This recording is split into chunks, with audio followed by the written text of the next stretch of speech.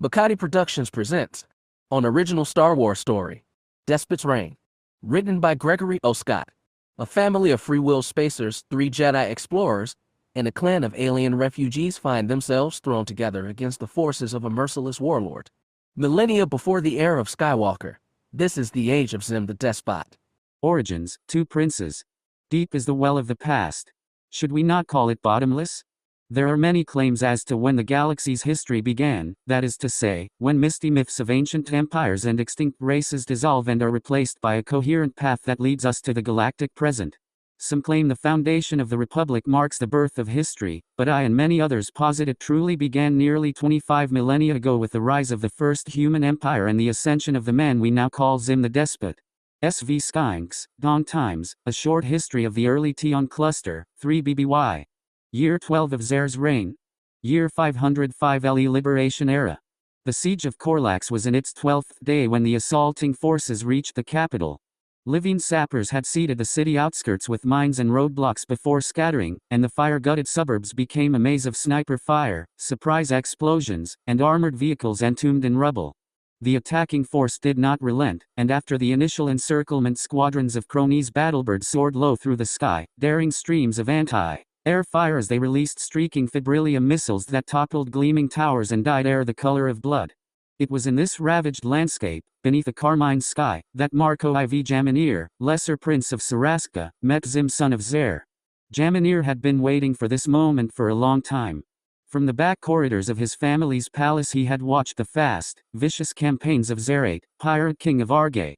What had begun as daring raids for booty had expanded into a power grab that seized the neighboring kingdom of Kron and placed the infamous raider on its throne.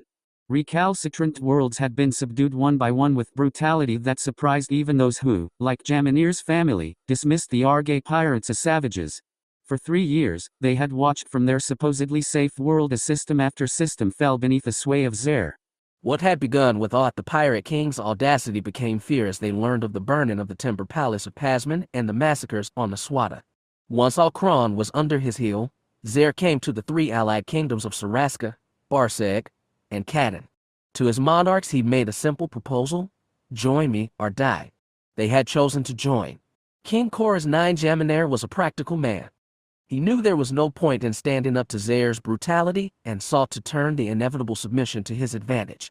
The 3 allied kingdoms had enemies of their own, and Saraska and Corax had a long history of violence paid with violence generation on generation, going back to their departure of the tyrants at the dawn of the Liberation Era.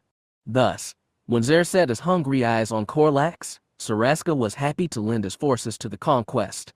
Because he was a lesser prince, the second eldest but third and last in line of succession, his father had no qualms about sending Marco IV Jaminir to the front line. Like all young men on his world, princely or otherwise, Jaminir had been trained to make war on their ancestral foe.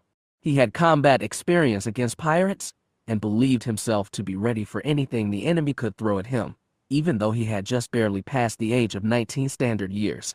He came to doubt his conviction as his armored unit struggled to carve his way through the outskirts of the capital.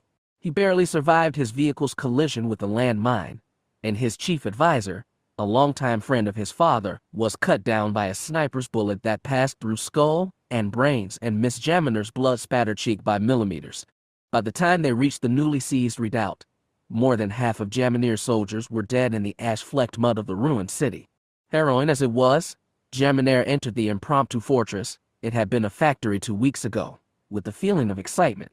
He had been told that the leader of the cronies' forces was commanding the final assault from this very building, and he was eager to meet the man, not Zer 8. Jaminir had already met the pirate king, however briefly, during his visit to the court on Saraska. Zer had been everything his legend supposed: a huge man with a messy beard and booming voice, complete with a crimson silk shirt left rakishly half open to display gold medallions from a dozen conquered worlds spread over a broad, hairy chest. Now Jaminir had a chance to meet Zer's only son, Xim, who had been at the fore of his father's campaigns and gained renown for victory after victory, often purchased at a high cost in blood. He was, improbably, the same age as the lesser prince, not even 20. Some called him Xim the Cruel, others Xim the Bold, Xim the Brave, or, for some reason, Xim the Ineluctable. Geminaire could not help his curiosity. He wondered which of the appellations was true. He hoped, with a little romantic fancy, that all of them were. Thus, after identifying his battered unit to the Cronies guard and gaining entrance to the redoubt, he was escorted to the command center with a pounding heart and dried blood on his face. Geminaire would already remember his first reaction to the sight of the pirate prince. It was anticlimactic, even trite. He thought Xim would be taller. Indeed, there was little of Xer in him, at least at first glance. Geminaire found him standing with a handful of officers over a pencil-scarred map of the city, bright beneath an overhead light. He wore no scarlet shirts or gold medallions, only a vest of black metal weave over camouflage grays. Despite the armor, it was clear he had a thin frame.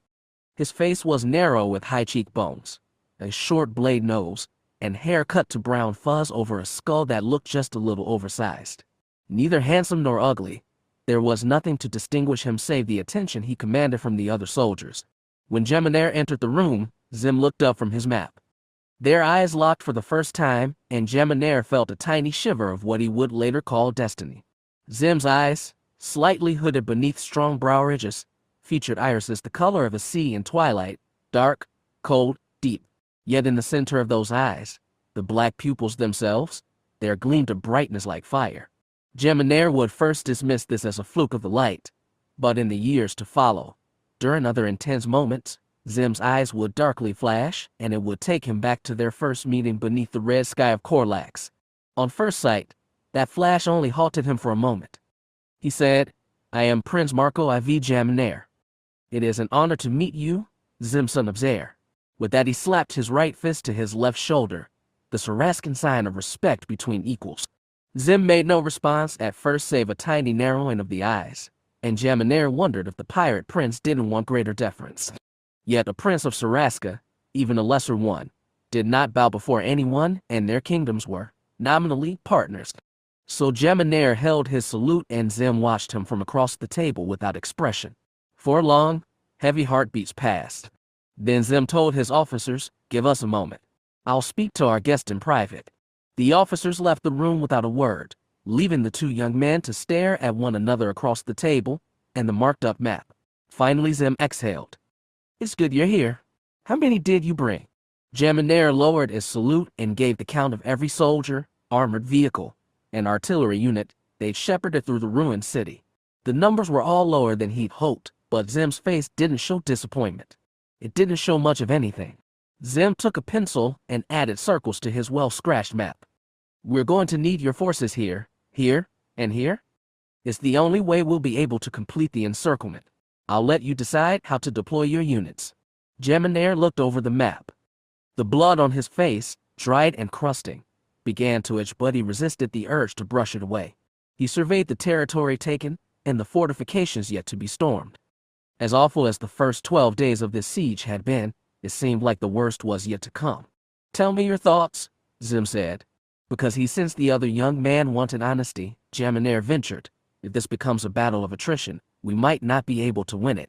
Not without more men. My father's forces are split between Raxus, Rudrick, Barseg, and here. We have very little to spare." Geminaire looked back at those eyes. They were dark and hard again. "I can ask my father for reinforcements, but if he decided to provide them, and that is an if, it may take 2 to 3 days for them to reach here. The Livians may send reinforcements of their own by that time, or the forces in the capital may try a breakout, which would cost them, but they might see it as their best option." Xim exhaled deeply. The overhead light carved shadows out of every crease in his face, and he looked much older than 19. Indeed, he looked even older than his father, for despite his gray hairs, the pirate king had seemed young with barbaric gaiety. Not Xim. Xim was a serious young man saddled with a heavy burden. Just like Geminaire, encirclement may not be the best option, he offered. "Perhaps we could join our forces at 1 or 2 points and make critical thrusts into the city center. We'll have holes in our line, and some of the enemy might get away, but if we can take the center, we'll take the city. That's not victory enough." Xim shook his head. "We can't allow Corax's leaders to escape. My father offered the Livians an alliance, just like he did your people. The Livians' refusal was very rude. Our victory here has to be thorough. But if we take the city..." They maimed our ambassadors, Xim said with a snarl. Anger was the first emotion Jaminar saw from him. They cut off their hands, then their feet. Then they were sealed in vacuum suits, brought back to Arge, and tossed out of an airlock. They intentionally dropped our people into the gravity well too far away from our orbital pickets to retrieve them. But they made sure the comlinks were on, so our men could tell us everything before they burned up in the atmosphere. Jaminar was sickened but not surprised. The histories on Saraska were replete with tales of brutality by the Coraxans and their Livian allies. Were their own records filled with sins committed by Saraska? Probably. Violence paid with violence, atrocity with atrocity, was the way of the universe and had been since the fall of the half-mythical alien tyrants. Or so the history said. The Livians are a formidable enemy.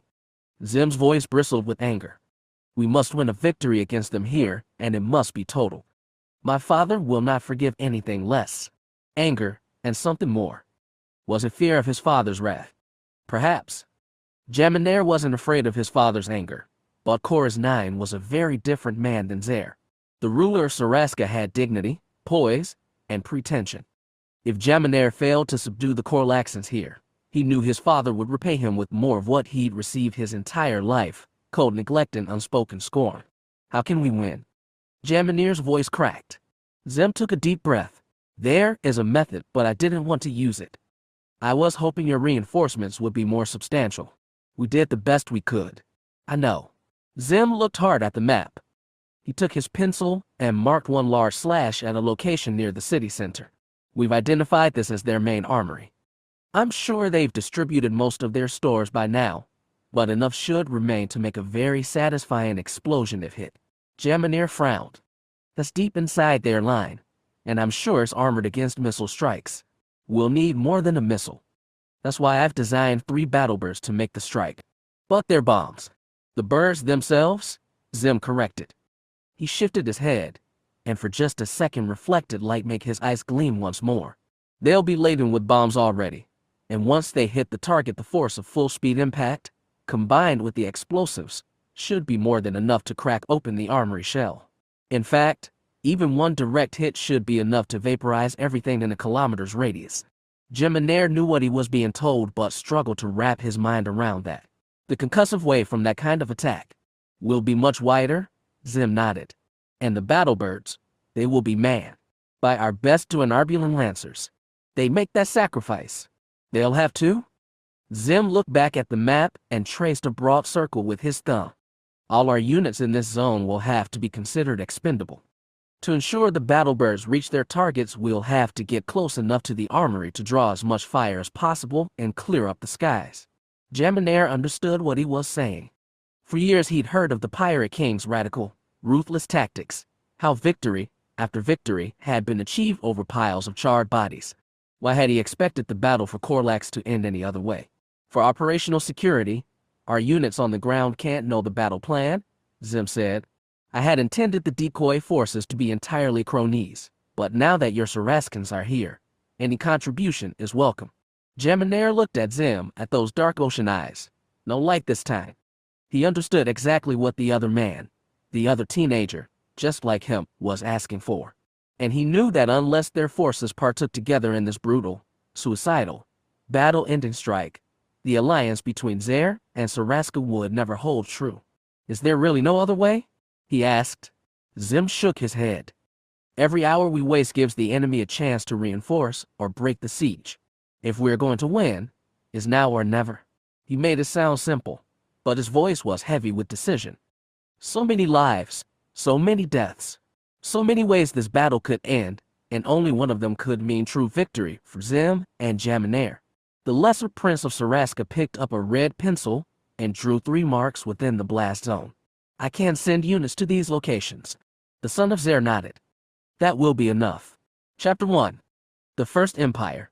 Xim, we turn to you for strength. We plead to you for mercy. We trust in you our souls, which you have already taken. Xim, remember us in your dreams. Battle cry of the Duinarbulan Lancers.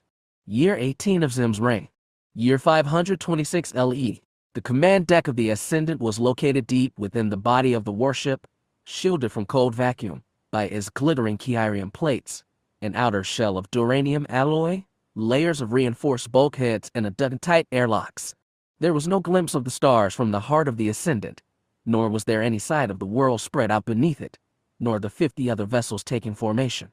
They ranged in size from the swift and wide-winged Cronese harpises to long-bodied Thanium polyremes bristling with gun ports.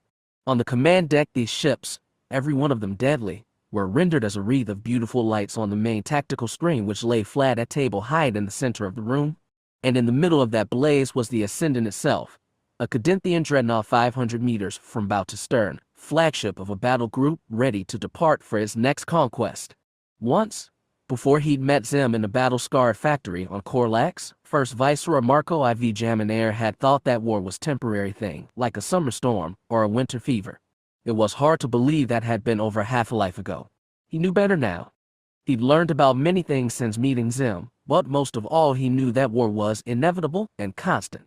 As long as there existed sentient beings, there would be competing values and clashing ambitions, and the conflict between them would inevitably manifest in the universal language of violence. And it was his purpose to continue that war, in the name of Xim. Today the fleet had gathered over Janadril Mizar, unlovely but industrious, all the more because it had capitulated to Xim rather than fight. Instead it had allowed its ports, located so centrally on a major hyperspace pathway, to serve as a staging area for the Imperial Navy. Mizar sat on the rimward edge of the Alhala spiral, just past the boundaries of what had once been the Livian League, and not far from the Udusk Federation, which still set itself against the expanding empire. Xim's eyes were ultimately set on the Federation, but such a campaign would be more massive than anything since their conquest of the Livian League. The 51 ships over Mizar were priming themselves for a more humble target. Esteria was stubbornly independent, but, so Jaminair's spies informed him, receiving weapons and supplies from the Federation. Taking that world would weaken the Federation just a little more in preparation for that day when the Great Campaign was launched and the Federation's worlds were compelled to Imperial authority. All for the glory of Xim, the greatest conqueror the human race had ever known. Sometimes Jaminair was staggered by all they'd accomplished. He thought back to his first meeting with Xim, thought back to himself, a blood-stained, battle-stunned youth with no intimation of what his future held. Had Xim known how far they'd come, even then? After all they'd been through, Jaminair still couldn't wholly understand him. But those doubts only came when looking backward.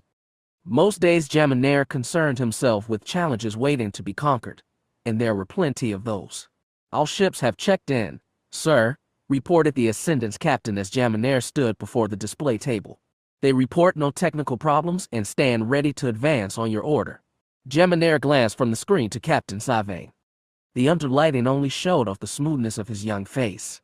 Savain, like Jaminair and most of the Ascendant's crew, hailed from worlds of what had once been the three allied kingdoms. Unlike Jaminair, Savain was no prince. He'd been born to a humble family on Saraska and, like most such sons, found his greatest chance for advancement in Xim's burgeoning armies. He was a talented young man, the kind who have never had a chance in the moribund military of Jaminair's father. "Are our navigational systems linked?" he asked Savain. "Yes, sir. All are synced to Ascendant and will jump on our mark. And the beacon at Esteria. We've locked onto the signal." So there it was then, the last piece in place. Passage through hyperspace could be dangerous and unpredictable. Even the most ingenious engineers could only partially grasp what they'd inherited from the long-gone tyrants who'd enslaved humanity for thousands of years, only to scatter like smoke on wind during the so-called liberation. Some, like artificial gravity generators, had been back-engineered and reproduced so that ships of sufficient size, with sufficiently powerful reactor cores, could keep boots on the deck without resorting to centrifugal spin. Naturally, a dreadnought like the Ascendant was among that favorite breed. But hyperdrives were a special enigma. Independent spacers and government-contracted explorers were constantly trying to expand the map of the known galaxy and secure paths to new worlds. Sometimes they succeeded, more often they were never heard from again. Men could use hyperdrives, but navigation through the treacherous other dimension was nearly impossible. The only safe way to traverse the light years was by following the signals of the hyperspace beacons placed in orbit around each civilized world. So it was that today they would be led to their target by the target itself. Esteria was, like Janadril Mizar, a crossroads. Outside traffic was his lifeblood. It could shut down his beacon and effectively isolate itself from the rest of civilization, as some frantic Livian worlds had tried to do to escape Xim's conquest, but in doing so they would only strangle themselves. No, Esteria could not afford to do that, even if it knew of the approaching fleet. The hyperspace beacons were the knots that bound the fabric of civilization together. It had taken hundreds of years since the liberation to build that skein. Once it got big enough and complex enough, once enough worlds were drawn into that web, Geminair supposed it was inevitable that someone would pull them under one banner, as the tyrants had in the murky past. Human civilization was becoming bigger, stronger, more connected. It was the inexorable tide of history, and the next wave was going to wash over Esteria whether his people wanted it or not. Geminair told Savain, "Send the signal. Have all ships warm hyperdrives. Begin the countdown in 3 minutes." "Yes, sir," the captain said, and quickly relayed orders. Standing like a pillar at the center of the bridge, Geminair watched the Ascendant's crew with satisfaction. They were like pieces of a perfectly maintained machine. The comm officer relayed the warm-up order to all the other ships. Weapons crew went on standby and strapped themselves into their seats, eyes straight on console screens. The navigation team initiated the hyperdrive engines, whose power generators hummed a low growl through the bulkheads. After 3 minutes, the 1-minute countdown began. An overhead clock ticked away, second by second.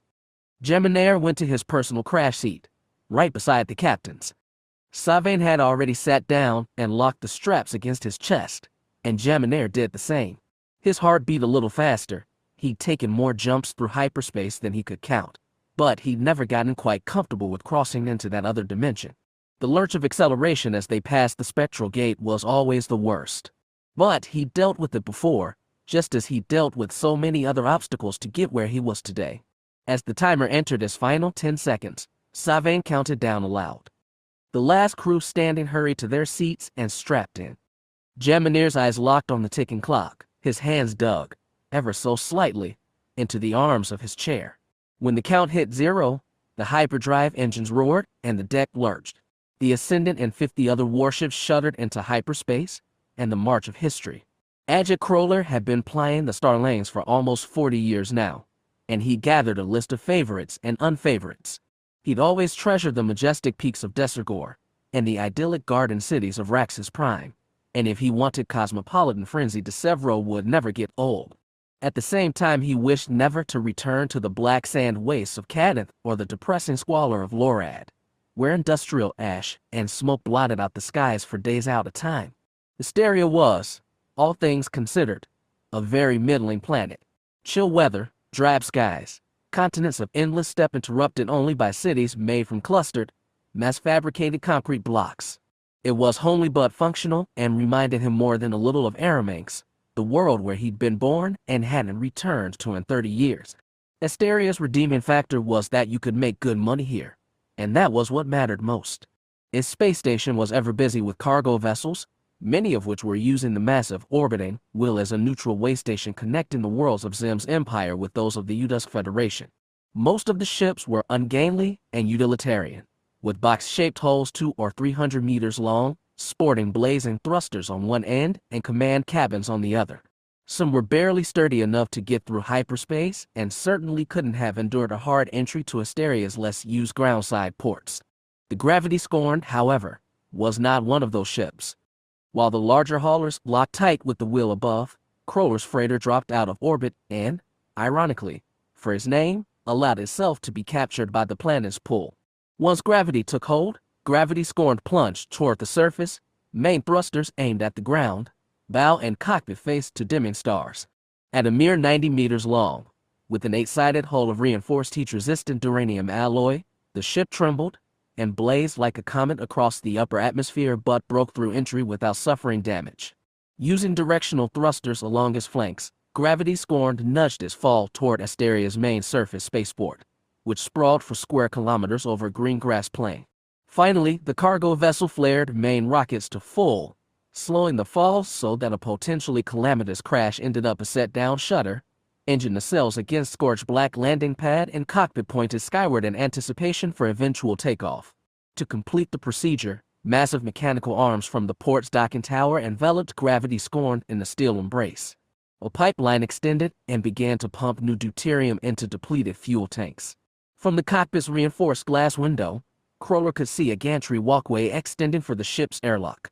As he undid the crash webbing on his pilot seat, he looked to the navigator station. Everything looked good.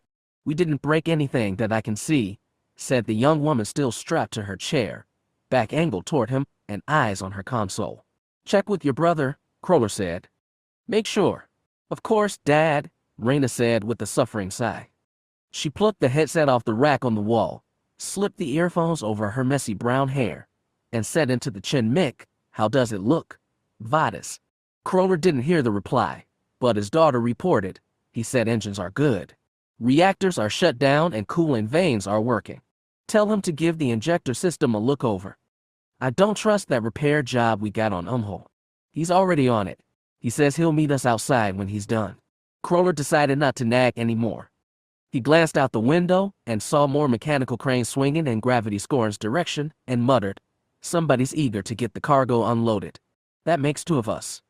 Raina unbuckled herself. I can't tell you how glad I'll be to get those off our ship. I'll be glad once we get paid, Crawler said, though he'd definitely breathe easier without 160 Fabrilium warheads sitting in his cargo bay. Esteria was welcome to them. He allowed Raina to clamber out of the cockpit first. At just 21, she moved with a long-limbed fluidity that reminded Crawler of her mother, though Serena had tied her hair into knots and braids. Raina's was cut shorter, but not so short it didn't become a wavering brown wreath in 0G. As for Adjutant Crawler himself, what hair he had left was short and getting too gray, and he'd lost youthful grace a long time back. Nonetheless, he was only a little slower than Raina in clambering down the ladder from the cockpit, through the spine of the ship, until they reached the airlock access level midway to the aft cargo section. Since she got there first, Raina was the one to pull back the 3 manual clamps, turn the handle, and push open the layered metal door. As soon as she did, the familiar cold, slightly damp air of Esteria rushed in on them. The walkway that connected their ship to the launch tower was already extended. Standing on the meshed metal floor was a familiar man standing with arms crossed over bulging stomach. Nonetheless, he smiled through his black beard and called above the rush of wind. Well, look at you. We were beginning to think you'd never get here.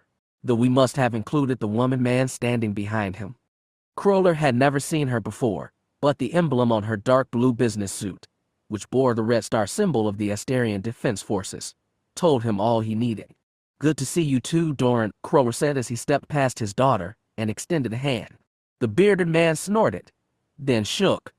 Captain Crawler, this is Colonel Ardani. She's looking to take those warheads off your hands. I'll be happy to let you, so long as I get paid, Crawler nodded at the dour military woman. And I'm not late, just careful. I didn't want to risk running any run-ins at General Mizar, so I skirted around past Makem Tay. We appreciate your discretion, Ardani said. We can give you payment in Orodium ingots, or a deposit in any bank you specify. I'll take the ingots, thanks. Crawler trusted money, and most other things, only when he could hold it in his hand. Ardani turned to the crane now poised beside the gravity, and made a hand signal to his unseen operator. The mighty mechanical arm pushed back the already unsealed latch of the cargo bay's outer access panel. You can't enjoy all the facilities of this port for until you're ready to depart. Ardani waved toward the far end of the walkway. We can process your payment there also. Just a minute. Crawler nodded at the airlock. My son will be with us in a moment. Of course, the colonel said, folded gloved hands behind her back, and waited. Crawler had never been good with military types, and this one looked stiffer than most. He didn't like dealing with her kind, and he didn't like hauling weapons either. But thanks to Xim and his father before him, war was the biggest, best-paying business in the civilized galaxy. This current batch had come courtesy of the Udus Federation to his unofficial Asterian allies, delivered via third-party shipment. Doran sensed his discomfiture and tried to lighten the mood. He looked at Raina and asked, how you doing, darling? You keeping your dad out of trouble, or is the other way around? Raina crossed arms over her chest, slyly mirroring his pose. A little of both. This whole job was his idea. I got an offer too good to refuse, Crawler shrugged. Doran snorted, amused. I knew you needed work sent your way, so I did. Was this your first time flying all the way out to Renroon? I've been out there once before, years back. Crawler glanced at the stone-faced colonel. Things are different there now. You can't tell? It's still a beautiful world, but the tensions are higher. People are thinking it's not a matter of if Xim comes after them, but when. Ardeni said, if people aren't thinking that now, they're fools. It's why every free world left has to pool resources. If that was true, then Crawler was glad not to be a man without a world. With gravity scorned, he'd been able to weave and skirt around the battles that had been raging across the stars for the past 20 years. Not that there hadn't been battles before that, of course. He was old enough to remember the fights between Corax and Saraska, Galach and Galadrin, the Udusk Federation, and the Livian League. He'd heard people claim Xim's conquests were actually making the known galaxy more stable and peaceful overall, and that might even be true. But it wasn't something he'd argue on Esteria or Ranroom. And true or false, he didn't much care either way. All he needed was his ship and his children. And of course, money to keep flying. He heard the clatter of boots on metal in the ship behind him and said, "That'll be my boy now." Ardeni nodded, but her eyes got wide as Vadas clambered out the airlock. He was dressed in a brown mechanic's jumpsuit similar to what Reyna wore, but stood half a head taller than Crawler himself. That head was also green, with rough scaly skin, and topped by the small gray horns sported by all of his race. Vadas sealed the airlock behind him and said in perfect Tianese, "Ship's locked down. Is everything all right here?"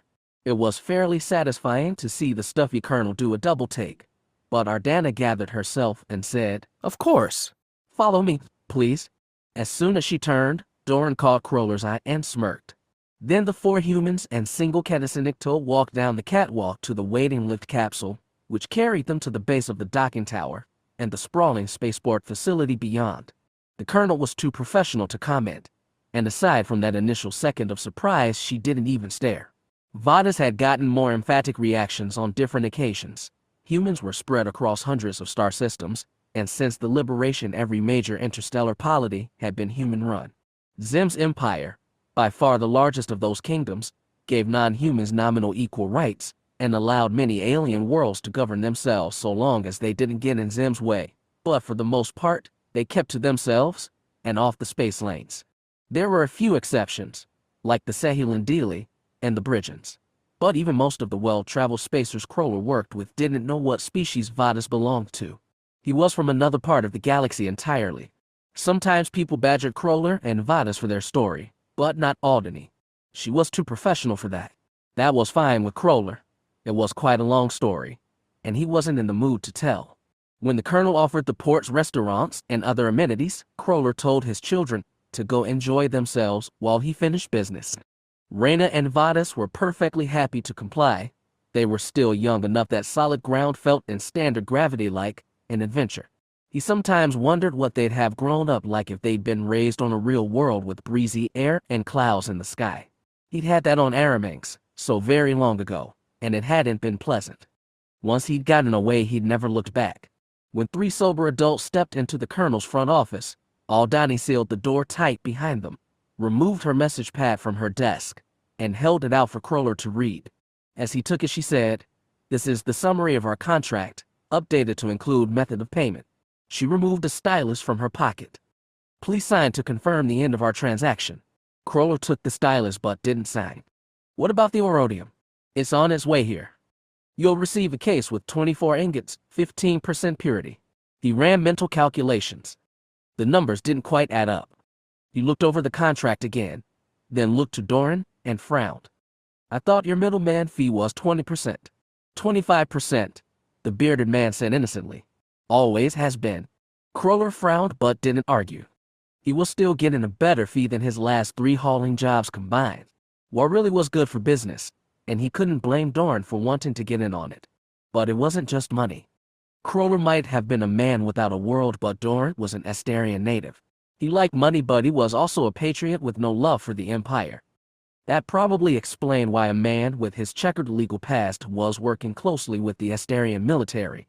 Xim made strange bedfellows indeed. As they waited for the ingots to show up, Crawler said, "I know this contract is for 1 shipment only, but are there changes for more?" The people on Ranroom were pretty evasive. Ardeni was evasive too. Shipments are delivered as needed, based on continuous negotiations with the Udusk Federation. "Well, if you do need more cargo shipped, you know how to contact me." Crawler jabbed a thumb at Doran. Through him? I'm aware, the colonel said drolly. I'm especially interested if, next time, you need somebody to transport thrusters or navigation systems for your missiles. They're a little less volatile than the warheads. Crawler tilted his head.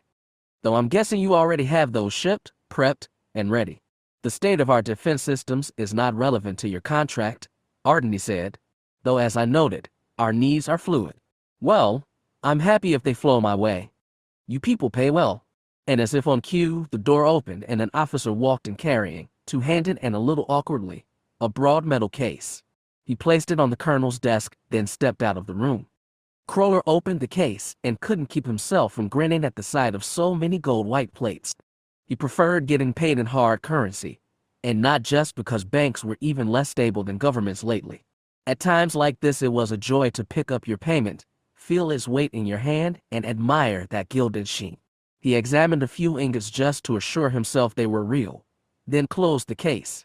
Colonel, it was a pleasure doing business with you. I'm sure. She didn't even offer a hand to shake. The port and its facilities are at your disposal for the next standard day. After that, we will need your berth for another ship. I understand. Thanks for the hospitality. Crawler tugged the case by his handle and pulled it off the desk. He grunted. The damn thing was heavy, but recovered and sketched a salute with his free hand. As a guard escorted them out of the port's military zone, Doran asked him, "How's the gravity doing nowadays?"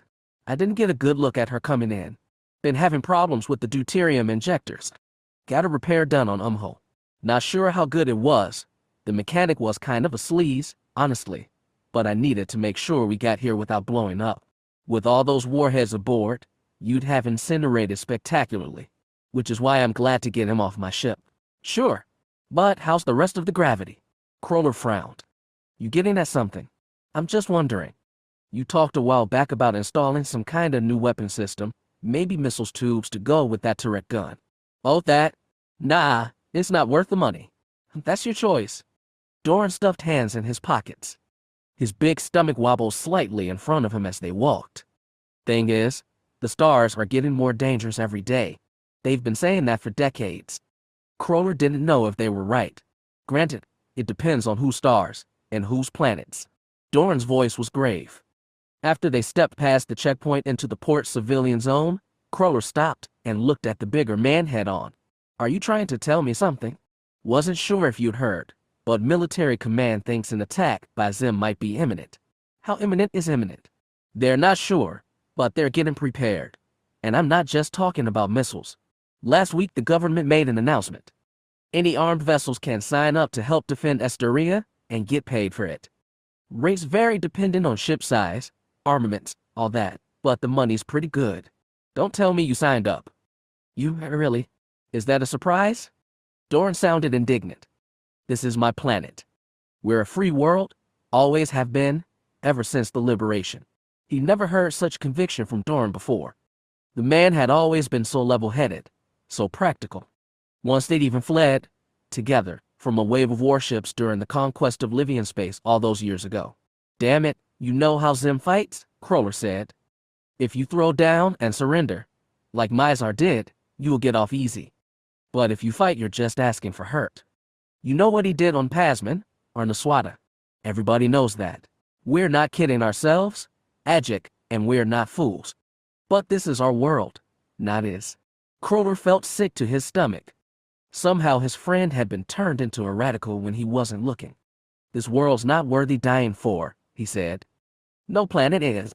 What about Reyna or Vadis? You die for your kids. He felt sicker still. If it was them or me, you know I would. But standing up to Xim won't get Esteria anything but dead. At least we'd die in our feet instead of our knees. Great hells, you really believe that? Crawler shook his head. He tried to match this Doran with the who'd helped Serena con those Stelimiri pirates, who'd sneaked past a Cronies blockade during a smuggling run to Pana, even the one who'd skimmed a 5% of his pay a minute ago. And he simply couldn't. He thought that, with his small family and one little ship, he made himself immune to the violent weft of history. But he'd been kidding himself. When he'd taken this job, he should have seen this coming. Voice soft now, almost pleading, Doran said. Even with one little gun, the gravity could be a help. An act. No. Crawler held up a hand. One gun's not worth much, and you know it. The gravity doesn't have anything but light armor. No kyrium, nothing. I don't care how much they pay me. I'm not mercenary, and I'm not patriot either. It's not my fight, and it's definitely not my kids. All right? You want to protect Reyna and Vadis. I get that. Doran lowered his head. I'm sorry. I know you got your own priorities. They're just as valid as mine. Yes, Crawler thought. And they're a hell of a lot smarter too. Doran asked, where you going to after this anyway? Gonna spend your money at some resort on Raxus Prime. I was going to swing by Santasa and meet Melanthazar. See if he has leads on new work. This pays good, but I'd like to get a little more before I splurge. That's why I was asking about more runs to Ranroom. Well, if you're worried about safety, Melanthazar's your better bet. He won't drag you into anything crazy. He lifted his head, met Crawler's eyes. But give me something, okay? Tell Melanthazar and anyone else you run into that Esteria is paying good money for armed ships. Hell, they don't even have to fly him. The government's willing to buy ships if they're good in a fight. It was, Crawler thought, the sign of a truly desperate people. But he said, sure, I'll pass it along. It's the least I could do.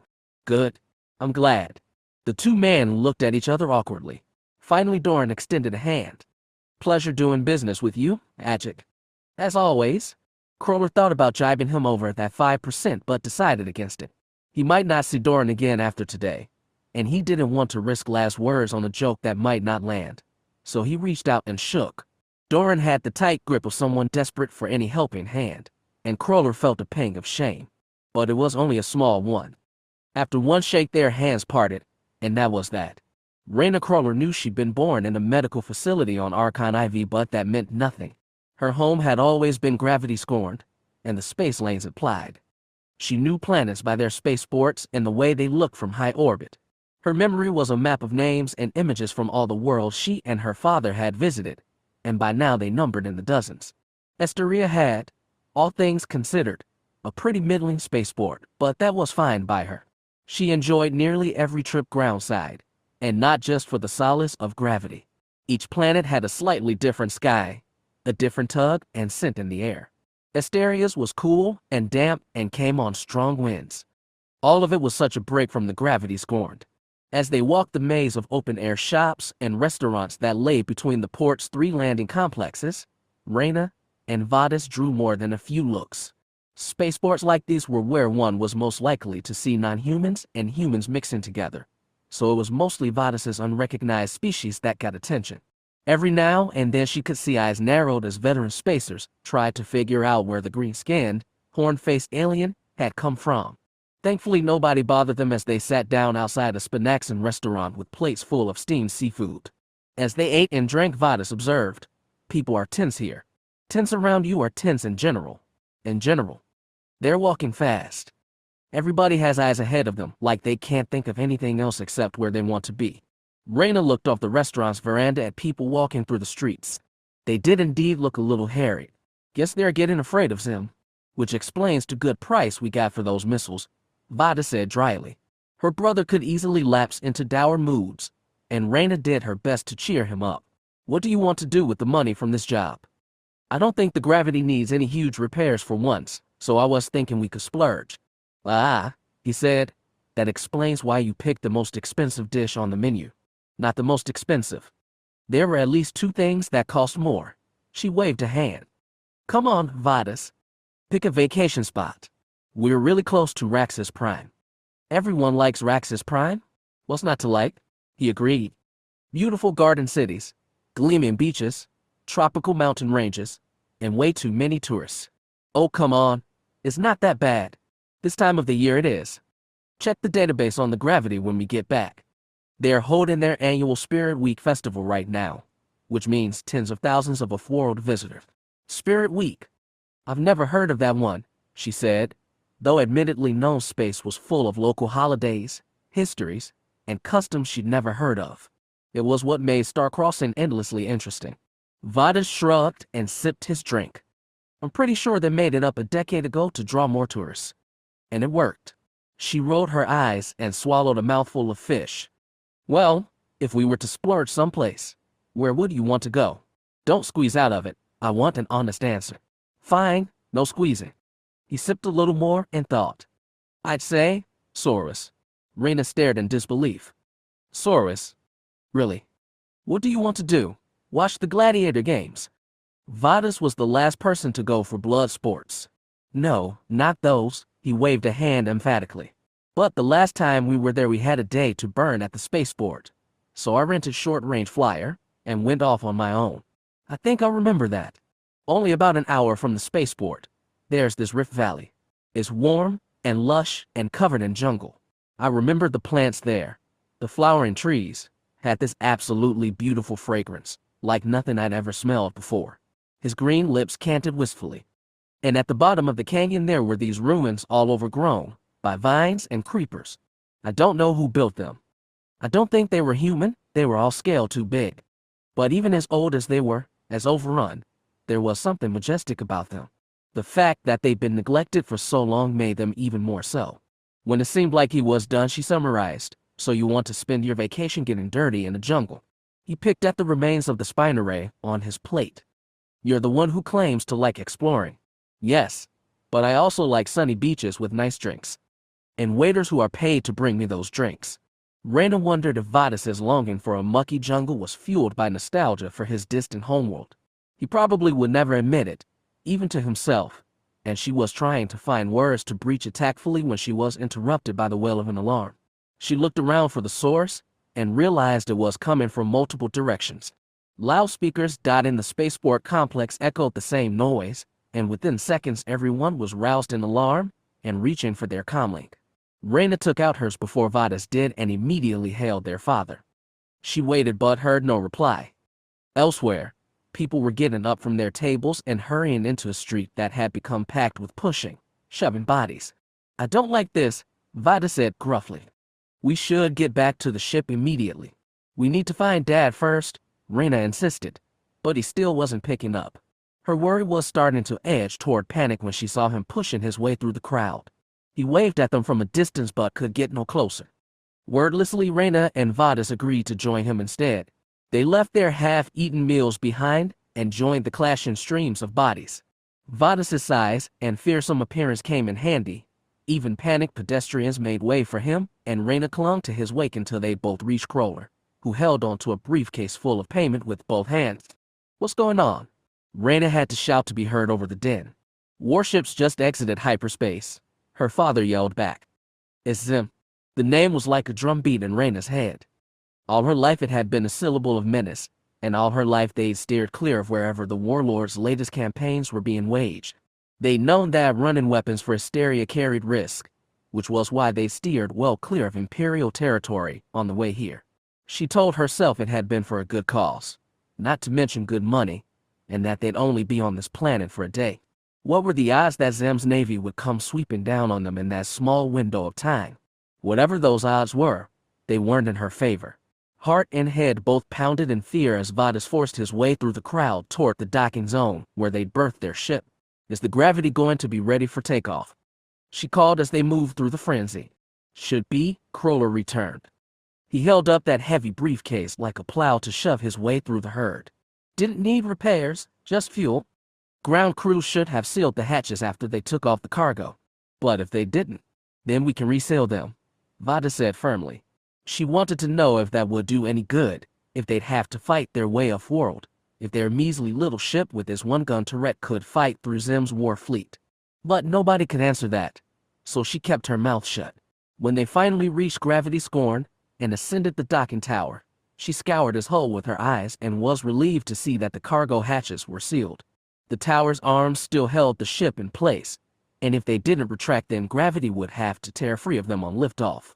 That was one worry, but the worst was waiting for them in space. She looked up into Esteria's gray skies and saw nothing, no hint of the doom bearing down. Save for the mortal panic, it was just another day.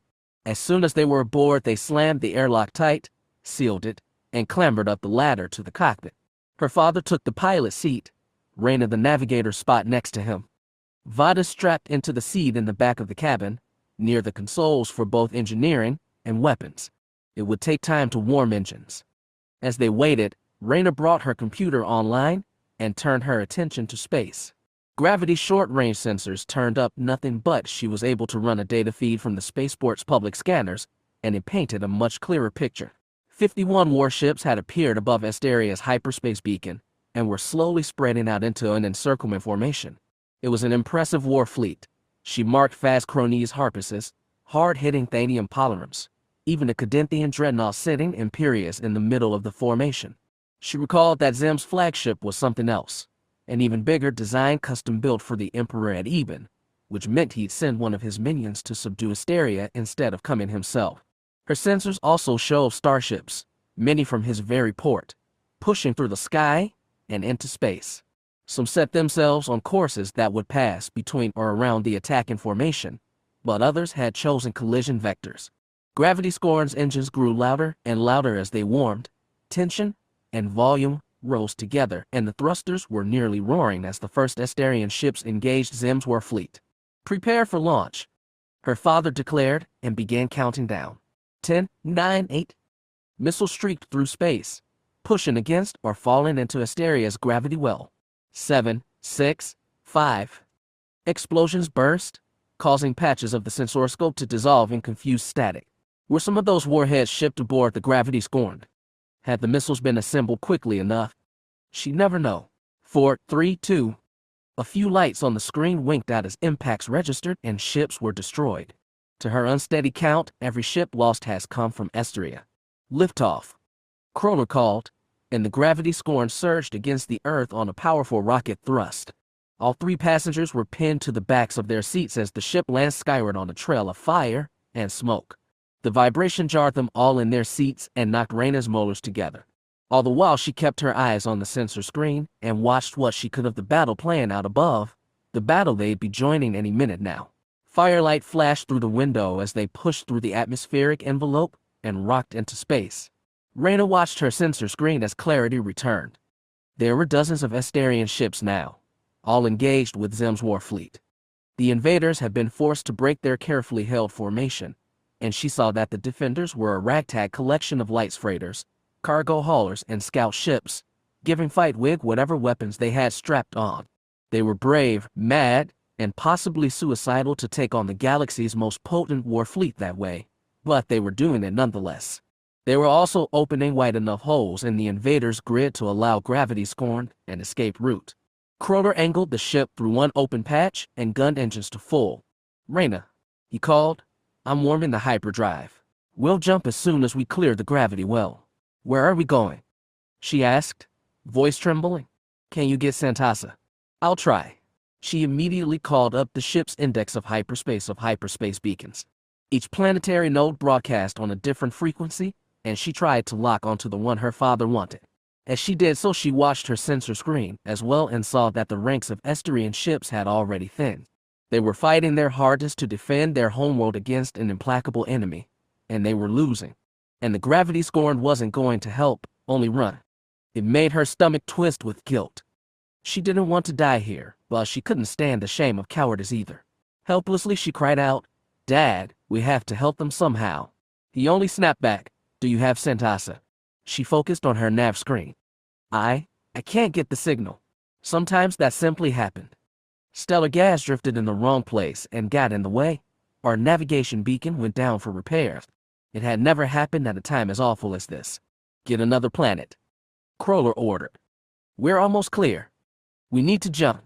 Her eyes flicked back to the sensor screen. One Esterian scout-turned-warship was battling with a block of Cronese battlebirds, and the fighting was straying perilously close to their position. "Vadas, warm up the cannon," she called to her brother. "We've got incoming." "Guns ready," he replied. "Hold guns." Kroner was yelling now. "Reyna, get us a signal. Try Mizar, Mekumte Tula, anything." General Mizar was Imperial territory, but did that matter? She tried Mekumte instead and waited, chest tight, barely breathing. Her father threw the ship into two tight twists to avoid stray bullet sprays that battlebirds were spilling into space. Suddenly the nav computer lit up, confirming a lock on Mekumte's hyperspace beacon. She called, "We've got a signal." "Aligning now," Kroner said. From his pilot station he could immediately patch helm control to her nav computer. The ship spun on its axis, dramatically reorienting itself for a hyperspace leap to make him tay. As gravity scorn pivoted, she strained to look through the window and saw the Esterian scout streak past, giving her a second-long view as the brave ship shattered into flaming pieces. Good people defending their world, all dead, and she hadn't done a thing to help them. She was still watching the window and the retreating blaze of a battlebird's engines when inertia slammed her hard into her seat and the blue-white river of hyperspace swept them away. The Battle of Esteria went the same as so many others. First, the Imperial fleet dropped out of hyperspace and spread out in precise formation over the target world.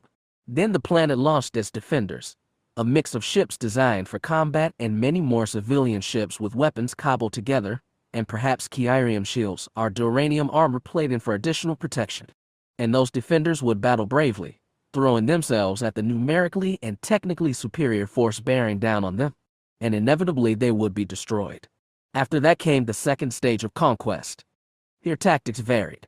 Sometimes the planet was such a valuable target that the only way to seize it, if it proved stubborn and refused to surrender, was to launch drop ships that disgorged tanks, armored vehicles, and battalions of ground troops. Aerial assault teams would join, and as the cities were surrounded and the ground forces deployed to seize primary targets such as spaceports, anti-air batteries, industrial facilities, and government centers. Such campaigns could take days or even weeks and cost thousands of lives on both sides. The other tactic was much simpler. If a target was considered expendable or simply not worth the losses required to seize, it could be eradicated. Jamenair and Xim had discussed the Esterian conquest in detail, and after much debate, they'd come to the conclusion that, in this case, the second tactic was permissible. Therefore, once the first wave of defenders had been decimated, Jamenair ordered his fleet to close its noose around the planet. From deep within the Ascendant, he watched and commanded as two Cronese harpises dropped into low orbit and launched precision nuclear warheads at the planet's capital. Though he did not see it with his own eyes, he could nonetheless imagine the dual suns bursting from their steel shells over the cityscape, the groundquakes and burning wind, the collapse of buildings and the scalding light. He could imagine the mushroom clouds spreading out and rising high into Esteria's overcast sky. 9 minutes later, the Ascendant received a surrender plea from the main spaceport, located 20 miles outside the capital and just outside the blast radius of the nuclear strike. Even in acts of atrocity, Xim precise. So was Jamenair.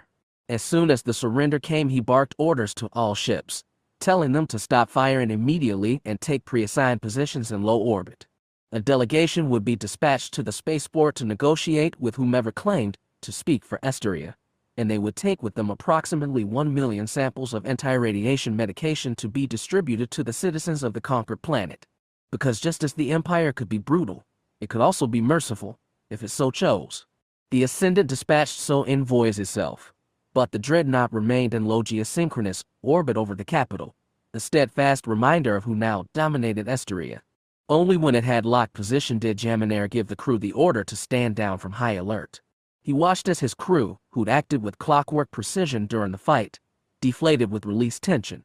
He remained where he'd spent most of the battle, standing before the central table on which was painted the moving lights of the tactical display. "Captain," he said, "compose a message for Decisive. Tell them the planet is ours. A detailed battle summary will follow as soon as I have it written." "Of course, sir." Savain snapped to salute. The young man even clicked his heels as he did so.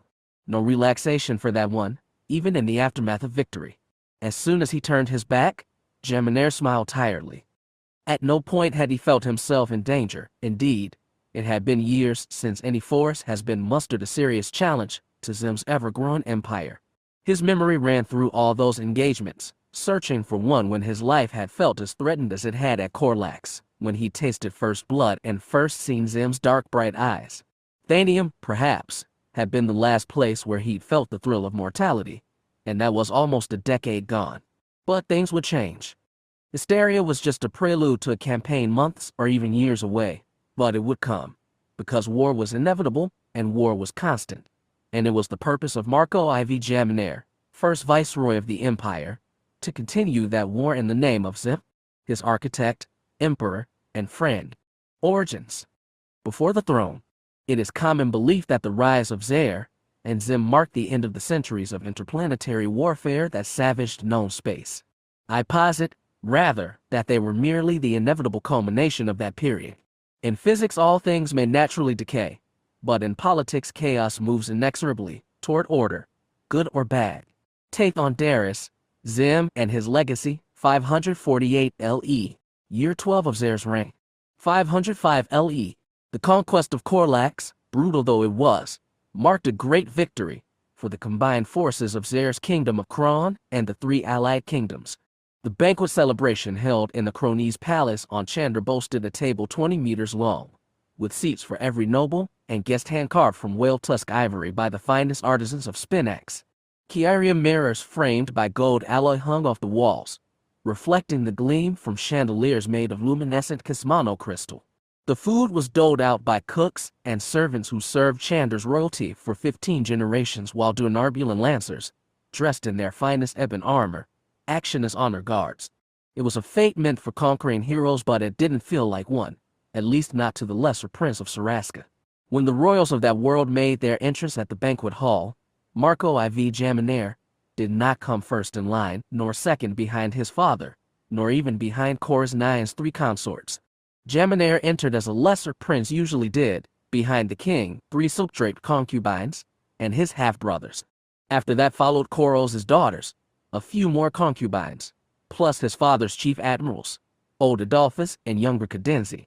Like Leto and Porton, Jaminair was dressed in a stiff uniform, with a gold clasp at the neck, red braided epaulets topping the black shoulders, and a tassel loop off his right sleeve. The garb was meant to present a martial image, but now that Jaminair had experienced the dirt, sweat, and bloodshed of real combat, the so-called military uniform felt like a pantomime. Everything felt like a pantomime, made worse by the fact that he was relegated to a minor role. What made it worst of all was that he'd hoped, against all experience and reason, certainly against his better sense, that his father would give him the plaudits he deserved. But Chorus had barely spoken to his son since Jaminair's return from Corax. At the banquet they sat 3 seats apart, separated by Leto and Leto's mother Dima, his father's favorite consort. Meanwhile, the only son of Zair sat right beside his father. Not that Xim looked especially happy about it. Like Zair, he was dressed in a garish assembly of greens, golds, and reds. Being Arge pirates, they scorned the formality of uniforms, though Xim kept his outfit sealed at the collar, where his father had half his broad, hairy chest bared. Zair laughed boisterously as his cronies' servants poured wine into crystal chalices and stabbed at his food using knives and forks made of pure shining Kyrian. "Remember, this is just the beginning," Zair declared after downing half a glass of wine. If he noticed the line spilling from his lips to his tangled beard, he didn't care. Corlaxes are foothold into Livian space.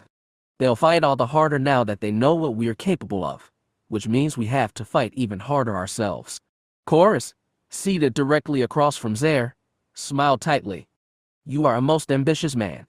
If Zair noticed the condescension in the other king's voice, he ignored that too. "Make no small plans, that's my motto. You're the born royal, you've got to feel the same." House Jaminair has a similar motto. Chorus sipped his glass more politely. "From our hearts to every soul." Zair hummed, then said, "It's all right, but I've heard better." Chorus frowned, politely. After a beat, Zair laughed and slapped the table. "I'm only playing with you. Ah, you born royals need a sense of humor. How can you enjoy life, enjoy your conquests, if you don't allow yourselves to live? Here's another motto. I'm pretty fond of it, since I made it up myself. It goes like this: may your fist enclose the stars. What do you think?" As Chorus strained for a polite response, Leto said, "It's impossible in the literal sense, but it's certainly poetic. A fitting motto for someone who scaled the heights you have. I imagine that, if you were easily satisfied, you'd have stuck to sacking cargo ships near the Ilhala Spiral instead of making yourself a king." Your air is perceptive," Zair nodded, then looked at his own. "My boy is too. If he'd talk more often, you'd notice it. Must be why they worked so well together at Corax." Xim cleared his throat. "Actually, father, I worked with Prince Marco." He nodded in Jaminair's direction. Zair's eyes lit on the lesser prince for the first time. His smile broadened and he said, "Well, why didn't you say so earlier?" I was going to present you both with a medal and you were going to let me pin it on the wrong man. To Chorus he demanded, tell me about your son Marco. What is he? Second in line. He must have been special for you to send him into battle over your other boys. Less special than expendable. Chorus sipped his wine politely and said, he is a very attentive young man, and like all my sons he has military training. I thought he might blossom into a talented tactician. Well, we'll have to ask the Corlaxans about his tactics.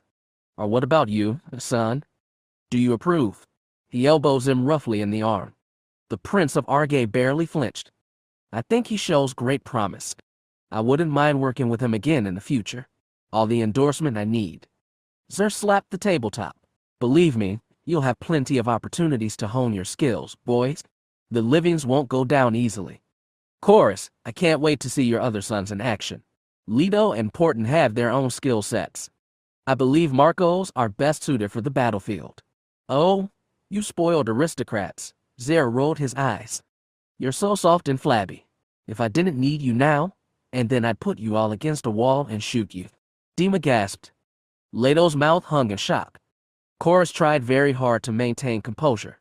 Then the Pirate King broke out laughing again and downed another glass of wine. All the while Jaminar sat quietly, eyes flicking back and forth between Zer and Xim, wondering how these two could possibly be blood relatives. Clearly the alliance between our people is going to a nuanced one, Leto said blandly. We have much to learn from each other. Zer slammed his chalice on the tabletop. You're damned right we do. But that doesn't mean we can't have some fun. Bring out the jester. Let's have some entertainment. The Pirate King called, then belched aloud, actually belched. Dima covered her disgusted frown with a napkin while Leto barely held in laughter. As for Xim, his face was hard as stone.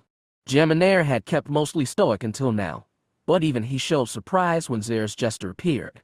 It was an alien, and unlike anyone he'd seen before. Standing on two stubby legs but only a meter tall, covered in brown fur, it looked like an overgrown pet freed from his cage. Bells jangled at wrists and ankles and streamers colored bright yellow and red dangled from his long thin tail. Two dark eyes stared past a whiskered snout with oversized incisors. The creature was delivered to the table on a gilded bier carried by two human servants, who stopped and held it beside Zer's chair. Honored guests, he said, meet my court jester. Call him Oziaf. Goodness, Dima frowned. What is it? The little creature executed a bow and said in shockingly good Taiwanese, Mistress, I am a Tian of Ren. My home was far from here, but now it is quite near. I got him in a cargo ship I took off the spiral, Zer said fondly. Didn't even know he could speak until I'd had him a week. How fascinating, Cor said, because all other words failed him. Sing us a song, Oziaf, Zer said. Make it a good one. Your wish is my command, master. Oziaf snapped a short bow, and then he started to dance. He jerked his little limbs and swung his little tail. Feet tapped the bier in a syncopated rhythm and his bells chimed against them. And then the creature started to sing in a bright and chirpy voice. What find I here? All gathered bright. The bold, the brave, the pure, the trite. They set themselves to seize a world. Now treat themselves to dinner gourd. What future next? I dare not say. To Zer belongs the light of day. And all the rest, myself among, are shadows cast by his great sun. Yet they preen, and yet they feast. But can they stand to Zer, the beast? Well, let them drink, let them swallow. Their doom lies waiting ere the morrow. Or should it be, if Zer but wish?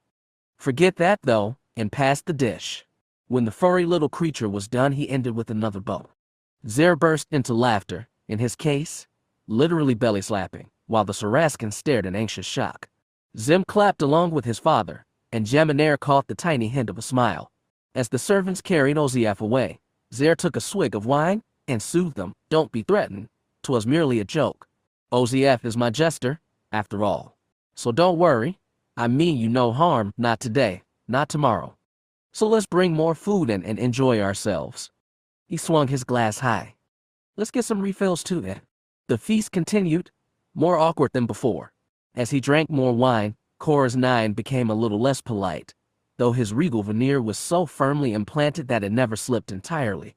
That was all right, Zare's drunken tales and constant bellowing made enough wildness. Thankfully, the Pirate King passed no more threats.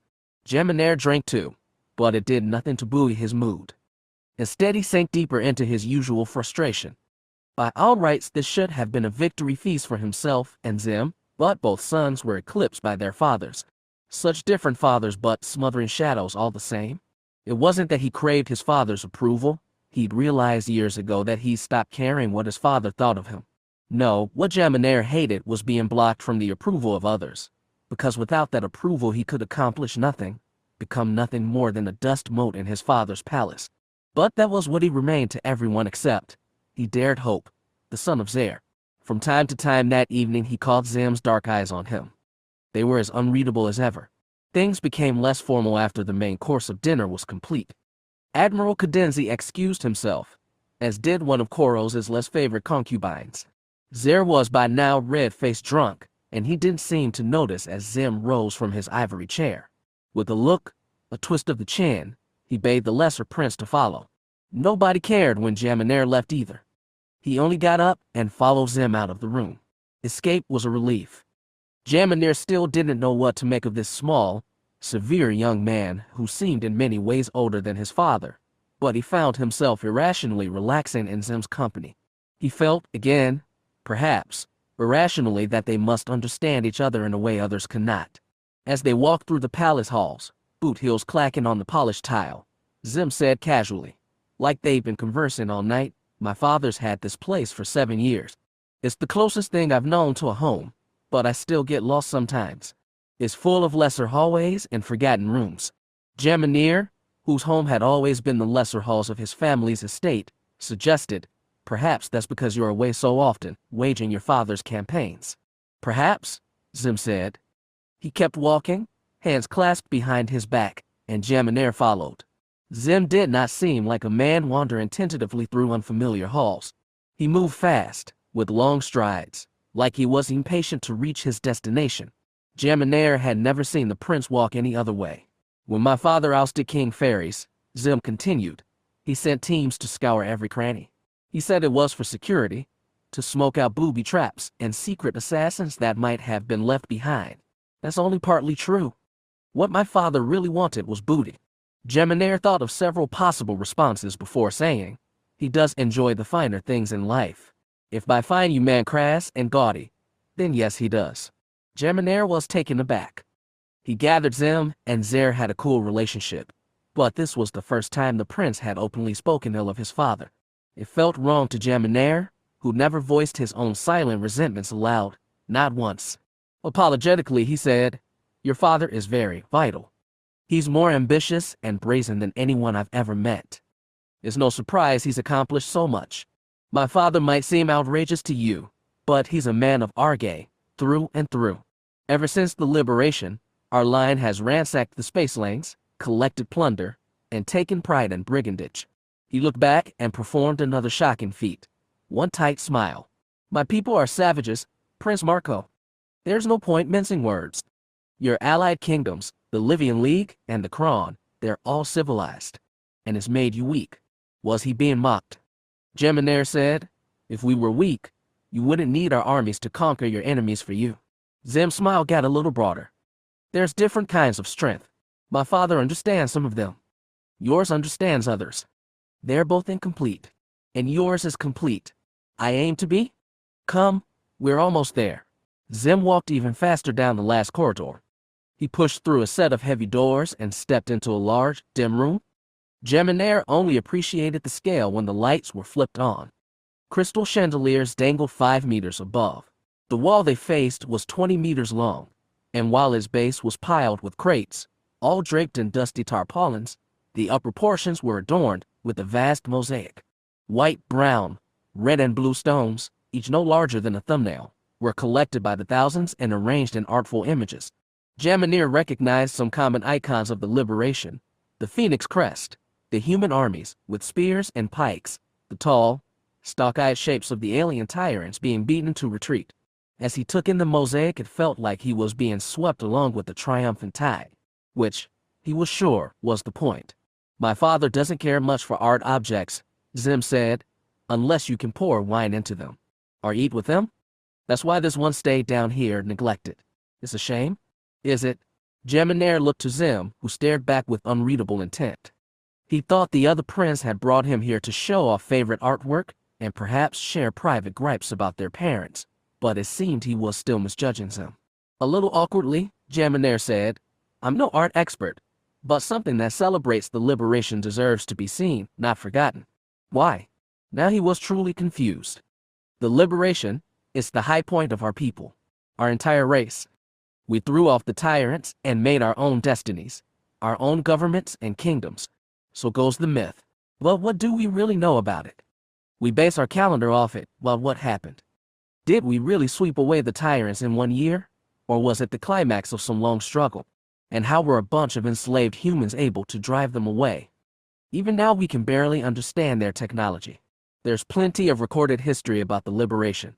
Most of that was written down within the past 3 centuries, well after the tyrants were driven off, or left of their own accord. And every world has a different version. Who took the lead in fighting back the tyrants, Saraska? Or was it Barseg? Or Chander? Or Udusk? Those histories are works of self-aggrandizement. What we have is myth, not fact. Does it matter? Without the liberation, none of our kingdoms would exist. And what have those kingdoms been doing for the past 500 years? Xim snorted. We fight amongst each other. We ravage each other's worlds and build up grudges like piled stones in a fortress. Tell me, how did the hatred between Corax and Saraska start? Do you even know for sure? Does anyone? There are competing stories, Geminaire allowed. Exactly? More myths. We were freed from the tyrants, and what did we replace it with?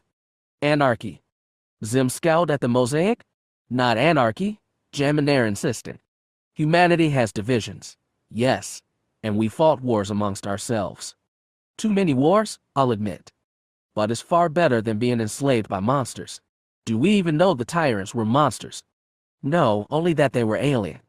All we've been told about them comes from our ancestors, who were trying to paint themselves in the most heroic light possible. He never suspected Xim might be an apologist for aliens. He was less appalled than intrigued. The prince was full of surprises. Do you really think we'd be better off if the tyrants were never defeated? I can't accept that. You certainly shouldn't. Your people, savages, you call them, would never have existed under the tyrants. They'd have exterminated every last Aragayan. No, humans are better off ruling themselves, even if we do fight each other. Xim looked at him again, that tiny flash of light in his dark eyes. Do you think there's no third way? Now, finally, Geminaire saw what he was getting at. You think your father can conquer all of humanity? That he can force peace and order through conquest, like the tyrants did? Xim shook his head. Not all of humanity. There may be human colonies far outside known space. In fact, there probably are. But the allied kingdoms, the Kron, the Livians, the Thanium worlds, and the Keldrith, why shouldn't they all be under one banner? Geminaire wanted to say that holding all those hundreds of systems under one empire was impossible, but Zer had already done more than anyone thought possible. Instead he said, I don't know if your father has the temperament for that kind of government. Like you said, he's more interested in plunder. Exactly. There are strengths, and there are strengths. Xim clasped his hands in front of him, meshing fingers. My people know how to pillage. Your people know how to govern. The cronies are good at conquest and the livings are master traders. If we pool our talents, we can make something the likes of which the galaxy hasn't seen since before the liberation. And this time, it will be an empire of humanity. Geminaire took a deep breath. What we have right now barely holds together. Your father shocked the cronies into submission after he chased off their king. Saraska allied with you because, frankly, we'd never win a war with all of Kron. Now that we've settled scores with Corax, my father and brothers think they can leave you to fight the Livians yourselves. He found it didn't bother him to reveal his father's secrets. Xim shrugged, like he'd assumed that all along. What they want matters less than what they need. They can be made to comply, like you made the cronies comply, if necessary. And he remembered those nicknames he'd heard before. Xim the Brave, Xim the Bold, Xim the Cruel. For a moment he'd forgotten about all the young prince's purported actions dominating the Kron. He'd even forgotten their own actions, their shared decision at Corax. It was because of that hard, shared choice that they were in this dusty room while their parents celebrated in the gleaming banquet hall. The two princes understood each other in ways Jaminar couldn't articulate. If Xim could, he wasn't sharing. Something more important begged to be asked. Mouth dry, chest tight, Jaminar asked, "You say your father is a savage. Do you really think he's the kind of man who can unite all humanity? In war, perhaps, but in peace?" To that Xim only shook his head. Sternly, perhaps a little sorrowfully, Jaminar took a deep breath and looked at the mosaic, that grand depiction of history and legend. Xim was talking about making legends of his own, and he wanted Jaminar to help him. Xim stepped close enough to touch, but his hands remained at his sides, clenched to hard fists. He said, "I'm not the kind of man my father is. Neither are you. That is good, because we can be more, do more, than they can ever dream of. Do you really believe you can unite all humanity?" "Yes. And this time there will be no alien tyrants to force peace on us. This time, humanity will unify itself. We can do that. And all our peoples will be better for it." Then Xim reached out, touched him on the shoulder. Touched him for the first time. I swear, history will remember me as Xim the Just. Chapter 2. Ghosts. I am sometimes asked why I find the age of Xim so fascinating when his facts are lost to time, wreathed in mystery, and obscured by legend. I am amazed how they can answer their own question and not realize it. S.V. Skynk's My Chrysalis, Personal Reflections of a Zymologist 14a, B.Y. Year 18 of Xim's reign. Year 526 LE. Makumte was an isolated world on the edge of civilized space, populated by biologically bizarre aliens who only kept their hyperspace beacon active in order to draw foreigners to a trading post that swung in orbit over a planet forbidden for outsiders to step foot. It offered little to satisfy Xim's ever-hungry empire and had, so far, been lucky enough to be ignored. It therefore offered little to the crew of Gravity Scorned except a respite, but at the moment that was all they needed. After dropping out of hyperspace, Ajit Kroller docked his ship with the rotating space station, which lent it centrifugal gravity and allowed him to walk, rather than clamber or bounce down the ship's central spine to his aft section cabin. Reyna was giving him a cold shoulder, and it was easy to figure out why. Running from the conquest of Esteria had left her feeling guilty, which in turn made her angry towards him. Kroller couldn't really blame her. He didn't regret the choice to run, but his thoughts kept falling back to the mediocre world and the friend he'd left behind, the friend who seemed uncharacteristically determined to throw his life away in a just and futile resistance to Xim's war machine. He might not learn Doran's fate for months, even years, if he ever learned it at all. Vadas, thankfully, was not so sullen. The young Nikto helped Kroller run post-flight system checks and examine the fuel injectors one more time to make sure that repair jobs still held.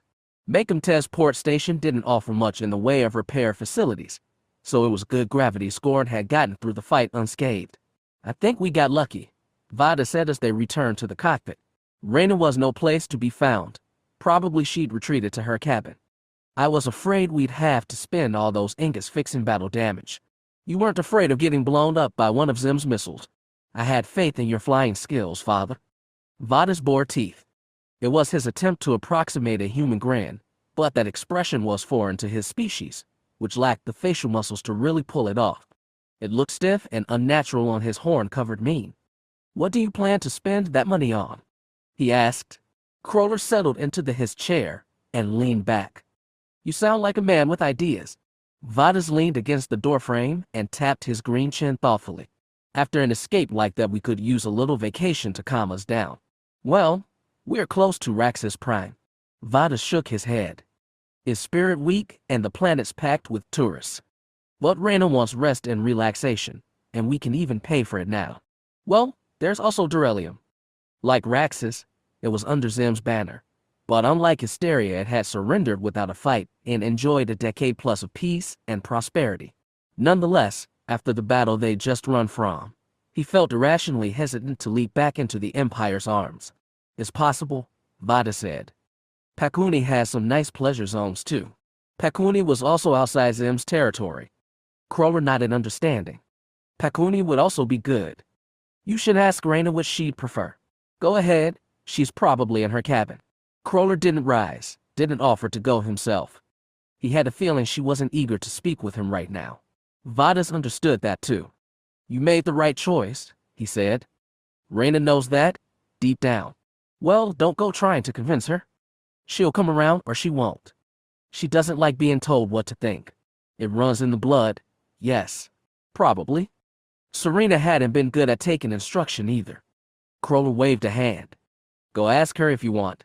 Or take some rack time. I won't push us off until we've decided together. I'll see what I can do. Vada slipped from the cabin, leaving his father alone. Crowler settled back in his chair and sighed. It still sometimes baffled him how his adopted son, his alien child, could be easier to get along with than his human daughter. But it made sense in one way.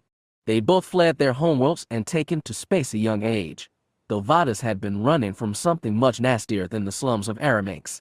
They'd gone out among the stars with hope and ambition, and also a pragmatic resolve to take what they were given and do their best with it. Reyna, in contrast, hadn't chosen the life she had, and Crowler wondered if she resented it deep down. Crowler sighed. You're getting maudlin, you old fool, he muttered to himself, then turned his attention to the shipment systems. A quick check on the gravity's comm systems showed that he'd received within the past hour. It was a video recording too, a mild surprise. The hyperspace beacon system that connected known space doubled as a communication network, and while video and audio files passed just as quickly through it, that is to say, as just below light speed, the charge to send them out was higher, which meant somebody really wanted to be seen. He opened the message and saw a familiar head and shoulders appear. Though the video was in monochrome, full color was even more expensive. He could imagine the flame, red of Melanthazer's beard and the piercing green of his eyes. I don't know where you are now, Ajik, but I hope this thing finds you someplace, his friend said. When you didn't show up at Santasa on schedule, I didn't think much of it, but then I heard about Esteria. I hope to hells you got out, so send me a message to let me know you're all right. Crowler smiled faintly. It was always amusing when independent, rough and tumble spacer types tried not to show they cared. Not that he wasn't guilty of the same thing himself now and then. Melanthazer went on, anyway, if you are still kicking, I got something that might be of interest to you, if you're looking for work. Just got word an object showed up in the Interrogation system. My guess, from the scans I saw, is that it's one of the old colony ships. Seems to have been pulled into orbit around the planet. I just found out myself, and I figure if you're in the neighborhood, you might want to check it out. And if you find any good salvage, you'd better remember who put you on the right trail. He said it with a grin. Anyway, bounce me back a message if you're still alive. And if you're gonna check out Interrogate, you'd better get going fast before more vultures show up. The video ended without any sign-off. Crowler settled back and thought. Interrogate was a nothing world, technically claimed by Xim's empire, but it sat on a barely noticed fringe. Every few decades or so settlers tried to turn out good crop, but something about the local ecosystem resisted human colonization. If it wasn't used as a stopping point en route to Raxus, they probably wouldn't bother to maintain a hyperspace beacon there at all. It was lucky, in a sense, that the old colony ship, if that's what it was, had shown up there. Every so often, mammoth generation arcs appeared over inhabited planets, usually carrying the cryogenically frozen bodies, most often corpses, of brave fools who tried to ply the star lanes before the advent of hyperspace travel. Most of those ships dated back to the era of the Tyrants, where humans were mere slaves and journeys between stars were forbidden to them. Some ships were said to be even older. Universities on Deceive, Chander, and Rudrick had entire departments devoted to recovering and studying generation ships. Crowler was no scholar, but he'd heard the eggheads had endless debates on whether mankind had originated within known space or elsewhere, perhaps closer to the galactic core. It was endlessly politicized, with rich and powerful worlds desperate to claim themselves as the birthplace of humanity, and every time a generation ship showed up, those desperate planets sent paid scholars to scour the ancient ships and come up with evidence to back their preferred arguments. At least, that's how it had worked until Xim started his glorious campaign to unify humanity. Now, whenever a generation ship popped up, it was interdicted by one of his warships and taken into military custody. Crowler had no idea what happened after that, but he did know that Interrogate was a long way from any of the Empire's bases, and it would take them a while to dispatch a recovery team. Gravity Scorn, meanwhile, was an excellent position to go in and scout the thing. You never knew what you could find on those arcs. There were plenty of things to be concerned about, from booby traps to long-dormant diseases to calamitous malfunctions of millennial technology. But you could find great treasure on salvage work too. Crowler knew that especially well. One time he'd salvaged himself a son. He made a snap decision. Raxus or Pakuni could wait. He shifted from his pilot's chair over to Reyna Station, started up the navigation system, and began looking for Endriga's hyperspace beacon. He'd send a message back to Melanthazar later. He'd inform the kids later. If there was any chance of getting that ship's bounty, whatever it might be, they had to act fast. The aftermath of a conquest had become just as familiar to Jaminair as campaigning itself. While the Ascendant's crew scoured the ship in a post-battle check, envoys went down to the planet to harangue or cajole its leaders into submission. The envoy's report, as usual, came many hours later, at about the same time the Dreadnought's checks were completed. Likewise, all the other ships in the fleet sent their status reports to the flagship, along with requests for repairs where needed. Jaminair had used those intermediate hours for a nap, and was rested when time came to compose his complete post-battle report for Xim. The Emperor of known space was a meticulous, exacting man, and Jaminair had learned from the start not to shove off this tedious work on a subordinate. He needed to get everything right or face Xim's displeasure later. When it was completed, Jaminair's report was dispatched not through the web of hyperspace beacons but via an unmanned courier drone that skipped through lightspeed at the fastest speed possible. The operation of those drones was a closely kept secret within the Imperial military, as use of their extra-fast communication had been essential to Xim's conquest of the Livian League all those years ago. Once the drone was away, Jaminair checked to see what personal messages had arrived through traditional messages. He was not surprised to see that a video message had arrived from Decisive, nor was he surprised to see the gold-framed face of his wife. His marriage to the Duchess Orissa of Livian had been a political thing, urged on by Xim after the conquest of the League. Jaminair had entered into it loyally but without enthusiasm. After the upbringing he'd received, love seemed farcical and marriage poisonous. He'd expected Orissa to be as greedy and empty-headed as his father's concubines, and was surprised to find a young woman who chafed at the aristocracy she'd been born into, resented its stagnant ways, and wanted something more. She was less enamored with Xim, conqueror of her world, than her new husband, but she nonetheless approached their partnership with the pragmatism Jaminair had found himself admiring.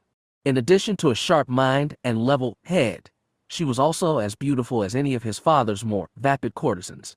He watched her full lips and bright blue eyes as she spoke to him across light years, saying, "I'm glad to hear the conquest at Esteria went well.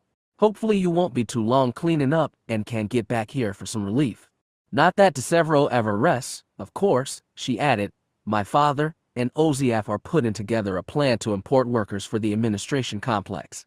They want to draw in laborers from Thanium and Galadrin, but Diarson and Diepern are throwing a fit." She sighed. "But you can hear about all that later. I'll yield a minute to Marco." She shifted out of view, and a moment later her place was filled with the face of a boy nearing youth, still soft and round but starting to lean toward features similar to Jaminair's. The fact that he'd given life to a son seemed like the grandest of cosmic ironies. "Hello, Father," Marco V said. His voice was getting deeper, but he still had the careful diction of a boy who knew how young he was and tried to act older. "Mother says you might be back soon." "I hope so. I took second place at the archery competition this week, but I'll try to do better next time." He paused and thought hard for something else to say. "Hestian Diepern says his father wants to talk to you about something. When you get back we can visit their estate. I've always wanted to see what it's like." He paused again and looked at his off-screen mother. Rissa swooped in. She squeezed beside him, arm around his shoulder, and said to the camera, "As you can tell, there's plenty waiting for you when you get back to Decisive, but I swear it won't be all busy. I'll reserve a few days at one of the resorts at the Holchus Islands. We can watch the ocean, drink something pleasant, and pretend all the stars and cities out there don't exist." Yes, that sounded very pleasant indeed.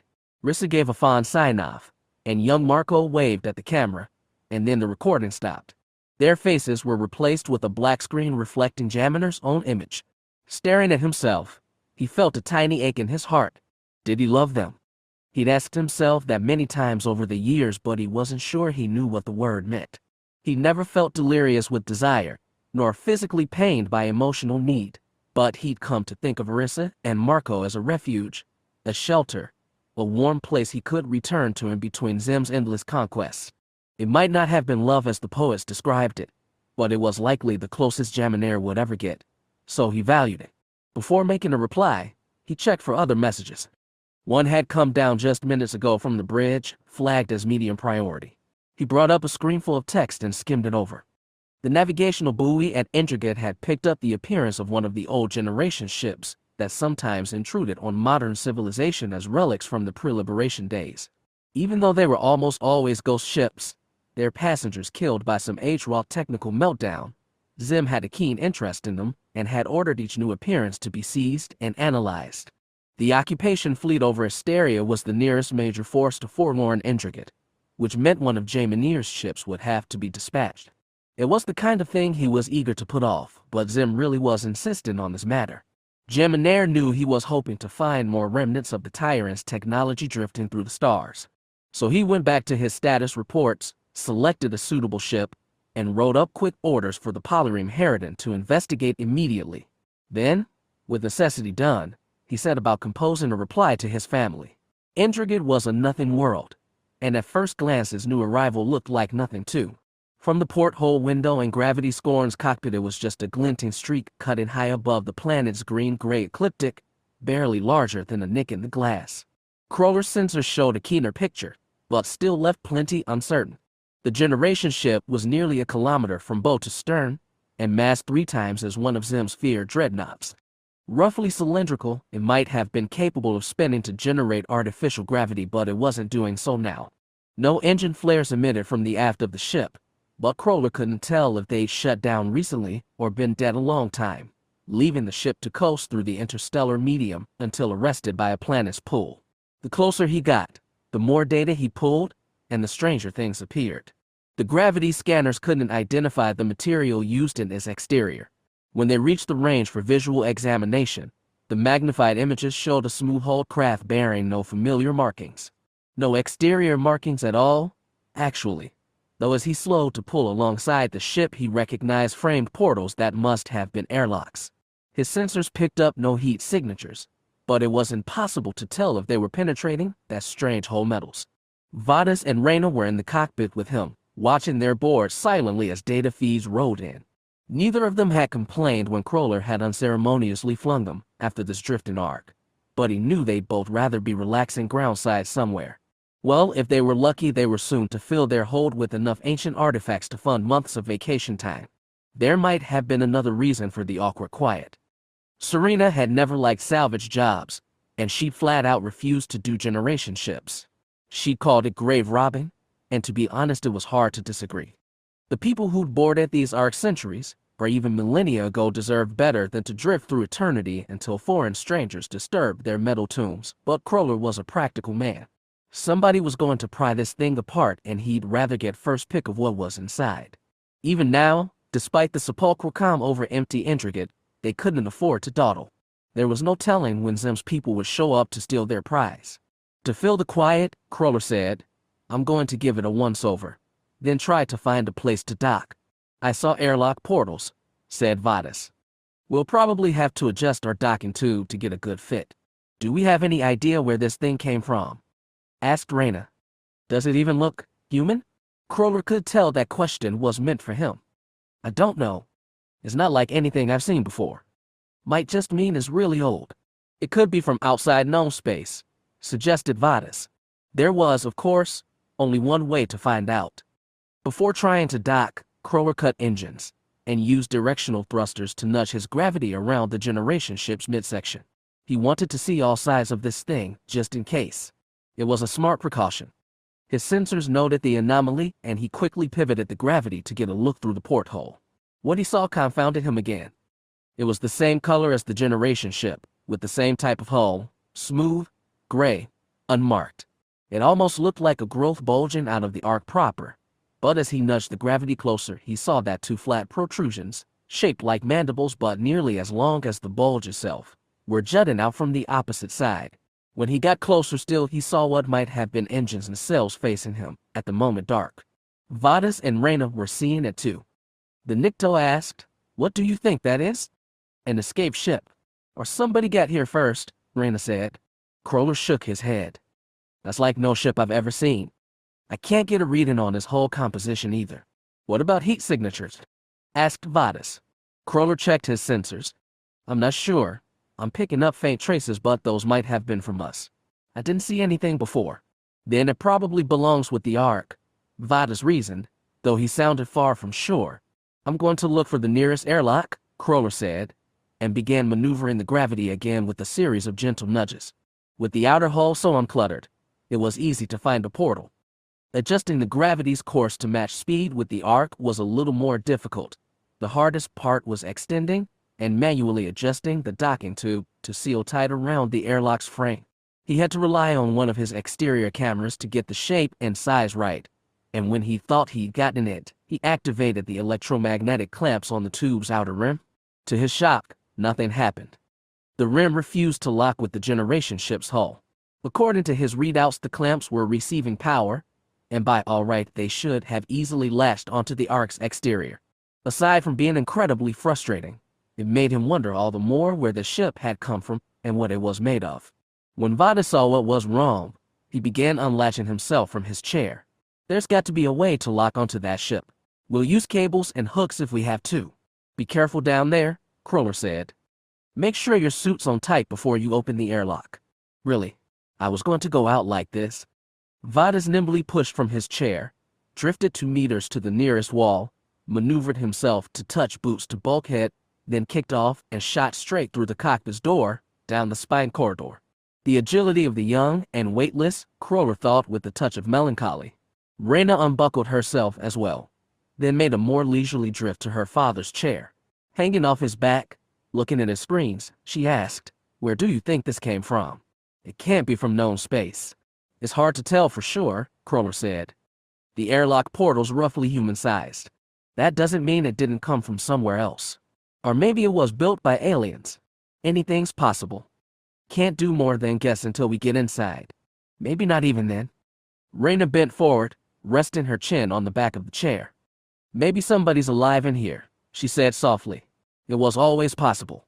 The vast majority of generation ships that got rediscovered were floating mausoleums. Over the centuries, systems had broken down. Time had taken its toll, and finally crafted life support systems failed. That wasn't to say all these ships were failures. Crawler had been to a few worlds where the locals proudly claimed descent from arcs that had launched pre-liberation. But all of those successful journeys had been completed within a century or two of the tyrant's defeat. The arcs that popped up nowadays were usually ones that had missed their initial marks and doomed themselves to extra centuries in the void where nothing could help them when things went wrong. But maybe this strange vessel was different. Reyna was still in a thoughtful mood. She supposed, if something went really wrong on that thing, they would have taken that backup ship, right? Maybe. But they didn't. You didn't see any hull fractures, right? Everything looks intact. But again, we can't know for sure until we get inside. I know. It was hard to tell if she was still mad at him or just impatient. So they hung in mutual silence until Vadis's voice scratched over the internal comm. "I've got us hooked in," the young Nikto said. "The docking tube should hold. There's an exterior handle on this thing. I'm going to try and get it open." "Hold on," Crawler replied. "Wait for us to suit up and get down with you." "Dad, you should stay in here," Reyna said. "Somebody's got to keep the ship manned. Plus, you never know if somebody else is going to come looking for this thing." It was, he admitted, a valid point, but he still wanted to object. Reyna leaned forward so her hair brushed his face and said, "Don't worry, I'll help Vadis. We'll be fine." With that, she placed a dry kiss on his cheek, then pushed off and maneuvered down the spine corridor. Was he forgiven, or was she just scared? Crawler figured he'd take it either way. He settled back in his chair, in the silent cockpit, and waited. Eyes on the scanners, hands still on the gravity's control yoke. Because as Reyna had said, you just never knew. For Vadis, entering the Ark was like stepping back in time, in more ways than one. The first way was obvious. This generation ship had been drifting through space for uncounted centuries. If it was anything like the other arcs that were periodically discovered, and based on its design, that was quite an if. It had probably launched in the pre-liberation era, more than half a millennium ago. He might be the first living, waking, sentient to enter his corridors in all that time. The second way was more personal. The long, plain, pitch-black hallway stretched before him now inevitably reminded him of another dark and drifting ship. That one had been much younger and smaller, but it had been derelict all the same, left to drift by pirates outside the Tasker system. Vadas didn't know how long he spent on that dark ship, huddled amidst the corpses, taking shallow breaths, counting them, wondering how many more he had left before he used up dwindling air. He only knew that it had seemed like eternity, and he'd spent it all cursing himself for picking the ship as the one to stow away on. Better to have stayed on Kenton, he thought, and die beneath a sadist's knife than suffocate on a dead ship in empty space. He should have died there, by all rights. Crowler's rescue still seemed like a miracle. It was hard not to think of that other ship as he entered this one. He and Reyna were both in full vacuum suits. The bulky, beige things obscured their differences in height and build. Even their faces were obscured by the mirror-like tint to the transparent helmet domes. The footpads of these suits were equipped with electromagnetic clamps that should have locked onto the Ark's deck, but again the strange metal refused them. So they drifted, using hands and feet to edge themselves down the long straight corridor, relying on their helmet-mounted spotlights to shine the way deeper into a silent, airless shaft. It was not a promising start. Vada still hoped there might be some pocket of the ship that still had power, lights, atmosphere, and even life. He hated to think that thousands of sentient beings had died in cold stellar darkness, and he nearly had. Despite his creeping dread and the echo of haunting memory, Vadas had an active imagination, and he tried to guess that kind of people had built a ship like this. A long, plain, pitch-black corridor wasn't much to judge by, but that only fired his imagination. Whoever built this thing had been roughly the same size and shape as a Nikto or human, but the design was different from anything he'd ever seen, and he'd seen a lot. Perhaps, he dared think, this ship belonged to the tyrants themselves. The aliens who'd once ruled this part of space were draped in mystery. Nobody even knew what they called themselves, and the only images were passed down sketches and engravings of tall bipeds with jutting eye stalks and cone-like heads. Yes, they were the ones who mastered faster than light travel, but the ship could still have been something left behind and cast adrift for 500 years. He and Reyna pushed deeper and deeper into the ship. When they reached an intersection with another corridor, they pushed their way toward the aft section and toward the mysterious alien ship that clung to its hull. All the while they bounced off blank walls and glided down empty, airless, weightless corridors. "Do you know what's weird about this?" Reyna asked. Vadas had gotten so used to the silence that he jerked at the sound of her voice. He took a breath, calmed himself, and replied, "No." "What?" "It's so clean. I'm not even seeing footprints, handprints, anything. We might be the first people down these halls in centuries. Still, it looks like they've never been used at all. Maybe everyone was already in deep cryosleep when it set off. Maybe there's no crew or passengers at all," Reyna wondered. "Maybe the whole ship is one machine. A big synthetic life form." Vadas wasn't much pleased by that thought. "What does that mean?" "We're crawling down, what? Its throat. Better than up the other end." "Better, but not by much." It was a disquieting line of thought, and it ended as soon as they found the first creche.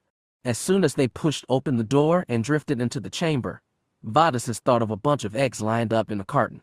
Dozens of smooth ovoid capsules lay in rows across a broad chamber.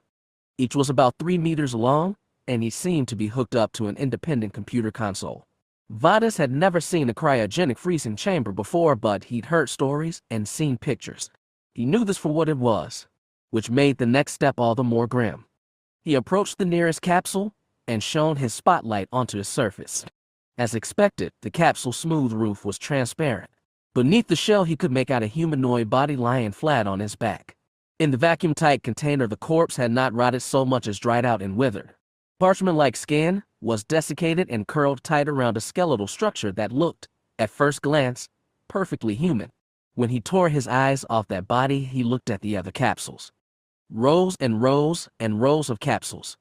There must have been 100 in this chamber alone, and how many such rooms were there throughout the ship? Vadas might have guessed, but didn't want to. Reyna was at the capsule beside his, shining her light down. He couldn't see her face, but her voice was brittle. "We should check the other ones, just to be sure." Right? Vadas agreed, but before moving on he stepped away from the capsule, tapped the control panel on his right wrist pad, and tried to call the gravity. He wasn't sure if this ship's strange metals would interfere with the comm, and was relieved to hear his father's crackling voice. "I read you," Crower replied. "Report. We found bodies," Vada said. "Lots of bodies. They're all in defunct freezing chambers. I expected as much. Are they still sealed?" "Yes. We haven't found any power source on this ship yet. It might have been out for a long time. An idea how long? I have no idea when the ship might have come from, no. Or where. What are the bodies like? It's hard to tell from the desiccation, but they look human." "What are you talking about?" Raina's voice cut in. "They don't look human to me." "What do you mean?" asked Vadas. "Look at this one here." She waved him over. "I don't know what this is." Vadas pushed himself to her side and looked into the next capsule. The body looked almost human, but two fleshy appendages, now withered like dried vines, curled out from the top of the creature's skull and fell down to wrap around its collar. Vadas drifted to another capsule. He shone his light onto a body that looked much more human, with no head tails at all. "What in Mbweshu's name?" he muttered. In his shock, the old curse slipped out. "What's going on?" Crowler sounded alarmed. "What have you found?" "I'm not sure," Raina said as she looked into yet another capsule. "This one has 4 arms. 4 arms." Vadas went over to her and looked in. Sure enough, that corpse had 2 sets of hands folded over his chest and a long snouted face ending in 2 pairs of nostrils. In addition, what looked like shed hairs, shed fur, really was scattered across the bottom of the container. "What are you seeing?" Crowler pressed. "Can you explain it to me?" "There's a lot of different species here," Vadas said. "Some of them look human, but the rest." "I have no idea," Raina said. "I've never seen aliens like these in my life. How did they all get on the same ship together? Where did they come from?" "Wherever it was, I'm guessing it's nowhere near here," Vadas said under his breath. "Father, we'll keep exploring." "All right," Crowler said grudgingly. "No sign of any company. Take your time and be careful." "We will." Vadas tapped off the link and said to Raina, "Are you all right?" "Sure. Why wouldn't I be? It's just a room full of corpses. It doesn't look like they suffered." "Yeah, well, that's something anyway." Raina turned from her capsule and looked to the far side of the room. Her spotlight swept over curved glass and flat walls until it illuminated a second door. Not a door, just the frame. That portal was already open. They could make out the walls of another corridor beyond. Raina said. "How did that happen?" "Maybe some technical glitch," Vadas offered hopefully. "Something triggered it to open. A blown fuse, maybe." They approached the portal carefully, and when they drew near, they saw it couldn't be. The sliding door had been forced aside, and more roughly than they'd been pushing doors so far. Even though the thickness of his glove, Vadas could feel the deep scrape made into the door's edge at its midsection. It was as though somebody had pried it open using a bar of hard metal. "I don't like this," Raina said. "I don't either." "That hallway, do you think it leads to the other ship?" Vadas thought. The best he could say was there's only one way to find out, isn't there? She didn't argue. They swung into the next hallway and pushed onward. It was another long plunge into the dark, and this one felt far more dangerous. It was Raina's suggestion to turn off their spotlights. When they did, they drifted through total blackness. They watched and waited for other signs of light, cast by other explorers, but found nothing. So they turned their lamps back on and continued, more tense than ever. They pushed ahead until Raina found another door, also pried open. As a precaution, they turned off their lamps before swinging into the next room, only to find themselves in utter blackness again. When their lamps turned on, they saw a bleakly similar sight as before. More capsules were spread across the floor. As Vadas and Raina drifted across the room, they shone their lamps through the glass to see more desiccated bodies, once more mixing human-like forms with those of non-humans totally unfamiliar. "There's probably rooms like these all over the ship," Raina said bleakly. "I don't know how many more I can take. What do you want to do?" "Turn back," she considered. Maybe we can try to find the power core to this place. It's probably back by the engine section." Vadas was good with technology, but he had a feeling the ship's designs would be as alien as the rest of it. Still, it was better than looking at bodies. They might even find something valuable to salvage. something that would make this grim mission into history's depths worthwhile. He scoured the rest of the room with his spotlight and found another door opposite the one they'd entered through. That one was still sealed tight, and he asked Reyna, "What do you think? Back the way we came, or take a new route?" She was a long time in replying. "Let's go back the way we came."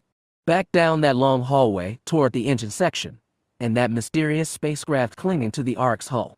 As they resumed their plunge down the black-bottomed shaft, Vadas found himself wishing he'd brought some kind of weapon.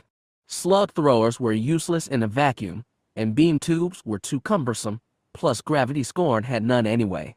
But he really could have used a melee weapon. A Kisker sword maybe, or a charka with a nice long reach. He didn't miss much about Kenton, but Nictus made fine blades. And really, a blade was all you needed to cut open your enemy's vac suit and kill him with decompression. Vadas silently prayed, not to Mdweshu, not to any specific god, that he and Reyna were the only living souls on this ship. Disappointment was almost immediate. He and Reyna had progressed less than 100 meters when the lights came on. Two thin parallel lines running down the center of the hallway's opposing walls became suddenly luminous. The artificial glow blinded at first, and they struggled to shield their eyes and shut down their spotlights. "Gods damn it," Reyna panted. "Where did that come from? They must have found a power generator and turned it on. I'm going to call Dad." "Hold on," she said, and Vadas listened as she tried to add a third party to their link. All they got was interference. He heard Reyna curse under her breath and watched her stab her wrist panel to no avail. While she struggled, he turned his eyes to one end of the suddenly illuminated hallway, then the other. At the far end of the path down which they'd been traveling, he marked another doorway, already pried open. "Do you think they're jamming the signal somehow?" Reyna asked after giving up. "I have no idea," Vadas allowed. "It might be accidental. Turning this thing on might have. Scramble something, I get it," Reyna cursed again. "What should we do?" Vadas pointed past her shoulder to the waiting door. "We know which way they went. And you want to follow them?" "Yes." Even though his heart was pounding with fear. Even though whoever had turned on this ship was probably as alien and inscrutable as the strange civilization that had built it. They'd come too far to run away without understanding what they found. Still, he badly wished he had a weapon. Even a blade would do. "Oh hells," Reyna exhaled. "Let's see what we've got." They pushed ahead cautiously this time. When they reached the portal, they peered through carefully before going in, but no caution could prepare them for the sight beyond. Interior lights laid bare a massive circular chamber over 50 meters across, run through the center by a great shaft of collocated machinery like the spoke of a wheel. Vadas realized it was just that, and that they found the fulcrum point on which the generation ship was set to spin. Reyna grabbed the threshold and swung herself into the new area first. Vadas followed, but his body wasn't even through the gate when he heard an alarmed yelp. His sister grabbed him by the sleeve of his vac suit and pointed with her free hand to the great central spoke. Vadas spotted the glow of a lit-up console where the pillar met the aft bulkhead. Then he saw two figures in vacuum suits of their own, both standing in front of the console. Yes, standing. Somehow the magnetic clamps on the soles of their boots were able to attach to the bulkhead. After an initial second of shock, Vadas realized they were both facing away from him, and in this airless chamber they were deaf as well as blind to his presence. That gave them a chance to come up on these people from behind, to surprise them, maybe even two. Hope died again as both figures, in inexplicable unison, turned to face Vadas and Reyna. 2 against 2, they stared at each other across a 20-meter gap. "What do we do?" whispered Vadas. After a long heartbeat, Reyna offered, "Maybe we can talk to them." Maybe. She didn't finish her thought. She was already typing on her wrist pad, setting her comm unit to broadcast on all possible frequencies. Even before she got a word out, they received another nasty surprise. One of the figures drew something out of his suit's metal frame. It was long, it was thin, it gleamed in the chamber's bright lights, and it was sharp along one side. It was the blade of a sword. Really? This wasn't fair at all. Wait, Reyna cried. We're just salvagers. We mean you no harm." Too late. The one with the sword had already kicked away from the bulkhead and was soaring through empty space toward them. In fact, he was coming faster than his push-off should have allowed, and would be on them in seconds. A falling blade, a loved one in his path. Memory and instinct took over. Vadas waited until the sword-bearing figure was almost on them, then shoved his sister aside and kicked off from the wall. Vac-suited bodies collided, metal clacked and fabric scraped, and Vadas grabbed his attacker by the wrist and held out the sword arm to keep the weapon away. At the same time, the globe of his helmet nearly touched his opponent's, and in the chamber's bright light he could see through the tinted glass and discern the face beneath. It was a human male, maybe as young as Reyna. He had just enough time to register that before the human twisted his body and wrenched his sword hand free. And then, suddenly, Vadas was flying away. He didn't understand how. He didn't even think the human had kicked him. He sailed through the vacuum toward the central pillar, only to find himself jerked against the side of his suit as he changed direction again. Nothing made sense. It was like he'd ricocheted off an invisible wall. And now he was sailing toward the second figure, the one still magnetically clamped to the aft bulkhead. At least this one didn't have a sword. Vadas swung his feet ahead and bent legs to absorb the impact. As soon as he landed, he kicked off and closed the gap between himself and the second figure in seconds. Bodies collided again, but this time Vadas had momentum on his side. He slammed his opponent, grabbed both wrists, and twisted arms strong enough to wrench them from their sockets. At the same time, he kicked the figure back against the console.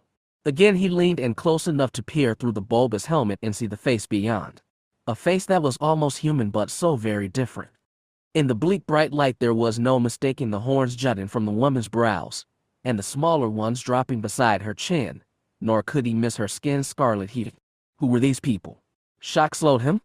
The red-skinned woman broke one arm free and punched him in the stomach. The layers of the vac suit absorbed the worst, but it still stole his breath and knocked him away. The woman wrenched back, violently, and slammed into the console again. Lights flashed. The vast chamber shuddered around them. For a moment Vadas was terrified he'd just destroyed them all. Then the trembling stopped. He braced himself against the bulkhead and faced off against the woman whose red mien was obscured once more by tinted glass. His heart pounded and breath rasped within his helmet's bubble. He also, finally, heard Reyna yelling at him, "Vadas, wait. Please, just stop." He looked back toward the entrance and saw the shape of his sister hovering at the doorway. The sword-bearing human floated beside her but did not touch her, was not trying to harm her in any way. Then he heard a new voice. The man said, "Please, stop attacking. We are not here to hurt. We are, investigate. We are like you." He spoke Taiwanese with an accent, but none Vadas could place. As well-traveled as Vadas was, that was confounding too. The Nikto glanced at the other stranger and saw the red woman was tensed and ready to spring. "Where did you come from?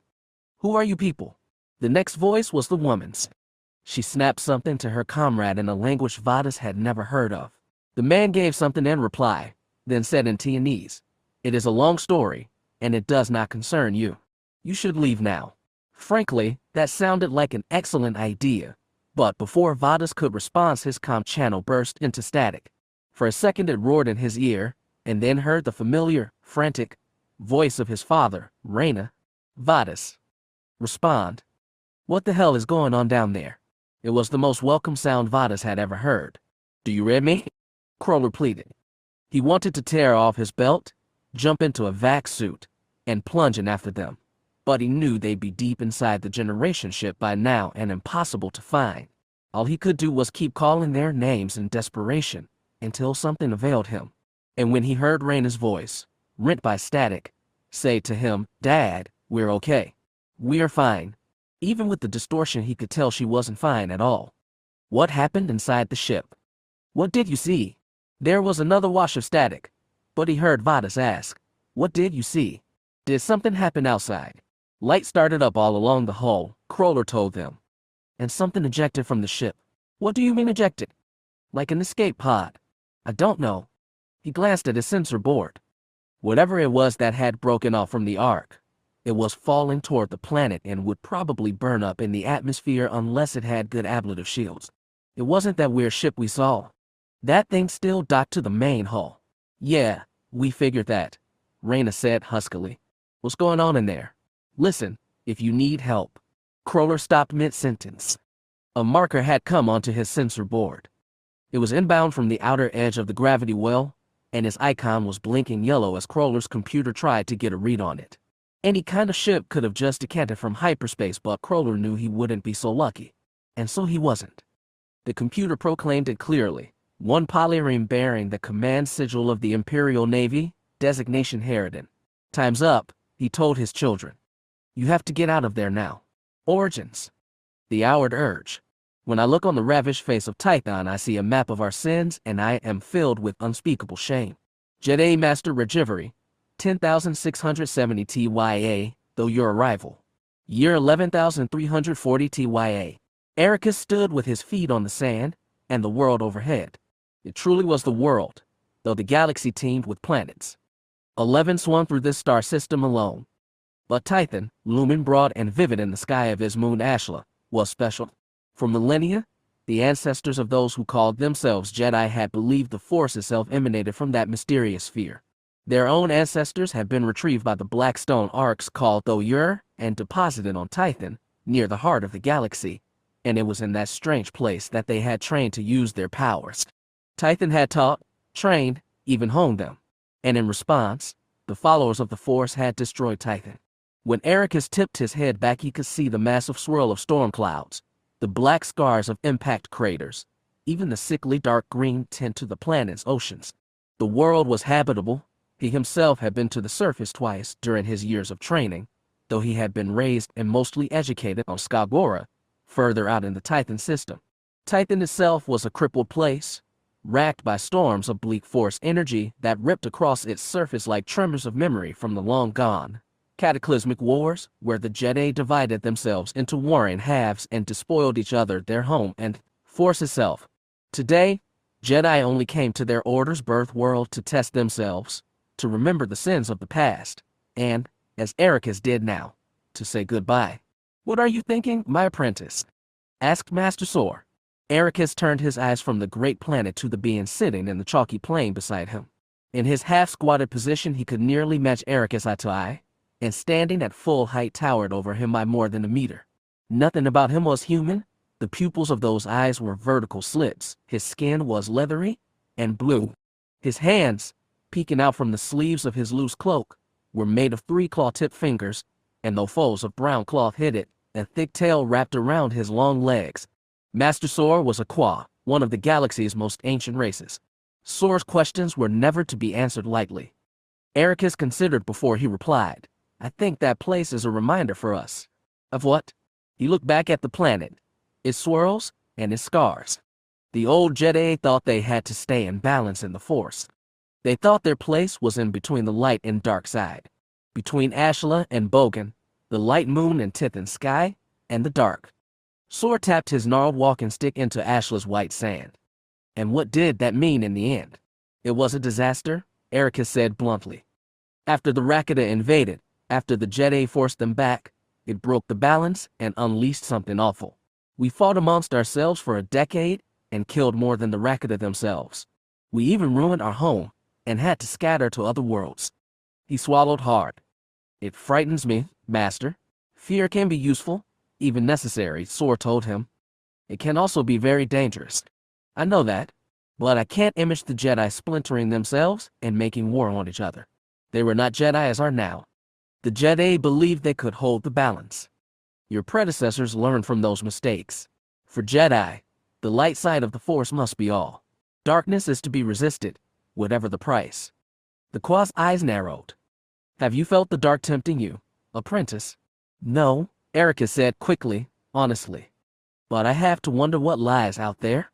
He gestured away from Tython to the blackness of the sky. Do you not feel you've been properly trained? Of course I have. I owe you everything, Master, but there's no telling what we'll face outside the Tython system.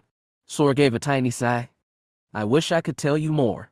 My people's empire collapsed many centuries ago. We foolishly unleashed the Rakata on the galaxy, and we paid the price in ways deeper than we could have ever imagined. Now our scattered revenants struggle in the midst of distance and time, just as you do.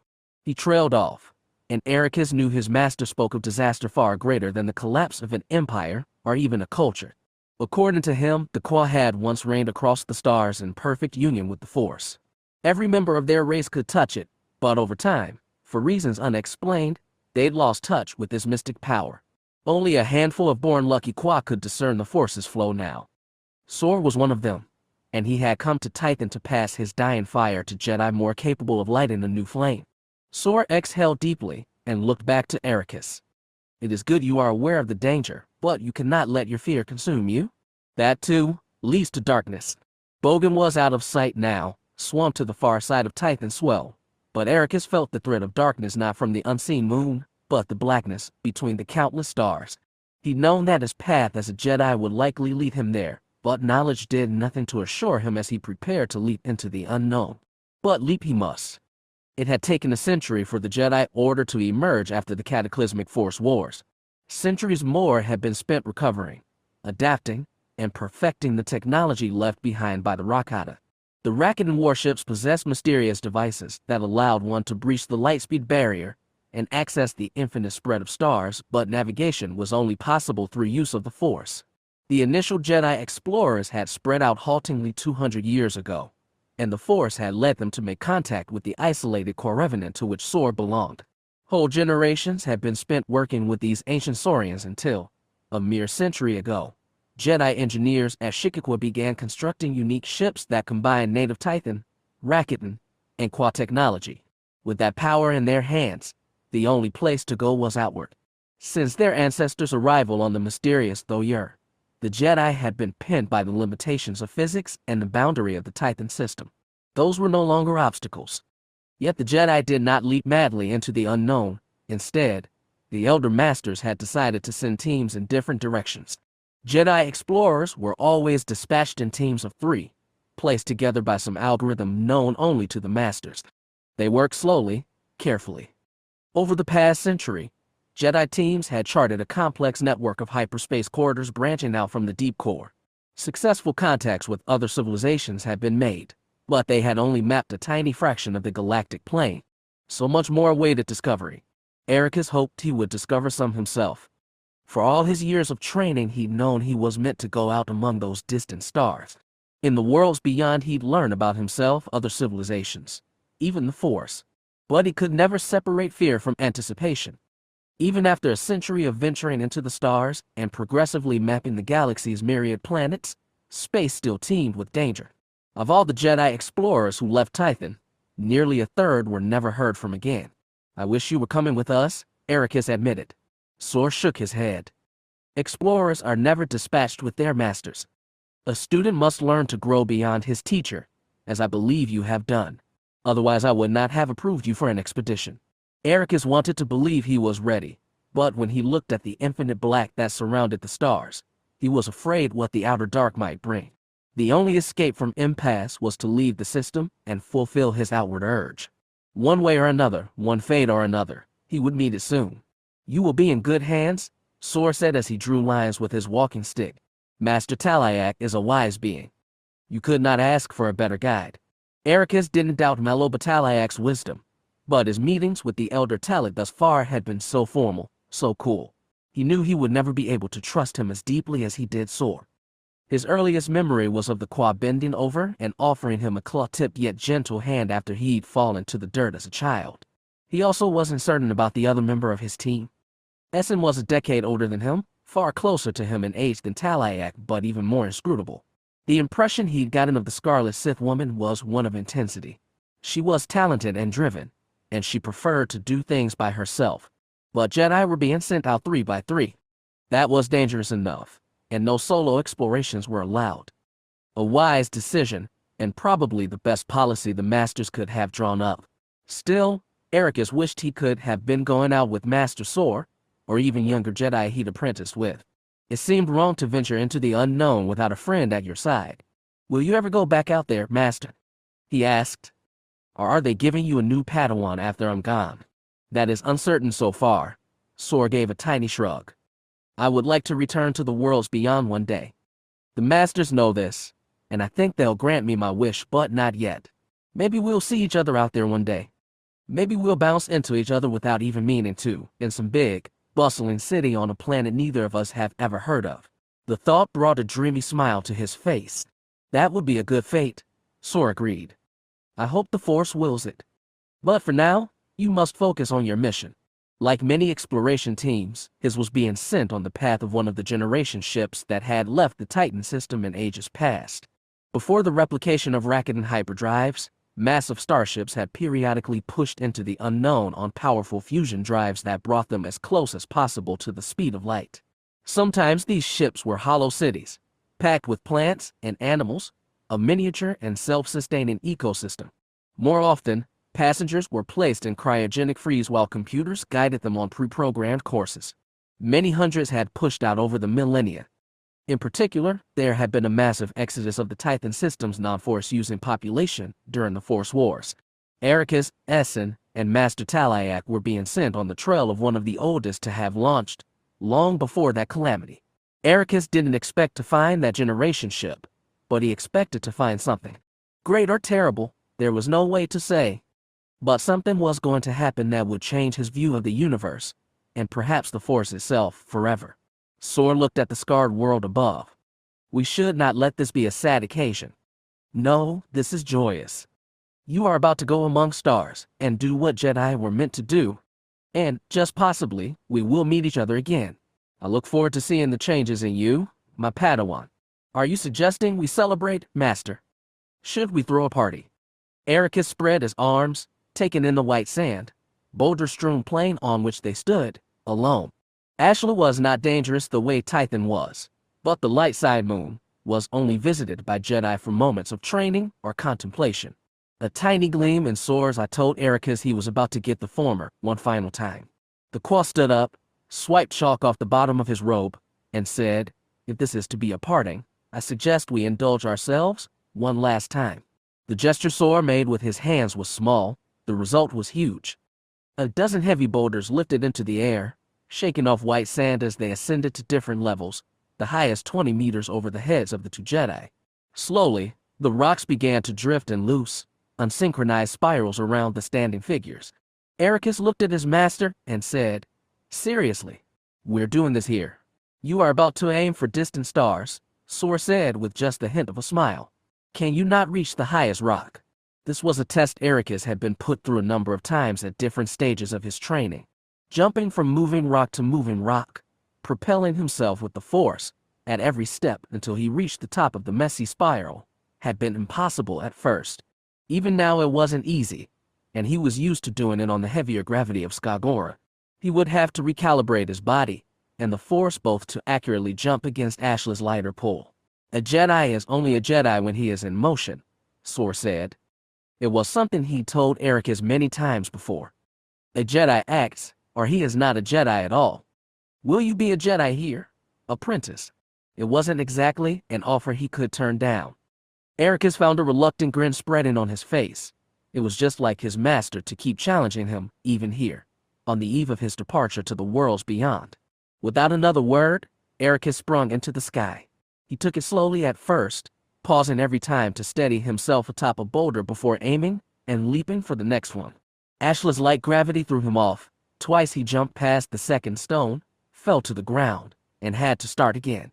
When he lingered too long on a rock, calibrating himself for the next one, Sor would move the stones more erratically, forcing Ericus to make a daring leap toward the nearest one.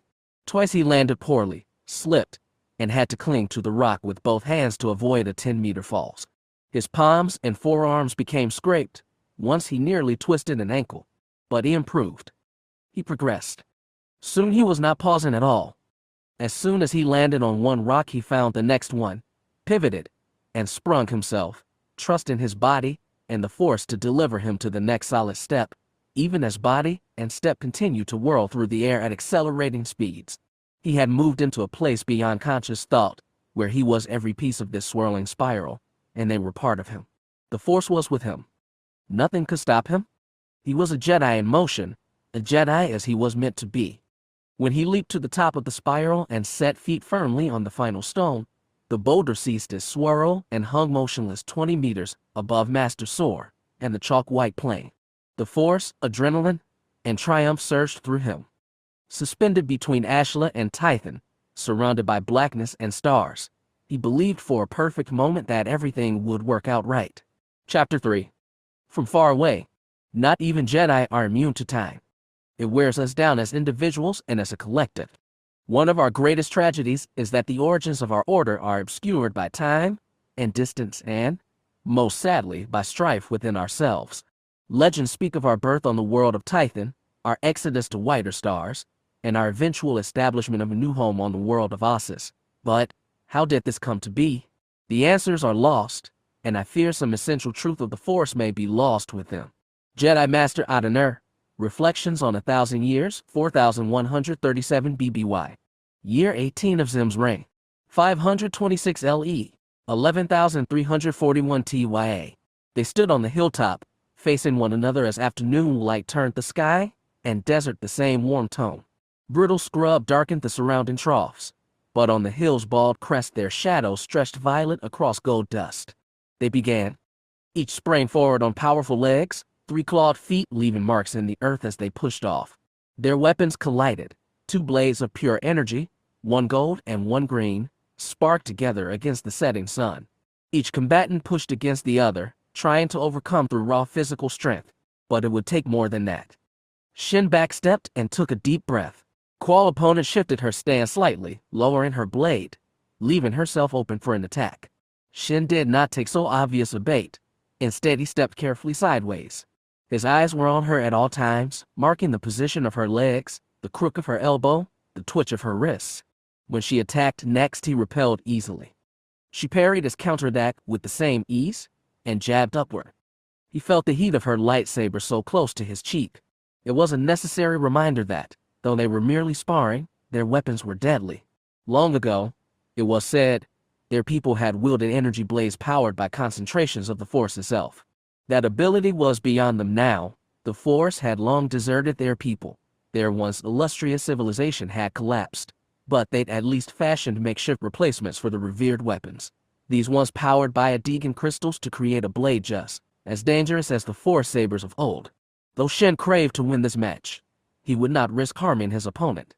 He struck at her center and she blocked it easily, but he withdrew his blade and jabbed at her legs, forcing her to hop back. He continued his attack, aiming to push her off the hill's dusty top and into the scrub. That would suffice to end the match. Qual was more than twice his age, but no weaker for it.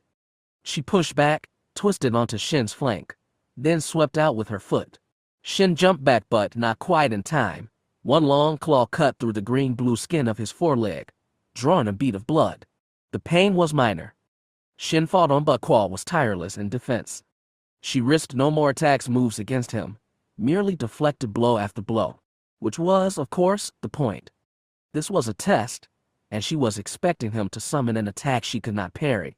Yet if he dawdled too long, if he hesitated, she would strike at him in punishment for his weakness. For that reason, Xin could never let his guard down. It was an adage among their kind, passed down from the age of lost glory, that the parent was often the hardest teacher. Xin had to find a way, even under strain. He stepped back from Qual and brought his saber to a defensive position, ready to absorb 1 or 2 counterattacks while he mustered the strength within him. His mother did not disappoint. She slammed his blade hard with her own, forcing him back. Another blow forced him to dig the claws of the left feet into the soil. But by that time he had found what he needed. His eyes marked the small boulder at the edge of the clearing, and he reached out to it, not with the hands grasping his saber but with his mind. With the power inside him, he lifted the rock and threw it in the air. Qual buckled under the impact and trembled again under Xin's heavy vertical saber blow, but still she did not collapse. Instead of charging again, Xin kicked up dust. Some stung as it clung to the bleeding cut in his left, but it also crackled against Qual's lightsaber and got in her eyes. A dirty trick, but his mother had said to when using anything available. In the split second while Qual blinked the dust from her eyes, Xin found that power again. With hands that were not hands, he pressed against the sternum of his mother's chest and pushed her as hard as she could. She went flying. His invisible blow knocked her off her feet and sent her through the air.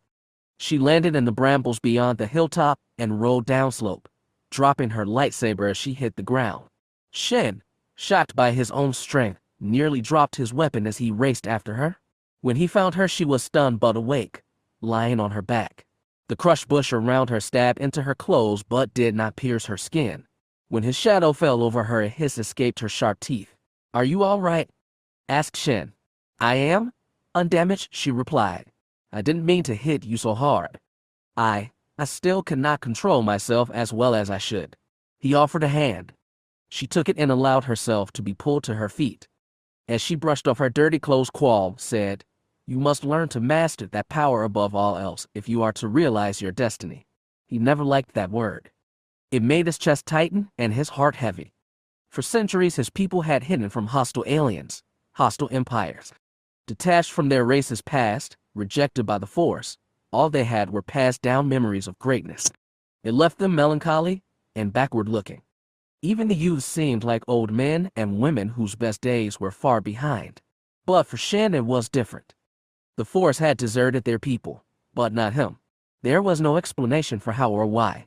Qual and the other elders of their village had discussed it endlessly, but from the beginning it had been clear something was different about Shin. He saw things other children did not and anticipated events not even adults could expect. The elders had pored over their records of the past age for lessons on how to raise a youth to use the Force. So much of the old knowledge was lost to time, but it had been some good fortune that Shin's mother was the tribe's chief elder and most learned lorekeeper. Qual stalked through the shrub until she found her lightsaber and picked it up. "That is enough for today," she said. "We will practice again tomorrow." He nodded but said, "I'd like to do more studying too." "You will," she assured him. "There is a time for contemplation, but to know the Force you must act upon it." She said it with a tiny of melancholy. Despite all her learning, most of their race's history was lost, and she had no direct experience of the Force itself.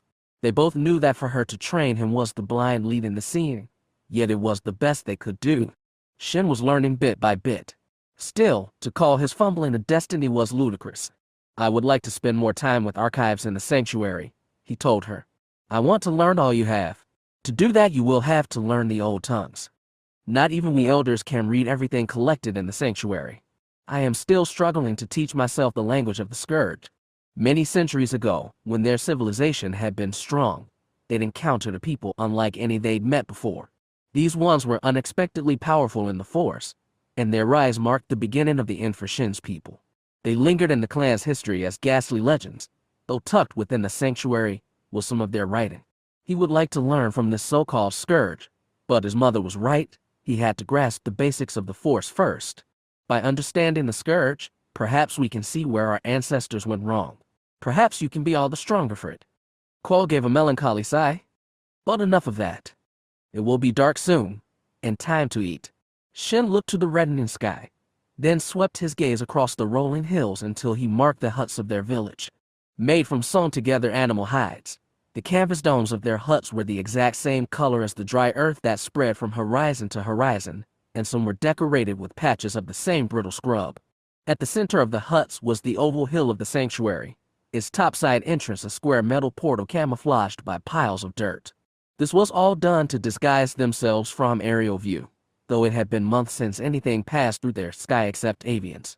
His people had migrated from world to world over the years in search of somewhere desolate enough to grant them the privacy they required, and here they seemed to have found it. So Shin was thinking, at any rate, when he spotted a red light streaking through the eastern sky. He pivoted to watch it as it continued to burn across the atmosphere. "Mother," he called, "do you see that?" Of course she did. Qual had already dug into the pack at her waist and drew out a looking glass. She telescoped it to full length, held it to her right eye, and tracked the burning object as it fell into the earth. Shin wasn't keen enough to judge the distance, but he spotted a geyser of dirt thrown up by the impact and a low tremor rattled their hill. Then he saw the first plume of smoke rise into the darkening sky. "What is it?" he asked his mother. "A comet." Qual shook her head. "No, it was something artificial. A starship, perhaps." She lowered the glass. Shin wondered if he hadn't brought some curse down on them by using the Force. But no, he chided himself. That object would already have been falling from the upper atmosphere, perhaps even from space itself. "What should we do?" he asked. Qual's face tightened in a scowl. "Return to the village? Gather a search party to investigate? And pray that no one comes chasing the trail of that thing? Because if someone did, their people would lose their placid lives on Intricate, and perhaps much more." The fighting had stopped, but Ericus could not bring himself to lower his sword. Instead he floated in the airless space beside one of the intruders. Judging by the voice, she was a young woman, but her face and body were obscured by her vacuum-proof suit, which was even more bulky than his own. That woman was not the problem. The problem was the person in the other suit, the one who'd attacked him first, then knocked Essen into the power control relay station they'd been trying to access before encountering these strangers. From Ericus's brief look inside the helmet, that one was a green-skinned, horn-faced non-human the likes of which he'd never seen, not on Tython, nor on his long journey halfway across the galaxy. Essen and the other non-human remained by the control node. Their brief struggle had ceased, and now their bodies lingered a few meters apart, as though in indecision. Ericus tried to peer through his helmet at the woman beside him, and he thought he saw the jaw of her profile moving through the tinted glass. Essen's voice sounded in his helmet. "What has happened?" she asked. "Why have they stopped?" "I think they realize we're not a threat," Ericus said hopefully, but he didn't lower his own sword. Not until he could be certain they were no threat either. "What happened when you hit the console?" "I don't know," Essen growled in frustration. Reluctantly, she turned her back on the intruder and bent over the controls, working buttons with her thick, glove-encased fingers. He heard her hiss a Sith curse. "They've ejected the ship's data core." "They've what?" "You heard me? They've been planning to launch it anyway, but not like this." When they set out from Tython, they'd known little about the ancient generation ship they'd be set to chase. It had been one of the very first cryogenic arcs to leave the Tython system and had been crossing the stars at near light speed for nearly 10,000 years. They'd come aboard with scant technological information on those earliest ships retrieved from archives on Skywalker, not knowing if that data would even be useful. It had been grim but not surprising to find the ark was an abattoir. Yet, according to the schematics, these generation ships contained computer cores that recorded a history of all shipboard functions. If the ark was destroyed, the core was programmed to eject and set course back to Tython. When they found the ship drifting in a state of near death, and they'd hoped to discover the cause by manually ejecting the core so that Master Talayak could retrieve it in their ship. But these damned newcomers had messed it all up. Ericus finally thought to call Talayak. He opened his comm channel to their ship and said, "Master, do you read me? Can you hear me?" Static had been marring their conversations since coming aboard. Right now nothing got through. He cursed and tried to reach out with the Force, to sense the Talon Master and tell him what words and faulty comm systems could not. If it were Master Sora aboard, he could have done it. Their bond in the Force was old and deep enough he could convey even complex information across the distance. But after a year of traveling, Master Talayak was still too inscrutable to him. Their bond was too weak. He couldn't do it. "Essen," he called, hoping she could do better. But before the Sith woman could reply, another voice said, "Can you hear me? We all need to get out of here now." It took him an extra moment to parse those words. For the past 4 months, he and his fellow Jedi had laid low in this region of space, chasing rumors about the ghost ship they finally caught. As the only human of the three, he was the only one who ventured out regularly into ports to resupply and search for information, and even then they stuck to small, out-of-the-way outposts so as not to draw attention to their exotic spacecraft. The past 4 months had been a hard immersion in the region's trade language. Ericus had gotten a lot better at Tianese, but it was hard to parse in moments of stress, and even harder to speak. He managed to say, "Explain. What happened?" The woman said, "A ship just showed up, an Imperial Pollering. They're coming to interdict the Ark, which means we need to get out of here." "Vadis." "I'm coming," said the green-skinned man. He pushed off the bulkhead next to Essen and drifted toward Ericus and the woman. Essen asked, in their shared Tython tongue, "Did she say a ship is coming?" "She says it's Imperial." Another Sith curse, then suspicion. "How do we know she's telling the truth? They might want to flush us away." "I don't know. I can't hail Master Talayak on comms." "Can you reach him with the Force?" She exhaled hard. "I can try." "Do it," he said, then forced himself to switch over to Tianese. "Wait, moment, please, who are you people?" "I was going to ask you the same thing," huffed the green-skinned man. "We're just salvagers," interjected the woman. "We were checking the ship out, but now we are going. And you should be too if you know what's good for you." With that, she grabbed her partner's sleeve and tried to steer both of them for the door. At the same moment, Essen said, "I can feel Talayak. He's stressed. Something's gone wrong. Then I suggest we make like those two and get out of here." Ericus watched 2 bodies drift through the portal into the corridor beyond. What about the pod? I don't know, Essen admitted, then turned back to the console. I want to try one more thing. What do you mean? Instead of responding, she hunched over the control panel and worked it as quickly as her thick gloves allowed. Before being so suddenly interrupted, they'd used the access node to run initial diagnostics on the ship's systems, checked the status of the computer core, and begun reactivating a power generator which had gone dormant without dying entirely. They still understood so little about this ship, most of all why all its thousands of passengers had died in their berths, but they might have learned its secrets in time. Now it seemed like they'd have to abandon the object of their year-long cross-galaxy search with nothing gained. He didn't blame Essen for being frustrated. He could feel the anger boiling off her in the Force, the indignation. He badly wanted to stay on the ship too, but in doing so they doomed themselves. He'd heard from many different Taiwanese what befell those who defied the Empire of Xim. Suddenly a few more lights flicked on in this chamber. Though there was no sound in the airless void, he could see groaning vibrations run through the central support and power conduit. When he braced himself against the outer bulkhead, he felt shudders run through it. Then the wall swung toward him and he found himself pinned by inertia to his broad curve. His first thought was that she'd somehow gotten the tubular arc spinning again. But this wasn't simulated gravity. This was the pull of acceleration. What did you do? He yelled to Essen, whose magnetized boots held her firmly before the console. I bought us time, she said. I think we're going to need it. This, Crower thought, just kept getting more out of hand. First the appearance of that Imperial ship, then the sudden and still inexplicable ejection of some kind of pod. Through a static MAR transmission, Reyna had reported she and Vadas had encountered other salvagers. That explained the weird ship clamped to the hull, and were falling back to the gravity scorn.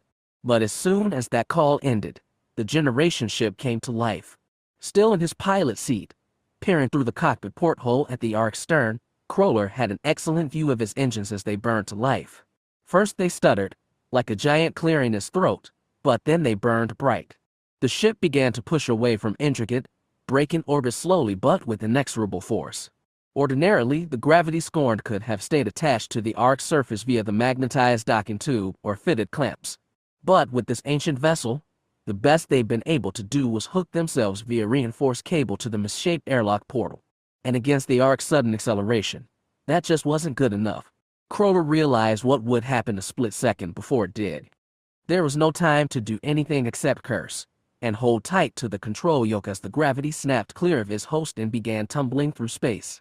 Swearing still, he punched his console and warmed up engines, but it would take another minute before they were ready to burn. Meanwhile, the Ark was accelerating and leaving him fast behind. The same could not be said of the Imperial Polarin. He's been watching that thing on his sensors since it first dropped into the system, and he saw that it was speeding up to catch the fleeing generation ship. At the same time, it had dispatched a ship of its own. The computer marked it as an Argaean Hemialia, inbound for the planet, which probably meant it was going after the ejected pod. Nobody had come after Kroller yet. Maybe they didn't even notice him or dismissed his little ship as a piece of worthless metal cast off from the bigger prize, which pretty much true. When engines were finally ready, he used directional thrusters to flip his nose at the Ark's retreating thruster glare, then accelerated hard. He was pinned back to his seat by the G-force, but clung to the control yoke with one hand and used his other to bring his comm system back online. With static and distance in the way, the odds were low that his children could hear him, but he had to try. Kroller called, "Damn it, do you hear me? Reyna, Vadas, I just got thrown clear of the ship. Repeat, I've lost the connection. I'm trying to catch up now, just hold on." Through panic he was dimly aware that, even if he caught up with the ship, there was little he could do. The gravity scorn had barely managed to latch onto the generation ship when it was fully crewed. It would be impossible to connect with it now. Vadas and Reyna's best shot at escape might be to fling themselves out an airlock and pray their father could recover them from the vacuum. But Kroller had to try. They were the only family he had left. Desperate, on the verge of mindless, he plunged after the generation ship, just as the Imperial warship closed the chase. They moved quickly through the gathering dark, a single file line snaking through the troughs of hills and scraping through patches of brush. The eastern sky had become a wash of dark violet, but the thin trail of smoke rising from the crash site was darker still. A dozen of them charged after it, and though the footing was treacherous, they could not help glancing skyward for signs of more intruders. There were none, Not yet, but Shin had a sinking feeling they were on their way. The problem with his feelings was that it was nigh impossible to tell which of them came from within, and which came from the Force. "We're almost there," Kame said from directly behind him. "I can't see a few licks of flame." "I can't see anything," groused Vash from behind Kame. "There's something, I can see it," Shin affirmed, because of course they had put him in the lead. In times of shock and crisis, everyone automatically looked to him for guidance, especially his peers. Children were a rarity among their clan. Shin had been born within the same cycle as Vash, Kame, and Roan, who brought up the rear of the line. As children, the four had been taught together, played together, read together, even ate and slept together. They'd been inseparable and were, to outside eyes, inseparable still. But the realization that the Force was with Shin had changed everything. He had a destiny that they did not, and while they tried to pretend it changed nothing, it clearly had. Vash had become reticent around him, as though afraid, while Roan became competitive, even adversarial. Only Kame seemed unchanged, but that, Shin suspected, was because he'd not decided how he felt about his friend. At the moment, however, their attentions were firmly on the mystery ahead. Kame sprinted to the peak of the nearest hill to get a better view, and he called, "Just 100 more meters." "Keep going? What does it look like?" asked Vash as he hopped back down. "One big object, one pit of fire," Kame explained. "But is the object intact?" asked Shin. "I don't know what it even is, but I think so." Shin got to see it with his own eyes a minute later. The impact had made a crater that still smoked and flared, though he saw that most of the flame came from the desert scrub which had been set alight. The object itself lay partially buried in the soil, a metal orb about 4 meters long and 3 wide, its hull scorched black by hard atmospheric entry, the cup of its single-thrust engine pointing toward the sky from which it had fallen. It must be an escape pod, reasoned Kame, though she'd spent nearly all her life on Interrogation and never seen one herself. Roan caught up with him and stood beside her on the cusp of the smoking crater. "I doubt it," he said. "It's too small. It may be some kind of messenger pod, or it may have supplies. What do you think?" Vash looked to Shin. Her wording was vague, but they all knew what she asked. The Force should let him sense living beings inside that pod, but if there were any, the Force wasn't telling him. Shin shook his head. "We can try to open it, but it's got to be very hot. Then it's a good thing we have these." Roan pulled out the cylinder of his lightsaber and tapped it on. A red-white blade extended into the twilight gloom. Kame snorted. "And how do you plan to get close to it without burning your toes off?" "Leave those two free, and they'd always end up bickering." Shin said, "We can use sand to smother the flames. All of you, come on." Because he commanded, they followed. All 12 of them began shoveling handfuls of dust and sand into the pit. They concentrated their efforts on one side of the crater and gradually began to create a passage down a slope of shattered rock and black ash. At the same time, the sky above them grew even darker. Stars filled the sky over the plain, and a cool wind blew, granting them some relief from laboring near open flame. When it looked like they'd finally made a path, Roan declared, "I'm going down there." Part of Shin wanted to let him have the dangerous task of opening the pod, but he knew he was best suited to the job. He also knew Roan would get angry if his friend tried to overrule him, so he said instead, "I'll go with you. We'll open it together."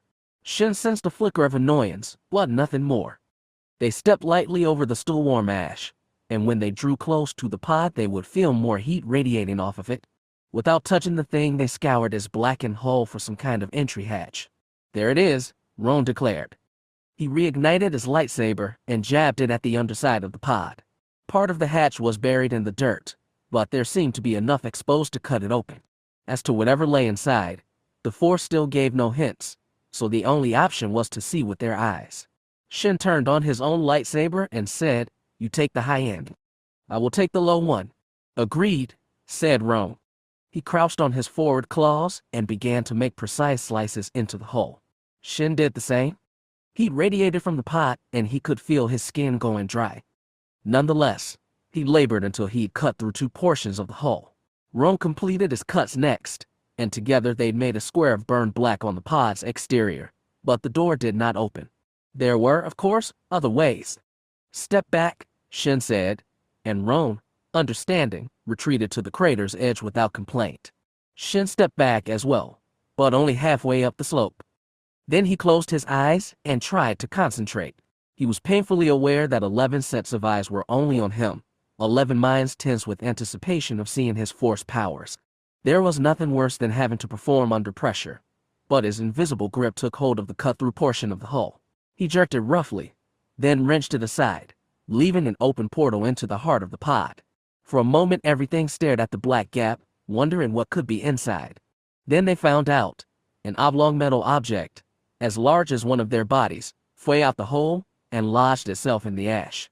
It was some piece of machinery clearly, though none of them could fathom what. While they were not ignorant of sophisticated technology, the kind used in their sanctuary was derived from that of their distant ancestors.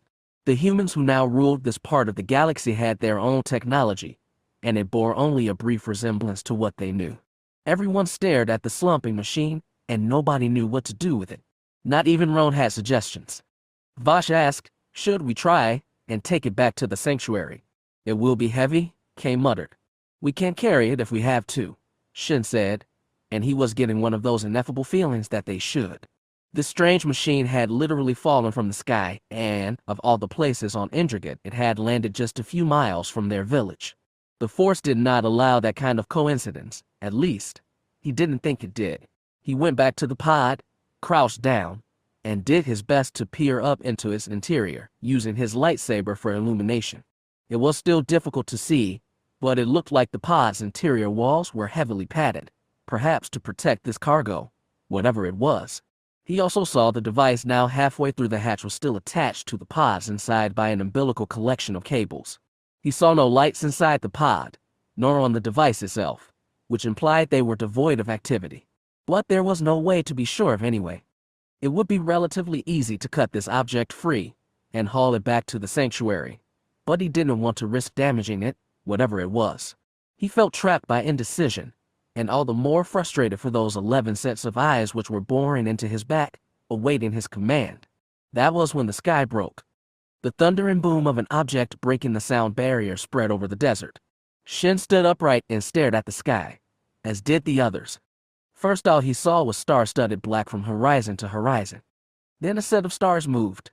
One pair of lights detached from a tight-packed cluster, and that pair fell, grew brighter, grew louder with the roar of turbojets. Shin had never seen a human airship before, but from the records in the sanctuary, he knew that they could be deployed either from the ground or from spacecraft deployed into the upper atmosphere. Interrogate had no human base, which meant their enemy would fall on them from high above, and this would be their enemy. Of that there was no doubt. These humans were just as dangerous as the scourge who brought down their ancestors centuries ago.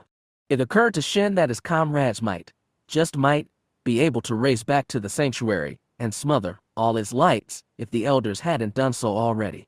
They might be able to hide in the desert night and the intruders would pass over them. Yet in running, they would surrender the object that had fallen from the sky, and he was not prepared to do that. His indecision didn't matter. The human aircraft cut across the sky as fast as any missile. Before they could scatter, it was upon them. It slowed to a halt and hovered over the crash site on a pair of whirring turbofans, and dual spotlights from the aircraft's blunt nose swept across the crater, forcing those below to cover their eyes. Then Shin heard the squeal of an opening door, the black of metal. Shadowing his face with both hands, he peered up through the light sand, saw a long-barreled, rapid-fire turret cannon drop from the aircraft's belly. "Scatter!" he screamed, just before the humans unleashed a hail of lethal bullets. When the generation ship accelerated around them, Reyna and Vadis were still in the long straight corridor which they descended to find the other salvagers. They were thrown immediately and hard into the wall, then found themselves slipping backward. Motion turned the corridor into a deep shaft down which they were falling uncontrollably. Their boots failed to magnetize against this strange metal, and the walls were so smooth their thick gloves hands gained to purchase. Reyna screamed in mortal panic. She couldn't help it. Their vac suits were insulated and structured to absorb impact, but when they hit the end of the corridor, the bottom of this deep shaft, they'd be crushed. Such a random, stupid way to die, she thought through her fear, just like her mother's. And then, suddenly, they stopped falling. She and Vadis found themselves hovering in the middle of the corridor, suited bodies pressed together, no longer moving, just hanging in the airless space, as though the ship had instantly stopped accelerating. But that couldn't be so. It would be impossible for the ship to stop moving so suddenly. Then, far above them, far ahead, two bodies clambered through a portal and started walking toward them. Their boots, somehow, stuck just fine on the corridor's floor, and they moved as swiftly as their bulky suits would allow. What happened? Vadis's voice rasped in her helmet. What did they do? I don't know. She fumbled around the exterior of her suit, wondering if they'd something attached to cable to her or hooked her some way. But she and her brother were simply suspended with no explanation. Then she heard the weirdly accented voice she'd heard before. You need to get back to your ship, the young man said. Go now. The ship? Vadis rasped. Hold on, father. Can you hear us? Father. Father. Nothing. Raina worked the controls on her wrist and tried to summon a connection with the gravity scorn, but she could get nothing, not even a tenuous link. He's not there. Her voice was dry. Vadis, I can't get anything. The gravity was barely tethered on. It must have been thrown clear, the Nikto reasoned. But his voice was tense. He must be trying to catch up. He'll get back, he'll reconnect. How? He can't magnetize, there's no clamps. The suited strangers were drawing close. Despite the lights that had come on in this corridor, she could see nothing through the tinted glass bulbs of their helmets. Waving at them, she said, We've lost our ship. We need help. Raina, snapped Vadis. What? You have a better idea. Again she waved. Please, we can't get off on our own. There was no immediate reply. Stuck at the mercy of two faceless strangers, Raina and Vadis continued to hang in the middle of the corridor. The strangers angled to face each other slightly, and though she heard nothing, Raina got the clear impression of two people having an argument. But it didn't last long. The lead figure, the one with that metal sword clipped improbably to his waist, came up to her and extended a hook-tipped cable from the back of his suit. The man's voice told her, We will take you to our ship. Hold on. Got it. Raina took the hook and attached it to the front of her suit, while also holding the cable with both hands. She looked sideways and saw the second figure had approached Vadis, but her brother was reluctant to take it. You have to, she told him. Once we get off this ship, we can rendezvous with Dad. You really think we can trust these people? I think we don't have a choice. Vadis breathed an invocation to his Nikto god, something he only did under the worst stress. Then he took the cable and attached it to his suit. Come on, the foreign man said. We'll take to our ship. Hold tight. Raina and Vadis cleared the way as best they could and allowed the strangers to move past them. They continued their magnetic boot march down the hall as quickly as possible, and Raina and Vadis trailed after them like tethered balloons, holding onto her cable with one hand. Raina worked her control pad with the other and tried again to make contact with her father. Static reigned, but then she got something. Despite the distortion, the voice was undeniably her father's. Damn it, do you, thrown clear, lost it, catch up now, just hold on. Did you hear that? She asked her brother. I heard it, Vadis growled, then tried to reply. Father, do you hear us? We're trying to get off on the other ship. Repeat, the other ship. We'll meet with you once we're clear. There was no way to tell if their words go through. Nothing more came from their father. They could also wait as they were dragged helplessly down this corridor, around a bend, through a portal, down another. Soon the ship's inertia pressed all four of them hard against the wall to their right, and they pushed along with hands and feet. Then they made one more turn, and at the end of this long tunnel was the heavy metal-framed portal Raina recognized as an airlock. She braced herself for anything as they drew close. She was right about these strangers being their best bet to survive, but Vadis was right too. There was no reason at all to trust these people. When they reached the airlock portal, the man to whom Raina was tethered took the lead. He twisted the handle on the metal door and pushed it open. At the same time he told her, You can unhook now. Raina did, Vadis a moment after her. They both braced themselves against the side of the corridor as the generation ship continued to shudder with acceleration. She wondered where they could possibly be going, whether they'd aimed for a destination or were just trying to outrun the Imperial warship. She'd find out soon. The other stranger unlocked the second metal door, then waved everyone inside. As soon as they were through, the inner later door closed and air began to rush into the chamber. They were aboard the foreigner's ship now, but this chamber at least looked like every other airlock vestibule Raina had ever seen. The first one to remove his helmet was the man beside her.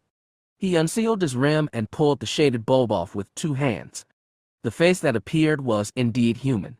He had tanned skin and black hair pulled into a bun at the back of his head. He was young too, probably not much older than her.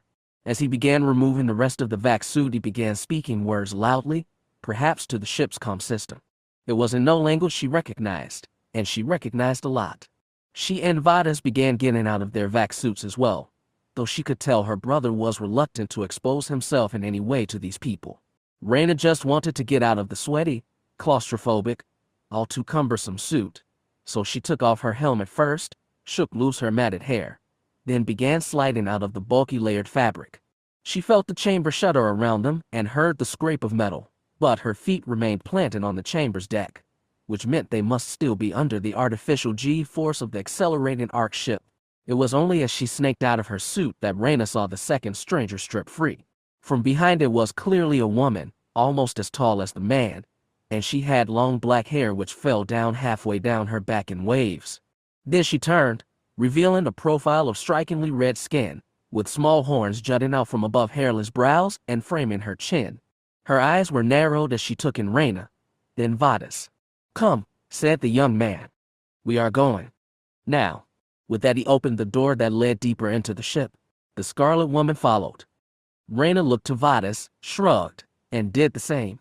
All 4 of them moved down corridors that were cramped but sleek, clean, and clear of all the stray equipment that cluttered the gravity's halls.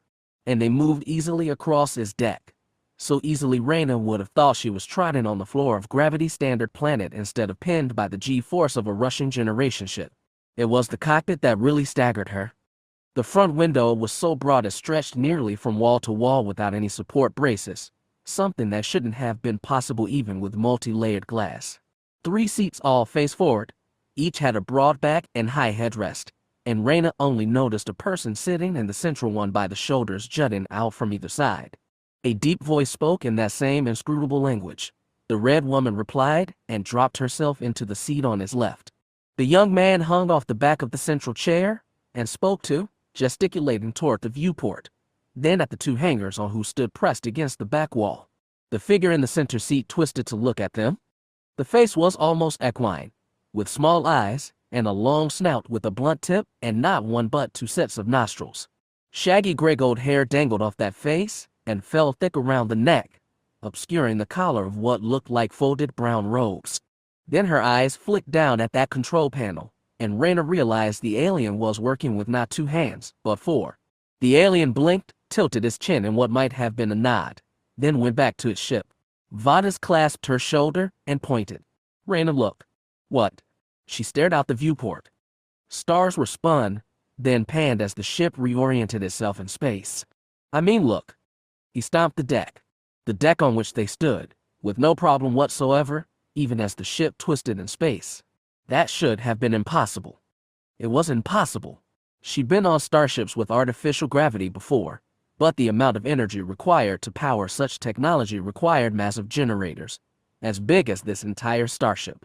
Who in the hells were these people? Then she saw, through the window, the long body of the generation ship curving beneath them. Its engines were blaring bright, but beyond them she marked other lights. From the silhouette against its thruster glow she knew the largest was an Imperial polarium. The ones in position around it had to be Hemiali, fast attack ships coming to assist the capture. Those ones were spreading out into a pursuit formation, and they'd reach the target within minutes. The young man pushed away from the 4-armed pilot seat and strode to the rear wall. He pulled down the cushions of crash seats which had been retracted into the bulkhead and pointed to them. "Sit, please," he said, and though his words were simple his eyes and voice ached with stress. This may be a bumpy ride. It was something the elders of the clan had drilled into them since childhood. If you can run, run. If you cannot run, fight. And if you must fight, fight them to the death. It was the code of a people alone in the universe, marooned by history, on an island surrounded by enemies. They did what they must, and for that reason neither Shin nor his companions had any qualms about unleashing their most ferocious counterattacks on the enemy. The aircraft still hovered on its turbofans some 20 meters above their heads, but they had scattered into the darkness, putting distance between them so that no 2 spotlights could encompass them all. That did not slow the enemy much. As soon as the crater was clear, Doors swung open on either flank of the airship, rappel lines dropped, and so did a dozen humans in black armored shells, only the chins of their faces visible beneath their visored helms. As soon as their feet hit the sand, they drew their long-barreled rifles and attempted to clear the area. 12 versus 12, an exact match if you ignored the airship with the repeating cannon. The humans had their guns, but Shen and his people had darkness. They had stealth. They had larger, stronger bodies. They had claws on hands and feet. And a select few had luminous blades that could cut through any armor as though it were old cloth. The lightsaber was both a gift and a curse. Shen came around 2 human soldiers from behind and cut them down with a single surprise sweep, but as soon as he did, he found himself a target for the cannon overhead. He was forced to extinguish his blade and run from the sweeping searchlights, then look for more foes to attack.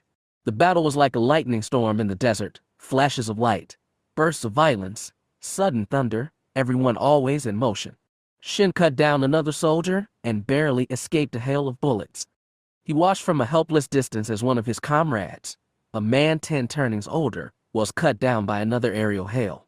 He watched another woman's skull shatter under fire from one of the human soldiers, who himself was cut down seconds later, but all too late, by Vash's lightsaber. And all the while that aircraft hung above them, turbofans whirring, spotlights swirling, cannon crackling. Shen did what he could. He dashed about, avoiding lights and bullets, activating his lightsaber only long enough to cut down enemies. He tried to rely on the Force, tried to let it flow through him and direct him to help his most vulnerable comrade or slay the most lethal enemy. According to his mother, the Force was a gateway to other powers, ones which could have defeated these invaders in mere seconds, but those were beyond Shen for now. So he attacked with the skills he possessed. He felt tugged in the direction of Vash, and pivoted to see her charging a pair of soldiers. Her lightsaber blazed in her hand, making her too easy of a target. The gunship above sprayed bullets. The spotlight swung onto her and geysers of sand kicked up around her. Then blood burst from the hole punched into her arm. She staggered. Shen, still too far away, punched her with the force as he'd punched his mother earlier, knocking her to the ground, outside the spotlight glow. They were cutting down the soldiers, but they needed to stop the gunship. Not destroy it, they lacked the weapons. Shen lacked the skill. But he could do something. He had to. He sprinted through the darkness and stopped directly beneath the roaring machine. He stared at his swinging spotlights and swiveling turret gun. And he reached out with his mind again, willing damage, craving it. Unless he succeeded, his comrades, his friends, would all die. He didn't know what destiny meant, but if he couldn't even do this with the Force, then he deserved no destiny at all. He called on the Force as his mother had shown him, by drawing on all the desire inside him, the emotion, the desperation, the rage, and the spite. All of it became his invisible hand, and with that hand he punched the first spotlight.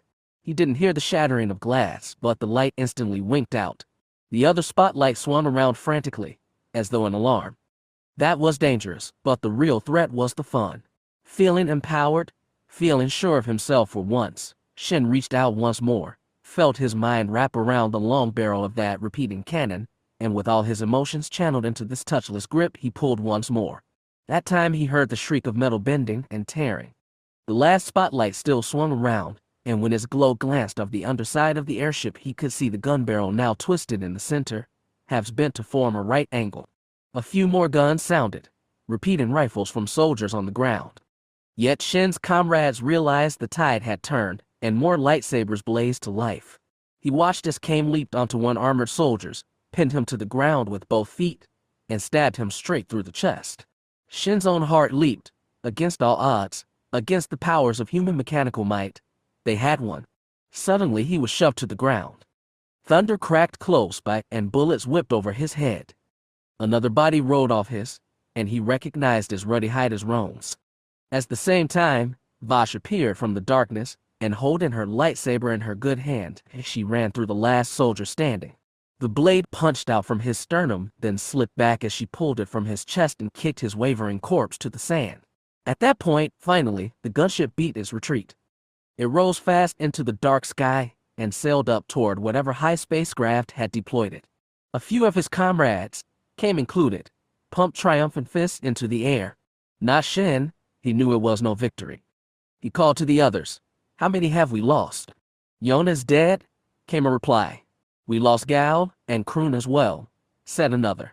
Shin waited a breathless moment for more dead, but it was only 3. 3 was a catastrophe, but it could have been worse. He looked to Vash and asked, "How badly are you injured?" "I will live," she grunted, though her face was twisted in pain and blood spilled down her right arm. Rome stared up at the stars and hissed, "We can't have beaten them completely. They will be back." "I know," Shin admitted. "We must take our fallen back to the sanctuary at once." "Good," grunted Vash, who looked back at the crater, still smoldering, at the foreign machine at its center. "I want to get away from that thing, but it could not be that easy." The Force was telling Shin that. He believed it now, for the Force was flowing through him like never before. Amazing what mortal terror could do. But, he believed, the Force was simply in accord with what he'd felt from the start. "No, we take it with us," Shin growled, baring sharp teeth. "We must see if it's worth the cost in blood." Origins. There are depths. If some lost truth about the Force lies hidden in the old city, then I pray none of us ever learn it. Lannery Brock, Jedi Ranger, 10,660 TYA, 11,340 TYA. Even before it was ravaged by its children, Tython had been a place of uncontrollable danger. Though the Jedi had spent millennia on its surface, they had been unable to solve its persistent mysteries. There had been the great chasm on the continent of Tals, which was said to have driven anyone bold enough to enter into madness. The Moon Channel Sea, before its water were poisoned by dark Jedi, had hosted creatures both beautiful and dangerous. On there remained the silent desert, where bright sands devoured every sound. Most mysterious of all was the old city, which rose from the red desert of Tals like an eruption. No one had ever determined the builders of its cyclopean ziggurats and arches. Based on their scale, it seemed like a city built for giants. When the ancestors of the first Jedi arrived on Tython in the births of their Thoyur, the old city had stood in ruin for some 10,000 years. 10,000 years later, resilient against even the storms that periodically ravaged the planet as echoes of the Force Wars, the old city endured amidst crimson sand. Immortal, immemorial, inconceivable, like the Force itself. It was no wonder that Essen had been drawn to it. As an apprentice, she had collected stories from the few Jedi who'd attempted to explore the timeless labyrinth. As soon as she received her knighthood, restrictions barring her from this planet had been removed, and so she had sought out the old city. That descending to Tython was dangerous only heightened the urgency. In this place, she had thought, one could truly understand the power of the Force.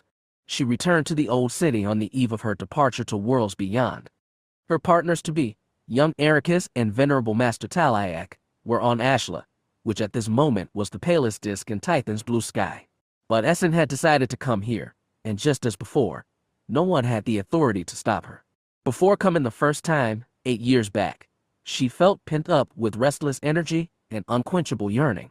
When she finally perched herself atop one of the city's colossal walls, she'd been certain she belonged no place else. Despite everything, she felt the same now.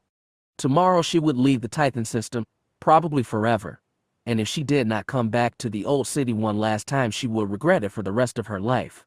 Yearning had filled her to the bursting, but now she was here, at the object of her dreams, and she felt certain this was where she belonged.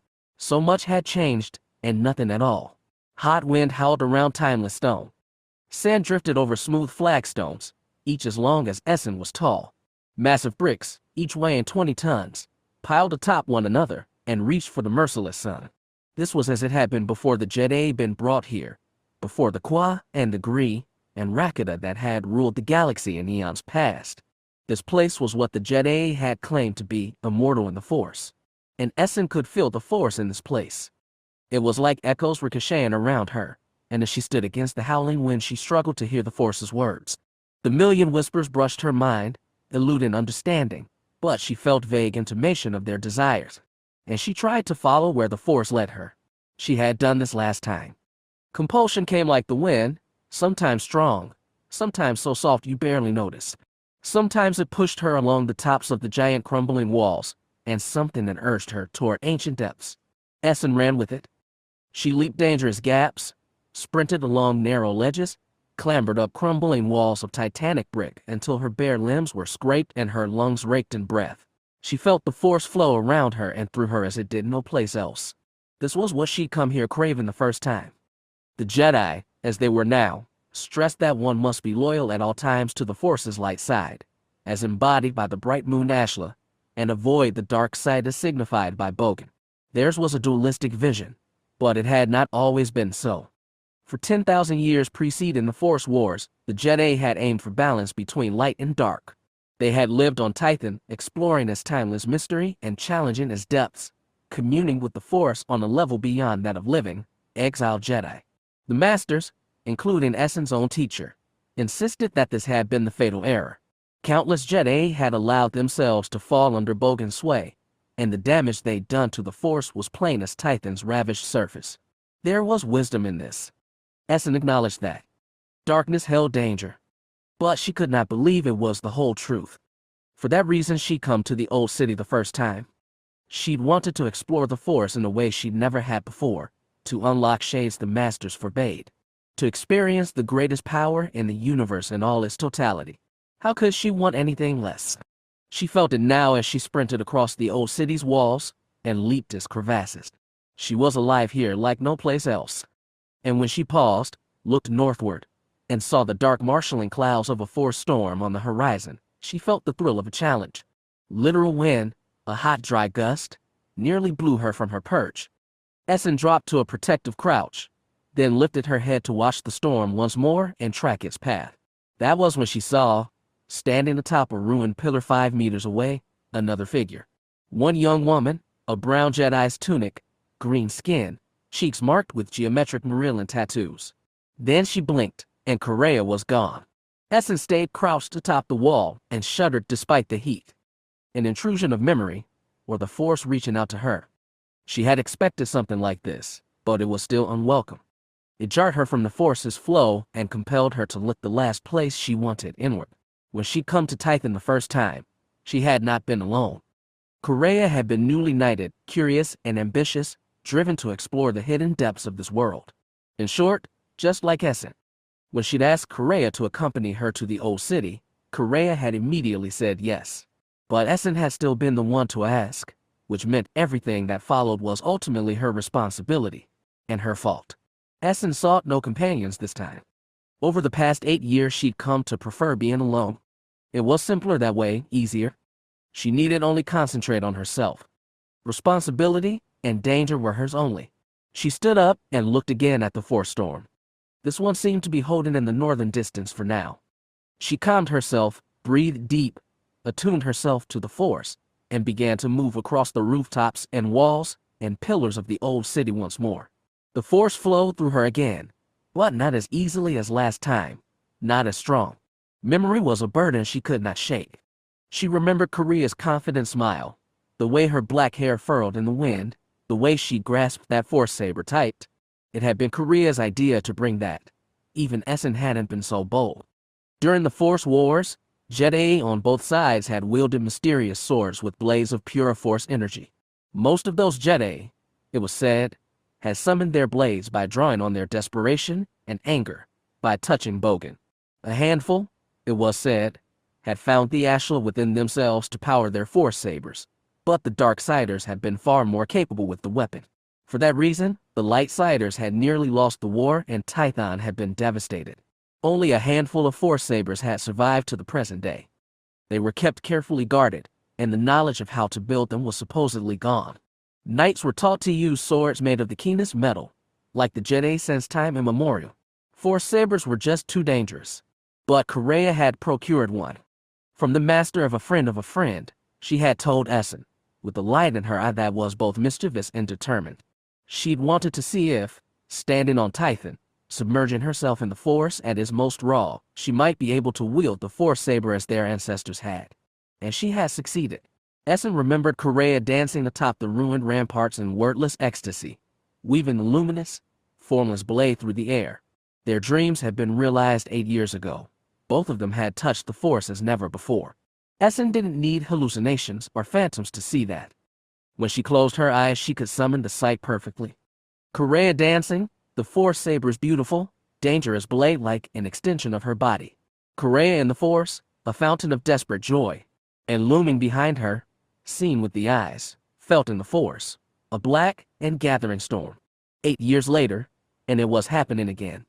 When Essen pulled herself to the top of a pillar, she was flushed with the force and adrenaline, but she paused to look northward. The storm was drawing closer, its shadow darkened the horizon, and its clouds piled halfway up the sky. They churned constantly, like no normal storm could. Flashes of lightning were never visible themselves, but light cracked unseen inside the billows. It was happening again. Was Essen doing this herself? And drawing on the force so deeply, was she calling the storm to her? Was it some manifestation of herself writ large and violent? She was faintly hopeful it was, only because that meant this storm would be half as powerful as the one 8 years ago. It was drawing toward her quickly, but Essen hesitated to leave her perch. She remembered more, preserved after 8 years. Corax standing atop a ruined pillar, maybe this very one, holding both arms wide, the force saber blazing from her right fist. Corax more powerful than ever, calling on the force to hold back the onslaught. Essen had joined her and raised both empty palms to push away the black and crackling clouds. Only one of them had survived, and it had taken Essen months to recover from her injuries. She could still remember, so vividly, finding Corax's body in the dusty aftermath. Cradling the body, speaking to it, though Corax herself was gone. The second storm approached, and Essen remained atop her pillar. A dry laugh escaped her throat. She'd known it was dangerous to come back here, but she'd not expected her last encounter to be repeated so perfectly, so perilously. If she had known, she'd have still come. The force was testing her, and she was testing herself. Conviction filled her. Tython storms had defeated her the first time and robbed her of her best friend. She could never face the worlds beyond if she couldn't face the storm before her. If she hadn't grown stronger since Corax's death, then what was the point of being a Jedi at all? The wind that rushed her was cold, and it crackled with dark energy. She could feel sparks bite her cheeks, but she faced the storm head on. The force flowed through her like dual streams. The light of her hope and lust to live crashed into the darkness of her regret and anger, and together they created a torrent. She unleashed that torrent as the storm clouds fell upon her. She pushed back against their immense power with her own. She had faith in her power, in the Jedi she was now and might become, in the worlds beyond. She was no one's student anymore, and she was no one's friend. She was herself alone, obdurate and unmatched. She was what the Jedi of old had aimed to be, the revealing fire of light and mystery of darkness, in balance with chaos and harmony. Was she immortal in the Force? She dared believe it, right before the storm swept her away. Essen only knew that she was falling. She curled her body into a fall and called on the Force still, not to push back the storm, because how could she refuse Tython itself? 8-year-old shame filled her, but to soften her fall, she slammed into a hard brick wall. Then she fell further down and down, into the depths of the old city. Yet when she landed, it did not break her. The Force storm no longer touched her. Still lying in the dust, she opened her eyes, looked up, and saw the crackling clouds rush above the ravine into which she'd fallen. Essen remained where she was, breathing deep, staring at the unconquerable storm until it finally swept past. Red dust stained the sky at first, then settled slowly like snow, revealing the blue sky and the faint white of Ashla. She stared at the moon for a long time before she dared stand up. That she could stand up was a good sign. She examined herself, burns on her cheeks and forearms, a bleeding scratch on her right bicep, bruises that would darken and hurt all over in the days to come. But she had faced the storm and survived with less injuries than 8 years ago. And this time she had dragged no one into her foolishness. Against everything, Essen bared her teeth in a smile. When she left the Tython system forever tomorrow, she would feel at peace. At least until the next great challenge arrived. She began to scour this ravine, looking for places where she could crawl or jump out.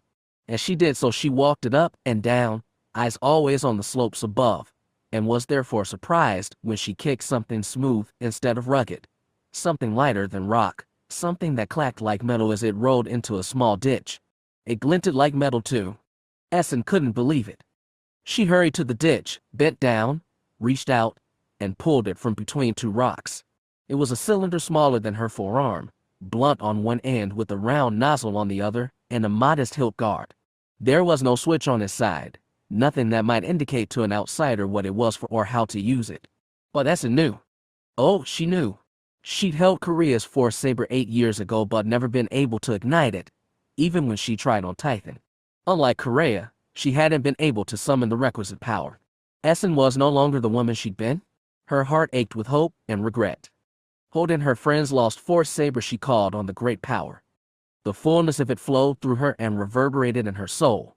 All her light, hope, wonder, a craving for communion with beautiful eternity, and, yes, all her darkness, so much darkness, regret, anger, ambition, and fear, together they twined into a sword of energy. Bright and deadly, chaotic yet in harmony with itself, so very beautiful. All this time it had waited in the old city for her to rediscover it and claim Korea's parting gift. When the blade winked to nothing, Essen had tears running down her face. Tears of joy, tears and sorrow, more opposites united.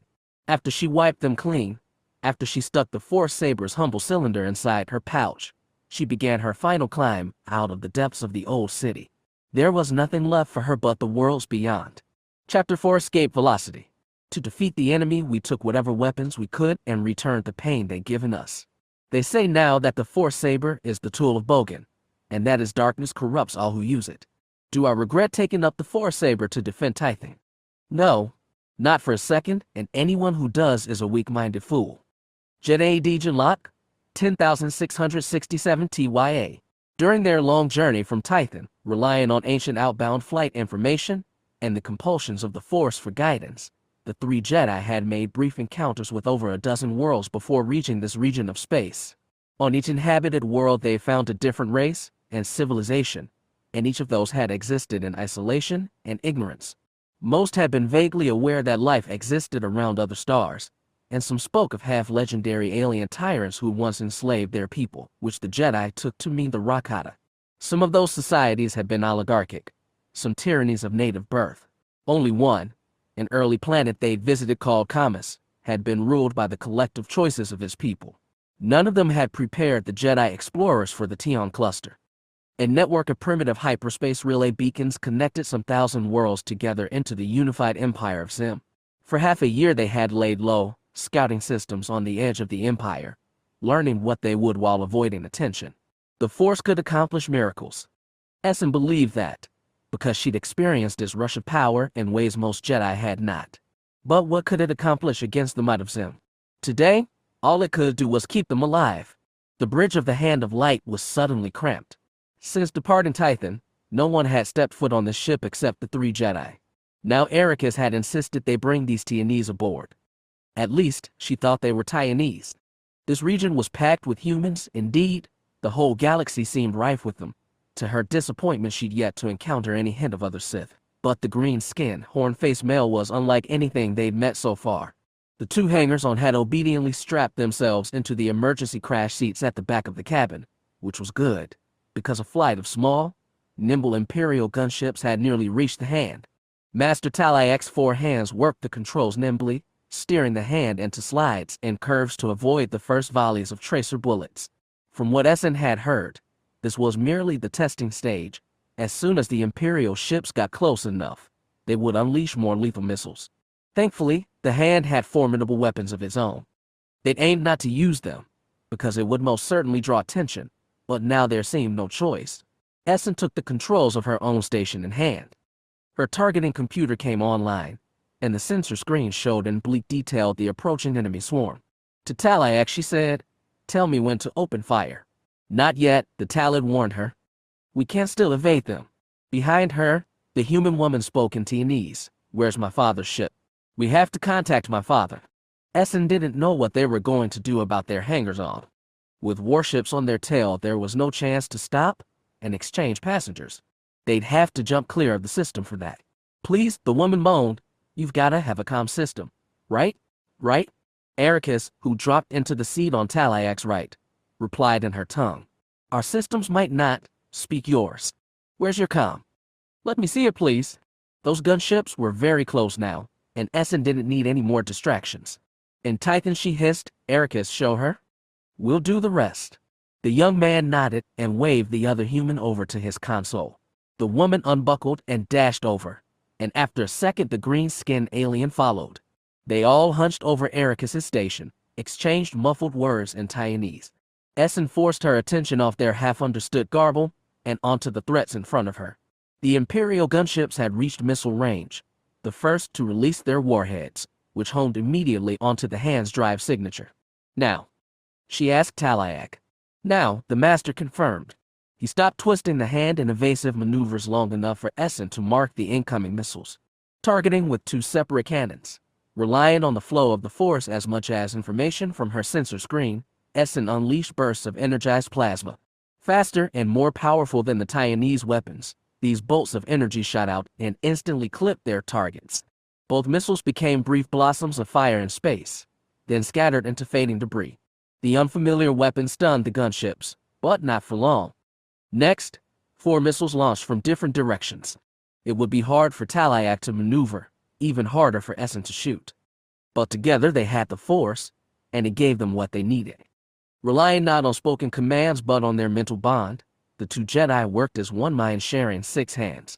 Essen felt every tug on Talayak's controls and knew every twist he'd put the ship through before he did it. At the same time, she moved both of the hand's cannon independently, tapping the firing controls without thought. Instinct and her innate power guided every finger twitch as she blasted one missile after another. The gunships didn't fire anymore, but they didn't retreat. 4 of them moved around the hand in different positions to bracket them and keep them from escaping. Only 2 peeled off to give chase to the Generation ship, which continued to shoot away from Interrogate in a straight and mindless line. A few precise shots to its engines would disable or destroy it, and if it stayed intact, Xim's forces would ransack it and take all its secrets, thus negating the mission the Jedi had set to accomplish. Essen had never handled failure well, and this one was especially bitter. But there was nothing she could do now. The only hope was to survive. Communicating without words still, she asked Talayak a simple question. Should she open fire? Their weapons would be able to punch through the gunship's defenses and open an escape vector. Yet Talayak was cautious. The more they damaged Xim's fleets, the more attention their foreign ship would draw, and besides, they were Jedi and refrained from taking a life whenever possible. Very softly, Talayak reminded her that they followed Ashla, the path of light, above all. Essen rankled at the scolding, however gentle, but she held her fire. Then came a voice aloud. In Taiwanese, the human woman cried, "We've got it." "I think." "Try it," her companion urged. As they worked the comm controls, Essen tracked the salvager's ship with her eyes. It still hung close to the errant Generation arc, and seemed willing to interpose itself against the 2 Imperial gunships. The human woman called, "Dad, are you there? Can you hear us?" "Repeat, can you hear us?" The reply was marred by static that made the Taiwanese even harder to understand, but Essen could pick up relief and desperation warring in the responding voice. "We're in the other ship," the woman insisted. "Right, that one." "Yeah, I know we're surrounded." "No, I don't know how we'll get out." "Just hold on, we'll figure something out." She looked to Ericus. "We'll figure something out, right?" Ericus looked to his Jedi companions, the same question in his eyes. Essen wanted to punch out right now, destroy or cripple a gunship and break past it. But in times of crisis, important decisions had to be made by their leader, their master. Sitting in his cockpit chair, Malo Batalayak lowered his shaggy head and considered. Crawler didn't even think. He knocked the gravity scorn into a roll and peeled away from the ancient ark. The 2 Hemiali training had continued their pursuit, though one sprayed bullets to warn Crawler from returning. He didn't need the reminder. He set thrusters to full and raced for the strange alien ship and the 4 other Hemiali boxing it in. The acceleration was so strong the G-forces tightened his chest and made it hard to breathe. Only when the edges of his vision started to blacken did he lay off thrust and allow himself to coast, still at intense speed, toward his children. Now that he was getting near, though, he hesitated. He'd seen that ship blast a bunch of secret missiles with pinpoint plasma bolts, displaying the kind of accuracy even Xim's best gunners would struggle to match. Still, you didn't start a fight when the odds were 4-1 against. 2-4 wasn't much better. He checked long-range scanners. That Imperial Pollarine, the one with the charming designation Harridan, was vectoring toward them at a slower speed. Likely it was also keeping an eye on the retrieval team it had sent down to Interrogate. That helped a little, but they needed something more. Crawler knew how to make a big distraction. Oh yes, he did. It was the kind that could easily get him killed. but it would also make it easier for Reyna and Vadas to escape on that other ship. He had no way of knowing who they'd hooked up with, where they were from, and what that strange vessel was capable of, but he knew they needed help, and he was the only one poised to deliver. The comm line was still open. He said, "Reyna, Vadas, you there?" "We hear you," his daughter replied. "Good." Crowler licked his lips and tapped the control panel to bring Gravity's gun turret online. It would be great to have somebody at the weapon station, aiming that thing manually, but the computer would have to do. Thankfully, it had plenty of targets to aim at. "Dad," Reyna pressed. "What's going on?" "I'm almost at your position," he said. Through the porthole, he could see 5 starships all growing in size and definition. "Get ready to make a run for it. Let me know what beacon you're aiming at before you jump." "What are you?" "You know what I'm doing?" He glanced at the weapon systems. "Gun ready, targets locked." The 2 nearest Hemialia were still turned away from him. "Love you both," he said. "Now get the hells out of here." He tapped one button. The standoff ended, and the battle began. Death was not unknown to Shin's clan, but their lives on Interrogate had little opportunity for danger. The passing of one merited a prolonged ceremony with rites led by the elders, then a consignment of the body to scared flame, and was traditionally followed by a day of silent mourning, when each of them, even youth like Shin, were encouraged to ruminate on the prospect of inevitable end. Tonight they had 3 dead and no time to remember them. When the 9 survivors of the expedition returned to settlement, the cluster of tents and huts around the sanctuary had become a town for ghosts. The fires had all been extinguished. No one could be seen outside. It was only when they reached the gate to the sanctuary, a set of heavy metal doors slanting backward into the slope of a hill, that the portal opened. Though there was only starlight to see by, Shin could tell his mother's eyes widened in shock when she beheld the 3 bodies, each carried by a separate runner. At the rear of the pack, the heavy foreign object recovered from the pod was carried between Kame and Roan in a hastily made bier. A second elder emerged from the gate behind Qual. The weathered, brown-skinned pleb hissed through his sharp teeth and said, "You only lost 3. Some of us are injured." Shin tipped his claws toward Vash, who torn off part of her tunic to bandage the still bleeding bullet wounds on her upper arm. Qual gathered herself and turned to her son. "We heard the battle and were afraid all were killed." "Who attacked ye?" "Humans with black armor and guns," said Shin. "We killed all the ones who deployed, but their airship retreated. I could not stop it. I am sorry." Vash clasped his shoulder with her good hand. "You have nothing to be ashamed of. You were magnificent in that fight. The Force was with you, I could tell." It was not a light claim to make. Plev asked, "Truly? Did you use this power?" "I used it," Shin said firmly. "I only wish I could have used more." "You used enough," Vash assured. Yet Shin's attention was firmly on his mother. Qual said, "We will discuss this later. Bring the fallen inside. We can prepare for rites." "I don't think we have time for that," Shin said, and raised one hand toward the sky. "There are more of them out there, and they will come to find those who have slain their comrades. I can feel it." This was also not a claim made lightly, but he believed it to be true. Both his instincts and the Force were speaking, and they were telling him the same thing. They had stirred a powerful enemy, and Interrogate was no longer safe. The planet on which they lived for most of his life could no longer shelter them, which meant they would have to take to the stars again and search for a new refuge. He remembered the last journey only as ugly childhood memories, cold, quiet despair, and the nasty fear that someday the humans would find and exterminate them all. Those feelings had returned, but he was older, stronger, and the Force was with him. He had to believe that. Facing his mother, he said, "We cannot stay here. They will scour this planet until they find us. Our only hope is to move before that happens. The sanctuary is camouflaged and defended," said Plev. "We may be able to withstand them, or we may not," said Qual, "and we cannot risk finding out. You heard, my son. Prepare to flee." Plev made a reluctant growl but ducked back through the gate without argument. Qual stepped aside and waved others through. The bodies were brought through first, followed by the other battered youths, including Vash. Roan and Kame were last, and Qual's eye settled on the machine they carried between them. Kame explained, "This is what they died for. Your son insisted we bring it. We don't know what it is, but this was inside the pod." Qual bent forward and brushed her claws gently over the hard metal and sharp angles. Half of the cable which had connected it to the pod dangled limp and ended in the lightsaber's burn marks.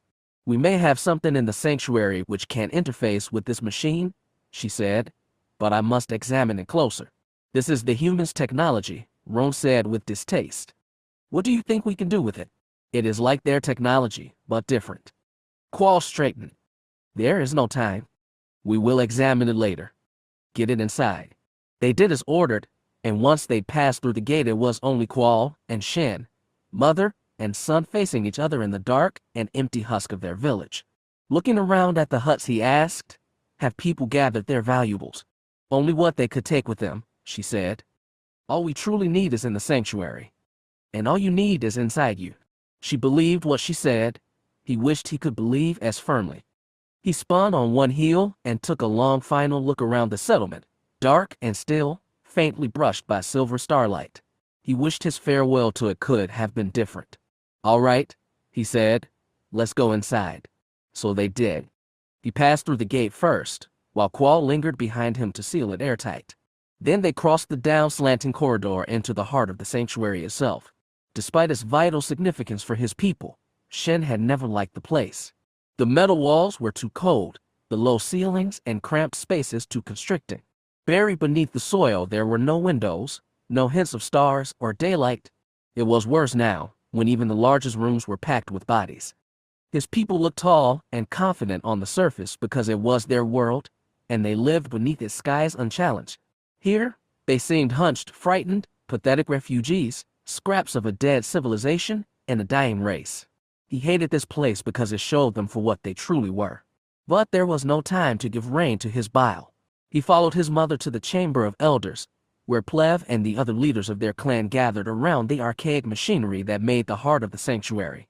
They stood in a circle beneath a domed roof, each of his or her dusty console, but none moved to touch them, even when Qual took her place and completed the arc. Standing at the side of the chamber, Shin watched his mother lift her head and speak. "We all knew this day would come. We cannot hide from our enemies forever, but we can continue to evade them. We can run, and we can survive." She touched her console, swiped away a patch of dust, and turned the switch on its side. "Let us begin." The other elders did the same. Their consoles shuddered and glowed, and a faint electric hum filled the room. Shin felt a small but steady vibration under his feet and breathed in deep. He wasn't even certain the sanctuary could operate after all these years, but it had lasted his people for centuries, and it roused now like an old man rising out of deep slumber. It was an awkward, sputtering, almost painful awakening, but the sanctuary was becoming itself once again. Shin could feel it. As the elders began working their consoles, the door beside him slid open. Roan and Kame edged inside, and Shin whispered in warning, "You're not supposed to be here. Neither are you." Roan looked at the elders and the lit-up consoles. "They're really doing it. We're really doing it. We have no choice. What we fought back was just a search party. The humans will come at us with all their might next. So it's come to this." Roan's voice was tight with anger. "You knew it would," whispered Kame. "Where will we go now? Where could we possibly?" "Trust the elders," Shin said. "They'll find a place for us." Roan's eyes narrowed on Qual. "That is easy for you to say." "No, nothing is easy now." Roan didn't argue more.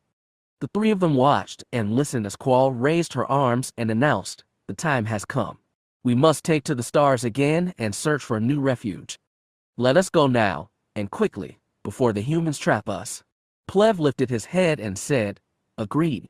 "Agreed," echoed the others, and they input the final commands into their consoles. The humming in the room got louder.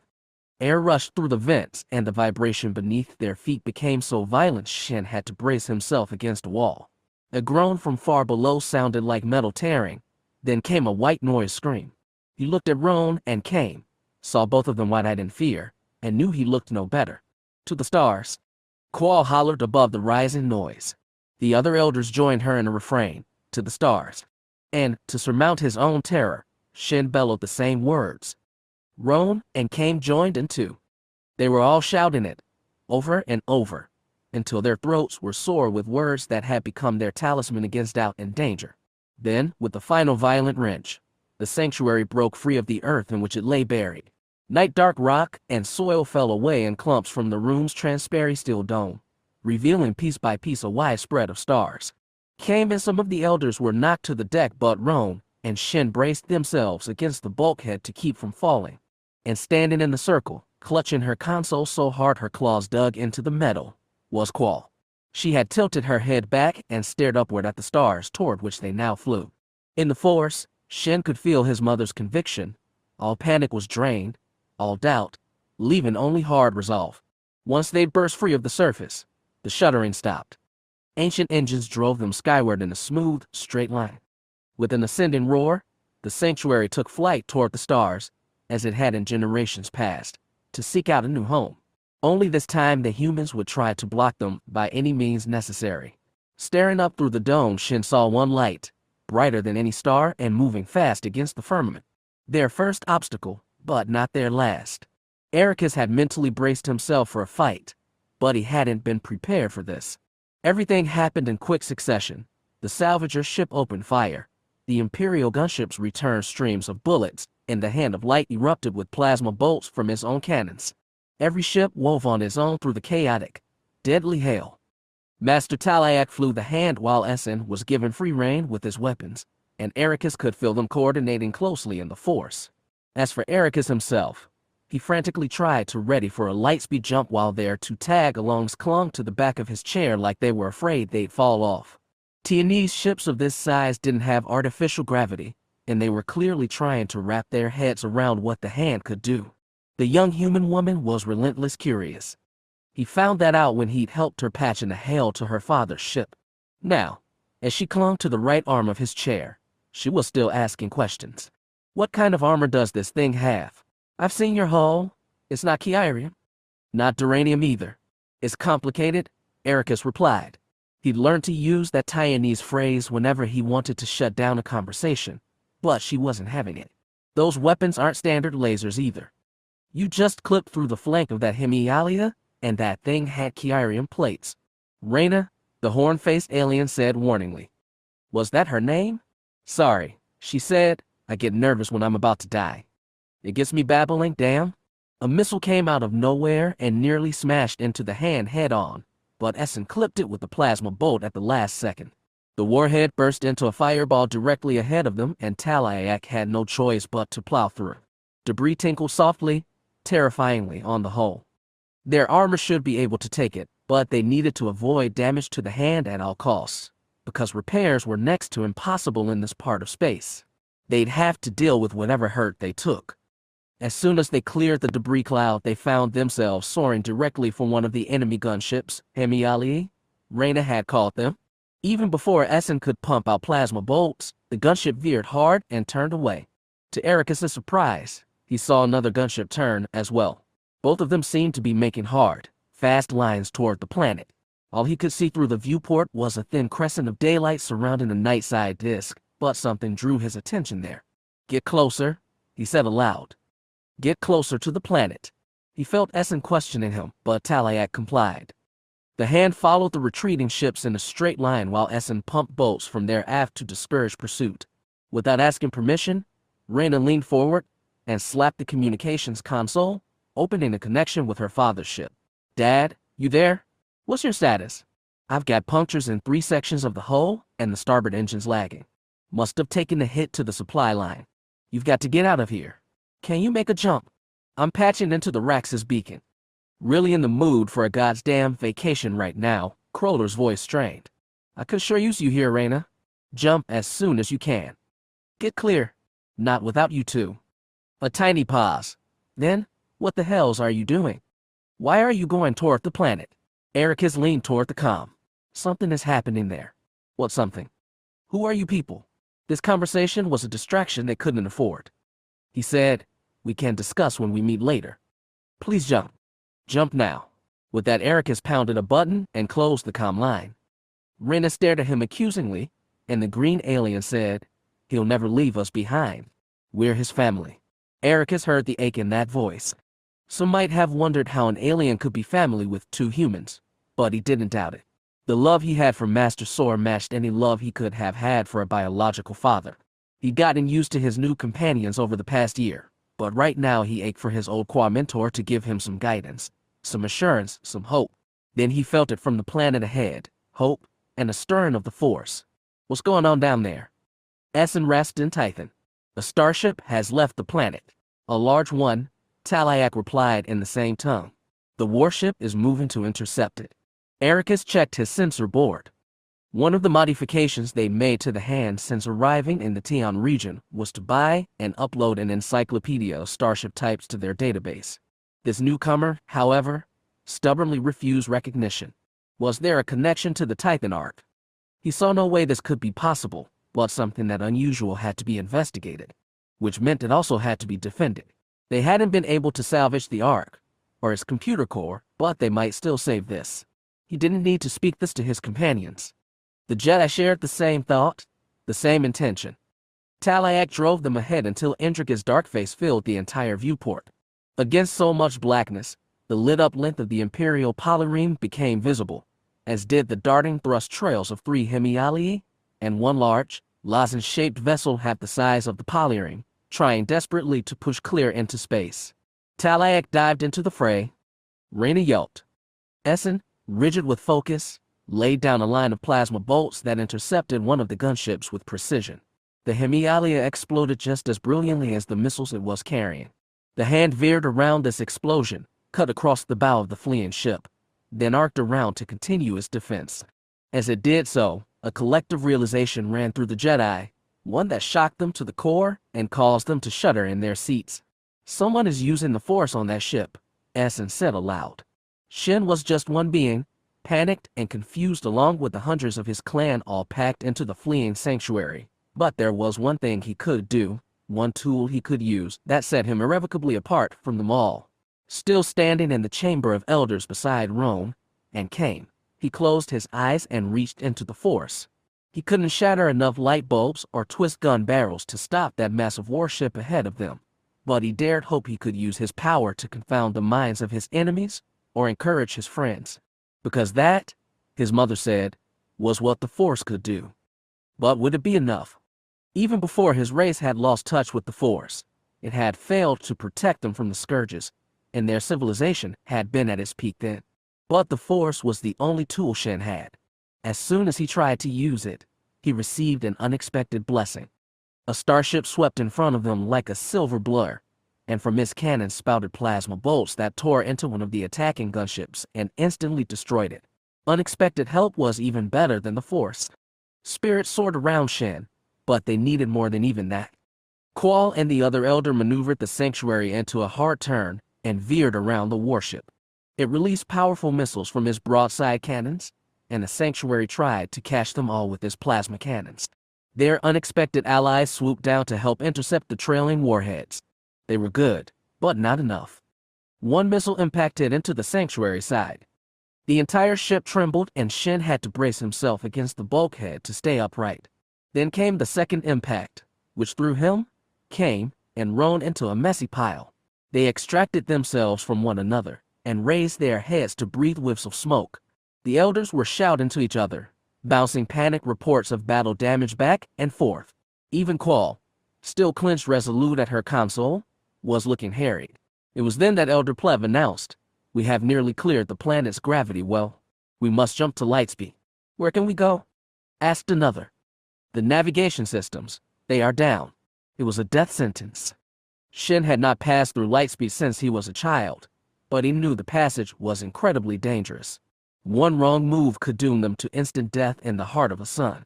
He also knew that, in the long-lost time of their people's glory, they had used the Force to navigate the stars. Indeed, it had been the web that bound their star-spanning civilization together, which meant he was, again, meant to act. "Let me try," he said, and stepped to the ring of elders. Qual did not even have to argue on his behalf. They were too scared, too confused, too desperate. The elder at the navigation console stepped aside, and Shin peered at the unfamiliar controls. Yet he reached out with his 3-clawed hand and felt them, understood their purpose. He saw the dial he could have to twist to send them leaping into hyperspace, touched the throttle that would aim them, saw the counter should have ticked away astrogation statistics, what was now a mess of static. He didn't need numbers, he told himself. He had the Force. And if the Force couldn't save his people, what was it good for? Shin closed his eyes and tried to tune out all the panic. The entire ship shook violently around him as another warhead impacted. They couldn't survive many more hits. But he pushed all of that from his mind and focused. He moved his hands over the controls, felt the dial ready to twist between his claws. One motion of the wrist, and where would he send them? He changed their heading slowly, carefully, reaching out with the Force all the while. He felt doom ahead. A final end, even worse than what they get here. He pivoted, changed direction again, felt more danger, hot and scorching, the core of a star. And then, finally, he felt relief. Refuge, even if only temporary. He felt the universe reach out to him and promise survival. Shin reached back, took his hand. He twisted the dial and the sanctuary trembled all around him. When he opened his eyes, he looked through the chamber's dome and saw the spectral light stream he remembered from childhood as the ethereal embrace of hyperspace. Vadis had never been so confused in his life. He didn't know what kind of ship had just torn away from Interrogate. He didn't know why the mismatched beings on this impossible vessel had rushed to help them. And he certainly didn't know how they were able to operate this ship so dazzlingly well without sharing words aloud. Case in point, the red-skinned gunner, the furry four-armed pilot, and the mere human nav officer were all laser-focused on their areas of attention. None spoke aloud, none even breathed a gasp, but somehow they managed to coordinate their twists and dives and counterattacks as they nimbly raced away from the Imperial polyron. It should have been impossible. Even fully crewed, the gravity scorned would have been vaporized by a half-dozen missiles by now. Yet this ship kept outrunning one warhead after another, and shooting down the few that got too close. He could see from her face that Reyna was amazed, but more than anything Vadis was frightened.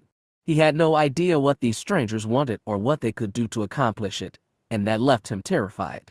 Of course, getting vaporized would be even worse, so for now he held on and prayed their strange talents would get them out of this fight. As soon as the ship from Interrogate disappeared into hyperspace, he said, "Tell me we can get out of here." The young man said, "Running now." "Good." Reyna lurched forward and slapped his comm system back. "Dad, do you hear me? Are you there?" "I'm here," he returned. "What the hells was all that? Where did that ship come from?" "I don't know, but, Reyna gasped. The ship lurched around them, and the red-skinned woman snapped something aloud that was probably a curse. Vadis didn't know anything anymore, but that had certainly felt like a missile exploding just outside their hull. "Are you hit?" Kroller called frantically. "We're still flying," Reyna returned. "I think we're ready to jump." She slapped the young man on the arm. "Tell me we can jump now." He exhaled deeply. "Almost." She peered at his control board, which was an inscrutable mess of buttons and lights. Vadis had been looking around and hadn't seen anything that looked like a navigation console. The systems that linked the ship to the beacon network was pretty standard throughout known space, because everyone used the same paths to traverse hyperspace.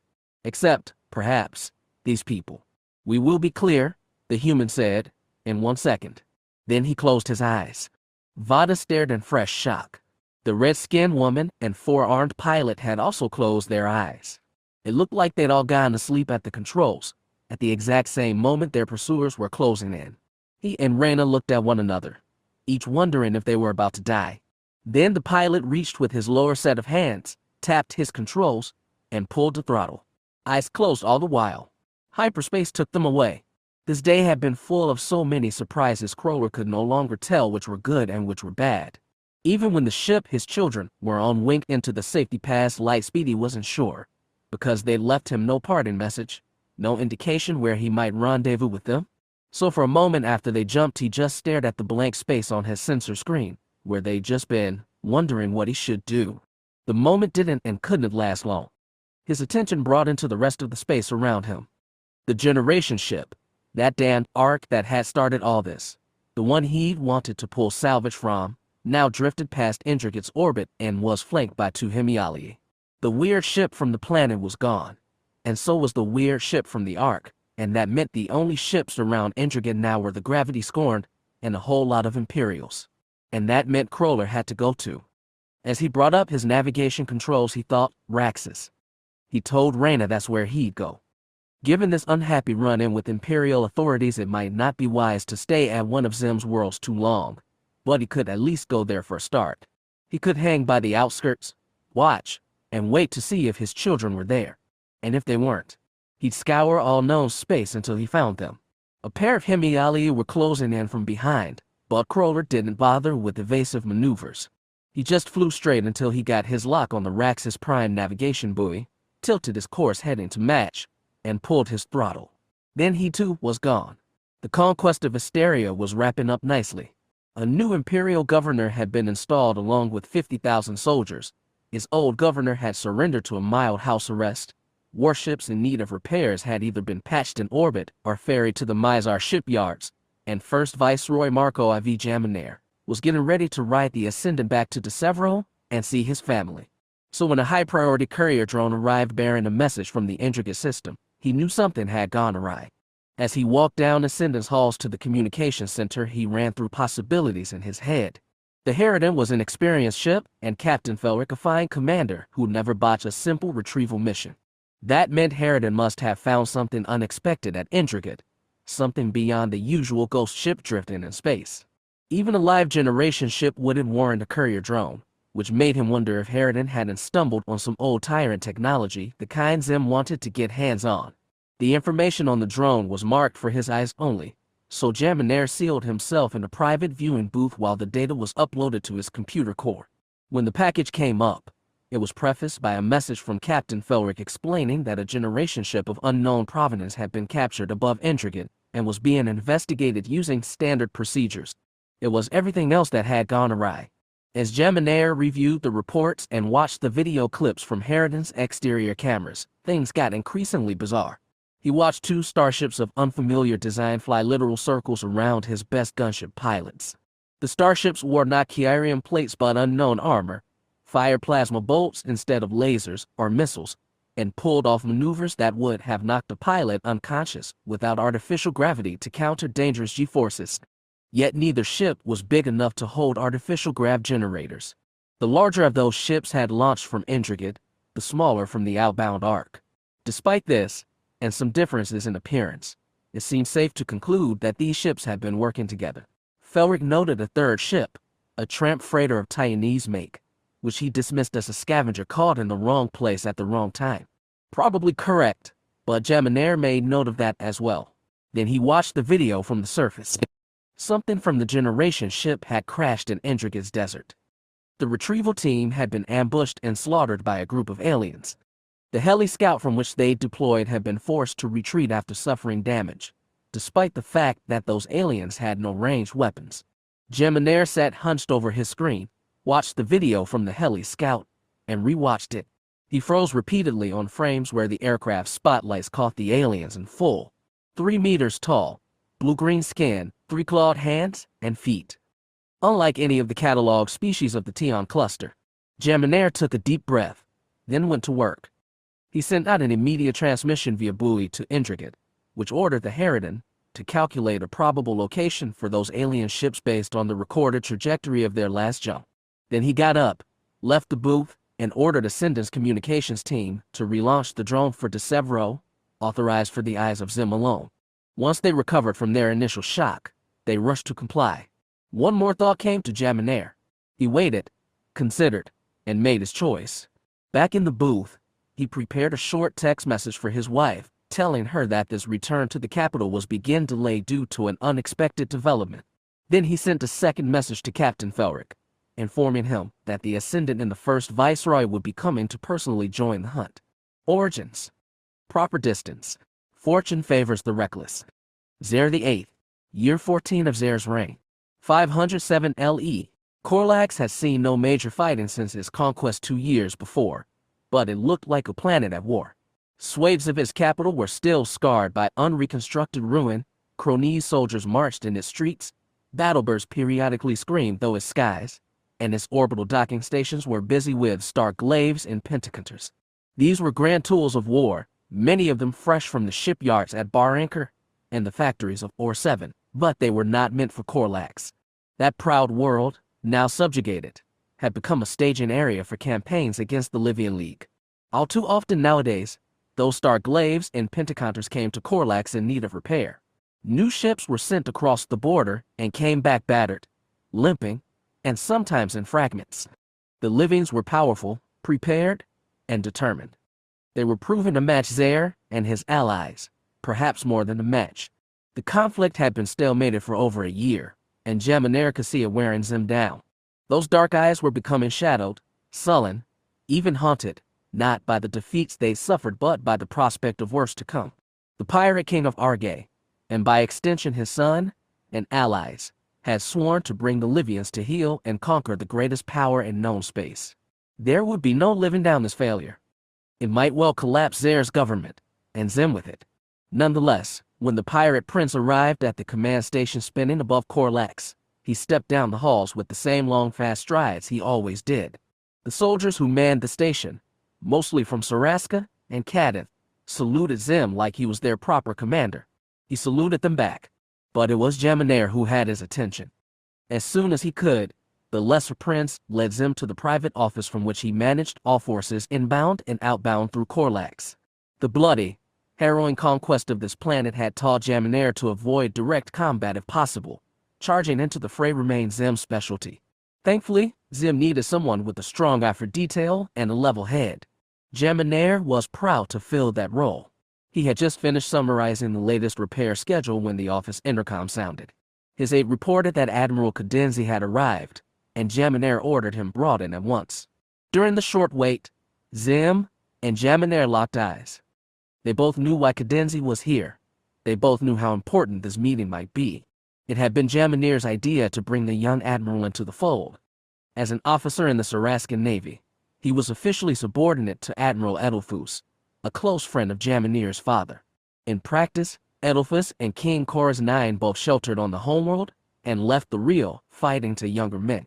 In this way, they could posit themselves as authors of victory if it came, while casting blame for failure on the frontline officers.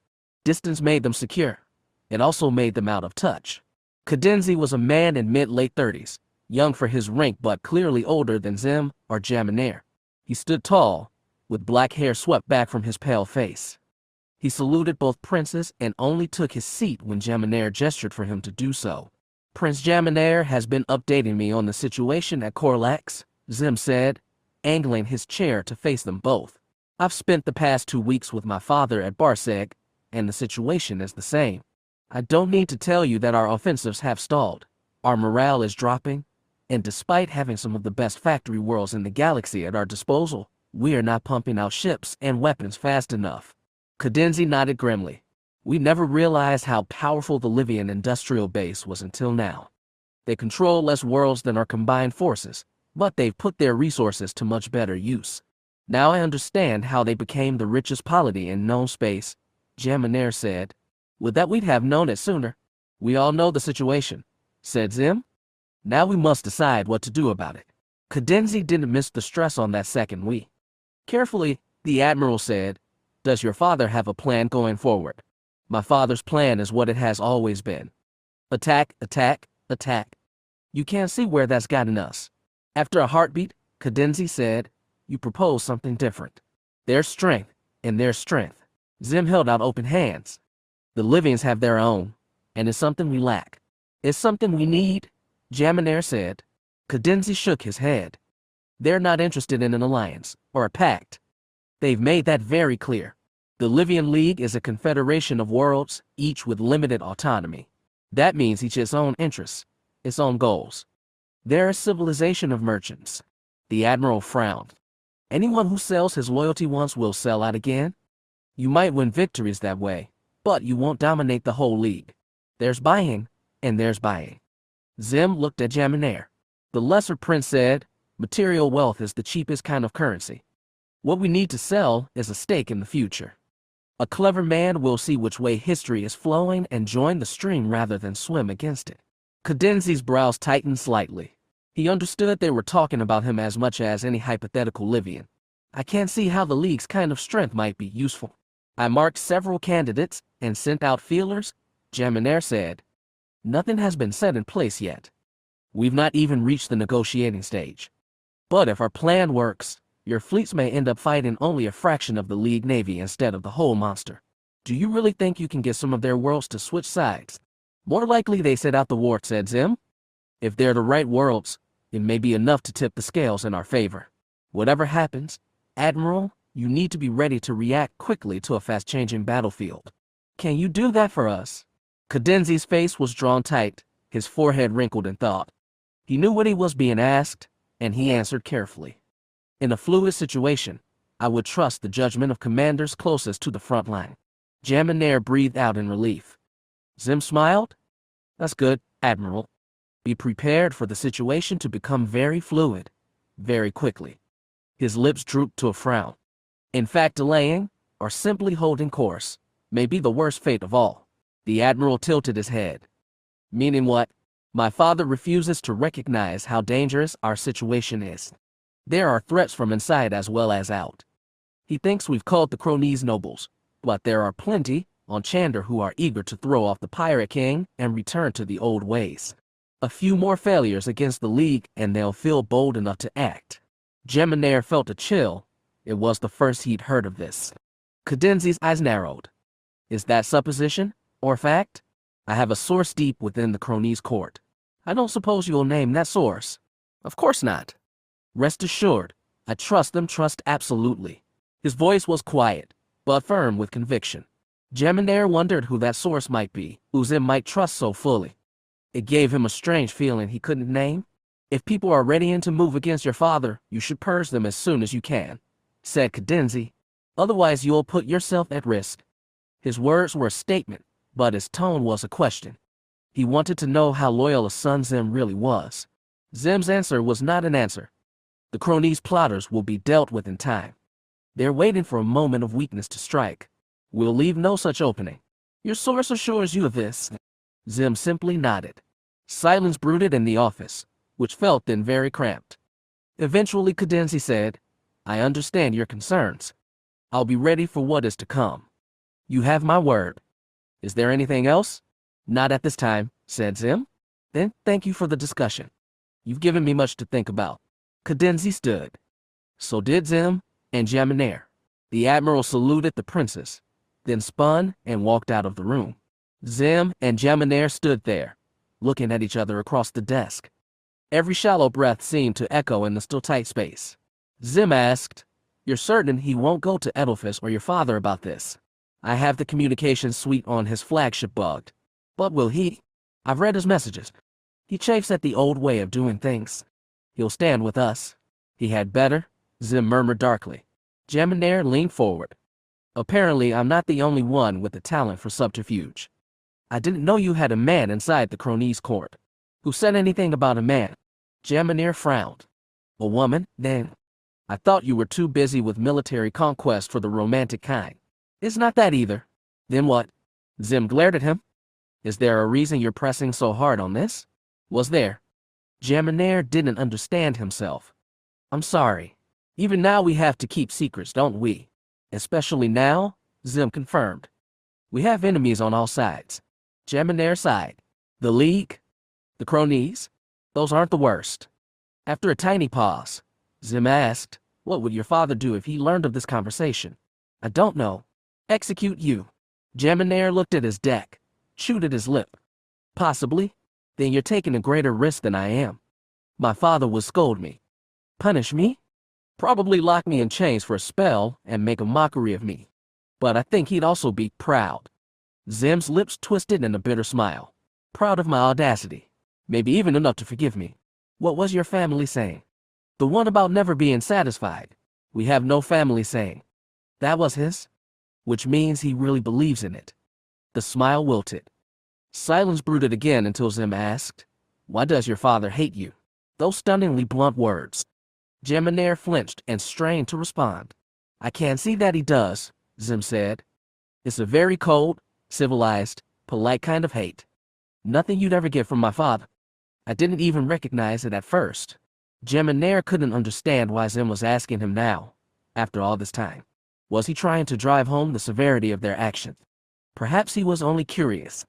Even after all they'd been through, Xim could still be inscrutable. Jameneer hesitated, then asked, What happened to your mother? Xim frowned. Now he was taken off guard. Jameneer pressed, There is no Queen of Arge. I've never heard about Xer having a wife. He never took one. My mother was a passing fancy. but still a fancy, and not so passing and hadn't produced Xim. Geminair asked, "You truly don't know where she is?" "She and my father split ways after I was born. I never knew her, but it doesn't matter. In every way that counts, I am my father's son." He said it with a bitter smile. Dark eyes, almost soft now, held Geminair. "What about your mother?" "Truth deserved truth in turn." He said, "My father killed her." For a moment Xim was stunned silent. Then he asked, voice hoarse, "Why did he do that?" "Because my mother, his concubine, was a traitor. An agent for the Viceroy of Kalula placed in my father's court as a mole. I was 9 when she was found out. The punishment for treason, of course, is death.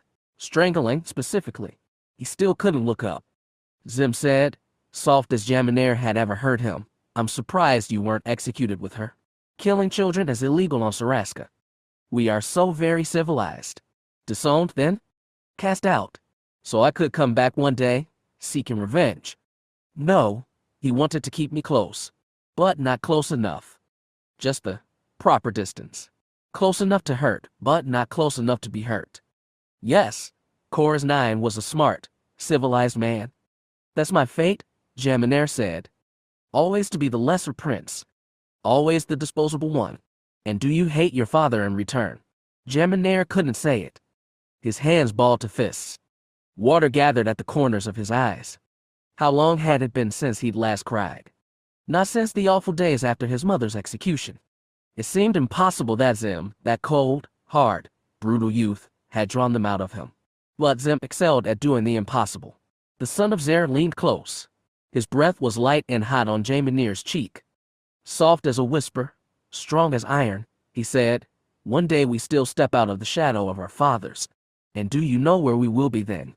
Geminair dared look into those bright dark eyes. "Where?" "Somewhere glorious." Chapter 5. Horrible strength. Some expressed shock that Zer, and Xim after him, were able to so easily suborn the kingdoms of Kron, Barseg, Saraska, and Katath. After all, the pirates of Arge had little organization, second-hand equipment, and, until Zer's reign, no goals beyond plunder. I believe they missed the point.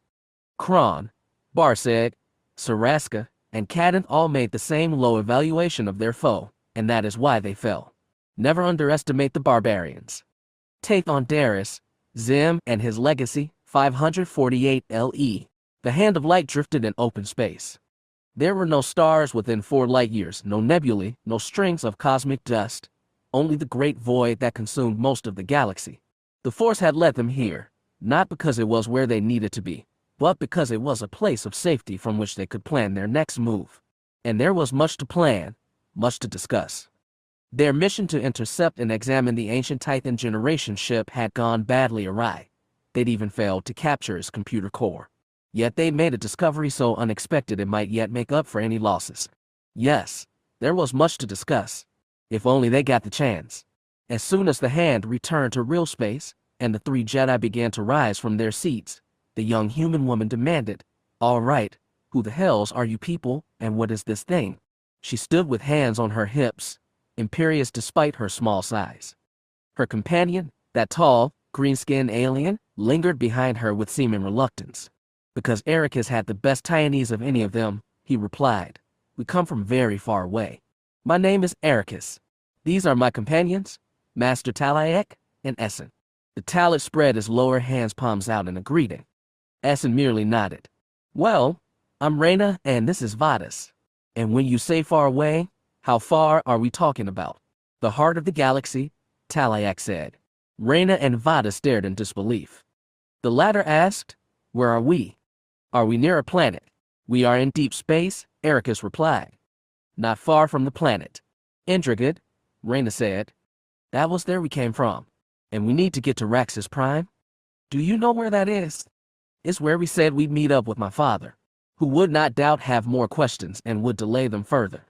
"In Tython," Essen said, "we don't have time for Raxus. We need to find that ship." "I agree," said Talayak. "It was damaged on the escape. Those inside may need help." "I know," Erica said, but his eyes lingered on the newcomers. "What are we going to do about them, though? You know it's rude to exclude people from conversations, right?" Reyna shifted from hands on hips to arms crossed. an equally adversarial pose. Listen, we're grateful for the ride, and we can pay you, somehow. But we need to contact our ship and tell my father we're all right. How did you jump? Asked Vadis. We're not near a beacon, so how could you get here safely? Don't tell me it was luck. You people, he looked around the cockpit, from the consoles to the deck. You have more than luck. Ericus opened his mouth to reply, but Essen interrupted. We have technology you do not. She sent him a warning nudge in the Force. Revealing their advanced starship to these people was risky enough. Trying to explain the Force would be a mistake. On their outbound journey, they'd met different civilizations on different worlds. Many had vague notions of the Force, and some had developed religions around it. A handful had organizations for those who could touch it, though all of them lacked the depth and history of the Jedi Order. In T&E's space, however, they found nothing of the Force. Ericus, in all his investigations at different ports, had heard not a whisper of it. There was no history of Force users in this region, not even religious movements that ran parallel to Jedi teaching.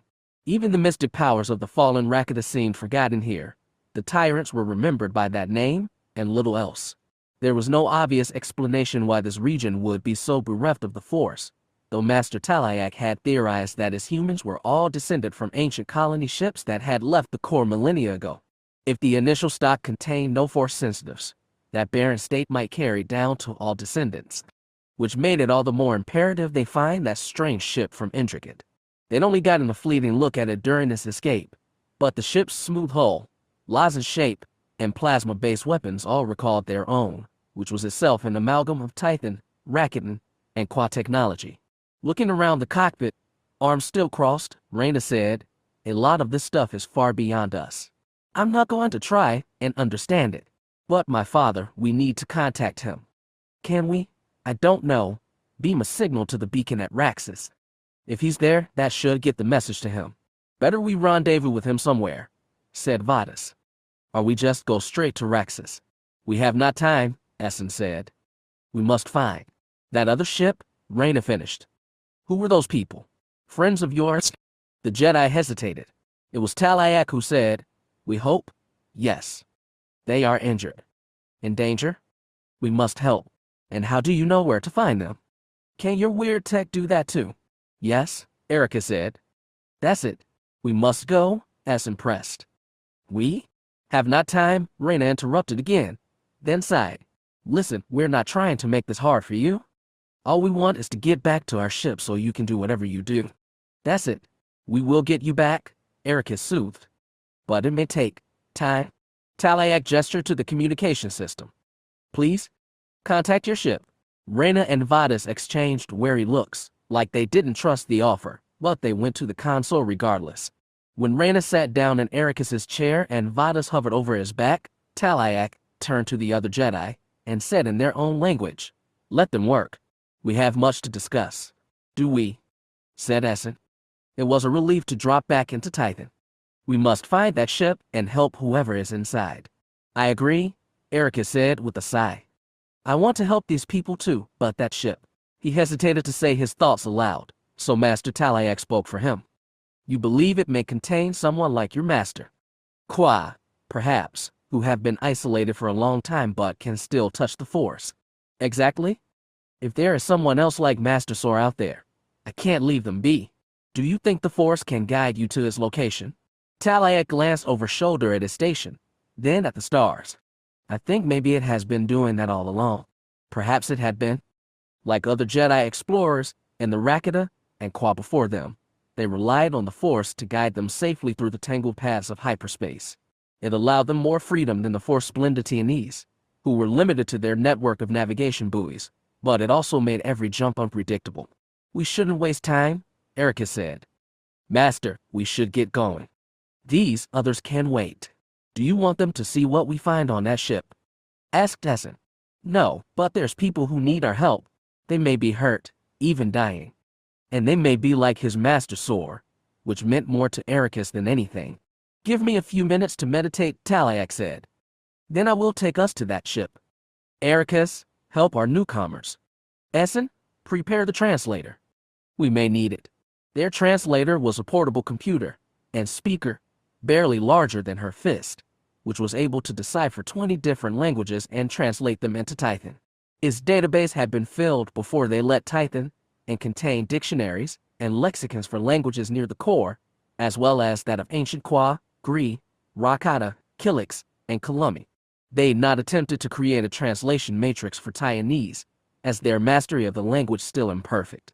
Perhaps that translator would be worthwhile now, or perhaps those mysterious Force users were from a new species entirely. Either way, Essen set off to retrieve the machine. They'd failed their initial mission, and that stung bitterly, but the Force might be leading them to something greater still. Bending close to Raina as she hunched over the console, Vadis whispered, "I want to get off this ship as soon as possible." "So do I," she replied. "I still own the machinery." The console layout was foreign, but she seemed to have figured out some of it. "I don't trust these people. I could tell." She glanced sideways at him. "Anything in particular?" "They remind me of people I knew on Kenton." Her eyes softened in understanding. "They don't seem bloodthirsty to me." "It's not that." It was difficult to put into words, and it required him to think back on a point in his life he thought was far behind him. "They guard their secrets carefully." She looked back to the console. "If I had a ship that did all this thing can, I'd be careful with it. Bet Xim and his boys would love to take it apart and find what works." Vadis eyed the three foreigners, still clustered together, then bent closer still. "I think they're lying." "About that?" "When they jumped to lightspeed, I watched them. They didn't use any kind of computer.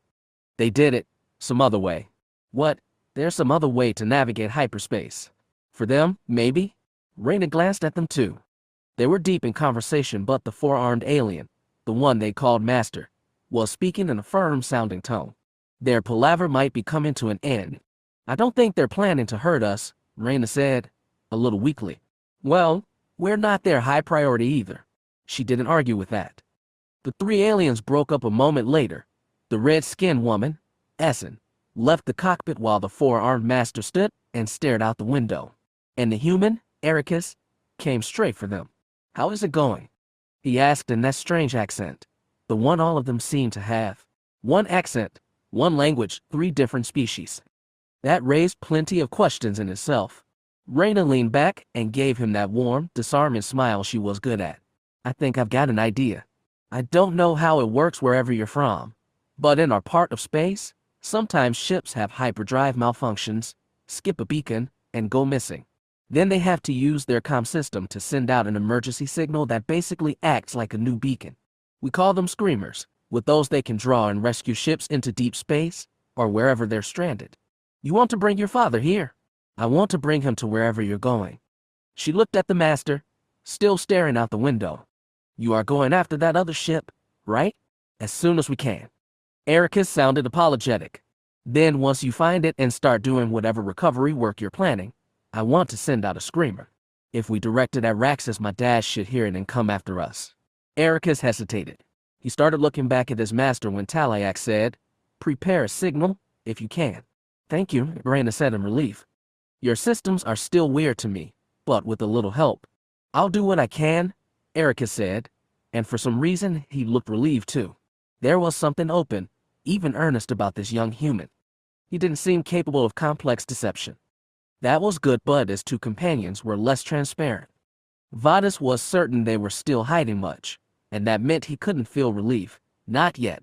He'd learned a long time ago that there were few beings in this galaxy you could really trust. For him that counted only three, his father, Raina, and someone he'd left on Kenton long ago. Someone who probably wasn't even alive anymore. He might add others to that list someday, but he knew these strangers would never be on it. When the Ascendant arrived over Interrogation, it found the Harridan drifting just beyond the planet's gravity well in parallel to the generation ship that had started this whole mess. The arc was larger than any spacecraft Jaminar had seen before. Its tubular body was an impressive kilometer long, while its thick diameter made its volume at least twice again as much as Xim's mighty Ebon Scimitar and 5 times the size of Harridan, which looked menacing beside it. When the Ascendant settled onto the arc's other flank, Jaminar went to the bridge and initiated a screen-to-screen connection with the Harridan. Even seen from head and shoulders, everything about Captain Felric was narrow. His close-set eyes, his blade-like nose, his thin-lipped mouth, and pointed chin. He seemed to Jaminar then like the edge of a knife poised to strike. Viceroy, he said after a quick salute, we are still in the process of calculating likely jump trajectories for the escaping ships. I have alerted the beacon stations at all worlds within 12 light years to be on lookout, but so far we've received no reports. Tell me about those ships. Have you tried cross-referencing the projected paths of each one and plotting an intersection? Of course, sir, but they jump to hyperspace at opposing angles. There is no possible intersection, at least not using direct paths. Based on their exotic designs and cooperation at Intricate, Jaminar was certain those ships would rendezvous at some location. According to the Harridan's battle logs, the larger of the two had taken 3 direct missile hits, which should have been enough to destroy any Taiwanese ship that size. Whatever that thing was, it would probably have to stop and salve its wounds. If the ships were located quickly, they could be caught and captured while both were still vulnerable.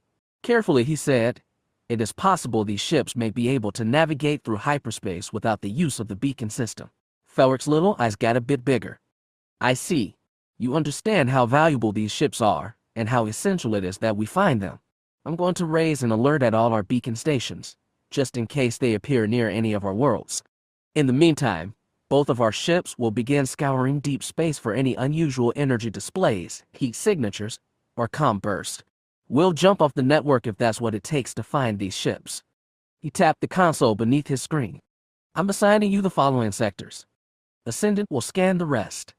Sweep outward from our current location. Yes, sir. I'll do that immediately. Felrick's eyes darted down, then back up to the camera. Our investigation teams are aboard the generation ship now. Their preliminary reports are somewhat unusual. Explained. So far they have found over 400 bodies in cryogenic freezing chambers. All of these capsules have ceased function and the inhabitants are dead. There was nothing unusual about that, Jaminar thought. But the captain added, the bodies belong to at least 8 different species. The only one we have been able to identify so far are humans, though several others appear to be near human but distinct. That was unusual, and it seemed like Felrick had more to say. Go on, Captain. Sir, we still haven't been able to identify the material the ship is made from. We're having problems magnetizing to the hull and interior bulkheads, but we've cut off pieces, and will retain them for analysis. Some systems were under power, but we were not able to locate the memory core of the ship's computer. We believe this was the object that was ejected into Intricate's atmosphere. Did you send a second ground team after it? Yes, sir. They found the ejection pod, but the contents have been removed. We believe the creatures took it with them before escaping the planet. The ground team is also surveying the remains of their settlement in the desert. We found no bodies, alive or dead, and the technology we've recovered seems primitive. However, collect everything, every last scrap, then ship it directly to Ascendant. Felrick blinked. As ordered, sir. Transmit all the files from your recovery team to me for review. Is there anything else? At the moment, sir, no. I currently have my crew standing by at yellow alert. As do I. Keep them there. As soon as we find those alien ships, I'm taking both our vessels in to engage. The goal is to capture them, but if that proves impossible, we'll destroy them and sort out the wreckage. And the generation ship. A tender is on his way from Esteria and should be here shortly. His crew will work with yours to analyze the specimen. Very good, sir. I'll keep my crew ready. I'm sure you will. Dismissed, Captain. Felrick raised a salute. Jaminar tapped off the connection. He stood before the blank screen for a moment, considering. In his rush to find the escaped ships, he'd nearly forgotten about the generation arc. But it seemed to be a piece of puzzle after all. One arc, many different species, from a distant part of space, washing up on the shores of the Empire after perhaps millennia, and doomed transit. It might be an idle curiosity, but he had a feeling it tied into their quarry somehow. Otherwise, those 2 strange ships appearing where they did would be just coincidence, and he did not believe in coincidence. When he finally turned from the comm station, he nearly bumped into Captain Savain. The young man flushed, embarrassed, and said, Viceroy, you've received a new transmission, marked high priority. It's from Admiral Cadenzi. Put it on my screen, then. Yes, sir. Jaminar went back to the comm station and hunched over it. He'd been half expecting this. For the past 20 years, the former Sarascan admiral had been supreme commander of Xim's entire war fleet. He was currently stationed at far-off Dunarbulan, but Xim must have decided to bring him into the loop regarding the alien ships. Sure enough, the screen winked on, displaying Kazini's head and epaulet top shoulders.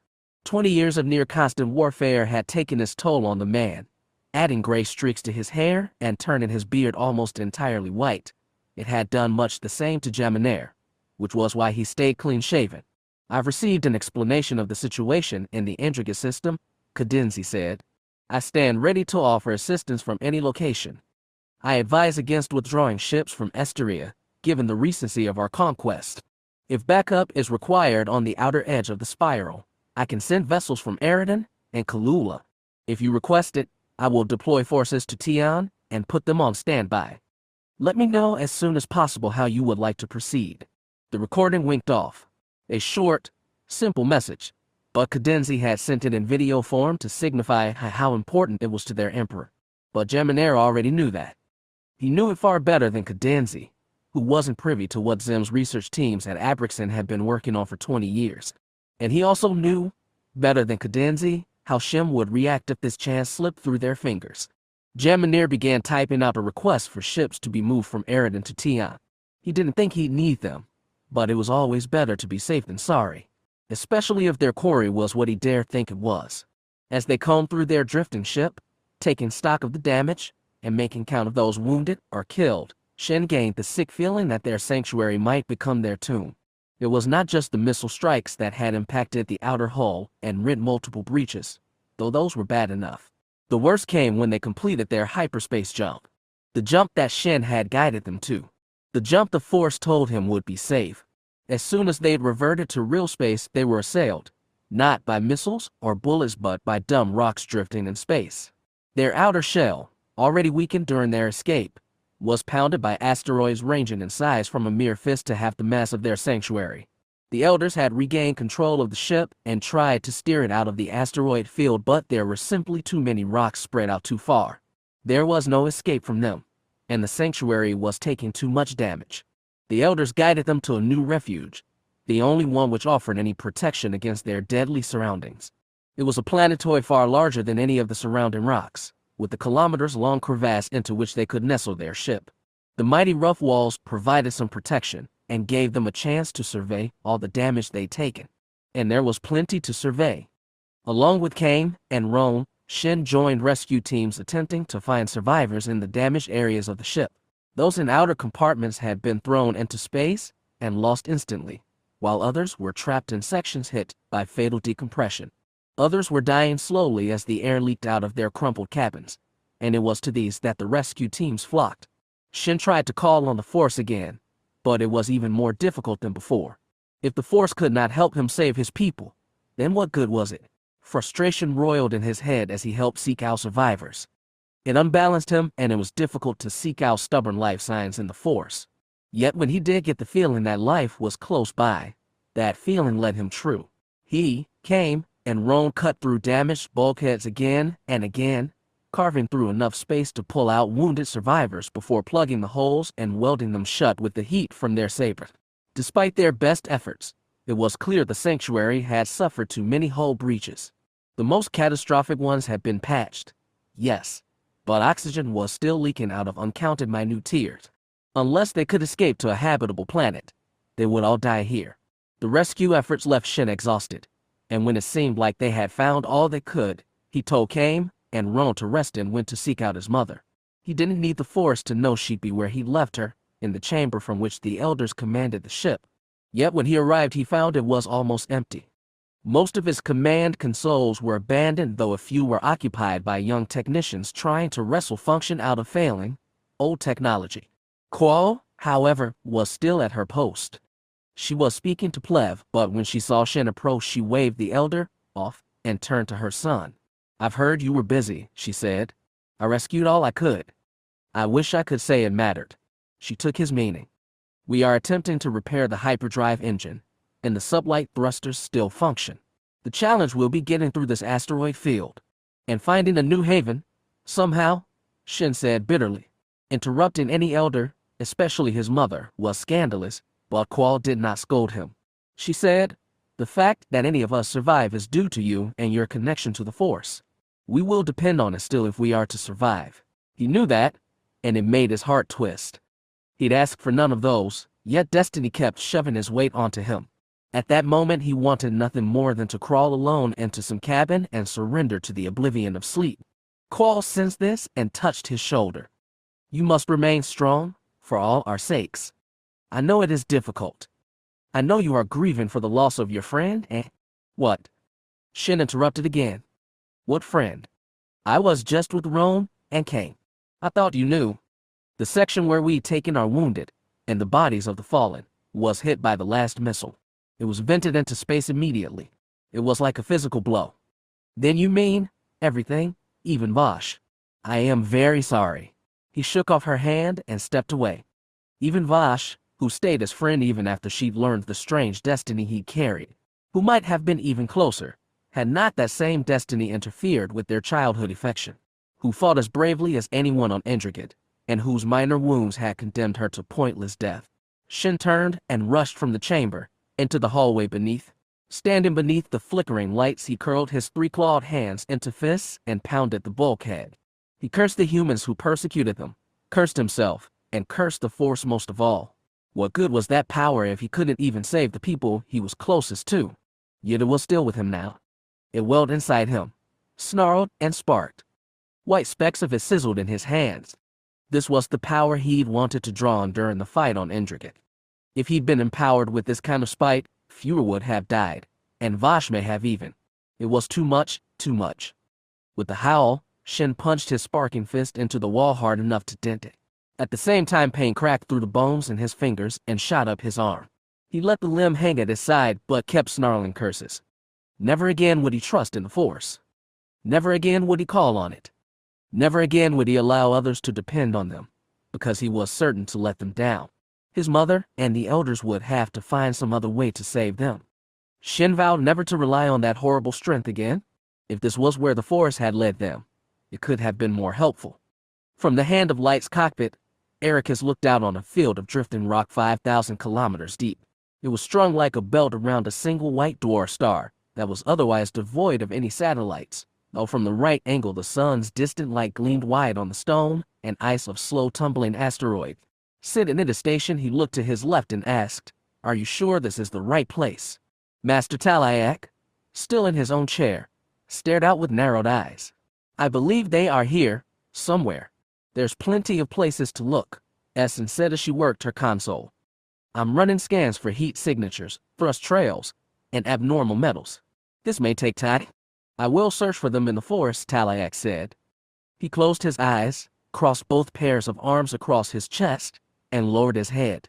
Ericus could feel the intense concentration radiating out of him, but he looked like he'd fallen asleep at the helm. Ericus felt edgy. He double-checked his console to make sure the right commands were running, then rose from his chair and walked to the back of the cockpit, where Reyna and Vadis both leaned against the wall. "Your transmission is being sent," he told them. "If your father is listening to that beacon, he will hear and know to come here. I hope we're easier to find than whatever it is you're looking for," Reyna said. Her companion had become even more taciturn. He just watched the Jedi with eyes as hard as his face. Whatever the reason for Vadis's recalcitrance, he didn't feel it from Reyna. Indeed, her emotions were plain in the Force, simple and understandable. He was glad for that. In his interactions with these Tianese, he'd always been a man apart, his purpose and true self concealed beneath necessary disguises. He was surprised how good it felt to be with a non-Jedi like a normal person full of hopes and fears. Despite everything, he was glad they'd picked up these hangers-on.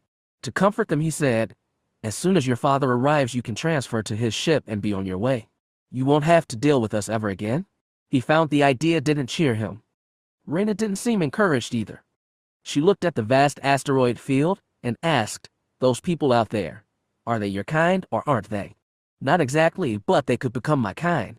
Those eyes moved over to Essen and Talaiak. She asked, "Did you all come from the same place?" "The same world." "We did. And this ship we're chasing, did you know it was going to be at Interrogate? Because when it first jumped out, you all looked pretty surprised." He might have lied or obscured the facts, like he always did with Tianese, but he decided to tell the truth. "We had no idea that ship was there. We still don't know what it is or who, but we have an idea." "A hope?" she asked. Yes. A hope. Her gaze fell on him, and despite the youthful softness to her face, those eyes were as hard as her companions. Ericus, she said, when all this is done, where are you people going to go? Back to your homeworld? In the core? No, he said. There's nothing left for us there. Nothing except a master he craved to see, but knew he must, as a Jedi, move beyond. Then where will you go? She pressed. Her voice had dropped to a whisper. Just as softly, Ericus admitted, I do not know. And he felt something from her, saw something in those eyes he hadn't received from any Taiwanese. He hadn't even gotten it from his Jedi companions, not really. She felt sorry for him. Maybe she was right too. She, at least, had a place where she belonged and yearned to get back to. What did a Jedi have in all this vast galaxy? Ericus sighed and looked back at the asteroid field. He prayed he found those people in time, and that they answered the craving he had deep inside him, because he didn't know who else could. When Crawler dropped the gravity scorn out of hyperspace at the targeted location, he had the gun turret warmed and the tracking computer on, just in case. Yet when he reverted to real space, he saw no waiting starships, hostile, friendly, or mysterious. He only saw a vast spread of drifting rock.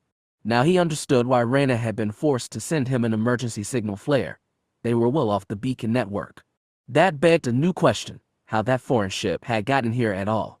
He hoped to get the answer soon as he fired up his comm system and sent out a blanket hail. The response came in seconds. His daughter's voice was sweet music. Dad, this is Reyna. Do you hear me? Loud and clear, darling. What's your position? Hold on, her voice became fainter. Can you flare your engines? A second later, Crawler marked a burst of hot thrust, tilted the gravity toward it, and the other ship was hovering very close to the asteroid plane, dangerously close, in fact, and he resisted the urge to tell them to pull up. Whoever had saved his children, or taken them hostage, wasn't going to listen to his suggestions. He decelerated and pulled the gravity close enough to get a better look at that ship. It was indeed unlike anything he'd ever known, with an ovoid body and flat, jutting forward mandibles. The hull had a silver sheen to it like the Generation ship, and he wondered if these people were connected to the Ark's creators. If so, they were a long, long way from home. A new voice came over the comm, with an even thicker accent than the young man he'd heard before. It said, please, make preparation. We meet with your ship. Crawler didn't bother to ask how. He cut engines and used directional thrusters to slow himself to a halt beside the alien ship. At the same time, he extended the gravity's docking tube without unsealing the airlock. Then he unstrapped from the pilot's chair and pushed himself down the ship's spinal shaft, all the way to his cabin near the aft end. He quickly grabbed 2 pistols and stuck one in the waist pocket of his jumpsuit. The other one he kept in hand as he pushed himself back up the shaft and swung into the airlock chamber. He peered through the door's tiny glass porthole and saw the alien ship had already pulled alongside to lock with the far end of the tube. He waited. The pistol's hard handle felt sticky against his sweat-damp palm. He didn't want to come off as a threat, and he didn't want to start a fight by accident. But he couldn't let go of the thing, not until he knew his kids were safe. He checked the readout by the airlock controls and saw the tube was pressurized and breathable. With his free hand, he cranked open the metal door and pushed his weightless body through the extended passageway. The door on the far side did not open, not yet. He kept his pistol hand behind his back while the other groped ahead. Then something happened that he couldn't explain. First, the door ahead of him slid open, revealing the smooth walls of an airlock vestibule. Then a human stepped into view. A young man with long black hair pulled into a ponytail, who gestured Crawler forward. He'd been expecting a ship full of aliens, and that surprised him so much he didn't realize how easily he glided into the other ship and set his feet down. But his feet did set down, and they stuck to the deck, as though being held by gravity. Actual, standard gravity.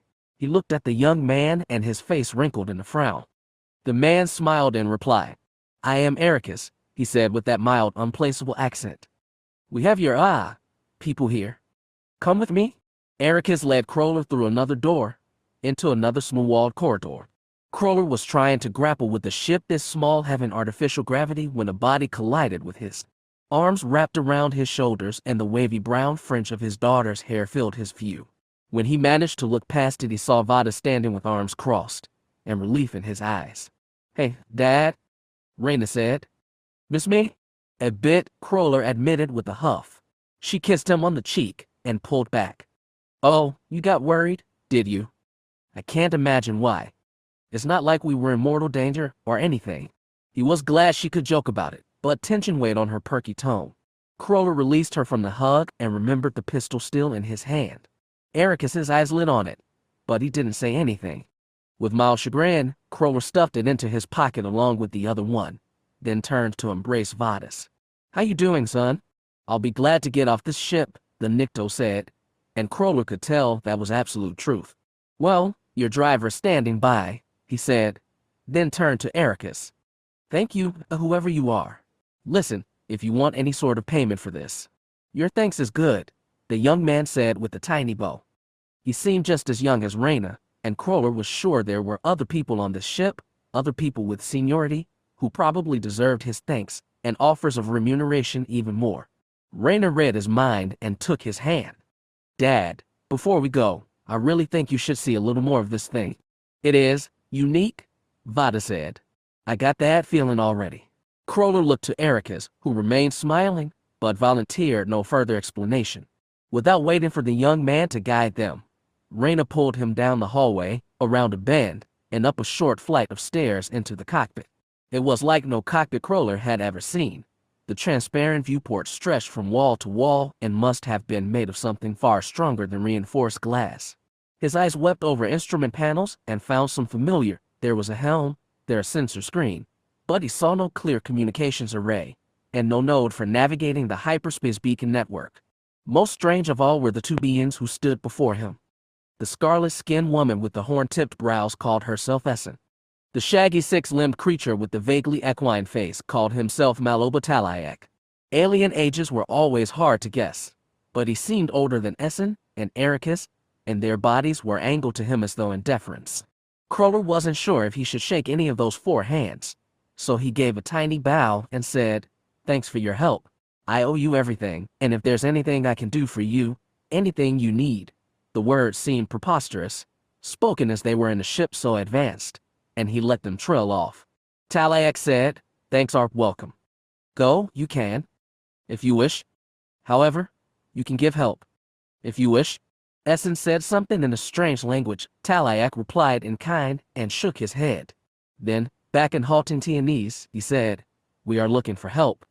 "Looking for? Ship? Is that thing that ran from Intricate," Reyna explained. "They think it's somewhere in here. Maybe once we get back to the gravity, we can, lend a hand. 2 sets of searchers are better than 1. As far as payment went, it didn't sound too terrible." Crawler's wonder at this strange ship had overcome his need to see his kids off safe, but only temporarily. He told Talayak, "We can help look for a little while. If we do find that ship, we'll clear out and let you handle the recovery operation. Is that clear?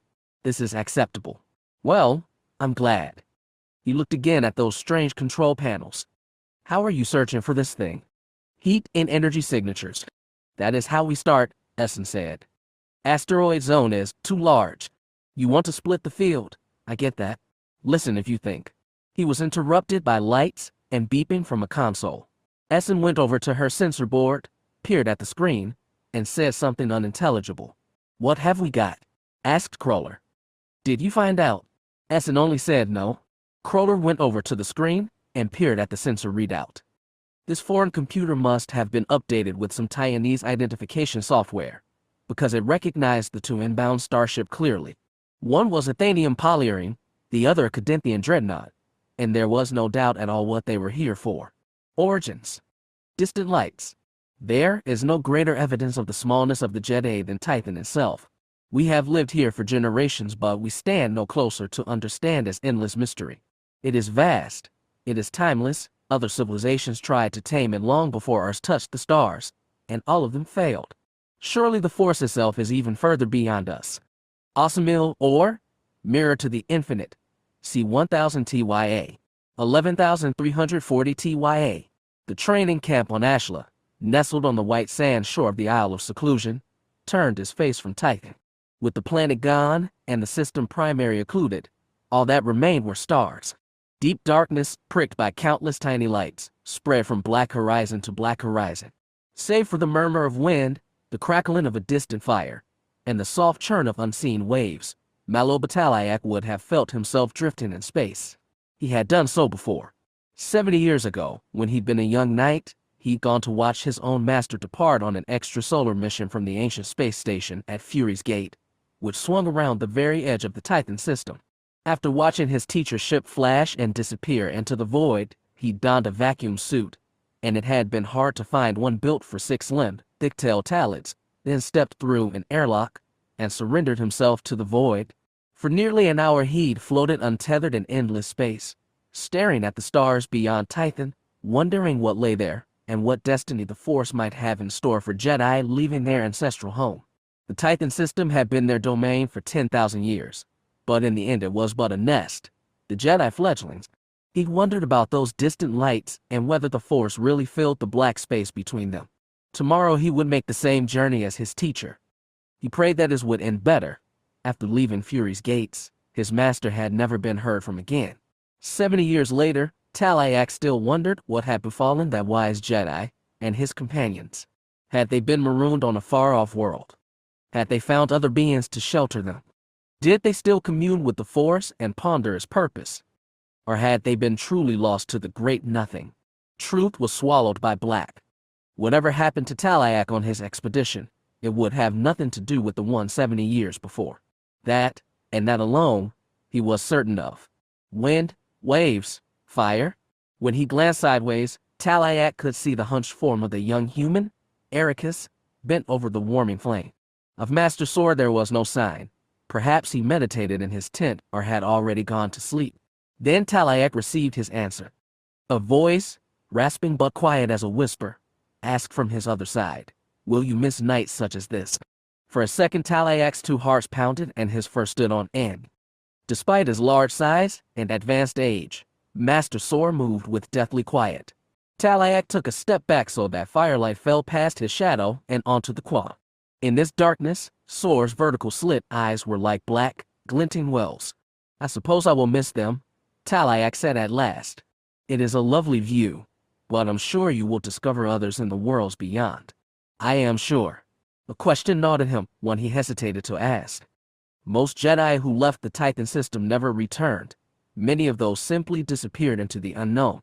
Master Sor was a rare reversal, for he had been born among far-off stars, on an islanded colony of remnant Qua, and found his way to Tython. Sor was a wise being, and perhaps for that reason he usually refrained from answering questions about the worlds beyond. Better to let Jedi see and judge for themselves, he would say. But Talaiak ached to know one thing. He asked, "Do you believe that, in spreading ourselves too thin across the galaxy, we Jedi are weakening the Force?" Sor tapped his walking stick into the dirt. "Can the Force be weakened? Do the Jedi have the power to do so?" Over the millennia, this had been argued over many times. There had been a period where the Jedi believed the Force sprang Tython itself, later from their connection to each other. Now the prevailing theory was that the Force existed all across the universe, like electricity, and wind, and water, and sentience could utilize it but not change its fundamental substance. Talaiak had never been wholly convinced. The damage their ancestors had wrought on Tython seemed a final counter-argument. Sor said, "In very ancient times, all sentient life could touch the Force, or so it is said. More likely they could feel the connections as fewer can today. My people could all touch it to some degree, as could our contemporaries and sometimes rivals, degree. And the Rakata," he exhaled. "Their deep, natural connection with the Force allowed them to be corrupted on a societal scale. The Force empowered them to be monsters the likes of which the galaxy has never seen. So perhaps it is good that the Force only speaks to a select few now." So he said, but the melancholy in his tone was unmistakable. Talaiak asked, "You were the only Qua in your colony that could touch the Force?"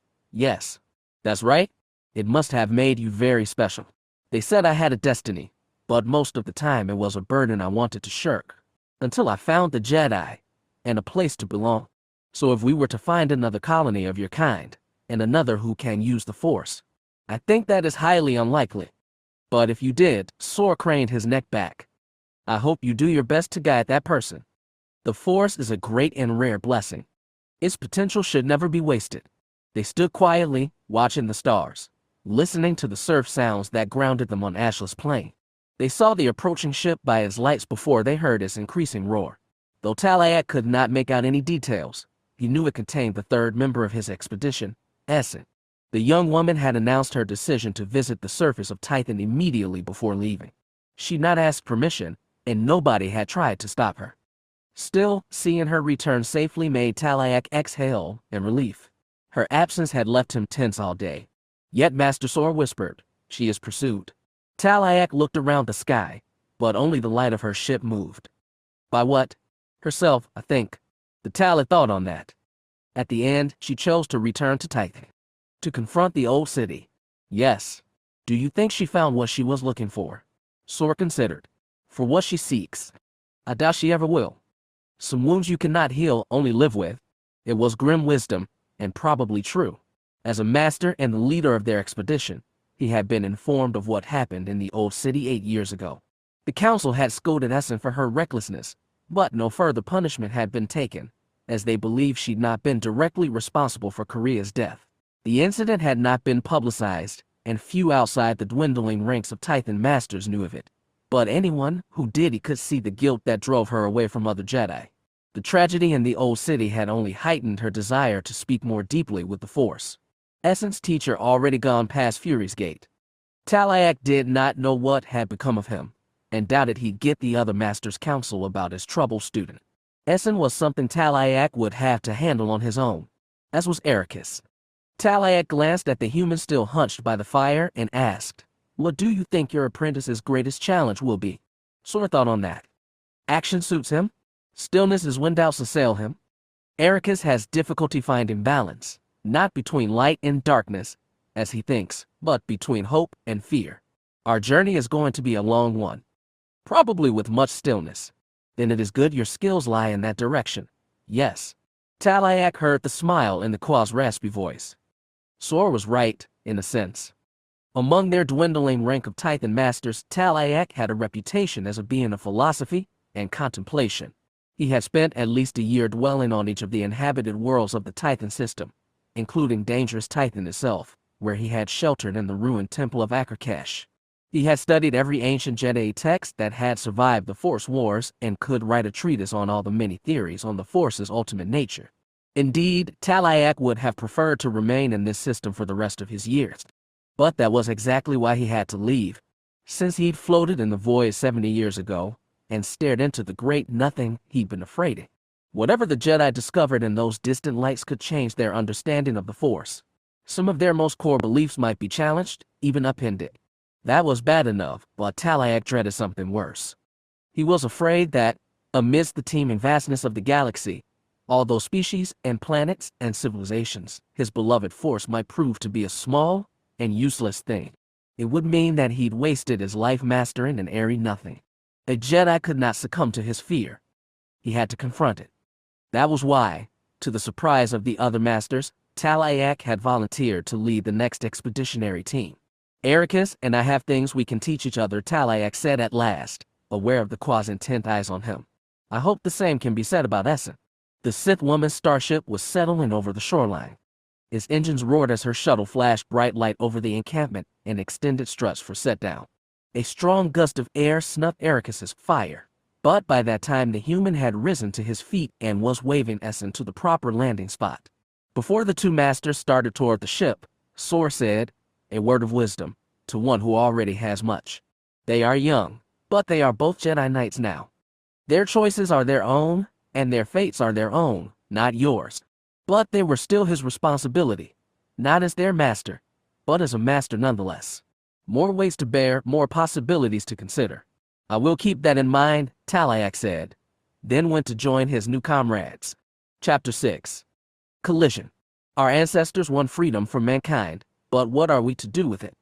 King Dallas the Shooting of Kron, 236 LE. The star system didn't even have a name, though Kronese cartographers, 2 centuries back, had marked the white dwarf as Gamma 718. No one had ever paid much attention to the asteroid field. According to records on the Ascendant, nobody had even attempted a mining operation. No sentients lived here, and no hyperspace beacons marked its location. But nonetheless, something was happening here. Jaminair wasn't entirely certain what. But when the comm station at Raxus Prime picked up the emergency screamer coming from this desolate point in space, he scrambled both the Ascendant and Herod. More ships were on the way, but it would take them hours to navigate the beacon system and get here. In the heart of Jaminir's dreadnought, the sensor screen was lit up with markers denoting the largest several hundred asteroids in a field of millions. Just looking at it all made his eyes ache, and he turned to Captain Save. "Run the standard checks," he said. "Heat, unusual metals, energy signatures. Pull the emissions analysis from Interrogate and look for anything that matches." As Save hurried to comply, Jaminir picked his audio headset off the table and fitted over his head. After adjusting the wire-mounted microphone, he tapped the small control panel on his earpiece to open a direct link to the Harridan. "Captain Felric, do you copy?" he asked. "I read you, Viceroy. Should we divide the field for search?" "Yes. Scout everything off your port bow. We'll veer starboard. Utilize standard search methods and check for emissions matching those from Interrogate." "Yes, sir." "If we spot the target, notify me, but do not engage. Deploy Hemiali and battlebirds as you see fit to assist in the search and corner the enemy if need be. But again, do not engage without consulting me. Understood. Is there anything else, sir?" "No." Ascendant out. Jaminir tapped off the link and looked again at all those asteroids drifting through space. They ranged in size from tiny bits of space rock to planetoids, and there were literally a million places their quarry could be hiding. Because hiding they must be. Somebody had screamed for help from this location. Now they were no place to be seen. They were here, somewhere, and they'd probably run for cover as soon as they saw who'd arrived. Panic left no time for cleanup, and he'd bet anything they'd left scraps of debris somewhere in this garble. Once found, those scraps would become a trail leading to their target. Until the scraps were spotted, it was going to be a long wait, but Jaminir would stay here and stare at the bright dotted screen until his eyes hurt if that was what it took to get his prey. There was no room for slack and no room for error. Not on a mission like this. There was no room for error. More than any time since they departed from Tython, one misstep could doom them. The pressure set Malobataliak's hearts racing, and faint sweat pricked the skin beneath his long-haired mane. Now more than ever, they'd need the Force to survive. But would the Force come through for them? It was a question he'd asked himself over and over during their outbound journey.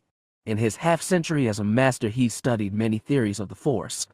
Some posited that the mysterious energy field was an eternal constant, and Jedi merely drew on it like handfuls of water from an ocean. Others thought the Jedi produced the Force through their bonds with each other. Either way, this region of space seemed a wasteland. Despite its hundreds of inhabited worlds and billions of sentient lives, it was barren of Force users. Was the Force truly weaker here, or was the weakness from his own doubt? Despite all his experience and learning, Talayak simply did not know. Sitting in at the pilot station of the Hand of Light, he searched for certainty. Though he sat in a meditation pose with eyes closed and purposely tuned out the frantic voices ricocheting through the cockpit, he knew exactly what their situation was. Two Imperial warships had appeared over the asteroid field and were scouring it for their quarry. The Hand, as well as the Taiwanese ship with which it coupled, had moved into the spread of tumbling rock for shelter. Essen had used the secondary helm controls on her station to nudge them tight against one especially large asteroid. It would hide them from the Imperials for a short while, maybe even a long while, but hiding got them no closer to their goal. They needed to find the Force users who had fled Interrogate. Talayak needed to find them. He needed the galaxy to be more than a great, barren nothing. So he tuned out all the arguments passing above his head and searched for life. In the spread of drifting space rock there was precious little to be found. He sensed, dimly, scattered flecks of non-sentient life forms, perhaps living in island ecosystems on select asteroids, but there had to be more. He tried to widen his awareness to encompass the vastness of this entire solar system, but found himself distracted by the borderline panic of his companions and the cold concentration of the Imperial crewmen. And then he found something else, a mood of despair edging toward fatal acceptance. He grasped it firmly with his mind focused on it, and knew that it was coming from a collection of individuals, dozens, perhaps over 100. These were the people from Interrogate, and from their bleak mood he could tell their ship was doomed, as were they. Unless they received help from the Jedi. Triumph spread through him. Concentrating still, he sent out a hail in the Force. Could the beings in the stranded ship sense him? Would they understand his greeting? And if so, would they send a reply? Talayak waited. His triumph cooled as he realized there would be no response. But there was life, and that life had used the Force. He was sure of that, just as he was sure what they needed to do next. When he opened his eyes and stood, all the arguing in the cockpit stopped. With a sweep of the head, he took an Essen at her station, Ericus clutching the hilt of his sword for reassurance, Vadis near the door like he was ready to bolt. The two humans, father and daughter, stood nearest and looked to him in expectation. Talayak said in halting Taiwanese, "I have found the ship." "How?" asked Ajit Kroller. "Trust him," Ericus interjected. "He knows what he's doing." "Well, I don't," the older man said. "I don't see anything on your sensor screens." "How could you find them?" "Where is the ship?" Essen asked in Tython. "The largest planetoid off our port bow." Talayak gestured out the window with his lower left hand. "I sense over 100 lives, but the ship has been badly damaged." "Hey, talk to us," Kroller insisted. "Tell us what's going on." In Taiwanese, Ericus explained, "We've located the ship at the planetoid. We think it's stranded, but there are people inside, alive." "Great, but how did you?" "That doesn't matter right now." Reyna squeezed his arm and looked at Talayak. "You're in charge, right? So what's your plan?" "With this ship, we rescue. You burn thrust for that planetoid, and those warships are gonna see it." Kroller shook his head. "There may be another way," Ericus said. The other humans stared at him, but he volunteered nothing more. Talayak told them, "This is our fight. Not for you. Return for your ship?" "We'd be happy to," said Vadis, "but then what? If we run, they'll spot us too." "We're hiding okay here," Reyna said, but glanced warily at the sensor screen. "I say we keep hiding close to this asteroid until those warships go away, or at least until we've got a clear chance to run." "That may be a long time," Vadis said. "Then we stay here. We watch and wait." She looked straight at her father. "And if these guys need any help, we can, I don't know, run a distraction for them. Burn our jets and buy them a little time." Kroller's face twisted, and she added, "You said we had a debt to pay, right?" "Yeah, but I didn't mean it," he sighed, then told the Jedi, "You've got your rescue mission, or whatever, and that's all great and noble, but I'm taking care of my family, you understand? I don't want to get any more tangled with the Empire than we already are." "We understand," Talayak said. "Go, do like you will. We protect ourselves." Kroller nodded, but he didn't look any happier, and didn't immediately leave. "Go ahead," Ericus said. "You speak to us on comm. Warn us if they get close." "Right, we'll do that at least," Reyna agreed without looking to her father for approval. Awkward silence seized the cockpit. Then Essen broke it. "If you are going, go," the Sith woman said. "We go also, right?" Kroller turned to Talayak, hesitated, then held out a hand for shaking. Not a Jedi gesture, nor a Talon one, but he'd heard it was common here. So Talayak shook it. Then Kroller turned for the door and walked out. Vadis was right behind him. Reyna lingered for a moment, eyes passing over all three Jedi, lingering a little longer on Ericus. Then she left too. "As soon as they detach, we move," Essen said, relieved to be using Tython again. Ericus looked at the viewport. The destination looked no larger than a fist and was partially occluded by smaller, ever-drifting rocks. The human asked, "Do you really think we can get all the way there without using our thruster?" "If the Force is with us," said Talayak, and lucky for him, they mistook his question for an answer. Kroller hated this. He hated every damn thing about it. He hated being pinned down on an asteroid by two Imperial warships. He hated putting his kids at risk, not to mention his own life. He hated being dragged into whatever mission those weird foreigners were running, especially since they seemed so noble. Noble people always got you in the worst trouble. He even found himself hating their weird, wonderful starship, because it constantly defied his understanding of what a starship could do. Strapped into the pilot seat aboard the Gravity Scorn, he was getting yet another demonstration of the impossible. Using no thrusters, not even small directional jets, the gleaming oblong spacecraft was pushing its way through the asteroid field. It didn't tap on its booster for a kick, not even once. It just moved. Kroller watched through the porthole in silent, frustrated amazement. Physics didn't work that way. They also didn't point you to your destination by magic when even your sensors couldn't find the target. "Are you guys seeing this?" asked Reyna. She was at her navigation station, looking at her sensor board. I've got a front row seat, Crawler admitted, though as the silver dot shrunk it got harder to spot against the asteroids. That ship, there's gotta be something special with that ship. Or with them? Reyna muttered. What's that supposed to mean? Asked Vadis. He too was strapped to his station at the rear of the cabin. They were all in their proper places, but nothing felt right. How'd they reach this system without a beacon? Reyna asked. And how'd they figure out that ship was here, in that planetoid? It doesn't make sense. Maybe they're really lucky guessers, muttered Crawler, because he didn't want to contemplate anything else. It has to be the ship, Vada said. Something about their technology. Something so advanced we can't even guess what it is. All of that weird stuff was them hiding its abilities. What else could it be? But Reyna whispered, barely loud enough to hear, magic. Vadis's response was forceful. There's no such thing as magic. There's no guys giving them special powers. I think they're con artists. What's the point of conning us? We're not worth conning, and besides, they just let us go. You don't understand how people like that work. I do. Oh, that's why you were so eager to get out of here. If we left sooner, we wouldn't be stuck with the dreadnought breathing down our neck. Yeah, I know, Reyna rolled eyes. Running's your solution to every problem. Crawler didn't have to see Vadis to picture the rage in his eyes. He shouted, that's enough, both of you. Shut your mouths and pay attention to your damned instruments. He glanced over his shoulder and watched them both stubbornly face their consoles. No argument, no objection. At least he could keep his house under control, Crawler thought. Shame about everything else. When he looked out the viewport again, he could no longer make out the gleaming foreign ship against all those rough-edged asteroids. Whoever those people were, whatever they were really up to, they were on their own. Moving the hand of light through the Force alone was easier than Essen thought it would be.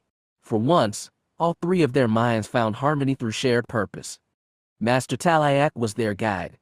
He alone kept eyes open and hands on the ship's controls, just in case they needed to apply physical thrust to course correct. He navigated them through the ever-shifting maze of asteroids while at the same time joining his mind to Essen's and Ericus's. He loaned them some of his power and knit their three strengths into one whole greater than the individual pieces. And, united in the Force, they were able to move the hand through the weightless vacuum, deeper into the tangled belt. And as they navigated the asteroids and drew closer to their target, Essen knew her companions better than ever before. She felt Talayak's knowledge and power, but also his doubt. Not in himself, but in the thing to which he devoted his life. He was desperately hoping the passengers on the crashed ship would prove the Force was a universal power, not some freak accident. As for Ericus, his thoughts lingered on the humans they'd left behind, but also reached out to whoever waited ahead. He hoped to recover in them something of the bond he'd had with his master sword. What, she wondered anxiously, were they learning about her? It was the kind of distraction that could break the meld. Essen stifled her thoughts, always so difficult for her, and simply moved. The hand pressed ever closer to their destination. On Talayak's urging, they swung to the right, then to the left. They wove around drifting rocks until they finally slowed to a stop before the slow-turning planetoid. When Essen opened her eyes, the viewport was filled by a landscape of airless canyons and craters. She asked Talayak, do you know where they are? Perhaps, the Talat allowed. I am going to use directional thrusters now. Essen glanced at her scanners. Those Imperial warships were still hovering at the edge of the asteroid belt. The big one, marked by the computer as a Cadenthian dreadnought, was the closer of the two. They looked too far away to notice a few minor thrust bursts. There was no sign of Crawler's starship, which probably meant it was still hiding. Talayak tapped the controls gently, nudging the hand into a counter-spin drift around the planetoid. The battered landscape moved more quickly past them. Soon a miles-long gash of a canyon fell into view. And lying deep within that canyon, wedged between massive stone walls, was the unmistakable form of the alien starship. Talayak immediately nudged the hand toward it, but it became clear that docking directly with the crashed vessel was going to be impossible. Its hull was battered in all sections, outright torn in some. There was no visible airlock portal, and even if there was, it would have been very difficult to maneuver the hand into that crevasse and dock with it. We will have to set ourselves down and go extravehicular, Talayak said. We'll go, Master. Essen said. Someone must stay with the ship and watch for enemies. Talayak nodded. You may have to cut through the hole to enter. Be careful. I'll make sure I don't hurt anyone. That's not what I mean. She knew what he meant.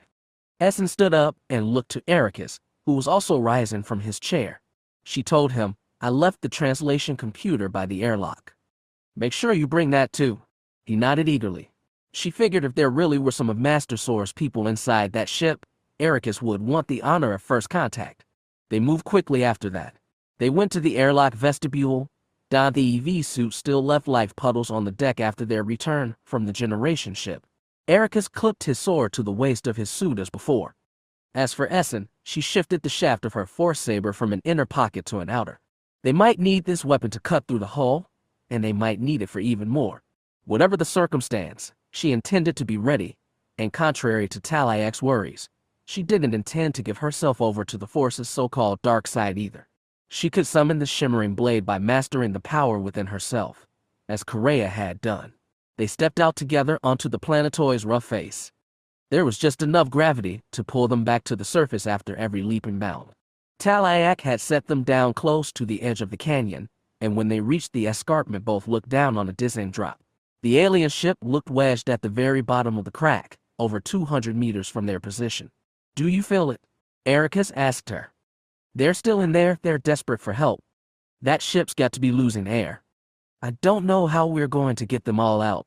Make contact first, Essen told him. The rest comes later, right? His hand twitched around his sword. Jump. Jump now, Essen agreed. And she did. Ericus followed a mere second later. Using the force to guide them, they landed on the surface of the ship at the same time. The impact came harder than expected. It buckled their knees and rattled the damaged piece of hull they landed on. But they landed nonetheless. Straightening winds through the pain, Essen said. Look for an airlock first. It may be on the other side, or it could be smashed up against a wall. Ericus turned and scanned the exterior. This isn't like a Titan ship, is it? I mean, the hull material is similar, but the structure isn't like anything I've seen before. He talked too much because he was nervous. She said, let's check the bow end first. With bounding steps, they crossed the scarred hull in second. As they neared the point where the hull tapered to a blunt, rounded nose, she thought she was an unusual gray object protruding from the hull near the spot where it wedged against the cliff face. She immediately started toward it. When she was just a few meters away, it sprung to life. Some hideous winged creature, with a long narrow tail and suction-like mouth, sprung off the hull. Flapping his wings in the void, it landed on her, and Essen couldn't help but shriek in terror. She grabbed her force saber and commanded it to turn on, but it didn't. It didn't work. The force just didn't work. The animal gnashed its sucker mouth, all lined with tiny teeth, against the transparent steel of her helmet. Frantic, terrified, she tried to push it off with her free hand. Then Ericus was there. He swung with the blunt edge of his sword, whacking the animal in the side and pushing it off her helmet. The creature skittered away, bouncing across the hull before disappearing into cracks in the other cliff wall. He was immediately beside her, looking at her suit. Are you all right? Your suit looks all right. As she ran hands up and down her flanks to make sure it was intact, Essen gasped, what was that? I think they call them Mynix, Ericus offered as he wiped a streak of the creature's green mucus, or perhaps blood, off her helmet. I've heard Taiwanese spacers talk about them. They can live in the vacuum, in asteroids, and on the hulls of starships. They're real pests. Quite, she groused and examined the force saber. She'd been able to activate the weapon before when concentrating. She'd done it on Tython, and she'd practiced aboard the Hand of Light, never with any problems. The weapon didn't appear damaged, so why had it failed her now? Why had the force failed her? In that instant she understood Master Talayak's frustrations. But no, the force hadn't failed her. She failed the force. She'd been surprised and afraid, unable to gather her emotions and turn them into power. Ericus already had his mind on other things. Stalking to the place where the Mynock had latched, he announced, I see something here. It's definitely an airlock hatch. She stepped along the curve of the hull to join him. Can we open it? It's wedged tight against the wall. I don't think we can open it. There's no room to swing the hatch out. But they could cut into it, if Essen could get her damn force saber to work. Ericus didn't offer to try himself. She knew he viewed that weapon, and any supposed flirtation with Bogan, warily. His sword had helped on the generation ship, but this exterior door was too heavy to pry open, which meant it was in her hands. Essen gestured for him to step away. Then she went to the edge of the hull. She crouched over the visible portion of the hatch as much as her bulky suit allowed, then took a deep breath and squeezed the force saber with both hands, emitter pointed down. She closed her eyes and thought. She thought about Tython, the old city, and all its mysteries, the four storms that raged about its surface. The power there. She thought about, she saw, as vivid as the hatch before her, Correa standing against the storm, this force saber ablaze in her hand. Correa, standing. The storm that killed her. The storm Essen had to deliver her to. She thought that in leaving Tython and the old city behind, she'd leave the pain too. No more guilt, no more anger. How foolish that had been. Those feelings surged within her, full of power, and she clung to the image of Correa all the more. One woman, brave, blazing, doomed against the storm. The force saber sprung to life in her hand. Essen looked down and stared at the fiery, restive blade. It felt like an extension of her soul, and she took a moment to savor the power coursing from its tip through her arms to her very heart, then back again in a self-sustained cycle. This was herself manifested through the force into a blade that could sever any material and defeat any obstacle. She savored that feeling of cyclical strength and knew it was right. Then she got to work. Shin didn't even recognize it at first, perhaps because he didn't want to. He'd retreated inside himself because it was the only place where he could find escape, however flimsy, and fleeting from the pain of Vash's death and the suffocating doom of everyone on the ship. But eventually he knew it for what it was, a steady pulse reaching out to him in the force, like a knuckle rapping on a door. Even when he knew it, he didn't understand. In all his many years trying to learn its ways, the force had never been so active. Always it had been like a placid reservoir that only stirred to waves when moved by his own mental hand. But in this case he sensed that not only was the force reaching out to him, but some conscious, mortal mind was also. That was impossible. They were trapped on a dying starship lodged in a canyon on an airless planetoid, drifting through an uninhabited star system. Everything for millions of kilometers around them was void. He and everyone else aboard would soon suffocate, freeze, die, and be swallowed by the great nothing that was the universe. They would meet the same lonely fate as their ancestors who'd fallen to the scourges, and there was nothing he could do about it. But still the force kept knocking. Maybe he was going mad. He found a cabin in which to isolate himself from his pain and everyone else, but the knocking drove him out into the open halls. He moved in a daze through the cramped corridors, past the wounded and exhausted, beneath the flicker of dying lights.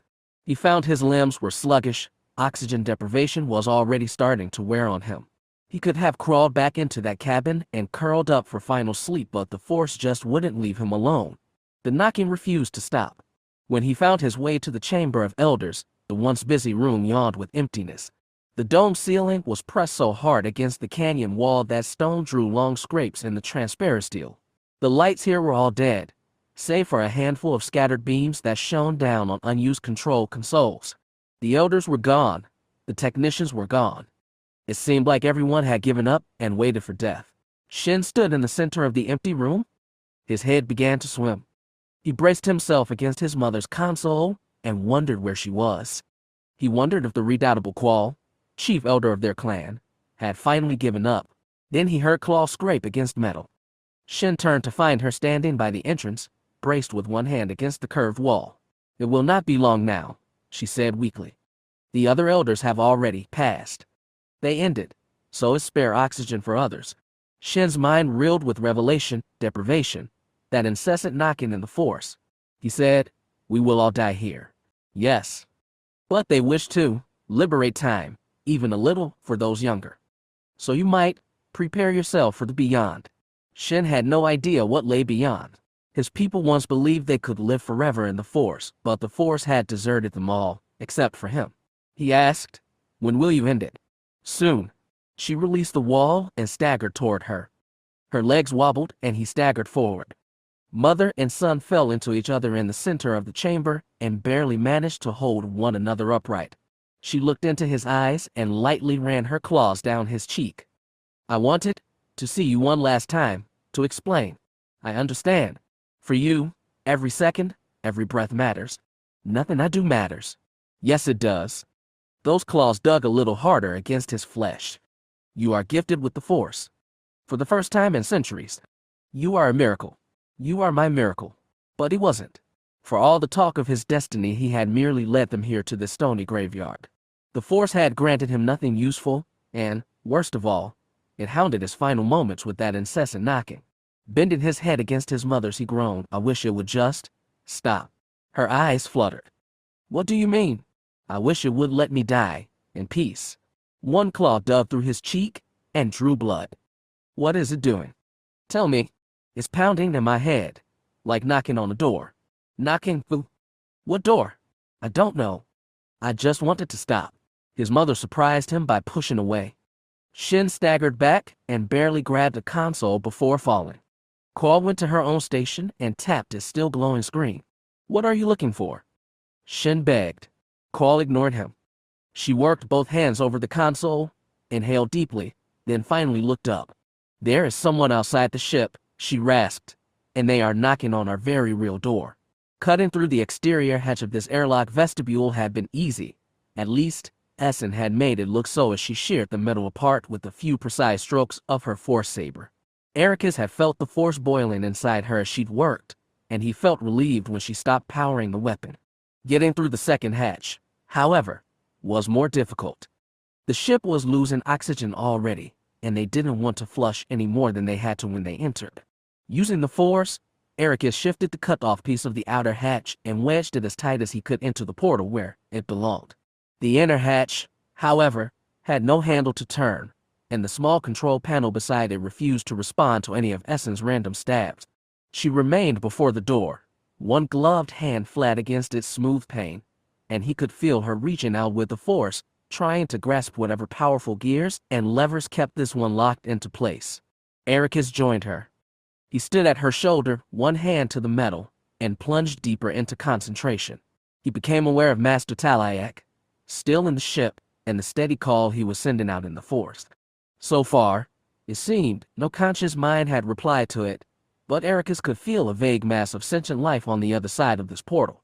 It was tired and desperate, probably from oxygen loss, but they were people who needed saving. He just didn't know how they could be saved. The Hand of Light was still perched high up on the canyon rim, and two Imperial warships were scouring the asteroid field. Very likely this place would be the doom of them all, but he needed to try. He owed it to Master Sword to save more of his kind or die in the attempt. It was the least he could do to repay his debt to the wise Qua who's taught him, trained him, raised him as a son. Focusing on that resolve, Ericus joined minds with Essen. Together, their mental hands grasped the complex interlocking mechanics of the door. Together, they twisted and pushed and forced this heavy pane of layered metal to move to one side. It cracked open first, just a few centimeters wide, and Ericus could see dust and ash flush out with precious atmosphere. "More," Essen growled aloud. "One more push." Ericus shoved his sword into the gap and used it as a lever, while Essen called on the force again. Together, they pried the door wide enough for Ericus to squeeze his bulky suit through. His breathing apparatus got stuck on the doorframe, but Essen roughly shoved him past, then followed. As soon as both were inside the ship, they called on the force once more and shoved the door closed. Then everything was still. Ericus found himself panting from the exertion. His breath rasped loudly inside his helmet and fogged the faceplate. Then he sensed it. Beings were approaching from the far end of this corridor. He cursed the fog and held his breath, like that would clear it. The lights overhead were flickering, casting portions of the corridor in full darkness. He could only make out tall figures, 3 or 4, moving toward them in the gloom. But in the force they became clear. They were tired, desperate, disbelieving. They were also frightened, edgy, and ready to defend themselves against unknown intruders. Ericus couldn't wait anymore. He reached to his neck and began unsealing his helmet. "Wait," Essen called, but he didn't listen. He clipped the sword to his waist and used both hands to wrench the helmet off his head. He breathed the cold, thin air deeply and finally laid eyes on the beings he'd risked his life to save. They stood tall on long boned legs. Long arms hung at their sides and ended in 3 clawed hands. Their leathery skins varied in color, but the nearest one's was a deep blue-green. Their heads were cone-shaped, with thin mouths lined by sharp teeth, and eyes on short stalks jutted from either side of their skulls. He knew these creatures from the records on Tython, from ancient artwork and archived images of the great invasion that had nearly destroyed the Jedi and cast them into the apocalyptic bloodbath of the Force Wars. They were the monsters from nightmare he'd thought consigned to history. They were Rakata. Origins. Old magic. Old tyrants. Where are you? You creators and constrictors. Now departed gods. What lies beneath your self-made myth? We cast eyes for ancient truth, yet find only dust and scars. Thus you remain to us. Monsters in the mist. Liachusis. Year 14 of Zare's reign. 507 LE. Civilization in the Tython cluster was only possible because of the complex network of beacons that allow starships to safely traverse hyperspace. When all the orbital buoys on all the inhabited worlds connected, they made a vast web that bound together the kingdom of Kron, the three allied systems, the Livian League, the Thanium worlds, the Udusk Federation, and dozens of unaligned planets.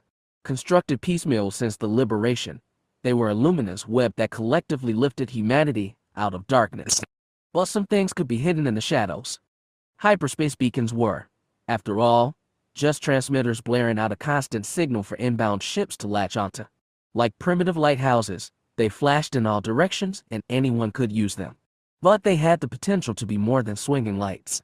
The success of Zare VIII's campaign against the Kron was commonly attributed to his audacity, the Argaeans' barbaric violence, and Cronies' lethargy. All of these were true, but Zare had another advantage, one he kept closely guarded. Over the past 100 years, the Argae pirates and their brazen hyperspace explorers had mapped secret routes through the heart of Kron and the tangled nebulae of the Ihela spiral. Using beacons of their own make, transmitting on narrow frequencies only they could hear, the pirates created secret passages that allowed them to intercept starships in transit, wage lightning strikes on unsuspecting targets, and set up bases on undiscovered planets. Zare's empire had grown much since those humble days of smash and grab, and many of those secret routes had fallen into disuse. Some beacons had been abandoned, others moved to entirely different parts of space. One of those beacons had been moved by Xim himself, without his father's permission, to light the way to the planet Abraxan. Seen from the cockpit of Jaminira's shuttle, it was a forlorn world, so encased in fog that it appeared a sphere of swirling mercury against the lavender backdrop of the spiral. The only thing in orbit above this lonely place was the hyperspace beacon itself, which blinked steadily as it broadcast its signal on one narrow frequency known only to those Xim deemed worthy. Jaminir was glad to be counted as such. He still had no idea what Xim was doing here, but it seemed something he kept secret even from his father. After strapping tight into his seat and shuddering through a violent set-down, he transferred from the shuttle to his docking tower, rode the lift down to his base, and finally stepped onto the surface of Abraxan. Even at ground level, the fog was thick. Distance dissolved into a featureless haze, colored somewhere between silver and violet. All he could make out beyond the docking facility were a handful of hunched metal frame buildings and an electric corona blurred into the fog. When the open-top Jeep arrived for him, Xim was waiting in the back seat. The young man, like Jaminir, wore a plain gray tunic, vaguely martial but lacking any official marking. The same was true for the driver and a handful of personnel moving about the landing field. It only deepened the atmosphere of secrecy and piqued Jaminir's interest further. Xim, however, did not immediately share. It had been 2 months since they'd last met face-to-face, and Jaminir was still working to secure a conference with the governor of the Livian capital Decisive, whom his agent suggested would be amenable to covert negotiation. Xim, meanwhile, had been everywhere at once, striking the Livians at Raxus Prime, Amarin, Jantoria, and Lord, while also going off the grid completely, once for an entire week. Finally, Jaminir had a chance to understand why. Xim did not speak until they reached the entrance to a concrete slab of a building. The entry doors, haloed by a pool of spotlight, were wide enough to swallow their Jeep, but the vehicle stopped outside. As they got out of the back seat, he told Jaminir, this place used to belong to a group of pirates from Stalamer. They had their own secret hyperlanes for a time. It's where the Argaeans got the idea for theirs, actually. But your father doesn't know about this place. It wasn't a question. There are plenty of things my father has no need to know. This one of them? The doors cracked just far enough apart so that both men passed shoulder by shoulder inside. As the door banged shut behind him, Jaminir squinted against the interior brightness.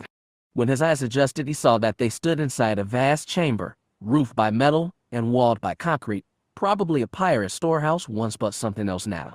Movable metal walls had been raised 2/3 of the way to the ceiling, dividing the chamber into over a dozen smaller sections. Men and women in gray coveralls moved between the cubicles, footsteps echoing off distant walls, but the entire scene felt empty and cold. With a shiver, Jaminar realized he was cold, physically, and he hugged his arms against himself. The low temperature makes preservation easier, Xim said. Follow me. Jaminar followed. Xim led him around to cubicles whose entry doors were lashed shut.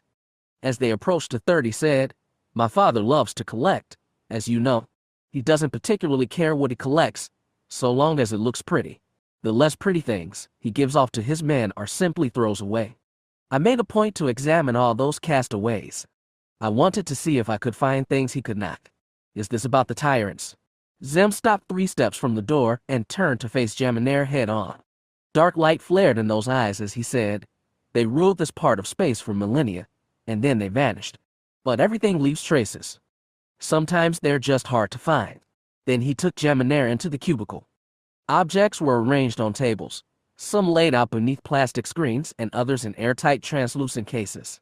Jaminar couldn't make much sense of them at first. Some were art objects with details worn by time and too many hands. Others were exotic pieces of machinery he could figure no purpose for. Each one was tagged with a small white card, and each card contained hand-scribbled notes. You're a collector too? Jaminar told Xim. But all of this, what is it for? Do you even know that these artifacts are from the tyrants? Some of them. Xim stopped in front of one object and, with unusual deference, used a white cloth to pick it up. Jaminar didn't recognize the dark blue stone it was carved from, but the figure depicted a bipedal creature with long legs ending 3 clawed feet, overlong arms, and a conical head with eye protruding from stalks on either side. These do match the usual image of the tyrants, Jaminar allowed, but does it tell you anything useful? Not these alone, but they do provoke wonder, don't they? Xim put it down and, cloth still in hand, picked up another object. This one was a metallic cylinder slightly smaller than his forearm. On one end was a blunt cap, on the other some kind emitter nozzle. But as Xim rolled the thing in his grip, Jaminar saw there was no switch or button anywhere on the smooth metal surface. Curious, isn't it? Xim said. Interior scans show a small power generator and what appears to be a focusing crystal, not unlike our laser cannons, though on much smaller scale. How does someone fire it? I have no idea. He smiled, like the mystery was enchanting in itself. Jaminar tried to contain his disappointment. After being whisked away to a secret facility shrouded inside the spiral, he'd assumed that Xim was working on something, well, important. Instead, his friend, so ambitious and visionary and cruel, was acting smitten by worthless curios. A little desperately, Jaminar said, This is a massive storehouse. I can't believe you found enough artifacts to fill it all. I've been collecting these artifacts for a long time. I used to keep them in the palace at Argay, but that changed last year. Xim, still smiling, put the strange weapon down. Let me show you something even you'll find impressive. He led Jaminar out of that cubicle, past 2 more, and toward the largest one yet. The metal wall stretched 10 meters on either side of the door, and waiting beside the gate was a man with a white jacket thrown over his jumpsuit. Long platinum hair fell to his shoulders and round-rimmed spectacles rested on the bridge of his stout nose. The glasses and pale hair made him look old from afar, but when he came in for handshakes, Jaminar saw he was as young as they were. Prince Jaminar, meet Edon Lorik, Xim said. Technically of the University of Eben. Technically, Jaminar asked. I was set to complete my dissertation in 2 years, but I decided to take a sabbatical, Loriak said with a crisp Cronese accent. Our mutual friend offered me a research opportunity I couldn't pass up. There was something about this man Jaminar didn't trust. Am I about to see that research? Oh, yes. Come with me. This time Lorik lead, and Jaminar and Xim followed. When they entered this chamber, Jaminar nearly lost a step, because he'd been expecting yet more pointless curiosities. What he got were tall racks lining every wall, and each shelf contained pieces of equipment unlike anything he'd ever seen. These weren't mere handheld appliances. These were parts of a spaceship. Some pieces looked like engine nacelles, power conduits, and computer panels, but their designs were unlike those used in Tython. Other pieces were technology he couldn't recognize at all. But what really drew his attention was in the middle of the chamber. 4 coffins, each with a glassy lid, sat in a plus formation, head facing head, and in the center of them was a mechanical contraption unlike anything he'd seen. 8 long, thin, multi-jointed legs supported a central body shaped like 2 cones pressed together. It looked like a giant mechanical arachnid. Scientists in various parts of known space had attempted to create machines in imitation of men. The technical term for them was androids, though common Cronese parlance reduced them to droids, while others borrowed an antique Livian word of slaves and called them robots. Legend said the Tyrants had used such technology but, like most of their devices, the knowledge on how to create them was lost. Recently, engineers had matched primitive computer brains with primitive mechanical bodies, but from the scoring and wear on this metal spider, Xim knew it was far older. Then he stepped closer and looked into the coffins. He almost recoiled. The bodies within were ghastly. Despite being sealed in cool, airtight chambers, the skin was gray and withered around inhuman skeletons. Each body must have been nearly 3 meters tall, and despite their desiccation, he recognized their form as matching those of the tyrant statuette. They didn't look much better when we found them, Loriak said. Xim shuddered. Found them where? An archaeological dig on Delalt? The native sentients there are aquatic, so the wrecked spacecraft sat there unnoticed for, by our guess, 500 years. Since the liberation thing? If that's what it was. Most scholarship today is cast out on the traditional narrative, but whoever listens to scholars. Lorik smiled wryly. Xim rubbed his throbbing temple. This was an expedition with your university, then? Yes. As soon as we reported our findings, we suddenly lost all our funding and were ordered to close the project. Lorik turned that smile on Xim. Fortunately, we had private interests ready to take up the research. So all these people here are from your archaeological team? Oh no. Most of them aren't archaeologists at all. He ran a hand through his long bright hair. We've gathered a variety of specialists from different disciplines. Most of us are students and, when we saw the resources and funding we were being given, he laughed. Well, the academy can't compete. I assume none of you are allowed to leave here either. He looked at Xim as he said it. The scenery is a little gloomy, but the accommodations are spacious, answered Lorik. And what are you doing with all of this? Do you think you can get that spider machine working? Oh, we already have. One moment. Lorian reached into his jacket and pulled a small control pad from one of his bulging pockets. He tapped a button, and the robot jerked to life. Xim barely restrained the urge to jump back as the machine scuttles toward on squeaking legs. Then it spoke in a guttural and unintelligible voice. What the devil is that? A message in the tyrant's language, we believe. Lorik tapped another button, and the robot spoke again. The voice was still deep and rough, but the words seemed different. It appears to be capable of at least 6 different languages, the archaeologist explained. One of them bears a resemblance to a language used on an obscure planet in the Thanium region, by the Stygian caldera. Another has characteristics vaguely similar to Proto-Taiwanese. At least, Proto-Taiwanese is reconstructed by theoretical linguists. Suffice to say, he pushed his glasses up his nose, we may be able to decrypt the tyrant's language. Xim stared for 5 full seconds before he asked, Then what? Xim replied, We have written records and digital files salvaged from the Delalt crash. There's no telling what we can learn once we decrypt them. We also have engineers looking to duplicate and expand on robot designs, Loriak added, and with the push of one more button he sent the spider machine scuttled back to its resting place between the two. Xim sighed and looked around. All of this isn't a museum, then? It's an incubator. It's both, smiled the archaeologist. The more pre-liberation artifacts we recover, the more we learn. The more we learn, the more we apply. The more we apply, the more likely we can change the face of the galaxy, Xim said. He told Lorik, Thank you, you can go now. Prince Xim needs time to process all of this. Of course. Buzz me if you need me. Lorik sketched a casual salute and walked briskly from the cubicle. The door clanged shut behind him, leaving Xim and Xim in privacy, but neither of them spoke immediately. Xim took a deep breath and walked one circle around the coffins, looking at the ghastly corpses. When he could take it no longer, he went back to Xim and asked, Are any of these scientists going to leave this place alive? Xim smiled. He was doing that a lot today, and it put Jaminar on edge. These people are assets, not threats. That also wasn't an answer. Jaminar decided to drop that question for another. Do you really believe you can make robots based on that thing? He waved at the spider machine. Xim shrugged. The form the body takes is less important than the brain inside it. Imagine an army of thinking machines programmed for war. Thousands and thousands of mass-produced units, more deadly than a real man but also more disposable. The cronies and the Allied Kingdom have the industrial output necessary. Next, we'll need the proper design. The tyrants had that design, and here was stand a chance of reconstructing it. It could change the face of war, but to Jaminar it still seemed like fantasy. What's the point of the rest? Keeping the bodies, decrypting the language. The best way to learn about the tyrants, their technology, and everything else, is to read what they wrote and discover how they thought.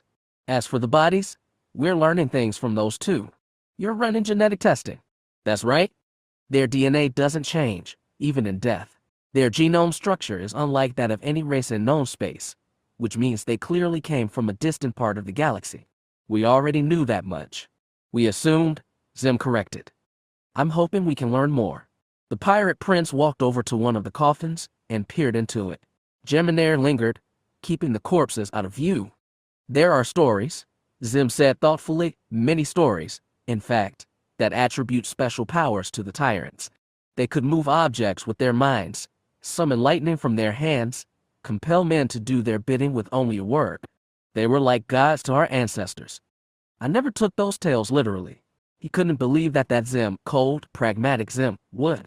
There are also stories from the very start of the Liberation era that claim the tyrants used their power to navigate through hyperspace itself. We know they didn't rely on beacons. Perhaps this power was how they did it. Or they simply had superior technology. That too.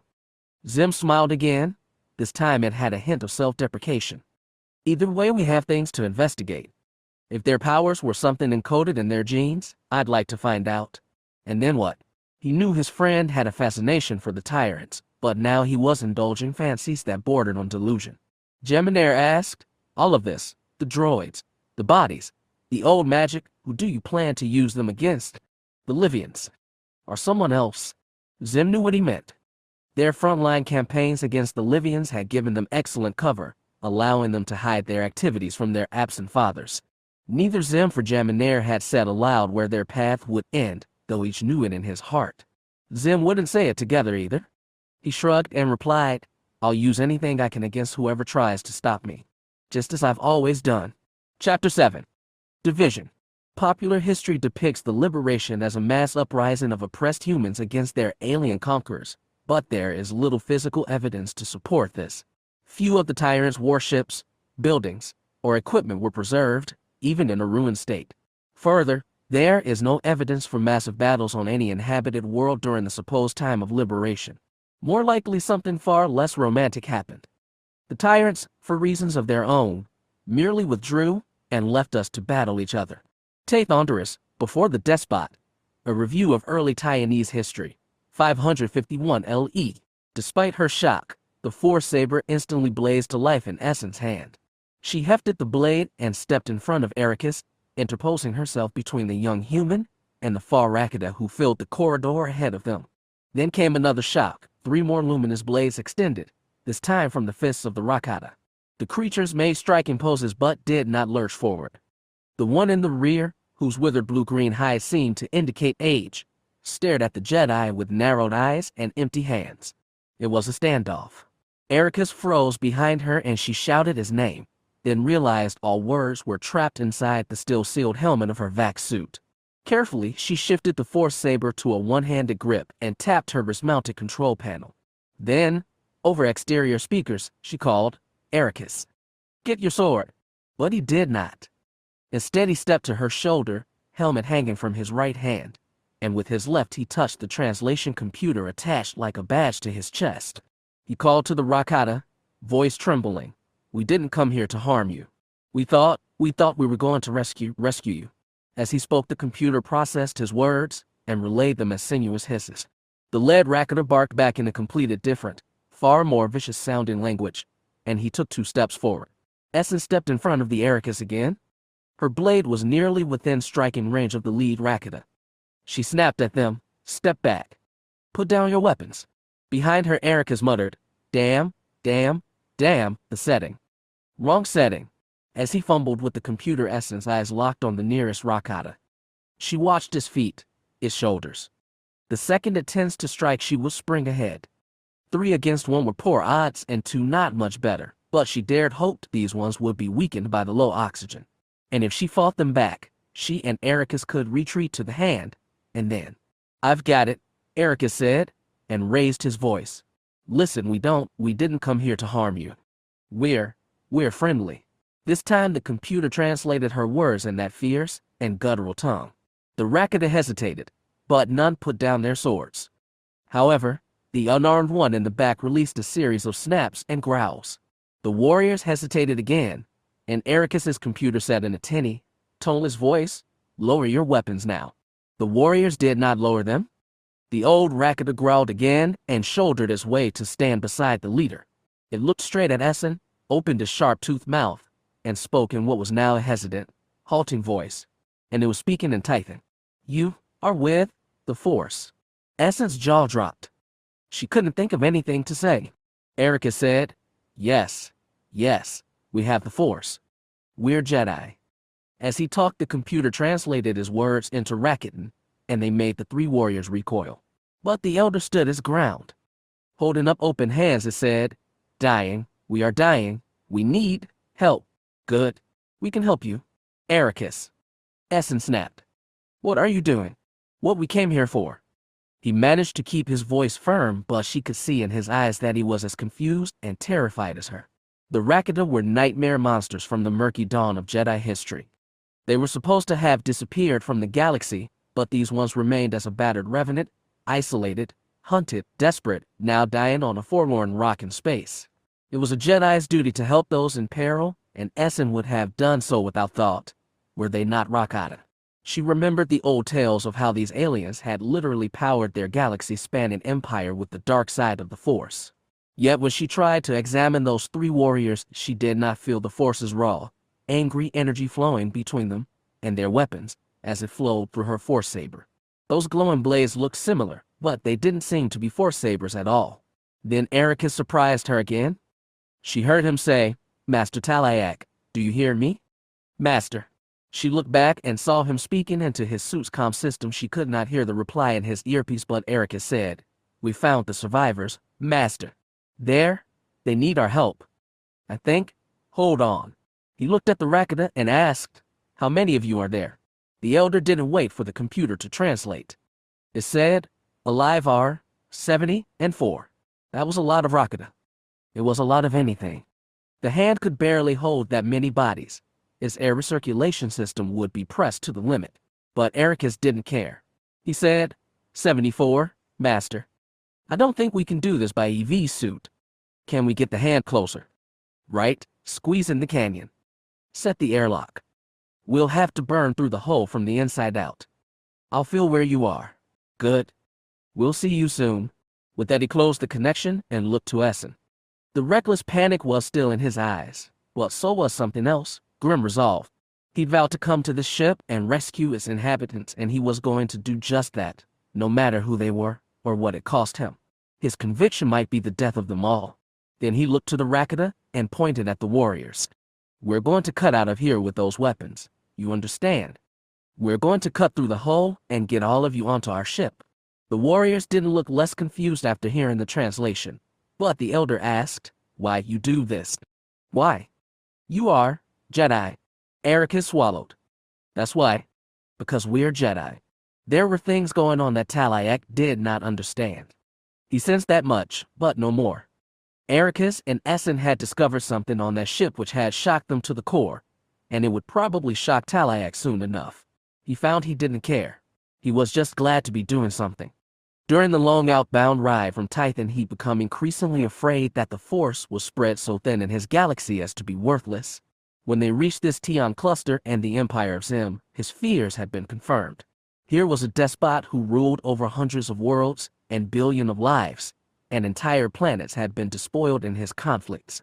His drama made that of the Jedi and their Force wars seem minuscule. And the worst part was, the Force had no role in Xim's empire. Conquest and death, defeat and victory, all happened without its involvement. They three Jedi and their so-called universal power were just ineffectual bumblers on a grander stage. So it had seemed to Talayak, until this moment. Right now the Force mattered. He mattered. So he gripped the hand of light's controls with all four hands and roused the ship with direction thrusters. He kicked off from the surface of the planetoid, maneuvered it so that his airlock faced the crashed ship, then guided it carefully into the tight space of the canyon. There was no room to maneuver. He thought for a moment that the hand would get wedged between walls before it could even nudge hulls with the other ship. He heard the hull scrap against rock, and then the entire deck shuddered as metal shells kissed. He exhaled and sent a short sensation through the Force, telling Essen and Ericus that he was ready for them. He received no reply. They were clearly busy themselves. He pushed himself free of the chair and began to ready the hand of light for whatever surprise they were bringing. The scouring of Gamma 718's asteroid field had been underway for 1 hour and 47 minutes when Captain Sylvan approached Jaminair and said in a husky, eager voice, "Viceroy, I think we found them." Jaminair's attention had started to wane, but he snapped alert. "What do you have?" Sylvain led him to one of the sensor stations and gestured to the screen. "We picked these up on high-resolution visual sweeps. It's deep within the asteroid field, and we haven't been able to match it with heat or energy signatures yet, but, well, you can see for yourself." Jaminair bent closer to examine the monochrome image. Everything was blurred for the high magnification level, but a red circle had been drawn around one object amidst the jagged, misshaped asteroids. This one was ovoid and smooth, with two long mandibles jutting from the forward section, just like the ship at Intricate. Sylvain tapped the controls and cycled through a few more images, each with the ship circled as it drew close to a large planetoid. "It disappears from view after these images, sir. We think it landed on the surface. I didn't see any efflux from thrusters." "No, sir. We haven't been able to pick up any heat signatures either." The captain hesitated, then ventured, "They may have some method of propulsion we're not familiar with. One we can't detect." "I don't know, sir. But we've seen the ship, and we know its destination." "Any sign of the larger one?" "Not yet, but we'll keep searching." "Good. Deploy 4 Hemialia with 1 company of Marines each. They've already been briefed on a seizure strategy. Send them into the asteroid field with 6 battlebirds as escorts. And the Harridan." Jaminair thought a moment.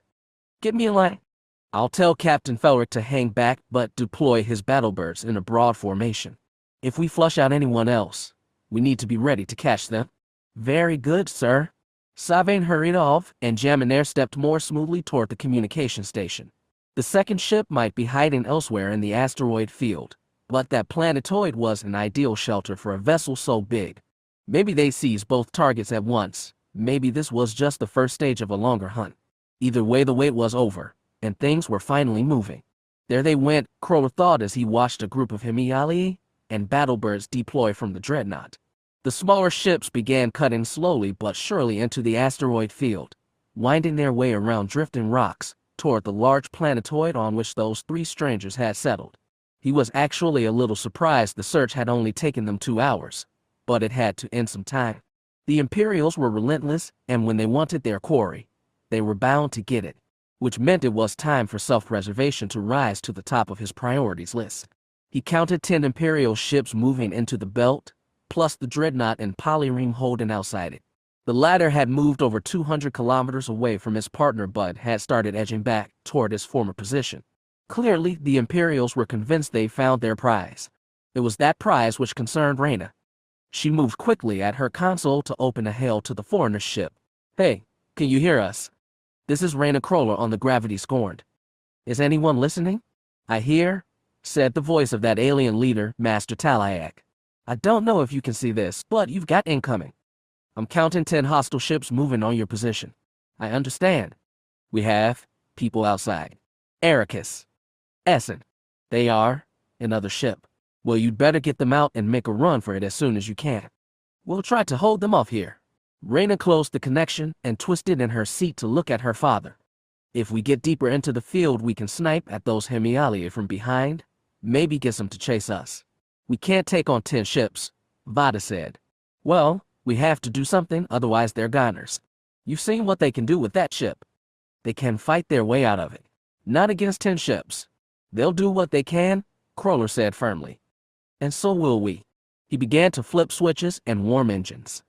They'd been running cold to avoid detection, and it would take several minutes before they were ready to burn. He hoped the Imperials were suitably distracted by their main targets. Reyna asked, "What are you thinking, Dad? If we can draw off 1 or 2, we're not doing that." He winced in anticipation of what came next. "Well, what are we going to do? The only thing we can do, and that's save ourselves. We've only got a small window before that polyreme gets close enough to cut off our escape route. We run now, we just might make it." Her voice tensed with anger and disbelief. "So they saved our lives and you're just going to let them die?" "Yes." He didn't watch Reyna's face, but he remembered the accusation in her eyes when they fled Esteria. It was going to be even worse this time. She might never forgive him. Their relationship might be forever changed after today. But Crawler could live with it. It was preferable to getting himself and his children killed in someone else's quarrel. As the ship hummed to life, he called to Vadis, "Get those guns ready." Already under manual control, the Nikto sounded eager to go. Crawler flexed his hands on the control yoke as he watched his scanner. The Hemiali and Battlebirds had passed them by entirely, and were getting deeper and deeper into the asteroid field. The Dreadnought might launch missiles at them, but from this distance, Vadis had a good chance of shooting them down. And the polyreme wasn't in play, not yet. The window was closing. "Time to punch through," he said. "Reyna?" She didn't respond. "Reyna," he yelled, patching a connection to the Rax's beacon. "We need to jump as soon as we can, and leave them behind." She half whispered, half growled. "If we're not ready to jump, then we're dead. You hear me? So get ready." He didn't watch to see if she complied. She either would, reluctantly, impelled by mortal fear, or she wouldn't. Either way, it was time to run. He tapped direction thrusters, pushed the gravity scorn to a safe distance from the asteroid which they'd used for shelter, then swung his nose toward the open starfield beyond the drifting maze. Then they leaped ahead on a blazing flare. "Sir, we just picked up something else on our scanners," Savain reported. Geminair looked up from the bright tactical screen. "They're leaving the planetoid." "No, sir, this is different." Savain bent over to point out a new marker drifting across the display. The readout marked the ship as a light freighter of Tianese design. Run a full scan. Cross-reference with the records from Interrogate. There was a third ship there. He was certain what the results would show. He dismissed them as random scavengers before, but apparently they were the third piece to an increasingly complicated puzzle. He examined the tactical screen anew. The Ascendant had disgorged most of his Hemiali and all of his Battlebirds, and he mentally cursed himself for tossing away all their fastest ships. The Dreadnought still carries several Livian cutters which might be able to intercept that freighter before it escaped to lightspeed, but they'd lose crucial time scrambling crew and prepping for launch. And then he received a welcome gift. 2 Imperial starships dropped out of hyperspace at the edge of the asteroid belt, near the Ascendant's original entry point. The tactical screen quickly marked them as the Polyrene Termagant plus Alacrity, a small but swift Chronese Harpist. Admiral Cadenzi's reinforcements had arrived with perfect timing. Geminair snapped his fingers. "Tell them to intercept that freighter immediately. Can we get a sitrep from the planetoid?" Savain relayed quick orders to the communications team, then reported, "They've located both alien ships, sir. They're hiding in a canyon on the surface." "Excellent. Launch boarding parties. Tell them to cut through the holes if they have to. I want those ships and as many of their crew as we can take alive." Savain quickly relayed that order too. Geminair clasped the edge of the table hard and stared at the screen, waiting for the next change. Everything was still in the air, but he stood to grab all 3 pieces of the puzzle, and once they were in hand, he could figure out how they fit together. Vadis's weapons control console had a subscreen patched into the Gravity Scorn's wide-range sensor system, and he was watching at the exact second that 2 new Imperial warships dropped out of hyperspace. In that second, he knew everything was lost. The nearest newcomer, a Chronese Harpist, accelerated quickly toward their position. They'd yet to fully clear the asteroid field, and Reyna, sitting sullen at her nav console, hadn't said yet patched in a path to the nearest hyperspace beacon. Now they'd never get the chance, because Vadis's screens lit up with alerts for an incoming missile. "Do you see it?" Crawler yelled. "I see," Vada said, and took the gunnery control. Before the missile even got close to detonation range, Crawler cut thrusters, threw them into a sharp turn, then fired main engines again. Vada's got report of another missile launch as the gravity scorn dove back into the asteroid field. His father began bouncing them back and forth, weaving around chunks of space rocks in the hopes one of them would catch a missile. These Imperial warheads had good guidance systems, though, and they began to weave as well. They were also following the heat trail left by the gravity's burning engines. Vadas could see that, and as he tracked the missiles he aimed ahead of them, anticipating the turns they'd take in imitations of his own ship. When he tapped out his first stream of bullets they went wide, but he recalibrated and released a second volley. This one collided with the missile head on and detonated it. The second was still on them. Crawler put the ship through more evasives, winding a near circle around one large asteroid in the hope of running that missile into its surface, but when they pulled clear the warhead was close, too close. Vadas released an involuntary yelp, then twisted his gun and fired 2 more bursts. Both bullet streams missed, and the missile drew even closer. Then a stray asteroid, probably no bigger than Vadas himself, rolled into their immediate wake. The missile ran straight into it and exploded. Concussive force buffeted the gravity, as well, knocking all 3 of them about in their chairs. "Do we have damage?" asked Crawler. Vadas began running diagnostics. No reports of hull fractures, no leaks. Several stress alerts but no breaks, not yet. "We're okay," he said in relief, then remembered they weren't okay at all. The Imperials had driven them back into the asteroid field, and a look at those long-range scanners told him the Harpist was pushing to the belt's edge in pursuit. The Harpist was bigger than those Hemialii and battlebirds currently swarming the planetoid, but it also had enough powerful guns to blast a modest pathway through the field if it so chose, and it looks like they had. Vadas's scanners registered a wave of explosive impacts as the Harpist plunged in after them. It looked like the Imperial wanted them bad. Almost as bad as the strange, secretive foreigners they've been accidentally, and now fatally, thrust together with. "Reyna, as soon as we can get clear of this field we need to jump," Crawler shouted. "Get us a line on the beacon." Raxus Tython, even intricate. "Whatever you can manage." "Working on it," she said, breathless and scared. At least she had some sense knocked into her, but Vadas feared it was too little and too late for them all. No one could tell if they'd been saved or damned, and the most confusing part was, the Scourges did not seem to know either. The fact that they were Scourges at all beggared the mind, yet that was what they called themselves, pronouncing that word, and that alone, the same both languages, Jedi. Perhaps, Shin wondered, those syllables meant something else to them. What they meant to his people was clear. As they worked to gather survivors and move them through the sanctuary, Shin asked his mother, "How can we trust these Scourges?" "You know their language, but..." "I know little," Qual said. "Only scraps from the archives, barely enough to communicate. Their computer is more fluent. Then, how can we believe them? If we do not go with them, we die," she rasped.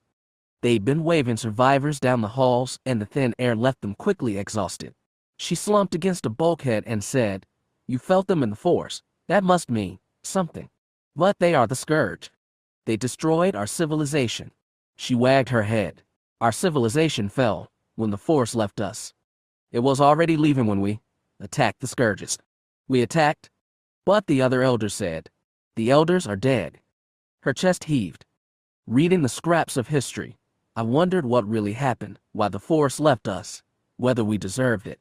Shin was faint as well, but he steadied her with both hands. "Then why do I deserve to have it?"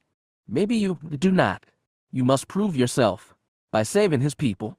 It was that weight of destiny again, but at least this time the door to salvation was opened. It had been opened by the Scourges, and it felt like his entire world had been upended, but there was no place to move but forward. The only other option was death. Most of the survivors were already moving to chambers near where the Scourges were cutting through the sanctuary's outer hull. Shin took his mother by the shoulders and began to move her along at the tail end of the stream. He was surprised to see Kame and a few other youths moving against the flow. "Elder Qual," Kame said, "let us take you to the front. You need to be first off this ship." She waved a hand. "Let the others go ahead of me." "But Elder, I am weak," she said, "not feeble. Younger lives are worth more than mine." Kame wanted to argue, but Shin shook his head in warning. Then a thought occurred to him. Came, take your people. Get the object we retrieved from the crash. It seemed like forever ago since they stumbled on that burning pot on Interrogate. Came blinked in surprise, but took the orders without question. As he passed, he added in a low voice, bring your mother to the front. Roan and the others are helping the humans cut through the hull. Shin recalled a face barely glimpsed through a sealed helmet. I don't think the one with the lightsaber is human. My point is, Roan will protect her. I know. Go, get the pod. Kane pushed ahead with his handful of warriors in tow. Shin took his mother by both shoulders and said, he's right, you should be in front. Then you can speak with the Scourge. Very well, Qual acquiesced, take me. Shin began pushing his mother up the line. He didn't waste oxygen by shouting for clearance. When the other survivors saw the last surviving elder, they quickly made way. It was only when they neared the final chamber that the corridors became crowded and Shin had to pry open a path. It was mild exertion, but he was feeling ready to drop from exhaustion. When he reached the outermost chamber, he saw one Scourge, still in his spacesuit, thrusting his blazing weapon into the wall. At the same time, Roan was spearing his own lightsaber into another point, and they moved their weapons in slow arcs meant to conjoin. Both superheated blades sparked and flashed as they melted metal and left smoldering wakes. The human Scourge had put his helmet back on so that he might breathe his own oxygen supply, but Shin still recognized him by the metal sword magnetically clipped to his waist. Shin walked beside the human and tapped him on the shoulder. The bulbous helmet turned from the burning arcs to face him. Shin couldn't even attempt their language, so he said in his own, "Are you certain you will cut directly into your ship?" The translator pinned to the human's chest droned out a translation, then turned the reply back. "I know our ship is on the other side. I can feel it. With the Force." There was a longer pause. Then the human said simply, "Yes." Qual hung off her son's side and asked something in the Scourge's language. He held his mother against him as the human replied. His translator said, "We did now know who you were when we came. But they come." Shin felt a faint bond between himself and this human, felt it in the Force. Each was confused and frightened and wary, but shared mortal peril had a way of overcoming even history. They had no choice but to trust each other. Would trust survive if they escaped? Shin was afraid to find out, and he sensed the human was too. He gestured to the wall and said, "That is a thick hull. There are many layers you will have to cut through." The translation machine replied, "We know. We will cut deep." After a minute, Roan and the other Scourge carved through the first layer of the bulkhead. The Scourge used the Force to wrench the circular portion away and levitated it to the corner of the room. The alien did it easily, with just a flicker of thought, and Shin was both envious and humbled. These creatures had been trained in the Force their whole lives. Shin's education amounted to little in comparison. These Scourges must have built themselves a mighty empire by now, while his own race had collapsed. Two sabers began to carve into the next layer of hull plating when the lights flickered, died, and winked back on again. Something rocked the entire deck, causing the people in the back corridor to shout in panic. But the shifting stopped as quickly as it had come, and relief washed over the crowd. But not over Shin. Something was wrong. The human Scourge noticed it too. He began looking around the chamber for the cause of his distress. The other Scourge withdrew her saber from the wall and snapped something in her language. The translator only carried the human's reply. "I don't know. What is it?" Qual asked her son. "What do you feel?" "I'm not sure," Shin said, and before he could guess, fresh panic ran through the crowd. It came from far away, deeper inside the ship, but frantic murmurs welled up from down the hall. He and the human started toward it together, stopped, looked at each other, then continued step matching step. After turning two corners, Shin was already exhausted, and was stopped for breath when one of Kame's companions pushed into him. The other young warrior, panting, grabbed him by both shoulders and declared, "There's more of them." "What? Them?" He stabbed a claw against the human's chest plate. "More Scourges. They're cutting in from the outside. It's an attack." Shin whirled on the human and drew his lightsaber but did not ignite it. He heard those words translated into the Scourge's tongue, and felt the shock spread through him. The human's reply was urgent, almost panicked, but his translator relayed peril in the driest tones. "Someone else has entered this ship. It is not us."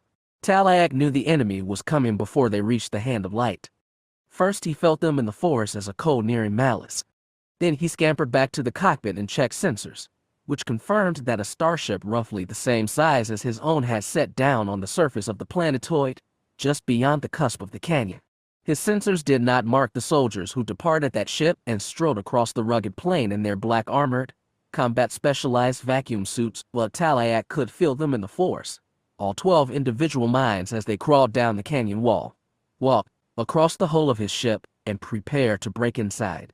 These were professional soldiers, probably the most loyal and well-trained Janissaries in Xim's war machine. Less than 3 minutes elapsed between their disembarking and their wiring directional explosives around the hand's cargo access hatch, which would allow them access to the entire ship once blown. That was more than enough time for one Jedi Master to be ready for them.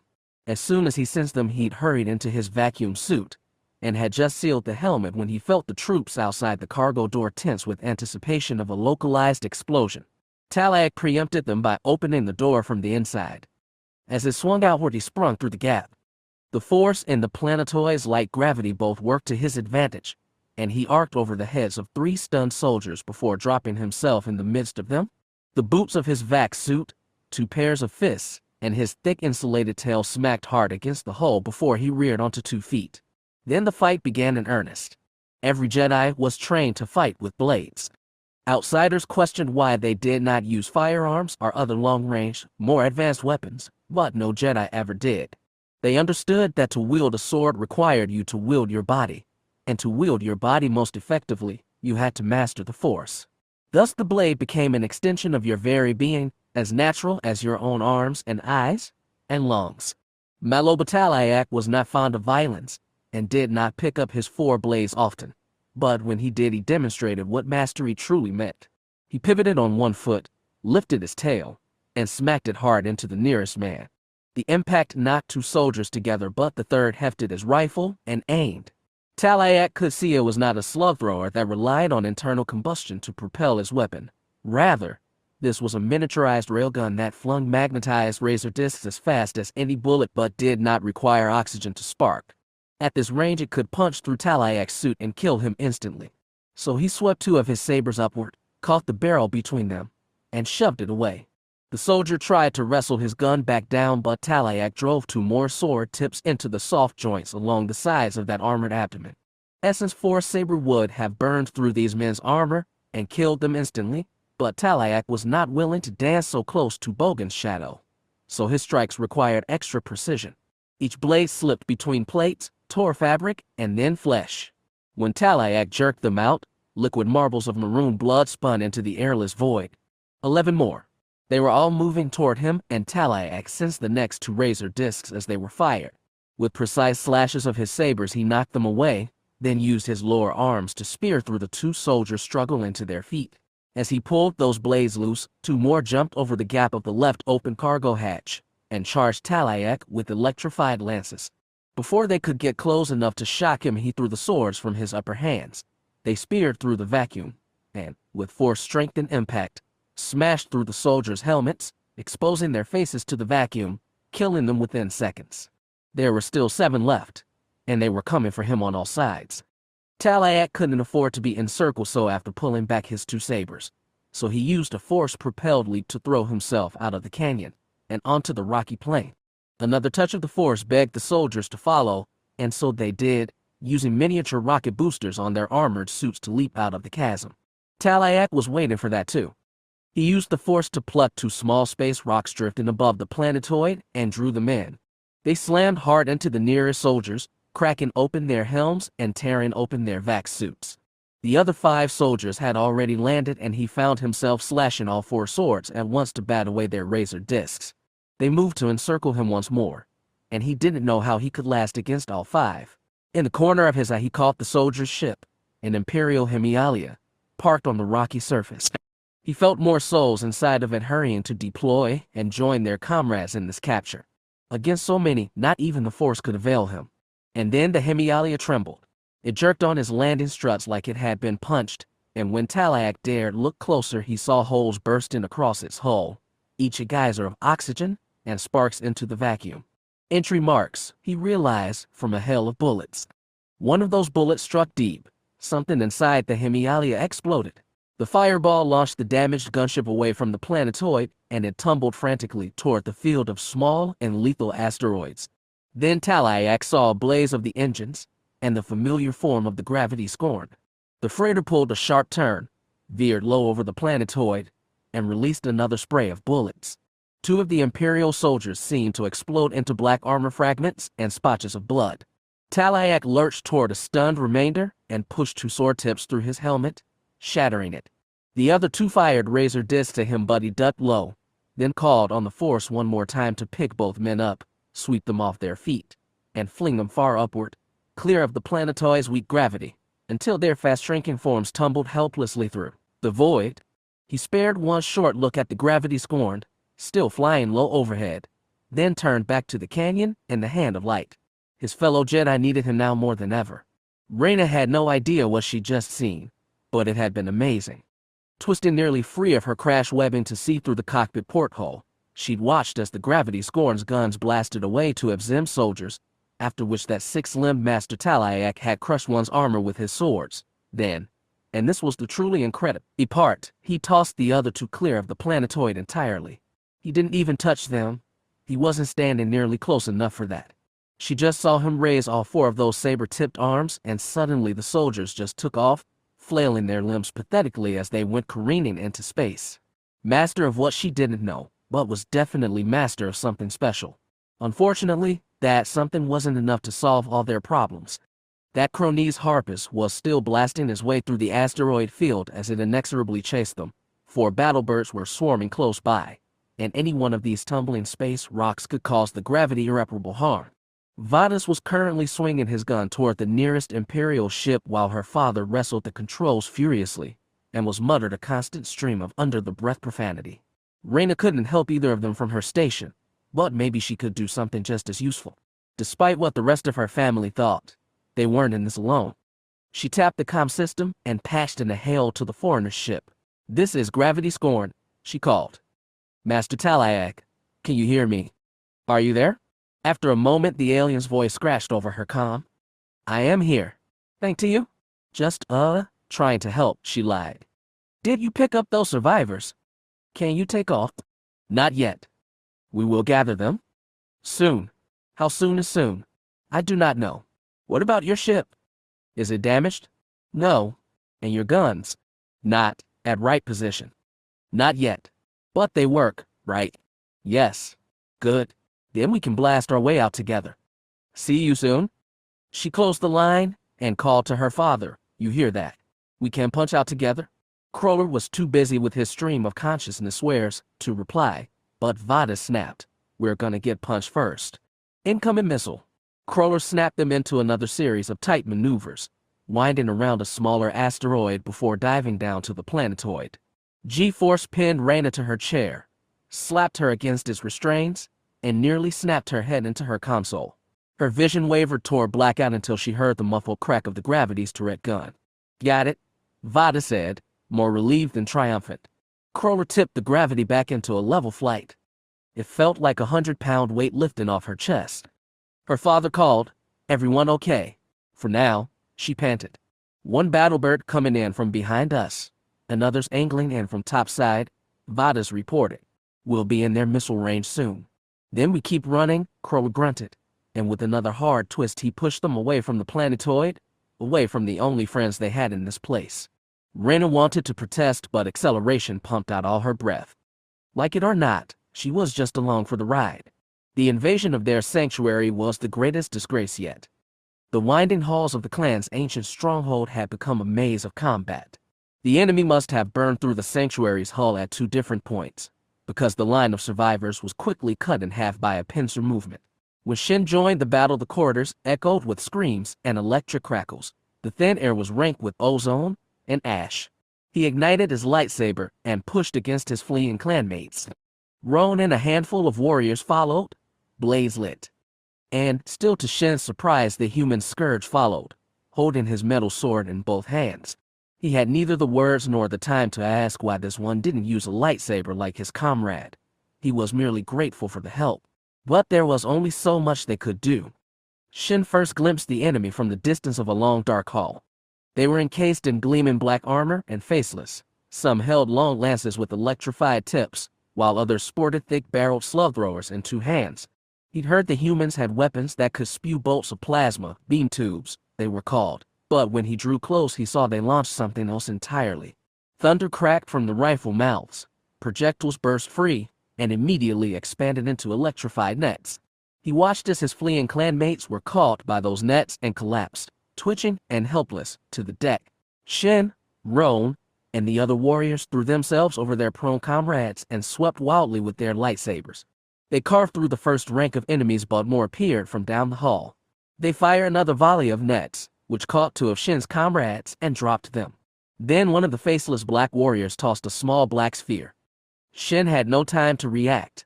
The sphere hit the deck, bounced, then burst into a blinding flash of light and smoke.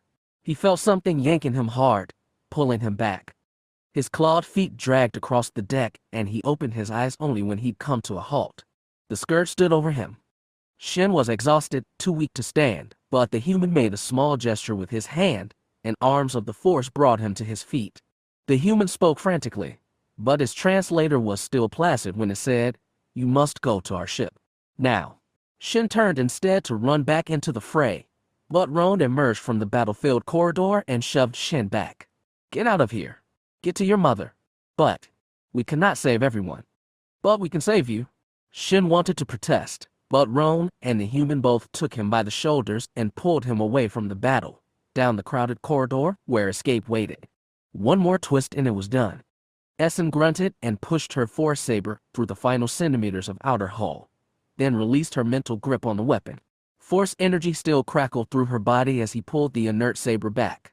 She called on her power one last time to pull the carved-out circle free and toss it into the corridor beyond.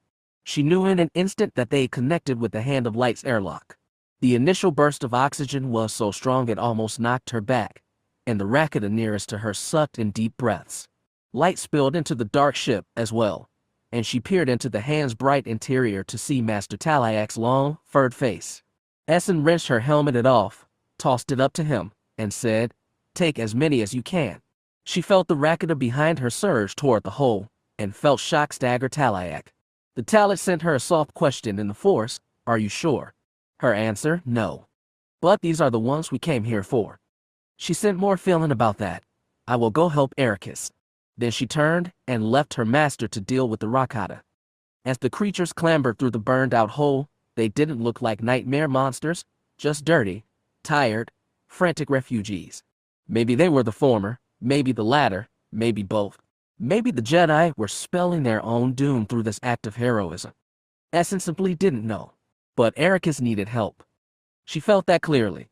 As she pushed deeper into the Rakatan ship, she saw the Elder, the one who'd spoken scraps of Tython, lingering at the back of the chamber. Essen waved her to the hole.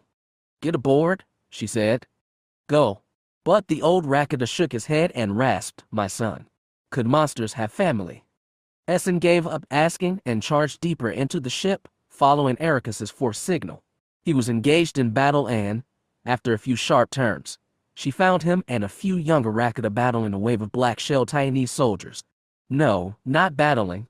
It was a fighting retreat. The Imperials released electrified nets that dropped 2 Rakata before her eyes, while others charged ahead with shock lances. Ericus's metal sword was no good against that. She watched as a powerful charge jumped up his blade and arced all through his body. She threw herself into the air, curling herself tight to arc between the Rakata's tall heads and hallway's low ceiling.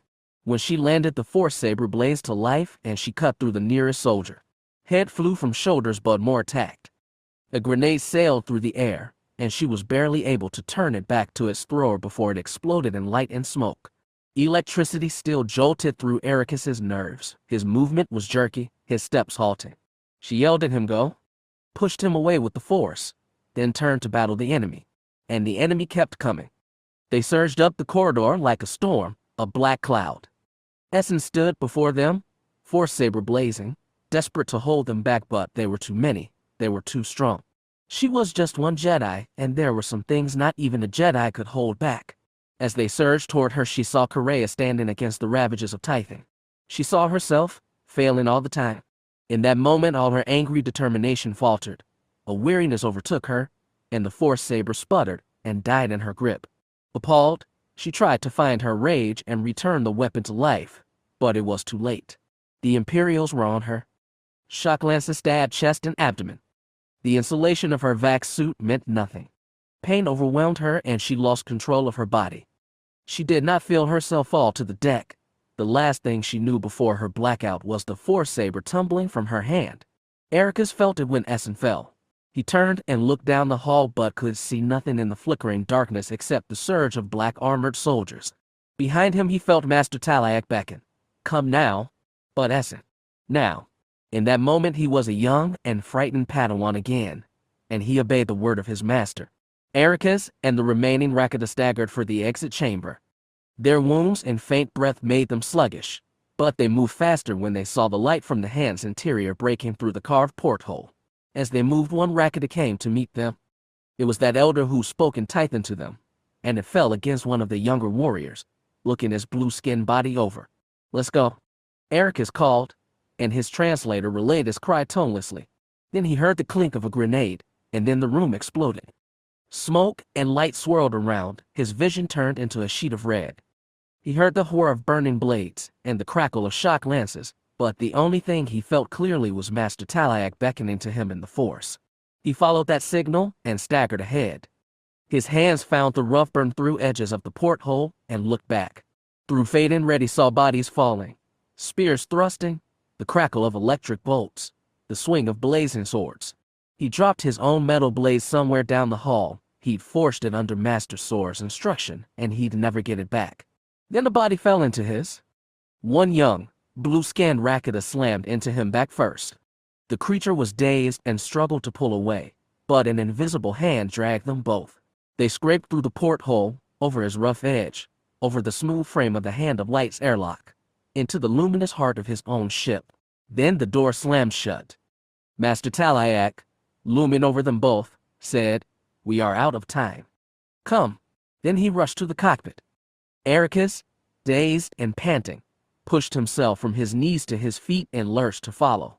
Shin lay face up on the deck of the strange-skirt starship, trying to wrap his mind around what had happened. His mother's embrace? The flash and smoke of the grenade. Qual was wrested from his arms, but he lurched for her. Bodies slammed into his. An electrified pike skimmed his side and shocked his nerves. Then Roan appeared through the glare, and Hayes pressed their faces close. His friend and rival snarled at him, "Go." Then a strong kick to the chest knocked him away from his mother, his friend, into the safety of the Scourge's ship. The lightsaber was still in his hand, clutched tight, a talisman of what he should have been and a memento of his failure. He heard the ship hum to life around him, then the moans of his clanmates. He pushed himself upright and wandered the ship's halls in a daze, even as it bucked with takeoff beneath him.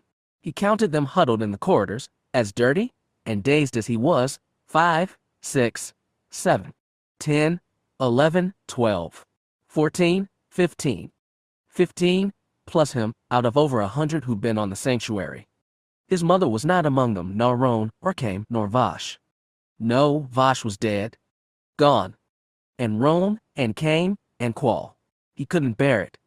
Shin staggered through the halls, following the dim and undecipherable sound of the Scourges talking. He found two of them sitting in the wide-windowed cockpit, the human and a shaggy, six-limbed being of a species he did not recognize.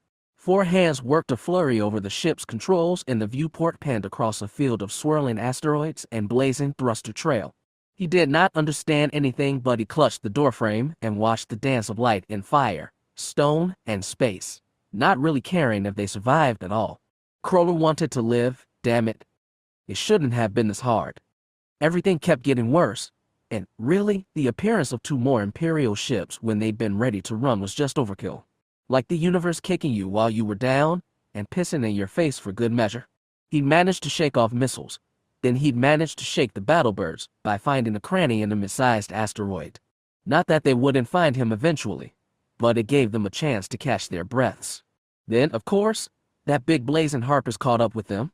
It began pummeling their rocky shelter with bursts from his big plasma guns, and the gravity Scorn's cockpit began to rumble around them. "I think it's time to fly," Vada suggested. "But fly to where?" What was the question? Crawler checked his scanners as he retracted landing claw. There were still battlebirds out there, and they converged on him as soon as he flared his engines. If the harpists didn't get him, they would. Then something else lit up his screen. Reyna said, "They're pushing clear." She didn't have to specify which them. The gravity scorn was a couple 100 kilometers away from the planetoid, and if they both ran simultaneously, they might be able to pull their pursuers in opposite directions. It was the best chance they had. Crawler pushed them away from the asteroid with directional jets, then fired main thrusters. The gravity raced toward the edge of the asteroid field in a straight line. Acceleration pinned him to his seat as he said, "Reyna, get us a beacon." "I'm on it." "Vadas." "I'm on it too." Crawler nudged the control stick as necessary to dodge asteroids, but his eyes were mostly on his scanner. The Imperial ships saw two different prey taking off and, bless them, hesitated for a few crucial seconds. Then the harpists veered to pursue the stranger's ship while battlebirds veered after the gravity. That would be enough, he prayed. He wove around a few more rocks but kept his burners on hot to keep out of missile range, though the battlebirds were closing fast. Then, to his shock, he saw that the hand of light was following their outbound vector. So much for splitting the pursuit in two. But that foreign ship was fast. It was powerful, and Crawler watched in awe as his guns pounded the harpists, punched past its Kyrium armor, and slowed the big ship down. At the same time, one battlebird peeled off pursuit of the gravity and raced to intercept the hand. That one promptly vanished from Crawler's screen. Maybe these people were worth having as friends after all. He was almost clear of the asteroid field now. He called, "Reyna, I've got a beacon," she said. "How does Argoon sound?" "Sounds good enough." He began warming the hyperdrive. Through the porthole he could see the mammoth form of the Cadenthian dreadnought moving to intercept, but it was too far to stop him now. Nor could it stop the hand of light. That ship was catching up fast. "Right, we're heading out," he heard Reyna say into her headset. "Setting course for Argoon. Can you get out?" "Good. See you on the other side." So he still wasn't done with those people. Crawler wasn't sure if that was good or not anymore. Finally, they breached the edge of the asteroid belt. All he saw ahead of him was black space, speckled stars, and the ominous warship that wouldn't catch them in time. Then an alarm wailed, and Vadas reported, "Missiles inbound." "Not for long," Crawler said with satisfaction, then pulled the throttle and flung them into the safety of lightspeed. They winked off the screen in quick succession, the Tianese freighter first, then his alien partner. Standing beside Geminaire, Captain Savain sucked in breath like he was bracing for punishment. But Geminaire merely stepped back from the table, stretched his sore shoulders, and said, "Get me a link to the ground team, please." "My headset." "Yes, sir," Savain said with a shaky nod. Geminaire adjusted his earpiece and nudged the microphone in front of his lips. The comm line clicked open, and he heard the familiar voice of Colonel Belmanis. For a mission as important as this, Geminaire had sent a man who'd been with him since the beginning. "This is Redfist 1, Belmanis said. "Redfist 1, this is the Ascendant. Citrop, we have secured the crashed ship, sir. We've got 16 wounded plus 11 dead. They put up quite a fight." "Yes, but we overtook them. We're still scouring the decks, but we've gathered 43 live captives so far. We're still counting dead bodies. Some seem to be by their own hand." "Interesting," Geminaire thought, "but not relevant right now." "Are the captives all alien?" "Yes, sir." A tiny pause. Physical parameters matched the description the tyrants. Live tyrants, after all this time. He dared hope, but he'd not been able to believe it. He still couldn't. He'd only accept it when he saw the captive monsters with his own eyes. Xim would be ecstatic. "Correction," Belmanis added. "We've taken one other captive. Humanoid female, red skin. We can't identify the species." Another puzzle piece that needed fitting. "Bring her along with the rest." "Are your Hemiali able to make the return trip?" "Yes, sir, though we lost one going after the smaller alien ship." "I saw that. Its crew." "We lost the entire team, sir, but I believe they were able to fulfill their secondary objective before they were wiped out." "You believe? It may take time to find the signal, sir." "I understand. We'll turn an ear for it. In the meantime, get those captives up to the Ascendant. I'll send in a salvage team for the alien ship." "Understood." "Is that all?" "Yes. Tell your men they did good work today. They'll appreciate that, sir." Redfist 1 out. The line closed. Geminaire leaned forward, fists on the tabletop. and stared at the screen. One Hemiali lost, 2 battlebirds destroyed, the Alacrity injured, plus the lives lost on the ground team. All in all, a very small price for what they gained, and they might gain more yet. Contact the Harridan and coordinate a salvage mission, he told Save. I want Alacrity and that alien ship retrieved from the belt. Also ready a berth for the away team? Send fire teams to guard the ship once it lands. Of course, sir. And prepare a courier drone, he added with a tiny smile. I have a very important message to send. Origins. Not even dust. In every threat there is also opportunity. The dangers we face now are greater than anything we have known in 10 generations, but the possibilities are commensurate. Maslover Shayashiov, speech to the Livian League Assembly, 506 LE, year 14 of Zare's reign. 507 LE. It was strange that the sight of Corax, its daylit-sided gleaming crescent in the transport's viewport, should feel so welcoming. It was an unlovely world, an ancestral enemy to his own, and indelibly colored by his first impression of smoke, blood, and slaughter. But this was the world where Jaminair had met the son of Zare. His entire life had changed in that moment, so it was fitting that most of his private, personal meetings with Xim since had taken place here, at the forward base of their struggling campaign against the Livian League. That struggle was nearing an end. Not at the end, no, that was still distant and there were more hurdles to pass. But Jaminair could finally see the end now, far away as it was. And with that end, another beginning. He returned to the orbital command station unannounced. His starship, a common model hauler bearing civilian identification codes, docked at a private port. He breached the airlock without his usual bodyguards, and used private passageways to complete the journey to his personal suite. These were the rooms which had, in many ways, become his home for the past 2 years. It was fitting that Xim waited for him there. The pirate prince stood before the porthole viewport, watching the darkness of Corax's night side. When Jaminair entered, he turned around, a silhouette of black against black. Xim gave no words of welcome nor any apology for entering Jaminair's private cabin. He simply asked, "How did it go?" "A pleasure to see you too," Jaminair said dryly, though he knew better than to expect perfunctory greetings from Xim. The pirate prince was, now as ever, a man of singular focus. Jaminair stripped off the jacket he had worn during the long inbound flight and draped it over the back of his sofa. Then he sat down and told everything. He explained how he'd followed the secret navigation beacons lit for him by his allies within League territory. He spoke of his rendezvous with a lone Livian cutter near the Conaver system. And he related, in great detail, his conversation with Maslover Shayashiov, governor of the League capital of Decevro. The Decivers were a proud people, in many ways more like the Saraskans than the merchants of Livian or Jantoria. Decevro had an old aristocracy and a history of taking the sons of outlying systems and training them into a very capable soldiers class. Those Janissaries were the backbone of the League's defensive structure. Indeed, they dealt the brunt of the damage to the Cronese and Saraskan fleets. They'd also received the most and were buckling under the strain. At the same time, the other League worlds were pressing all the harder for Decevro to shoulder their collective weight. Shayashiov wants the campaigns to end, Jaminair explained, and he wants the League assembly off his back. I think he also fears for his own position. He didn't say it, but I think the assembly may try to remove him. They might even make him a scapegoat for their losses. What kind of lifeline did you offer him? Asked Xim, now seated in an opposite chair. I was generous. I told him he'd retain his current level of authority on Decevro as long as his Janissaries were placed in your service. His response: flat refusal. Jaminair waited for the indignation on Xim's face, and it showed, just a little before adding, he said if we wanted control over his Janissaries, he wanted more in turn. How much more? He's a candy man. He knows a new empire when he sees it. A real empire, not a loose alliance like the League.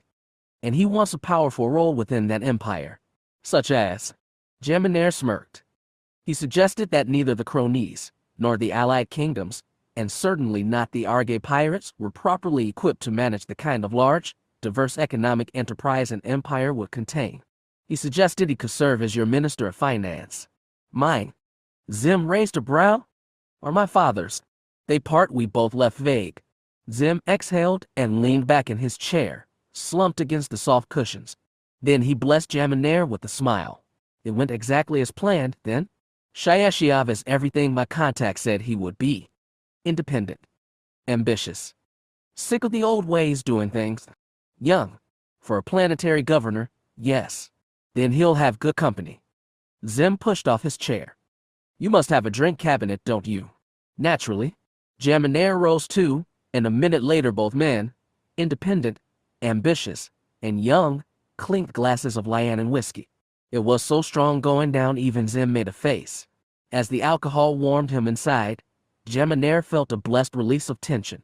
Since he departed for the secret negotiations, he felt wrenched tight inside, afraid to even breath.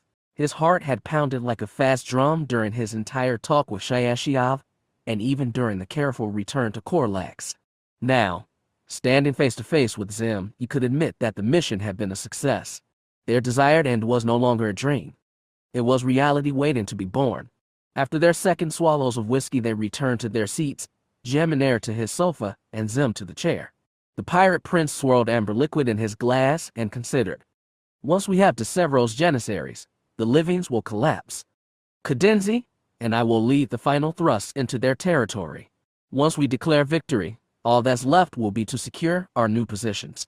New positions. Jaminar felt a tiny shiver at those words. So humble, but they implied so much. For the first time he dared ask, how? We'll have to act quickly. I recommend you work with Cadenzi. He should have soldiers on Saraska who can secure your father and brothers. I think it would be best if I were on Saraska myself for it. I'll leave that up to you. What about your father? After suffering so many defeats against the League, Zer had left the frontline slog and retreated to his pleasure palace on Chandar, but he was still more unpredictable than Chorus 9. You've heard that some of the old Cronese nobles have been intriguing against him, Xim said. I've been pushing that along through an intermediary. You're inside man in the court. I never said it was a man. Xim waved a finger. That's right. Not a woman either. Jaminar took another sip of whiskey, swallowed it down, and asked flippantly, who could it be? Then, your mousy jester. What was his name? OZF. Then he received another treat. Xim blanched. He moved to cover his embarrassed look with the glass, but liquor slowed his response. Jaminar stared in shock. That's your inside man.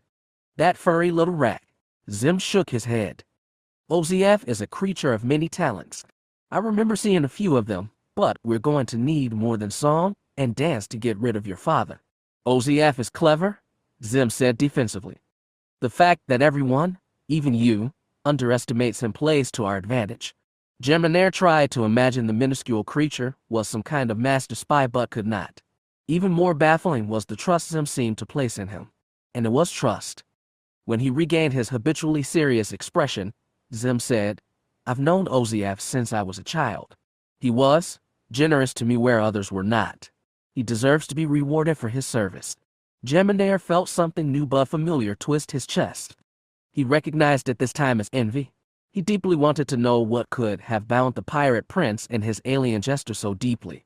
But even if he pried, he'd get no explanation. Xim was his partner in ambition, and he dared call the man a friend, but there was ever a wall around him, its gate closed to everyone save, perhaps, this OZF. Perhaps. The possibility left Jaminar melancholy, and the whiskey warmth inside him cooled. Xim did not seem to notice. Thoughtfully he said, when the time comes to end it, I think you might have the hardest task of all. What do you mean? The job of neutralizing my father will be left to OZF's small but capable hands. I won't be able to do it myself. But if you plan to be on Saraska, you'll do it personally, won't you? Jaminar simply stared into his glass. It was something he'd pondered in silence many times. His heart grew tight with something else now, another feeling he could not name. Not fear, not dread, not doubt. All of those, and something else entirely. I know you have no love for your father, nor he for you, Xim continued. Still, without our fathers, we would be nothing. Not even specks of dust. There is a debt there. You cannot deny that.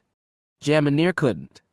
He had also considered leaving the task to someone else, Cadenzi soldiers, perhaps, or Captain Belmanus of the Royal Guard, whom he'd suborned a year ago. But he did not totally trust them, and more importantly, it felt necessary that he do this by hand. A response needed to be given for the lifetime of neglect and quiet cruelty he had suffered, and he could not pass that duty to others. If he did, he'd be a coward forevermore. Even though his father would be gone, Jaminar would still be living within the man's shadow. That was unacceptable. With a creaking voice, he said, "There are debts and there are debts. I have one I absolutely must pay, don't you?" Xim looked from his cup to the porthole. Corax was deep within darkness. "I suppose so. We've come this far. We can't back down now." "I never back down," Xim said simply. Not a boast, just dispassionate fact. Neither did Jaminar. Since meeting Xim, he'd been transformed into something far more than a feudal, listless lesser prince. He'd been placed on a path that took him, with every step, further from what he'd been and closer to greatness he'd never conceived. Chapter 8. Opposing Stars. Of course, I've studied the career of Xim. Even after all this time, one can learn much about politics and rulership. By that, of course, I mean what not to do. Ha ha. Senator Palpatine, in Conversation, 37 BBY. Jaminar still hadn't gotten used to this place. When he rode the transport down to the surface and got his view of the secret world, that quicksilver marble against violet and faint stars, he felt like he was plunging into childhood nightmares. On Saraska they said that ghouls and witches haunted the moors of the Southern Isles, but Abraxan had more frightening ghosts and was about to get a delivery of his worst ones yet. The planet had changed so much since he'd first seen it. The meager pirate hideout had been erased, and in its place a massive facility sprawled across the fog-shrouded landscape. Twin factories, filled with industrial machines imported from Barranker, Danium, and Corax, rose like metal mountains on either side of a landing facility now equipped to take in cargo barges half the size of the Ascendant, which currently sat alone high above the planet. Those berths were fully capable of receiving the captured spaceship. After riding the lift down from the docking tower, Jaminar paused to watch the tyrant vessel as it was lowered through the atmosphere and the thruster-equipped metal harness that had carried it through hyperspace on the Ascendant's undercarriage. This was his first time seeing it with his eyes alone, and while it was not an exceptionally large craft, there was something captivating about its rounded hull and the argent gleam of its outer shell. Damaged though it was, this truly was a ship unlike anything in the Empire, and if its performance at Interrogation was good indication, there was much they stood to learn from it. They might learn even more from its passengers. All the prisoners had been transferred into the Ascendant, then into the cargo hold of Jaminar's shuttle Jaminar. He stood at the base of the tower and watched great metal arms open the hold from the outside and move the cages containing the prisoners. It was Jaminar's first time seeing live tyrants too, and he ventured near the cages as they were transferred onto flatbed trucks. The aliens certainly had a fearsome build, with claw-tipped hands and feet, powerful limbs, and mouths lined by sharp teeth. Yet they were clearly tired, battered, and depressed, some bore wounds that no one had bothered to treat. As he watched them, Jaminar felt an unexpected melancholy. This was all that was left of the race that once enslaved the universe. Once they claimed their empire as infinite, it was hard not to think of Liachusis, the listen poet kept at Deceivero's royal court, and her claim that Xim's name would outlive time. As the trucks lumbered off, Jaminar took the backseat of a jeep that followed the convoy through security gates, past the high outer walls, and into the most secure section of an already very secured and very secret complex. The trucks came to rest beneath a row of spotlights, where dozens of armed and armored soldiers were waiting. Even after the trucks parked, they held position and waited for further instruction. Jaminar, in this instance, was not the man to give it. As he clambered out of the jeep's side door and onto the ground, he saw Ish and Lorik approaching. The archaeologist had, best Jaminar knew, barely left Abraxan in the past 20 years. Though the man still retained his passion for ancient history, his duties had expanded to make him chief administrator of the entire complex. He still wore a long white lab jacket and he kept his pale hair long even though it had retreated halfway off his scalp. Jaminar had been expecting Lorik, but the man's companion took him by surprise. That companion stood barely to the director's hip and ambled along on undersized rear legs that forced the director to slow his eager stride. A mere black vest covered the creature's gray furred hide and the pink nose atop his long snout was upturned and curiously twitching. A thin tail jutted up from his backside and twisted to a hook over his shoulder, like a constant question mark. It was of course Oziaf, special plenipotentiary to the Emperor. "You've really done it this time, Viceroy," the TIN chirped. "I don't think I've ever seen the Emperor so excited." "I'm surprised he isn't here himself," Jaminair said. Oziaf shrugged tiny shoulders. It couldn't be helped. He's at Barankar, overseeing the rollout of a new fleet of dreadnoughts. He'll be coming personally, of course, but until then he sent my humble self to investigate your finds. Because apparently Jaminair was not enough to do the job. Xim once confided his philosophy that two agents, working toward the same goal, in competition with each other, often produce the best results. Jaminair had found it true in his own experience, but he much preferred to assign agents, not be one. Many beings balked when they learned the trust Xim put in the small, furry alien. Jaminair had at first, and so had Xur himself, to his great detriment. Over the years Jaminair had learned to respect Oziaf, even rely on him sometimes, but he could never actually trust the Tython. There were still too many mysteries about his past, and if Xim knew them he would not say. Apparently he and Oziaf locked eyes for a little too long, because Lorik cleared his throat and declared, "We've prepared spaces for the captives. We'll keep them grouped in cages at the start, then draw out individuals we think are potentially useful."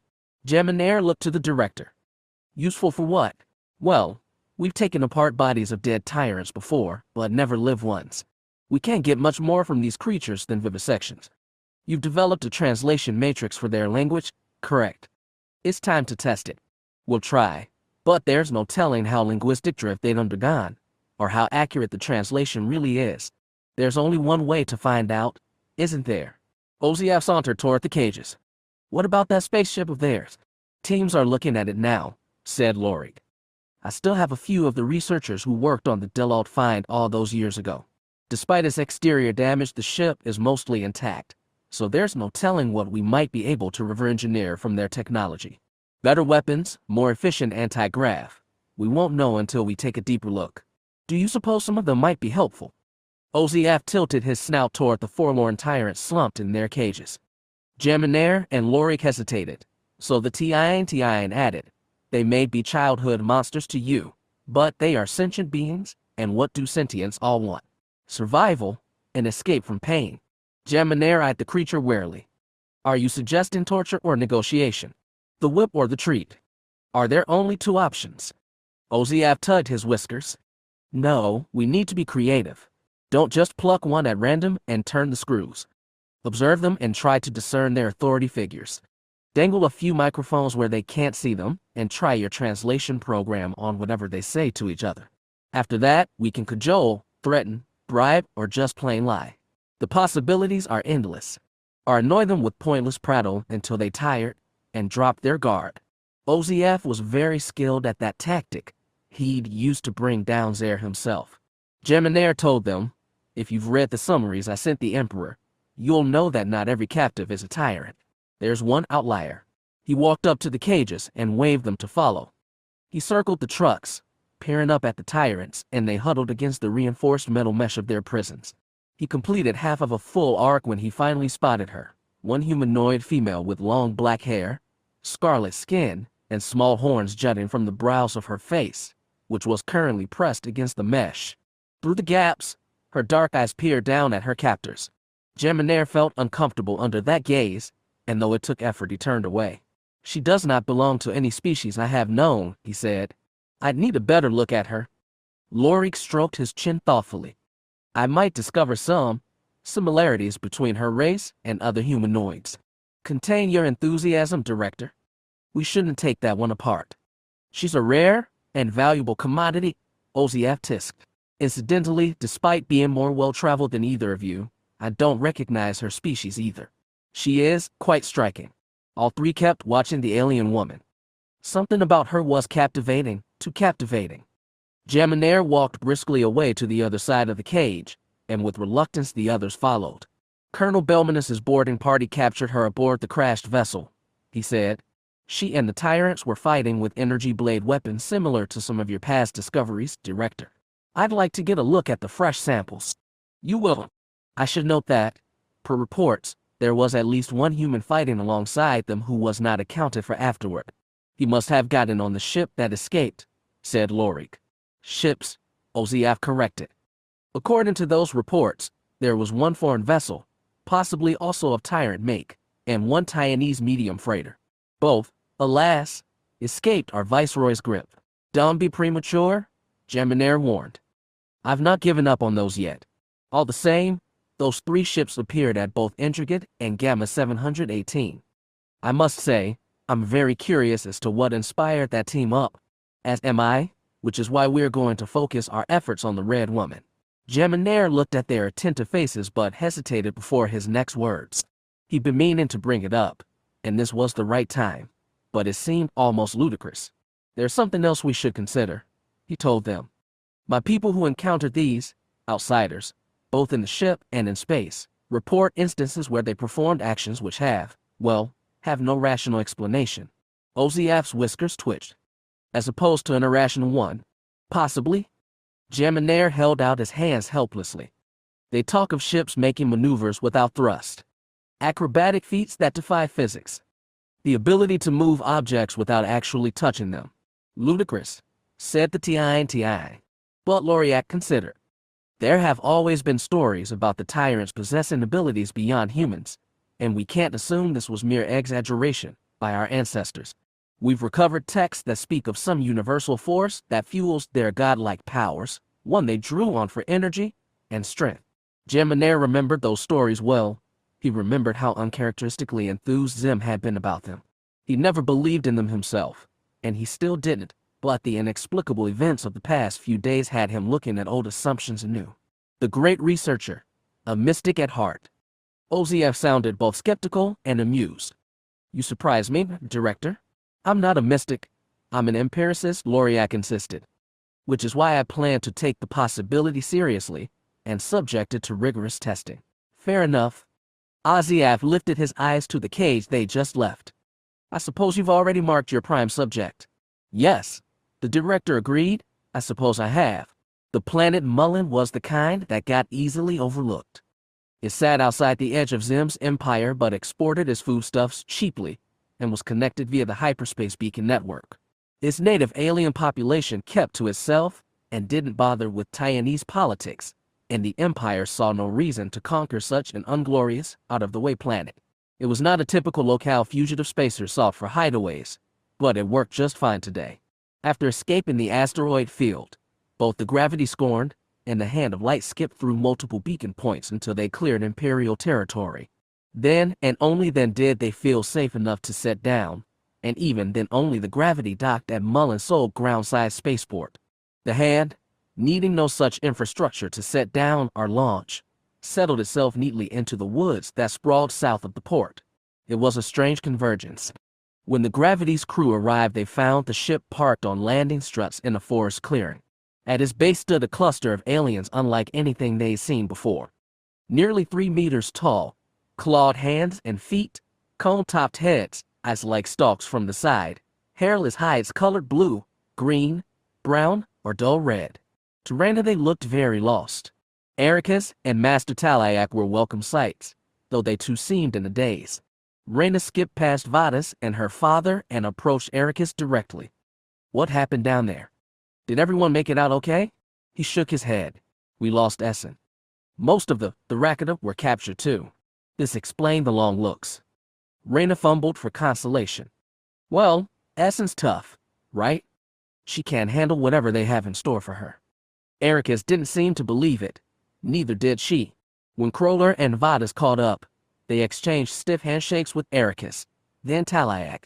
The alien clasped 4 hands in front of him and said, "Thank you very much for coming. We owe you our lives and debt." When none of them responded right away, Ericus added, "We'd have never gotten off that rock if it weren't for you. I'm surprised you came back for us. You didn't have to. That only made things more awkward." Kroller laughed stiffly and said, "Well, we couldn't just sit by, could we?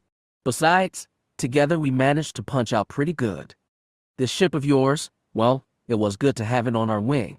I wish we could have done more," Reyna added. Kroller looked at the aliens moving dazedly under the tree-dappled sun. "So I've got to ask, who are these guys?" Neither Ericus nor Talayak replied right away. Vadis added, "There's something almost familiar about them." "I thought that too," Reyna added, though she couldn't imagine why. She knew she'd never seen beings like this in her life. Talayak finally said, "They are relics. From another time?" He spread his lower hands. "Like us." Which begged the question, What are you people? Reyna almost asked her right there. She'd seen what Talayak had done during the last fight, and looking back, there'd been unexplainable oddities ever since they met Ericus and Essen on the Generation ship. Things like suddenly changing direction in 0G, starship sailing through an asteroid belt with no visible propulsion, hyperspace jumps outside the beacon network, and communication with no words spoken. Plus, she held herself. Her father crossed his arms and said, "I'm sorry about Essen. I got a feeling you three have been through a lot together." "Thanks," Erica said, "but we're not giving up yet. We're going to get her back, and all the people who are captured. And we need any help we can get." Reyna watched her father shrink back, and Vada snapped. "How do you plan to do that? The Empire has her, and who knows where they've taken her." Crawler nodded grimly. "He's right. Everybody says they've got planets locked away by secret beacons, places nobody can get close to. We can't find her." Ericus looked urgently to the master. "You can find her, can't you?" Talayak exhaled. "I will try, of course." "And then what?" pressed Vadas. "You'll just hop in your ship and ride it to her doorstep. Just like that." He snapped green fingers, and Reyna realized he was angry. "Hey," she said, "calm down." Vadas ignored her. "What are you people? What do you want out of all this? And how are you doing the things you do?" His harsh tone made Ericus and Talayak both recoil. Reyna wanted to soothe him, but Crawler said, in calmer but firm tones, "I'm not going to claim we've got a right to know, but you just said you owe us a debt, and I happen to agree. You can't start paying it off by telling us the truth for once." "We've never lied," Erica said. "No, you've just got secrets. Everybody's entitled to theirs, but like I said, you nearly got us killed a couple times over. I don't like that, and I like it even less when you put my kids in danger too." Reyna started, "Dad."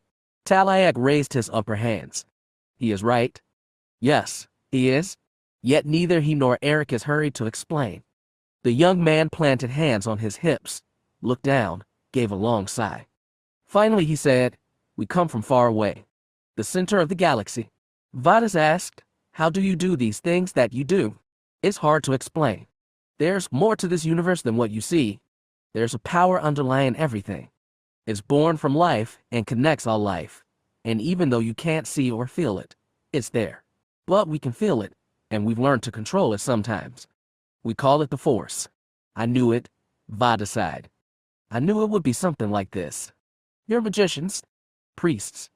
You do all sorts of fancy tricks, and then..." He flailed his hands, growled, turned away in disgust. Reyna wanted to call him back, but Crawler stopped her with a hand on the shoulder. He told Ericus and Talayak, "He's got his reasons. Don't hold them against him. We don't blame you for being skeptical," said Ericus. "I'm not skeptical," said Reyna, "because I've seen what you can do. But I'm wondering, can anyone do what you do? Is this just some knowledge everybody in the Corps has, and we don't? Like we skipped those lessons in school?" Talayak shook his shaggy head. "No, only a handful are born able to touch the Force." "Lucky you then," muttered Crawler. "The Force is a blessing. It is also responsibility." He looked at them heavily. "Essen is learning this now." "Fair enough," Crawler admitted. "These, friends of yours, do they have this Force too?" "Only one," said Ericus. "It's complicated. It's been a lot for us too." "Are they from the Corps?" asked Reyna. "No, they're actually..." Ericus scratched his neck irritably. "Oh, all right. They're tyrants." That time not even Crawler had a response. They stared at Ericus and Talayak, waiting for either to laugh at the silly joke, but no, they were serious. Reyna observed, "They don't look very tyrannical." "They are a fragment," said Talayak. "They barely know their history. Only one has the Force. It was he who led us, and you, on the chase. So they were just resting on Interrogate the whole time, and nobody noticed until the Generation ship showed up, and that stirred everything up crazy." Reyna looked between them. "Is that how it went?" "Basically, yes." Ericus shrugged. It was the best he could do. "You people are just full of surprises." Crawler glanced at the aliens with new wariness. "And you want to go find some Imperial stronghold and rescue more tyrants?" After a tiny pause, Talayak said, "Yes." Ericus added, "We don't want to impose on you anymore." "Good. Because no offense, but we've had enough. Crawler threw up his hands. Dag. No. He told Ericus and Taliac, listen, I'm sorry about your friend, and I hope you can get her back with all your weird powers or whatever, but this is not our fight. We understand, Taliac said calmly. You have risked already. Crawler balked, like he'd been expecting more of an argument. In a softer tone he added, listen, if you need local advice or something, well, maybe we can give that. But we're not running into any secret Imperial base. I'm drawing a line there. We understand, Taliac repeated. Thank you. Yeah, well, you're welcome. Crawler stuffed hands into his pockets, looked around, then awkwardly trotted after Vadis. Reyna remained. She asked, do you really think your force can find Essen? Ericus looked uncertain. Taliac said, we will try. That didn't sound to her like a surplus of confidence. You'll just ask the force where she is. I will meditate. I would best begin now. He nodded at her. I will see you again. And with that he trudged off, walked up the lowered ramp of his ship, and disappeared inside of it. They left Ericus and Reyna standing alone beneath his shadow, and she found herself hard-pressed for something to say. The best she came up with was this one hell of a ship. I'm envious. How does it set down without a docking tower or a landing pad? We have technology that repulses gravity. So you just rise up into space. No hard burn. No blackout G-forces. No floating in space. She shook her head. They have it nice where you come from. I wonder why anybody would want to leave. We had to, Erica said. Our world is a dead world. Oh, I'm sorry. She looked at him carefully. Was it a war? He considered. It was something we did to ourselves. You mean the Force destroyed a world? We destroyed it. A long time ago? He looked at his hand. With the Force we can do great things and also evil ones. It's a huge responsibility. You have no idea. You look both young and old then, bowed by the weight of inherited history. Reyna's responsibilities never went beyond the hull of the gravity scorned, and she couldn't pretend to know what he was going through, but that made her heart ache for him even more. He might have had unspeakable powers beyond her comprehension, but in that moment he seemed extremely human. She put a hand on his arm and squeezed it. I wish we could do more, she said. But Dad and my brother. It's not your fight. He lifted his head. It's ours. She knew he meant himself, Taliac, and the captive Essen. Not these tyrants, just them, three strangers alone against a hostile galaxy. A thought occurred to her, and she asked, is there a name for people who can use the Force? His frown perked to a weak smile. You can call us Jedi. Short, simple, and sharp but somehow dignified. Jedi. I'll remember that. She added, I'll remember you. By that she meant all three of them, but him most of all. Her hand slid down to his and touched it. He squeezed briefly back, then released and went into his ship. Essen didn't remember leaving the cage. She only remembered the Imperial soldiers, masked in black armor, approaching the mesh barrier against which she and a dozen Rakata slumped. She remembered pain after that, and darkness. Maybe they'd electrified everyone in the cage or maybe just her. It really didn't matter. All she knew was that she woke up on a bed in a sterile white room. Metal clasps bound her wrists, ankles, and abdomen. All she could do was turn her head left and right, but there was nothing to see except the blinking diode of a camera looking down at her. She was tempted to use the Force to crush the thing, but no. The Force was her key to survival, and she could not afford to expose it so easily. She had to wait and see what her captors wanted. She didn't have to wait long. The speaker at the base of the camera said, I see you're awake now. Can you hear me? It spoke in Taiwanese. The voice was high-pitched, almost chirpy, but did not seem female. Essen did not reply. I'm sure you'd love to give us the silent treatment, the voice went on. After all, we've given you a nice comfortable bed to rest on. You'd probably like to close your eyes and sleep. Unfortunately, we can't allow that. Electric shocks arced through all 5 metal binds. They only sparked once, but Essen writhed against her restraints. We can't do much worse than that, which is why it's in your interest to cooperate, said the voice. We'll give you information and you'll give us information in return. How does that sound? Essen lay flat, clenched her fists, and braced herself for another shock. It did not come. Instead, the voice said, we realize it's possible you don't understand our language, so we won't penalize you for that particular ignorance. Perhaps this is more to your liking. And then, to her surprise, a voice spoke in the harsh, guttural tone of the Rakata. It sounded flat and tinged with a small extra layer of static, like they were using a computer translator. Those words were truly incomprehensible to her, so she did the only thing she could do, lie flat and wait. The racketing voice garbled on for almost a minute, then stopped. She waited. Her heart beat faster and she clenched her hands in preparation. The second shock wasn't any better or worse than the first. She rested in her bias again but also tried to call on the Force to soothe her pain. It was difficult. She could summon its power when she was in motion toward a goal, or compelled by the strong emotions inside of her. But lying here she was ignorant and impotent, which only made her more helpless. When her trembling ended, but before pain echoes stopped, the voice returned to Taiwanese. You've put up a good front so far.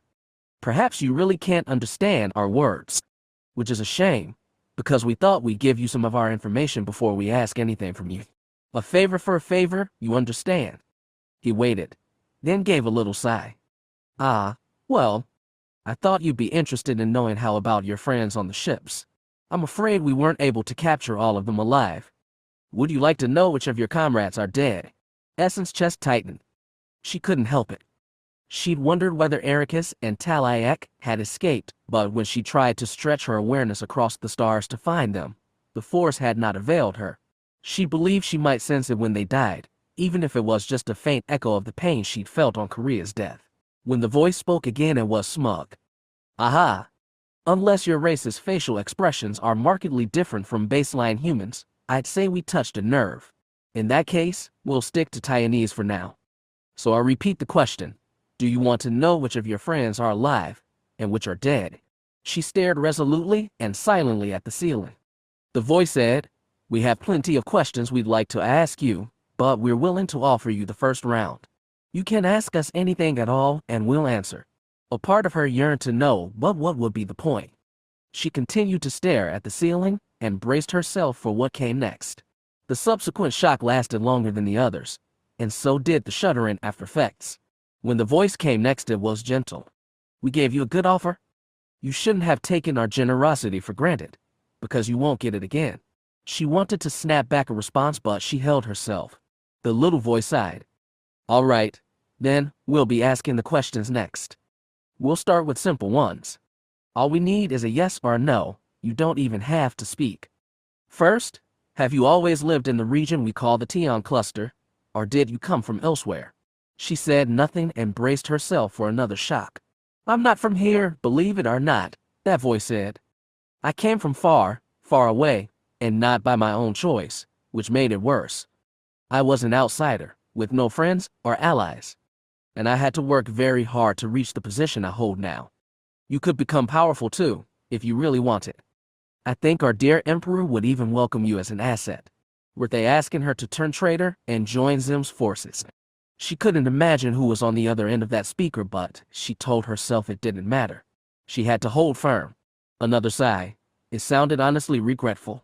Ah, well, you can't blame me for trying. I get so lonely being around humans all the time. By the way, they're insisting I shock you again, so I apologize in advance. The warning didn't help much. Neither did the Force. Some Jedi were good at using it for healing, but not her. The Force inside her had always been volatile, and it offered no succor now. Anyway, the speaker said, how about another question? Are you in league with the Udusk Federation or any other systems that hold out against our mighty Xim? Yes or no? Nod or shake your head. She didn't either, and got another shock. They were not getting more intense, but they were getting longer, and so were the shudders that jerked her body against his binds. Slowly, painfully, they were wearing her down. Here's another question the humans wanted me to ask, and I admit I'm curious too. Tell me, do you and the tyrants possess certain abilities we do not? There's a theory, if you can call it that, which states the tyrants drew on some pervasive, invisible, ethereal energy to rule their empire. It sounds ridiculous to me, though I'll also admit I'm just a humble TIN, and ultimate truths are well beyond me. So, yes or no? Can you and your friends use this elusive power? The questions rattled around in her head. Yes, because she could, of course, touch the Force, even if it was being damned recalcitrant now. But when she thought on her so-called friends, the racket and monsters she'd lost everything to save, she realized they hadn't used the Force. During the battle in the doomed ship there'd been no Force lightning, no feats of mental violence, and during the brief look she'd gotten of their Force sabers she'd realized they weren't Force sabers. Rather they were an imitation powered merely by electric current, triggered at the press of a button. Reflecting on it now the conclusion was obvious. The Rakata no longer had the Force. And to her surprise, and surely that of her captors, Essen started laughing. It was a sickly laugh. Her chest shook and a hissing sound escaped her teeth. The monsters of Jedi Nightmare were totally impotent, harmless, useless. Just flotsam of history caught on Xim's tidal wave. Not that different from the Jedi themselves, really. Because if she'd ended up like this, what was the Force good for? Her captor sounded nonplussed. Well, clearly there is a joke somewhere. Perhaps you'd like to share. Essen found the words in Taiwanese.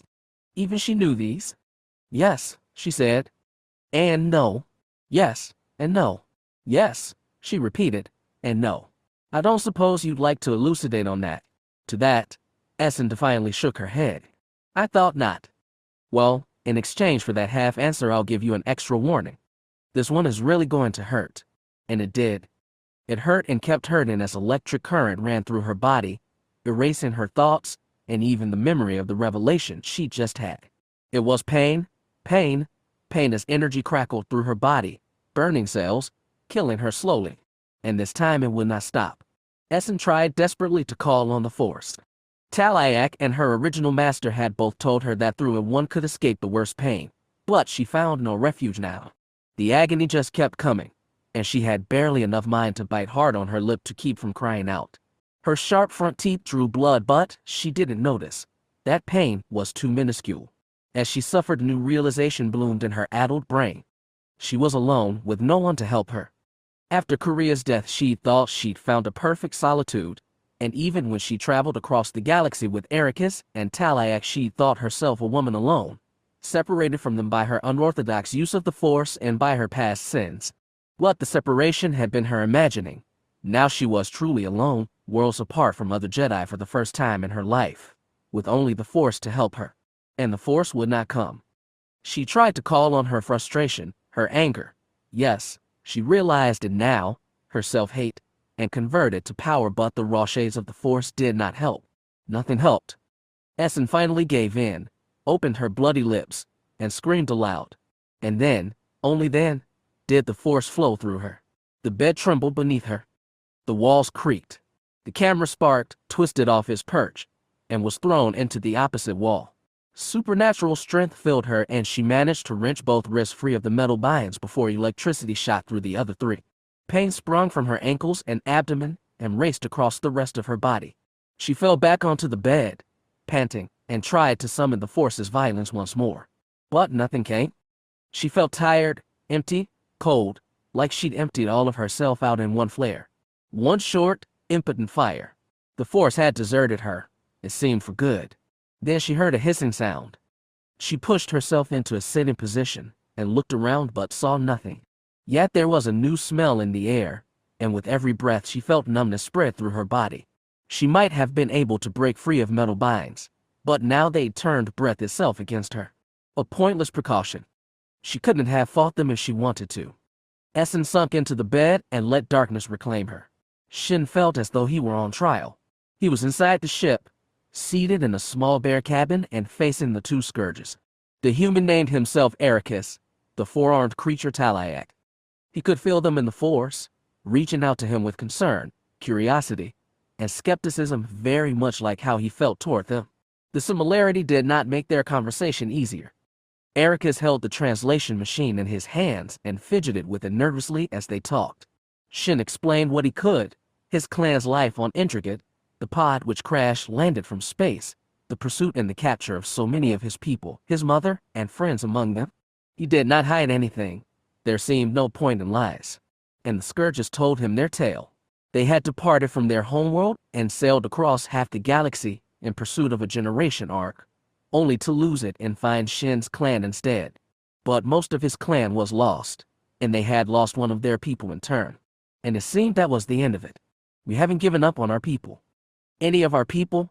Ericus told him, though the translator's voice was mechanical and dry. Shin could hear the conviction in his tone and his desperation. Can you find them? Shin asked. His words were translated, but the scourges did not respond. He added, once my people navigated the stars with the Force, it could lead us to potent worlds or the places we desired. Our ships themselves were designed to help us touch the Force. Is it not the same for you? After his words were translated, Talayak said, it is, sometimes. But this has been difficult.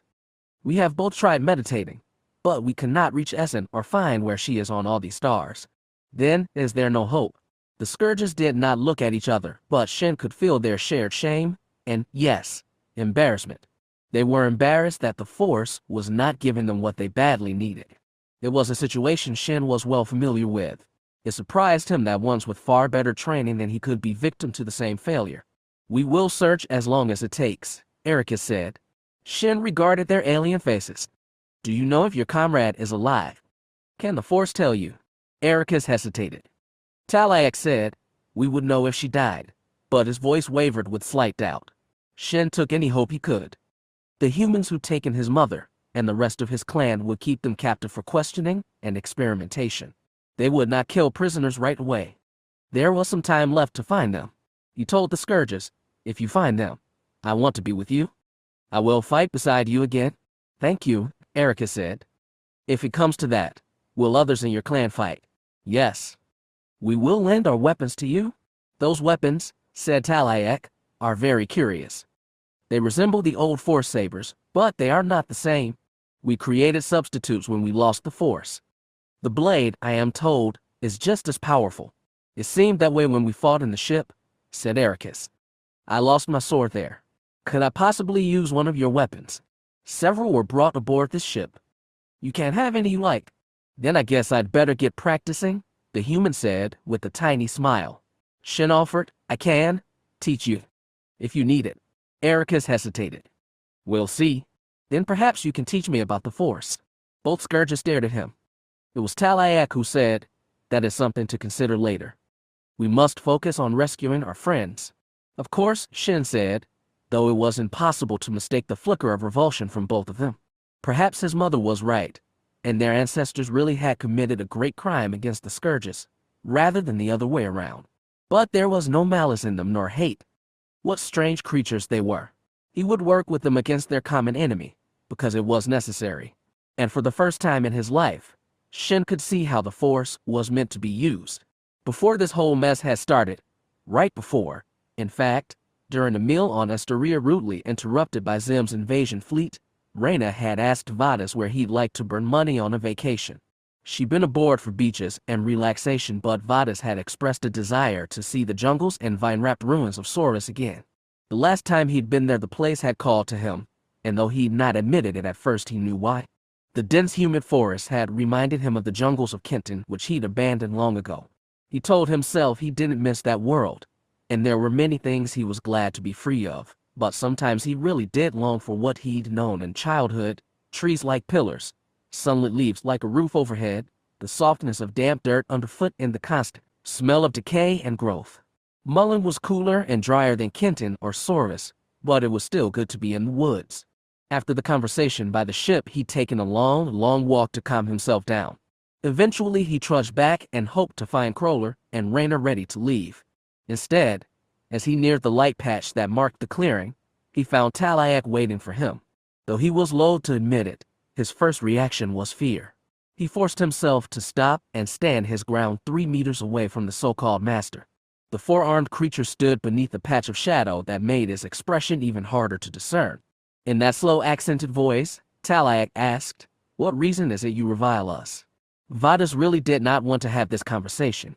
He was hoping he'd be able to fly from here and never see them again, but of course he wasn't so lucky. He struggled to meet that shadow gaze and said, "Revile is a strong word." Repulsed. Vadis shook his head. "It doesn't matter. You people, I've seen your kind before." "Where?" "Not your people, whatever you are, but others like you. You see us in them." His hands balled to fists. "How can I not? You've got your secret powers, your magic, your rights. What do you want from us for them?" What do you need from my father? We want help, but we demand nothing. Yeah, right, he snorted. They always say that. They want you to think it was your idea. Who do you hate so? Vadas looked away. He wished Kroller or Reyna would appear so he'd have an excuse to go to them. An excuse to flee like a coward. You cursed before, said Talayak. What is, Madishu? Mdweshu, Vadas corrected. What is it? Talayak really wanted to know. The only escape was honesty. When I was growing up, Mdweshu was a light in the night sky. A bright, ugly light, and when it shone, bright people on Kenton, my homeworld, would get sick. Sometimes they'd die. My parents died. We were ruled by people who said they could control Mdweshu because they had secret powers and magic. I see. No, you don't. Those people, those priests, they demanded blood. They said they were protecting us, but they killed us over and over again. They slain our children. My sister, my birth sister, was killed by them. It was a blood sacrifice, and we believed in them, because they said they could control Mdweshu. This is great evil. I am sorry you suffered. He really sounded sorry too, but that made Vadas more angry. I couldn't stand it anymore. Ships came to my planet sometimes, every now and then, so I stowed away on one. I left everything behind to get away from them. Everything. Even the only family he had left. Then you met your father. That's the short of it. But do you know what I found out when I left? Mdweshu isn't a god. It's a star that went supernova near my planet and blasted it with radiation. Just gases in space. Invisible waves. That was what we tried to satisfy with our people's blood. Talayak lowered his head, closed his eyes. Vadas watched him, waited, but the alien didn't even waver. He growled, well, aren't you going to tell me you'd never, ever do stuff like that? That your people only use their magic for good, and they'd never abuse other people's trust. Without opening his eyes, Talayak said, no. With the Force we work good and evil, both. Some have made horrors you cannot imagine. Vadas could imagine more than most, but he found he believed him. Talayak seemed pressed by a weight he could never understand. I say this, only. He lifted his head, looked at Vadas. We know darkness. We try to do light. It is a challenge we face. Every day, we do our best. That was it. They did their best. No grand proclamation of perfection. No command to worship. Not even guile and false promises. Instead, an admission of fallibility, touched with shame. He thought, for the first time, that these Jedi might be different from the priests of Mdweshu after all. Talayak made no more statements and asked no more questions. He simply turned and walked away, not to his ship but deeper into the forest, leaving Vadas alone. When Essen woke up next, her eyes were heavy, her joints ached, and she was slumped against the clean but very hard wall of a cell. She could breathe deep and clear, but the scent of that sickly gas lingered in their nostrils and tainted every breath. Then she shifted, looked across the chamber, and saw Rakata staring at her. It was an older one, at least. His skin looked dry and withered with age. Was it the same elder who spoken to her when they first entered the ship? Perhaps. Essen could not easily find differences in the creatures' faces, nor did she want to. She and the Rakata stared at each other for a long time. Had this one been tortured also? Even then, their captors would not have put them in the same cell without a purpose. Perhaps they thought to listen in on a conversation between these two prize prisoners, but if so, they'd made a mistake. Essen did not speak Rakatan, and she doubted her opposite spoke Taiwanese. But they both spoke Tython. At least, the Rakata could understand some of it if this was the same one. She doubted her captors knew any of that ancient deep core tongue, but then, she was shocked the Rakata knew any of it either. She was considering trying to broach this topic when the Rakata did it for her. It said in slow rasping Tython, you hurt? Essen looked at that alien visage for a long time before she said, they tortured me, but I am all right now. Neither of them was truly all right, but it was close enough. They hurt me, the Rakata said. They asked, in my voice. She tapped her chest. Essen understood. They don't know this language. I think. She hoped. The Rakata nodded. You, Jedi? Yes. Other Jedi here. Essen shook her head.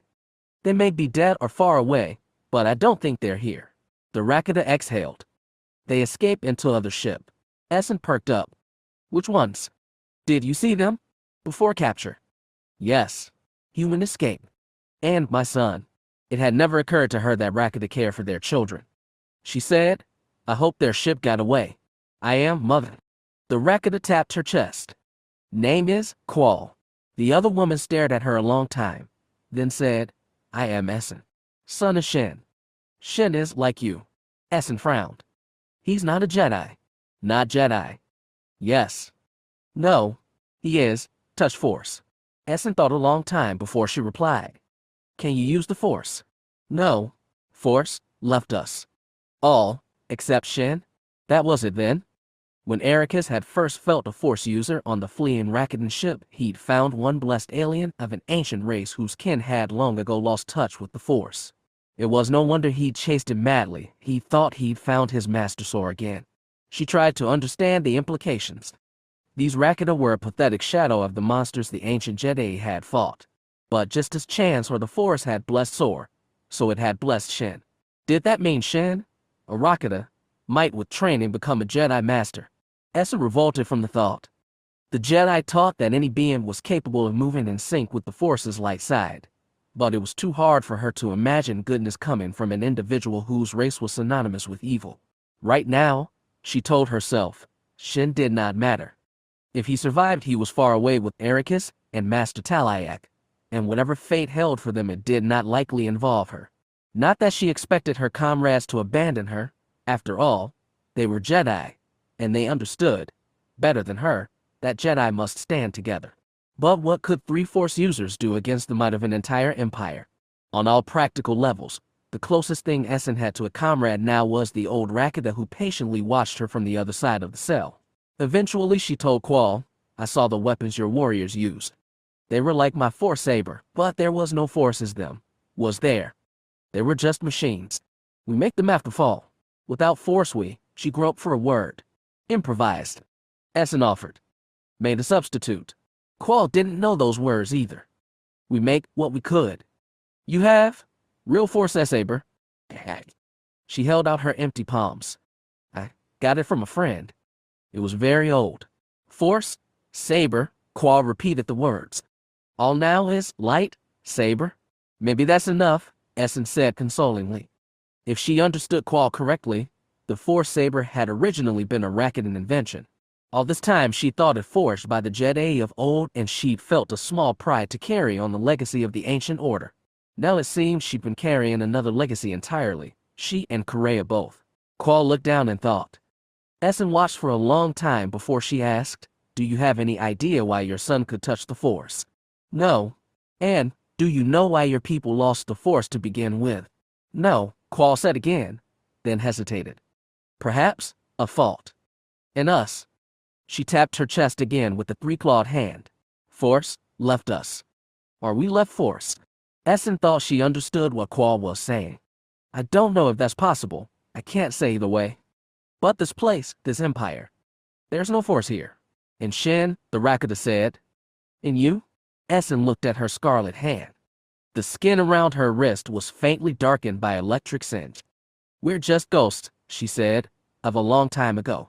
No, Qual said with quiet defiance. You are future? It was a preposterous thought. Essen had what Qual had, nothing at all. For the first time she felt a pang of empathy for the old Rakata, for the old woman.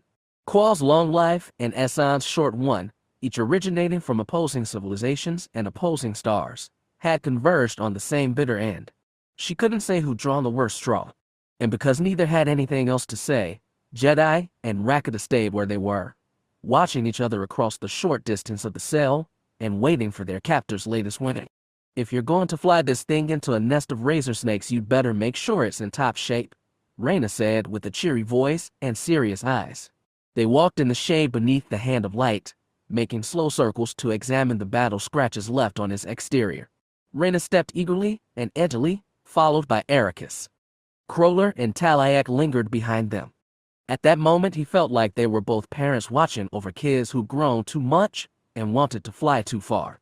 I appreciate help, said Ericus, but you don't know much about this technology. Then you can give me pointers. She bent her head back to look over his port flank. Besides, I want a free tour of this beauty, and I probably won't get another chance. The point was taken. Erica said, "All right. I can show a little more. Do you have any way to check out its topside?" "A ladder, maybe." The young man chewed his lip. "Not exactly." "Well, you've got to have something. I don't care if have magic powers. You must have to patch up your ship now and then." He looked over his shoulder to Talayak. If the master sent a reply, Crawler neither saw nor heard it. But Erica shrugged. "Okay, we'll look at the top." He held out a hand. Raina reached for it, but he swung his whole arm around her waist. She bleated. Crawler wanted to say something, but then Ericus jumped, taking Raina with him, up and up until they both landed boots down on the top of the ship. Just like that. Crawler couldn't believe his eyes. Up above he heard Raina laugh nervously.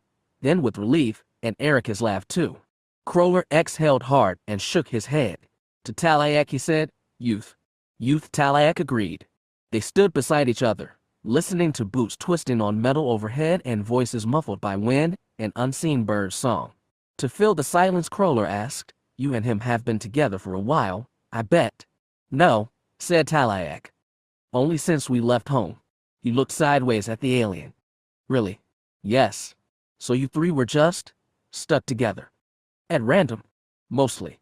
"Well, that's a weird way to run things." "It is our way. I'm not criticizing." Crawler didn't know why he was stepping light around this alien and scraping to apologize. He had no reason to feel guilty any more than he had for running on Dorn and Esteria. Okay, he admitted, he did feel guilty about that, but not regret. He'd do anything to protect his family, even if Raina hated him for it, and he knew she'd sulk for a long time once they left. Vadis too, possibly. He didn't know what to make of it, but his son had come up to him not 10 minutes earlier and said, eyes down and voice awkward, that maybe they should think twice about helping these Jedi, because that, apparently, was what these strangers called themselves. It was a stunning reversal, and when he'd asked Vadis the reason, the Nikto had merely turned away. But Crawler had made up his mind. There wasn't even anything for them to do if they wanted to help, so it was pointless to roll through doubts and recriminations. To make certain of that, he asked, "You haven't located Essen yet, have you?" "No." One word ached with regret. "Then your force thing hasn't shown you where she is?" "No." This wasn't helping Crawler's decision. "You might have to go looking for her the hard way." "Not that I know where to start. They say Xim has secret hyperspace routes in the spiral. The Arge pirates have been using those for generations. Maybe, with your ship, you can navigate those and scope out the planets there. If their strange navigation system was capable of it." Crawler didn't understand how it worked, only that it involved the Force in some way. Another silence. Voices and footsteps up above, though he couldn't make out words clearly. Then Talayak said, "I know what happened to your son."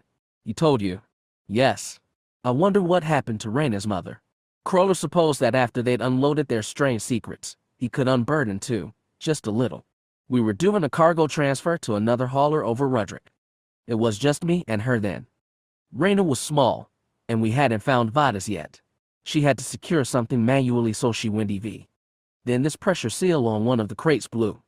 It was just old and worn out.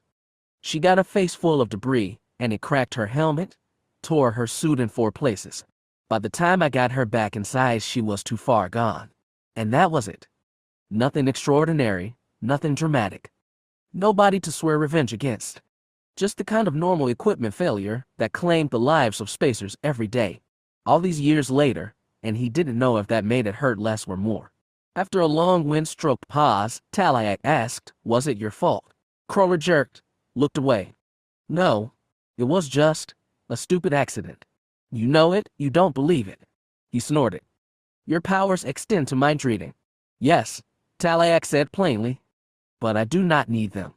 Essen carries a similar burden." "Huh? Does she now?" That didn't require an answer, so Talayak gave none. He was still getting used to the fact that these people had doubts and troubles and emotions like mere mortals. Not Ericus, he was young and an open book, his being human probably helped too. But the shaggy 4-armed alien and the stern scarlet woman had their own shares of woe. Just like him, just like anyone. Well, not just like him. He crossed his arms and said, "You can read minds." "Really? We can feel thoughts. Some are better at it than others." He wondered if Talayak could read his thoughts right now and wasn't sure he wanted to know the answer. He opened his mouth to ask anyway when a call came from above. "Hey," Raina said. "We've got a problem up here." All his attention immediately went to her. "What do you mean? Is the ship damaged?"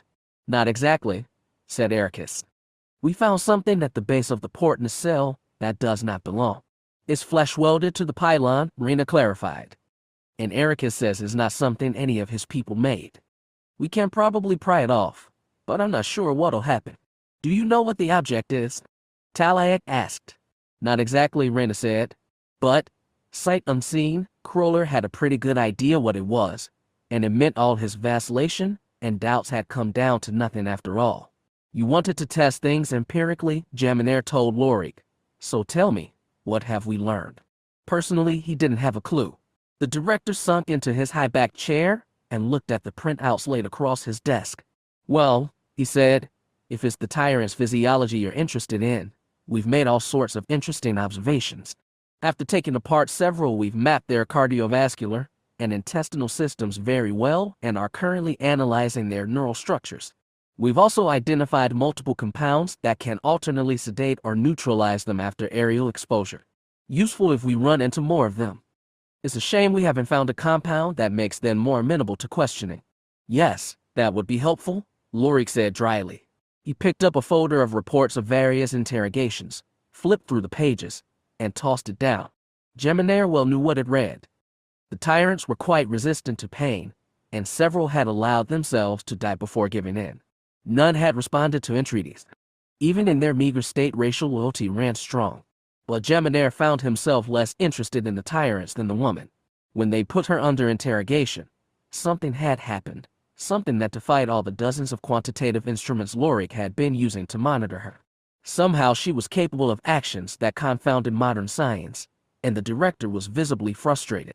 All the more interesting was that none of the Rakita had displayed the same talents, even when placed in the same duress.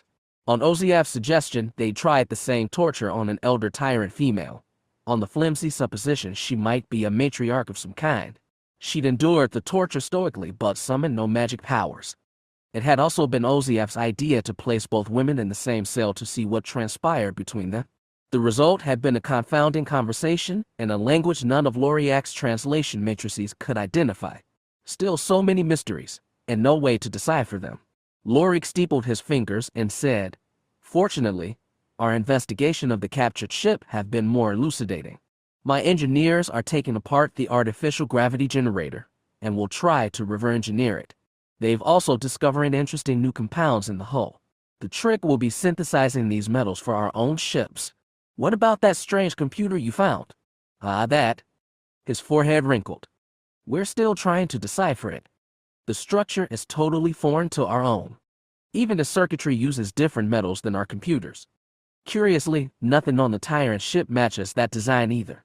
It may have been salvaged from the generation ship at Intrigate. The Harridan is currently holding it and work crews are picking it apart. I'll put you in contact with Captain Felric.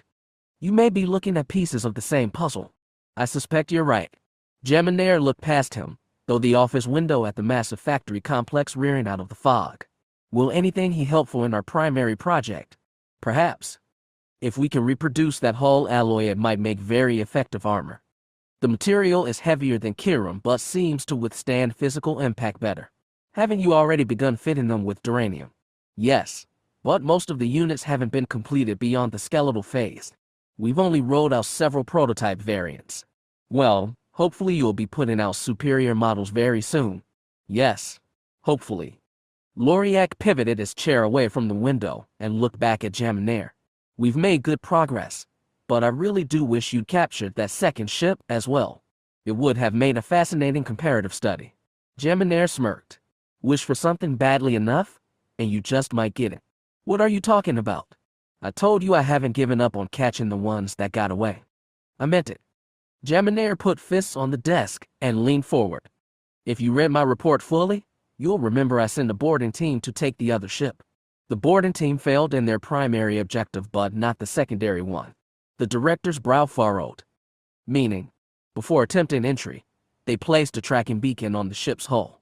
Nothing big or sophisticated, Just something that blares out a signal for the nearest nav beacon to pick up, like an emergency distress screamer but on a much narrower frequency. Lorik jerked upright. You mean you found them? We've located them on the planet Mullen. Outside our jurisdiction, but I've managed to negotiate a retrieval mission with the native government. Jaminair smiled. He did love leaving people impressed. I passed the location on to Admiral Cadenzi. His warships should reach his location any minute now. They came in the black of night, but it was impossible to mistake their arrival. The thrum of turbofans rose gradually until it droned out the nighttime song of woodland insects. The wind rose and trees swayed and groaned around the clearing. Finally, floodlights poured down on the hand of light, so blindly bright that Ericus had to retreat beneath the shade of the hull to the base of the lowered landing ramp. The Rakata called Shen stood beside him. There was no language connecting them save the Force, and through it they shared the same uneasy union of dread and hard resolve. There was no escape from what was coming. They could only face it. And impossible as it seemed, they'd have to face it together. He told himself this was what Master Sor would want him to do, stand with an unlikely ally, united in the Force, and use their shared and ancient power to right the wrongs that threatened the galaxy. Sor had told him often that one did not simply be a Jedi. A Jedi was only a Jedi when he acted. The time to act had come too soon and not the way he wanted, but he had to face it either way. Turbofans still roared overhead and the light was still blinding as over a dozen commandos in ebon armor dropped from rappel lines and took position around the hand. More bright lights shone from the barrels of their snapped-up rifles. Glowing pools swarmed around the base of the ship and centered on Ericus and Shen. It was so blinding he had to close his eyes. The soldiers tightened the circle around the ship. I still shut against blazing red. Ericus raised both hands in surrender. He did not need vision to know Shen did the same beside him. Then came the crack of a rifle. Electrified metal strands wrapped around his body and arced pain through his nerves. His eyes popped open involuntarily, replacing red with blazing white. Then he fell, and there was only black. The small porthole window of the Gravity Scorn's cockpit offered very little to view, so Talayak felt rather than saw what happened on the planet below. The Imperial seizure team descended swiftly, encircled the hand of light where it sat in the forest, and captured the 15 Rakata and one human aboard without incident. Then the Jedi ship was locked in a cradle frame and lifted into the sky, where a retrieval ship waited in the upper atmosphere to lock it in place and carry it from Mullen into hyperspace. He did not feel Ericus when the hand was taken away, nor any of the Rakata. He already knew that they'd been rendered unconscious. Though he sat strapped to a seat in the Gravity's cockpit, secure but slightly awkward, as the crash webbing did not accommodate his extra limbs, Talayak's heart raced in his chest. In all his decades as a Jedi he had never felt so helpless. It had been bad enough when Essen was captured, but now they had Ericus as well. Yet it was the only way. They had discussed this as soon as they found the tracking beacon. The soldiers who boarded the crashed Rakatan ship had seen Ericus with his helmet off, and would be expecting to find him with the hand. Of the soldiers who fought Talayak, none had survived. Thus it was that Ericus had to face the Imperials. To his surprise, every one of the Rakata volunteered to stay on the hand and be captured as well. As the young, enigmatic Shen had said, they could not live if they abandoned their own. They would face horrible things in the hands of the enemy. Even if everything went to plan, it was likely some of them would die. What made Talayak's hearts truly race was the thought of either Ericus or Essen perishing. As with Ajit Kroller and his wife, their deaths would not be his fault. But he would never stop blaming himself. She's coming up now, Kroller said as he watched the sensor screen on his pilot's console. The Gravity Scorn was hanging close to Mullen's smaller moon, hidden from view of both the planet and the Imperial warship above. But they had patched into a navigation buoy to track all ships coming and going. Do we really think this will work? Vadis asked in an irrational whisper. No reason it shouldn't, Reyna said. As soon as anyone tries to touch the hand's computer systems, it'll send out an emergency flare, just like the last one. Only this one will be aimed straight at the Mullen beacon and encrypted only for us. Despite the words, her voice was also tense. Kroller added nothing, only watched his board. Talayak couldn't read the human's mind exactly, but the emotions boiling off him were easy to understand. He feared for himself and his children, and he wondered whether he'd made the wrong choice in the frantic scramble which had followed the discovery of the tracking beacon. But he was set on the course and would live or die along it. As would they all. When they'd taken Talayak aboard, Crawler had warned that they'd not put the gravity in harm's way more than they had to. They were deliverment, and Talayak was the package they'd drop into whatever secret base the Hand ended up, and save the day with his Jedi powers. Crawler didn't really believe that was possible, but Talayak did. Because he had to. He was the master. Younger knights were his responsibility. It was as simple and painful as that. There they go, Crawler said softly, eyes on his screen. Just jump to hyperspace. What now? Asked Reyna. We just wait. We wait, Talayak echoed. He folded all four hands over his chest, as though to hide the pounding of his heart. Origins. Crossing the line. When I look upon the night sky, I see not cosmic beauty, but a great nothing. Jedi Hermit Nylander, 10,645 TYA. 11,340 TYA. He had not been to Fury's Gate in 70 years. So much had changed in that time, and nothing at all. When Mallow Batalayak looked through the cockpit window of the Hand of Light, he saw only black space and far distant lights beyond the Tython system. 70 years ago, he donned a vacuum suit and drifted free into the void at the system's edge to ponder that great nothing and the minuscule specks of light which dotted it. The void remained, and so did the specks. And with the light, he was told, there would be life. And in that life, would the Force be strong and vital? He hadn't known then. He didn't know now. But he would find out one way or another once he crossed the line that had sealed the Jedi away from the galaxy for 10,000 years. Jedi were not supposed to feel fear, and he prayed he hid his own from the young knights who settled into their chairs beside him. Ericus was to his right. The human was young, and not adept at hiding his emotions. Before he touched the controls, he wiped damp, nervous palms against the flanks of his tunic. He kept nibbling his lower lip, and in the Force he radiated fear and anticipation.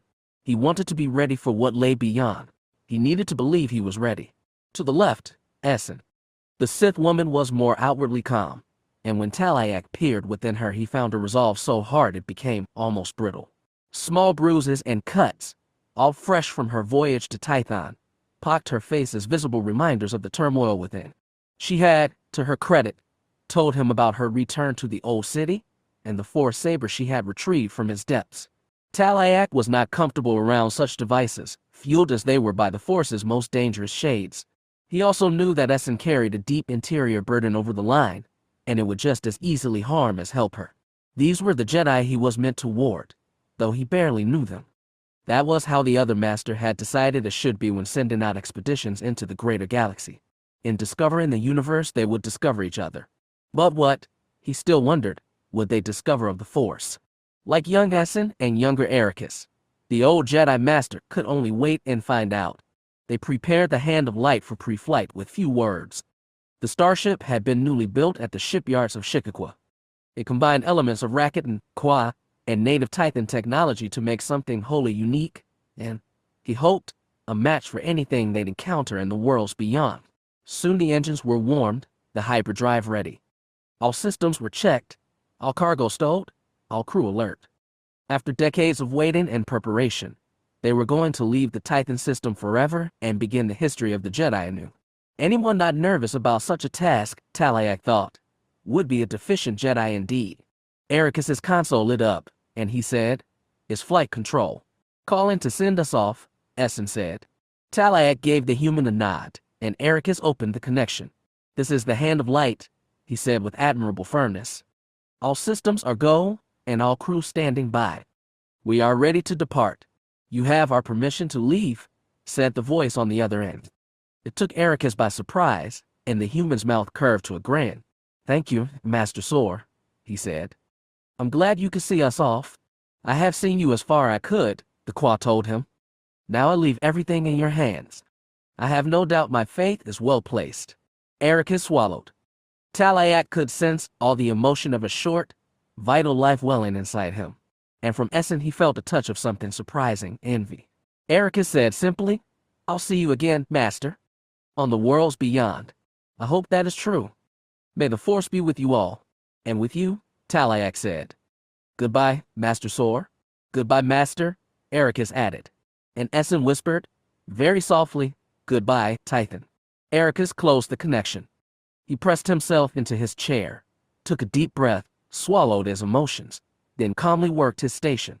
Essen worked hers. The docking clamp which held the hand in place over Fury's gate retracted, and the connecting tube was pulled away. There was a jerk, and the scrape of metal. And then they were floating free. Ahead of them, distant lights and the great nothing. Talayak took the controls.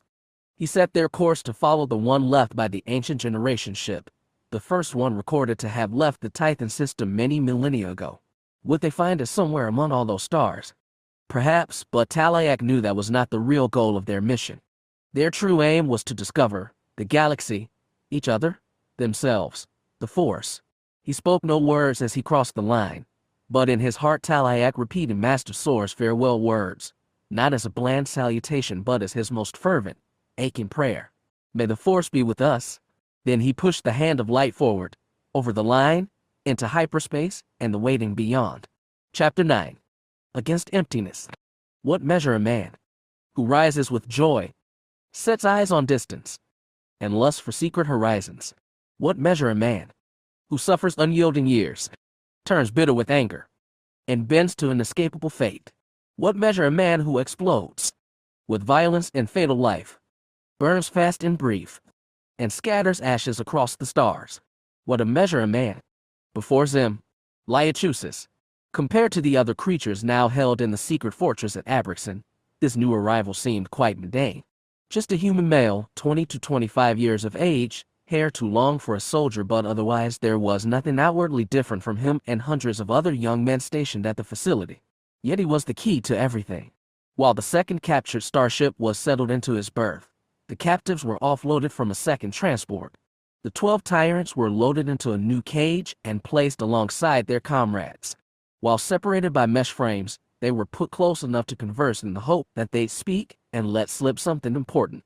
What Geminaire felt sure the real prize was this long-haired, plain-seeming young human. According to Colonel Belmanus's reports, he'd been seen using strange powers, possibly equitable to those displayed by the Red Woman. Now it was time to find out how similar they really were. It has been Ozief's idea to perform simultaneous interrogations of both subjects.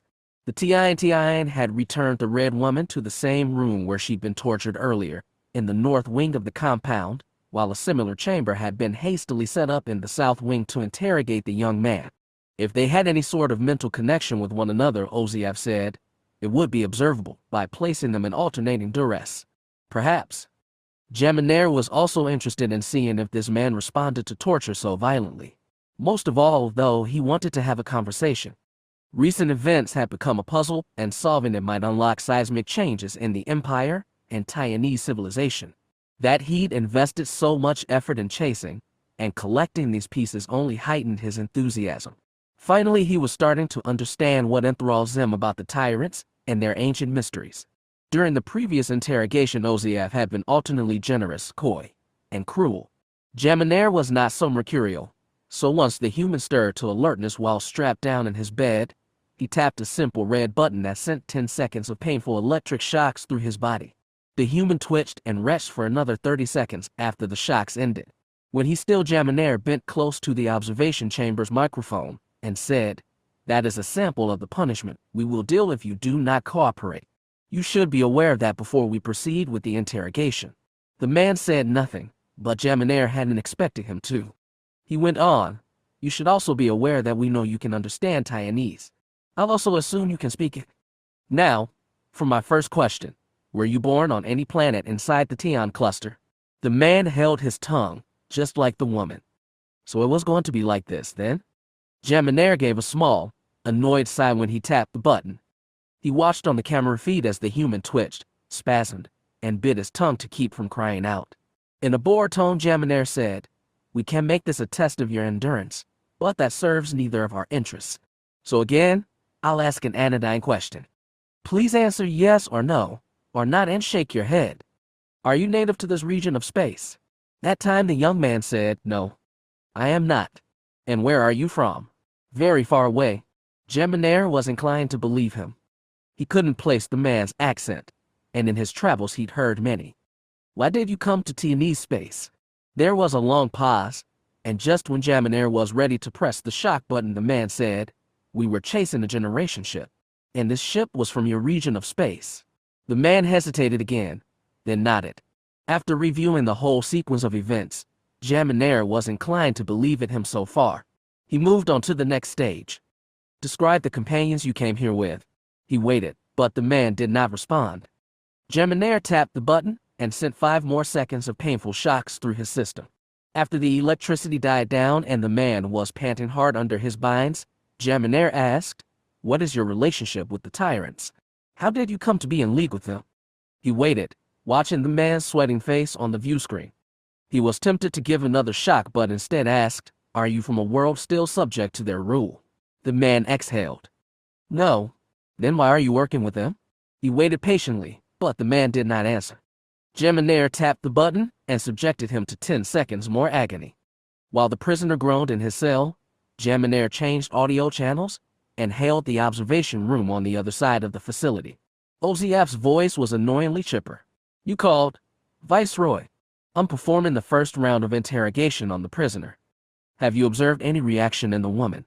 "I believe I have. There were certain points where her expressions grew tight, not quite as though she were experiencing pain. More as if she were remembering it." Oziaf added, "Of course, she may be as snoutless and baby-eyed as yourself, but she is not human. These expressions may mean something different on her. Have you conducted any interrogation yourself?" "You mean have I shocked her?" "No. Her changes of expression appeared without external stimuli. At least, not stimuli we could measure. They really were talking about beings with magic extrasensory powers." Jaminair couldn't believe it, all the more because one of them was a mere human, barely different from himself. The captured tyrants seemed totally devoid of the magic legends attributed to them, but these 2 foreigners appeared to possess it instead. It was as fascinating as it was frustrating. He told Oziaf, "Hold your interrogation for now. I'll call you again with the signal to start." Then I wait with held breath. "By the way, I don't suppose you've churned up anything useful from him." He's slightly more talkative than his partner. He says he's not from this star cluster, but he's been reticent beyond that. "Then I suppose you should continue your work." "Quite." Jaminair shut off the link and looked at the view screen. The human still lay prone, sweating, breathing deep but steadily. Interestingly, his eyes were closed and the hands at his sides were half clenched. It was as though he was in a meditative pose. Did his powers allow him to ameliorate pain? That sounded quite handy, but Jaminair was more interested in how that man would respond if pressed. During the last session, the Red Woman's psychic outburst had scared both him and Lorik out of their chairs. Only Oziaf had retained his composure.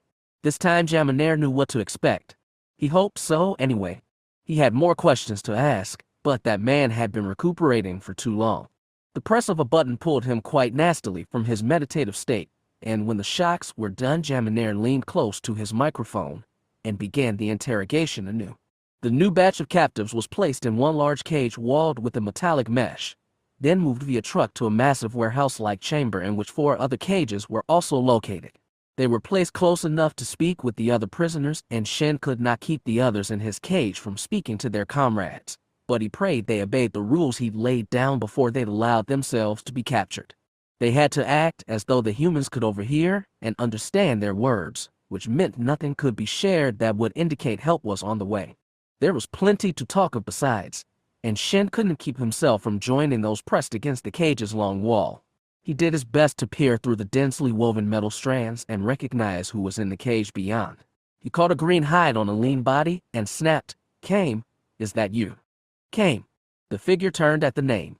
Shen grasped the mesh with both hands and pressed himself as tight as he could against it. "That is you, isn't it?" he said. "It's me, Shen. We never thought we'd see you again," Kame said without relief. "They captured you as well, like he'd told the others to do." Shen nodded. "There was nothing we could do. They placed a tracker on our escape ship," Kame hissed through his fangs. "These humans will use any deception. Where's my mother? Have you seen her?" When Kame did not reply right away, his heart fell. Kame said, "She was taken shortly after we arrived.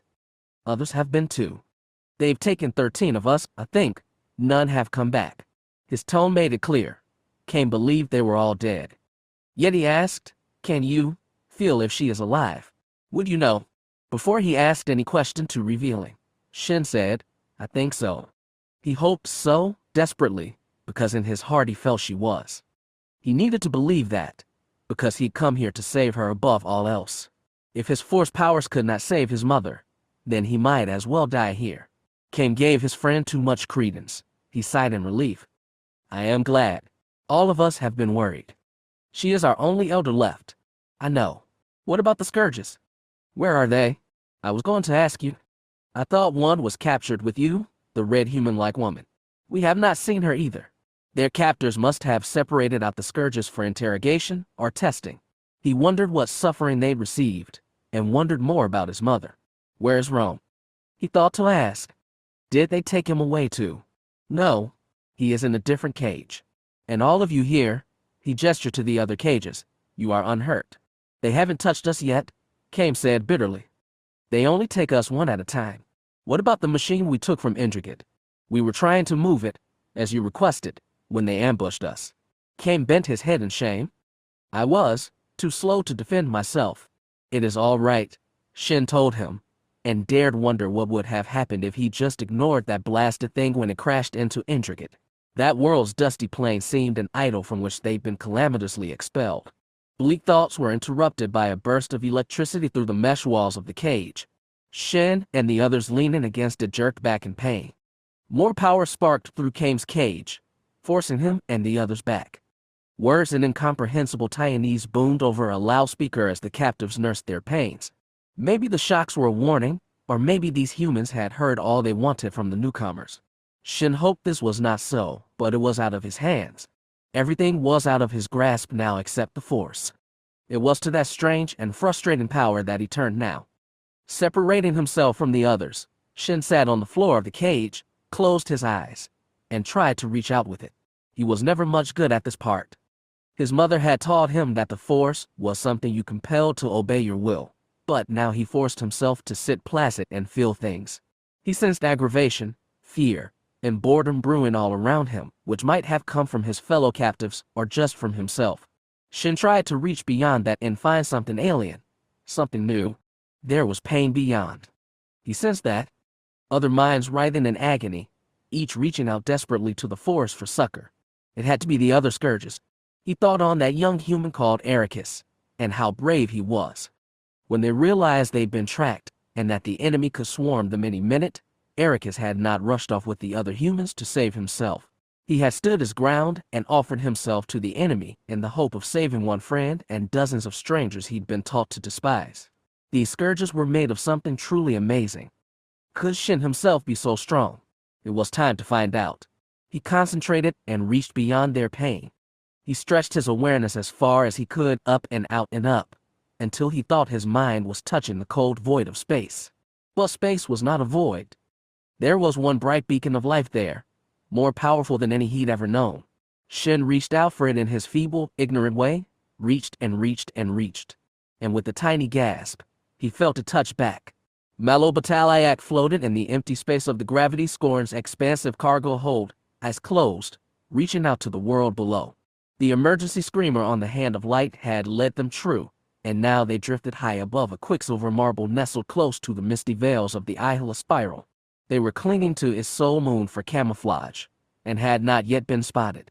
If such a thing occurred, Taliac had no doubt Ajit Kroller would slam on his burners and get them out of here as fast as possible. But for now they held. Freed from decks and bulkheads, even from gravity, Taliac was suspended in a yawning emptiness and cast his soul down to the planet. Kroller was still trying to get detailed sensor sweeps of his cloud-swirled surface, but Taliac was certain the ones they sought were below. He felt a large mass of life clustered in one location and did his best to sort out those lives from a distance. He felt what one would expect from a mass of sentient beings packed together, every emotion from boredom to ecstasy, with most middling in between.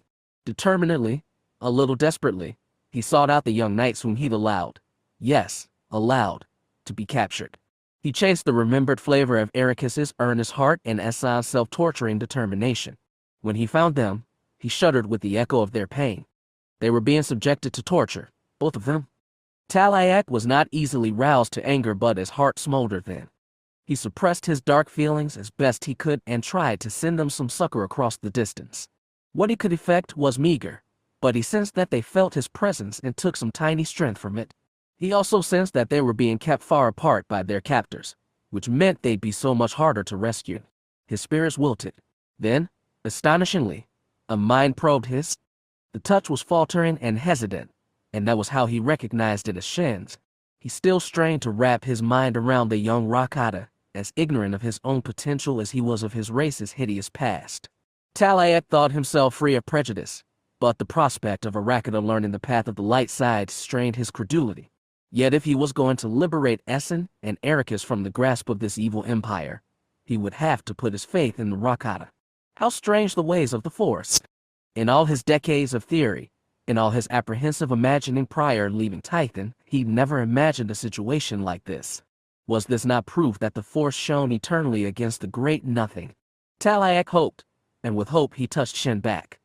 He felt the Rakata recoil but not withdraw entirely. He focused on that soul mind and spread his awareness out around it. Many other lives, Rakatan lives, were clustered around Shen, which meant their captors must have pent them all together. Perhaps they thought their so-called tyrants cowed and focused their intent on the Jedi. It was, Talayak supposed, what he'd have done in their place. It was also a weakness begging to be exploited. Before allowing the Hand of Light to be captured, Talayak had removed the computer that translated between Tython and Rakatan. He had also taken all of their so-called lightsabers aboard the Gravity Scorn. Once the plan came to him, it was hard to refuse. He still yearned to save Essen and Ericus from their suffering, and he knew he'd blame himself forever if they died, but there was no way to rescue them both. He'd get only one chance to surprise his enemy, and he could not afford to waste it going after one but not the other. Shen and his Rakata offered a third way, the best way. Talayak sighed in the empty hold. A small, reluctantly smile nudged his lips. Before leaving Tython, Master Sor had urged him to surrender his sense of responsibility to the younger knights. All this time Talayak had resisted, but finally he was forced to bow to that wisdom. He would save Essen and Ericus by allowing them to save themselves. Talayak opened his eyes, unfolded 6 bent limbs, and nudged himself toward the chamber's exit. Ajit Kroller was not a daring man. He had been once, and in his youth he'd accumulated a small collection of death-defying stories that would stand well against other spacers' cantina-spun yarns. All that had ended when Serena died. Danger felt too real afterward. Finding Vadas in that dark pillage freighter and making him into a son helped patch a wound in Kroller's heart, but it had also heightened his newfound sense of responsibility. Space was full of ways to die, and he'd protect his children from all of them. Yet when Talayak floated into the gravity's cockpit and explained his mad plan, Kroller did not spit refusal. He could feel Reyna silently urging him on, and surprisingly Vadas did too. And if he was being truly honest, he'd expected something like this from the moment they took a Jedi Master, whatever that meant, aboard. So after Talayak was done explaining his plan, Kroller looked the alien straight in the eye and asked, "Are you sure you can do this?" "Yes." "Are you?" Instead of answering honestly, he said, "What the hell? Go back to the lock and make yourself ready." So Talayak did, and when he signaled the preparation were complete, Kroller took the gravity's throttles tight in hand and asked his crew if they were ready. "I'm good here," Reyna said. "Turret primed and standing by," Vada said, voice hard. "All right then." He flipped the switch and set thrusters to burn. "Here we go." The gravity shot forward from its hiding place and rushed toward the planet below. The nav beacon sitting over this misty world was encrypted, and he didn't even know his name, but he'd been able to run scans that marked only one artificial settlement on its surface. He chased those energy signatures now and added the push of his thrusters to the planet's natural pull. He had no idea if they saw him coming yet. He'd waited until the orbiting Cadenthian dreadnought, probably the same one from the asteroid belt, had swung to the far side of the planet. That would buy him some time on entry. Exit would be a trickier matter. The cockpit shuddered all around him as the gravity plunged toward the surface. Soon the porthole was filled with silver-gray cloud swirls.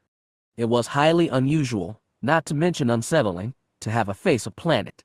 Normally when Kroller sat down at a ground port he turned his face skyward, used the gravity sensors to guide his plunge down to the landing pad, and finally summoned a burst of last-second thrust to soften touchdown. Kroller would really prefer not to have to stare at the planet he was dropping toward at several hundred kilometers per hour, but this was the way it had to be. As they buffered through the atmosphere, flame washed everything away. He risked glances behind him at Reyna and Vadis, and saw their attention glued firmly to their screens.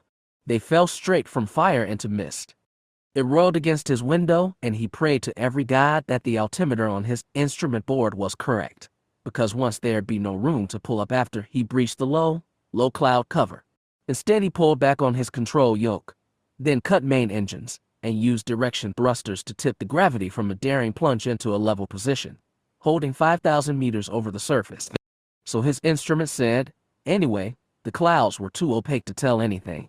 But he pushed ahead, trusting his sensors to keep him above ground and to track the enemy base.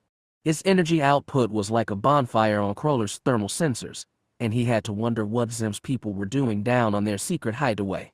Then, all at once, he got his glimpse. Lo, rocky mountains burst from the fog, and he swerved to slip between two peaks. Then the slopes tumbled down into a dry basin, and on that plain rose another set of mountains, these ones made of tiered metal. Crawler slammed the retroburners hard. Deceleration nearly slammed his head into his console, but he flew the gravity low and slow over the base.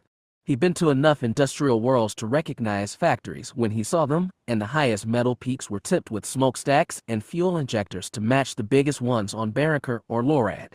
Whatever Xim was doing in secret here, it was big. Another complex, relative white and low slung, stretched between the industrial mountains. He kept an open comm channel with the airlock vestibule, and he called, "Tell me when." "Now," said Talayak. They were over 1,000 meters in the air and cutting over the middle complex. Finally, they were rousing fire from the facility's modest defensive turrets, and flak was coming toward them in streams. He hoped they hadn't come all this way for the Jedi Master, whatever that meant, to commit suicide, but that was out of his hands now. Crawler slammed the button, opened the airlock doors, and let the Jedi drop. Then he flared engines and ran as fast as he could. Talayak plummeted like a Jedi Master should, gracefully. Hard winds buffeted him as he dropped, limbs and tail splayed out like an 8-pointed star. He squeezed his eyes shut but saw everything through the force.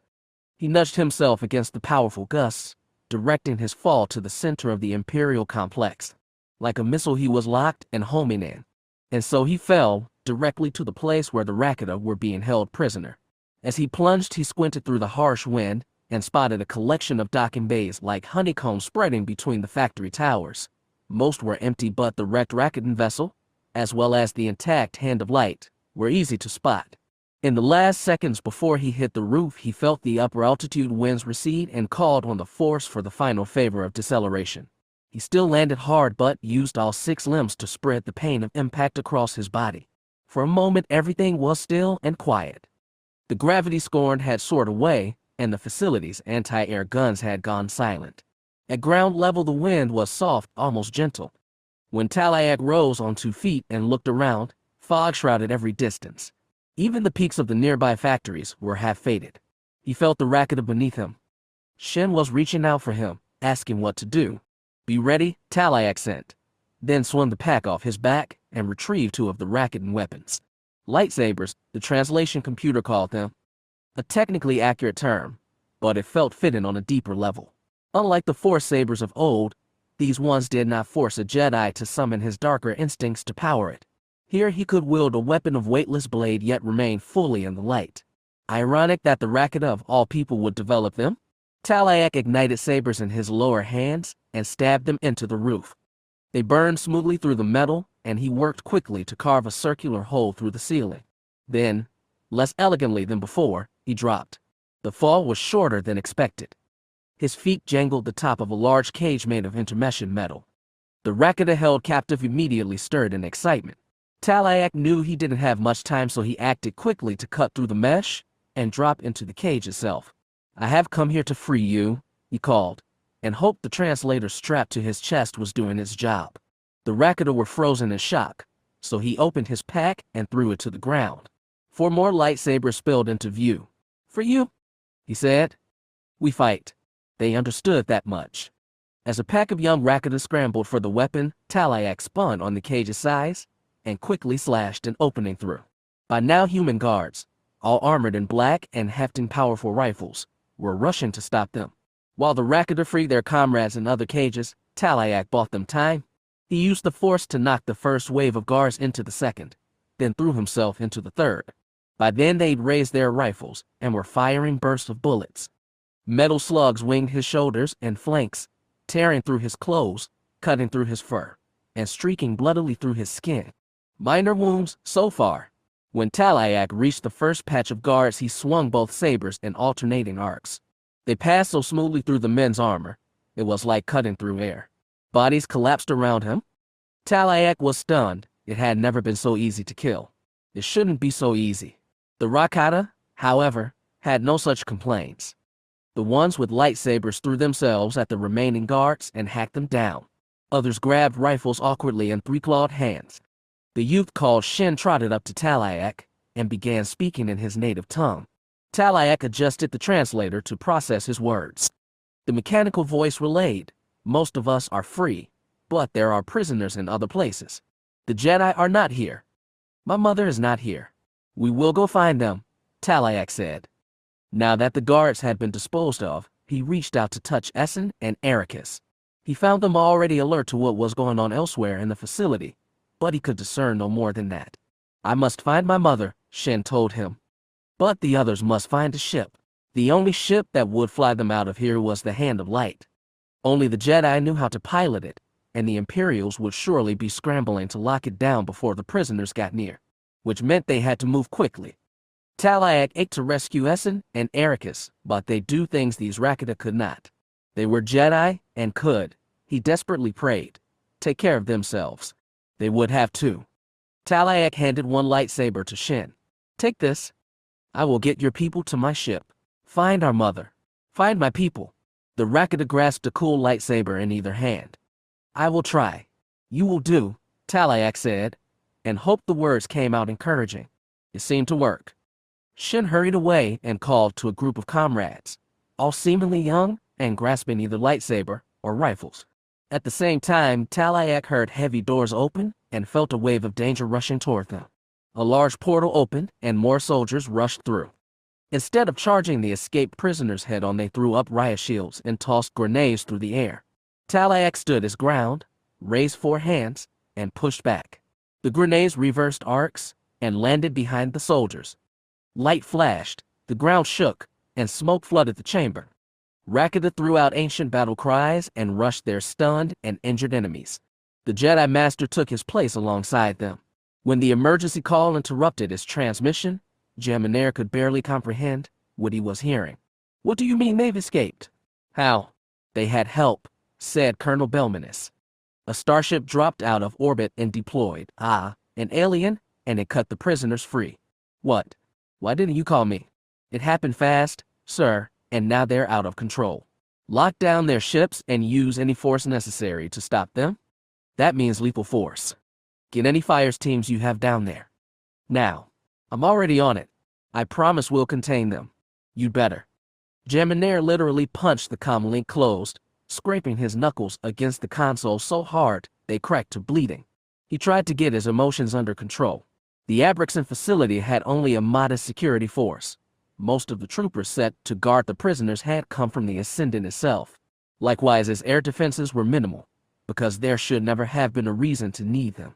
Abrixon was locked away from all but a select few who could decipher his encrypted hyperspace beacon. It should have been impossible for a ship to sneak in here and deploy. None of this made sense, but neither did the young human he currently had strapped to the interrogation table.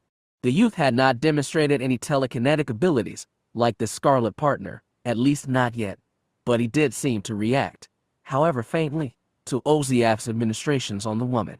He never believed in telepathy, and had dismissed it as pseudoscience, just as he dismissed the legendary powers of the tyrants, which Xim seemed so fascinated by. Well, now they captured tyrants, examined them, and found no trace of those powers, but a human and an alien woman did. It was all utterly confounding, and apparently a third of these magic foreigners was wreaking havoc in his base right now. That would fall on his head, yet how could he expect the unexpected? He didn't think that that excuse would fly with Xim, and he'd do what he could to prevent this from becoming a total disaster. He looked at the camera screen and saw the young man staring narrowed-eyed at the ceiling of his cell, like he was concentrating, maybe trying to summon more of his powers. Jaminier didn't give him the chance. He stabbed another button and released knockout gas into the chamber. They'd used the same admixture on the red woman earlier, and had been lucky the concoction, designed for humans, had worked on her unknown physiology. It performed perfectly on this man. He squirmed, shuddered, and closed his eyes. The biomonitors attached to his bed confirmed that he was indeed unconscious. One crisis averted, plenty more to go. Jaminier sighed and tapped open the comm line to the other interrogation chamber. OZF, in case you haven't noticed, we have a problem. The line buzzed faintly, emptily. He called, OZF, are you there? Answer me, you damned rat. But OZF was not there. Essen felt it when Ericus appeared, and then Master Talaiak, but she did not truly believe they might escape until she felt that great surge of chaos nearby. She knew then that it was time to act. She'd been enduring the second round of torture in stoic silence, pulling the force within herself to endure the periodic electric shocks and questions from that unreasonably chirpy voice. The shocks in question were both more mild than last time, she thought. It was as though they weren't really interested in interrogating her at all. That was a far cry from what Ericus was experiencing, if the echoed sensation of his pain was anything to go by. Master Talaiak was not so constrained. She felt him in the center of a whirlwind, but one he initiated and he controlled. She never felt the old Talit, known on Tython as contemplative and retiring, exude such raw power before. She borrowed what little of it she could, because getting out of here was going to be difficult. But at least she'd learned lessons from last time. The shocks and questions both stopped at the same time. She felt Taliak's storm surge elsewhere, which meant her interrogator was distraction. She used this reprieve to gather her strength, then punched outward in a single concentrated blow. Instead of breaking through a few of her binds, as she had last time, she put all her attention on a different target, the chamber's sole door. One strong push was all it took to knock the thing off its hinges and send it clattering into the hallway beyond. From her vantage strap to the bed, Essen could easily see the long straight outside corridor, and the two guards rushing to restrain her. They were in fact her liberation. Essen called on the force again to smack their bodies together as they shouldered through the threshold. That stunned them without knocking them down, so she dragged the nearer of the two to her bed. At the same time, she wrenched her wrists free of their binds and reached out for the man's belt, hauling him on top of her. By then, she definitely regained her interrogator's attention. Electric shocks surged through her other binds, and the pain was so intense she nearly dropped her captive. Instead, she pulled him closer so that the shocks leaped between their bodies. She also found the remote control pad strapped to the man's belt and thumbed the biggest button she could find. Her bind snapped open. She rolled off the bed and tossed the guard hard into the wall. The other one was surging to his feet, but she was too afraid to call on the force. Instead, she reared back and delivered a powerful kick to his torso that knocked him against the opposite wall. She half pounced and half collapsed on him, then pulled the stout electrified baton from his hand and the slug-thrower pistol from his belt. She was not familiar with either weapon, but she could learn fast. As she stood up, still wobbling on unsteady legs, she realized several things. 1. An emergency alarm was wailing. 2.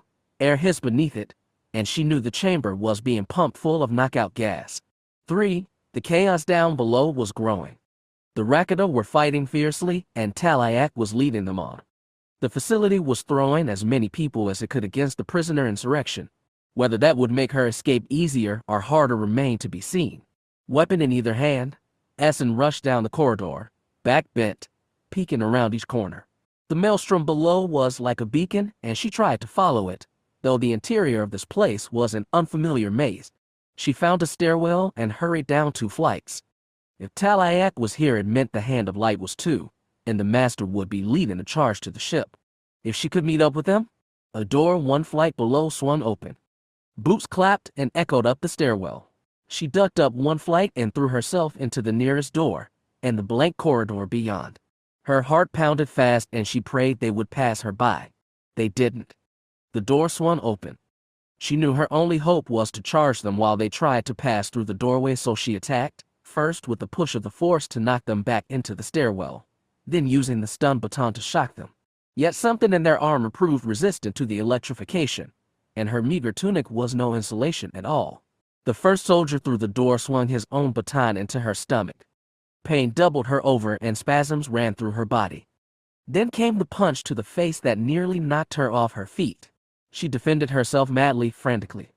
She raised the pistol and squeezed the trigger again and again, filled the corridor with thunder cracks until she'd emptied the magazine and filled the air around her with gunsmoke. Her barely aimed shots had dropped a few soldiers, but more came.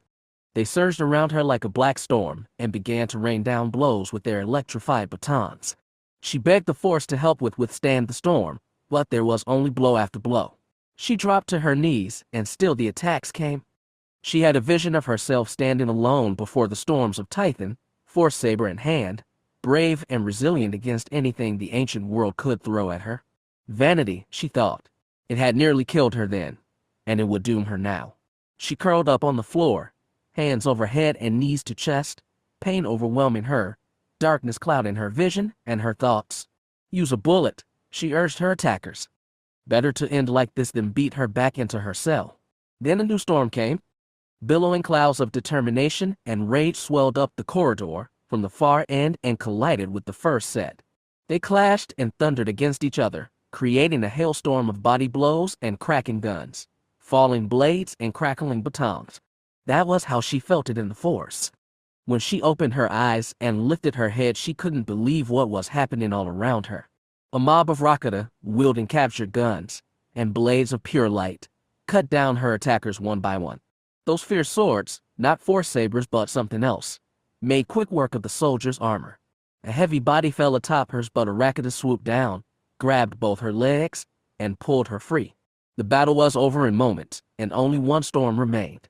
Essen, too battered to stand, huddled on the floor, staring up at all those nightmare faces now looking at hers with concern.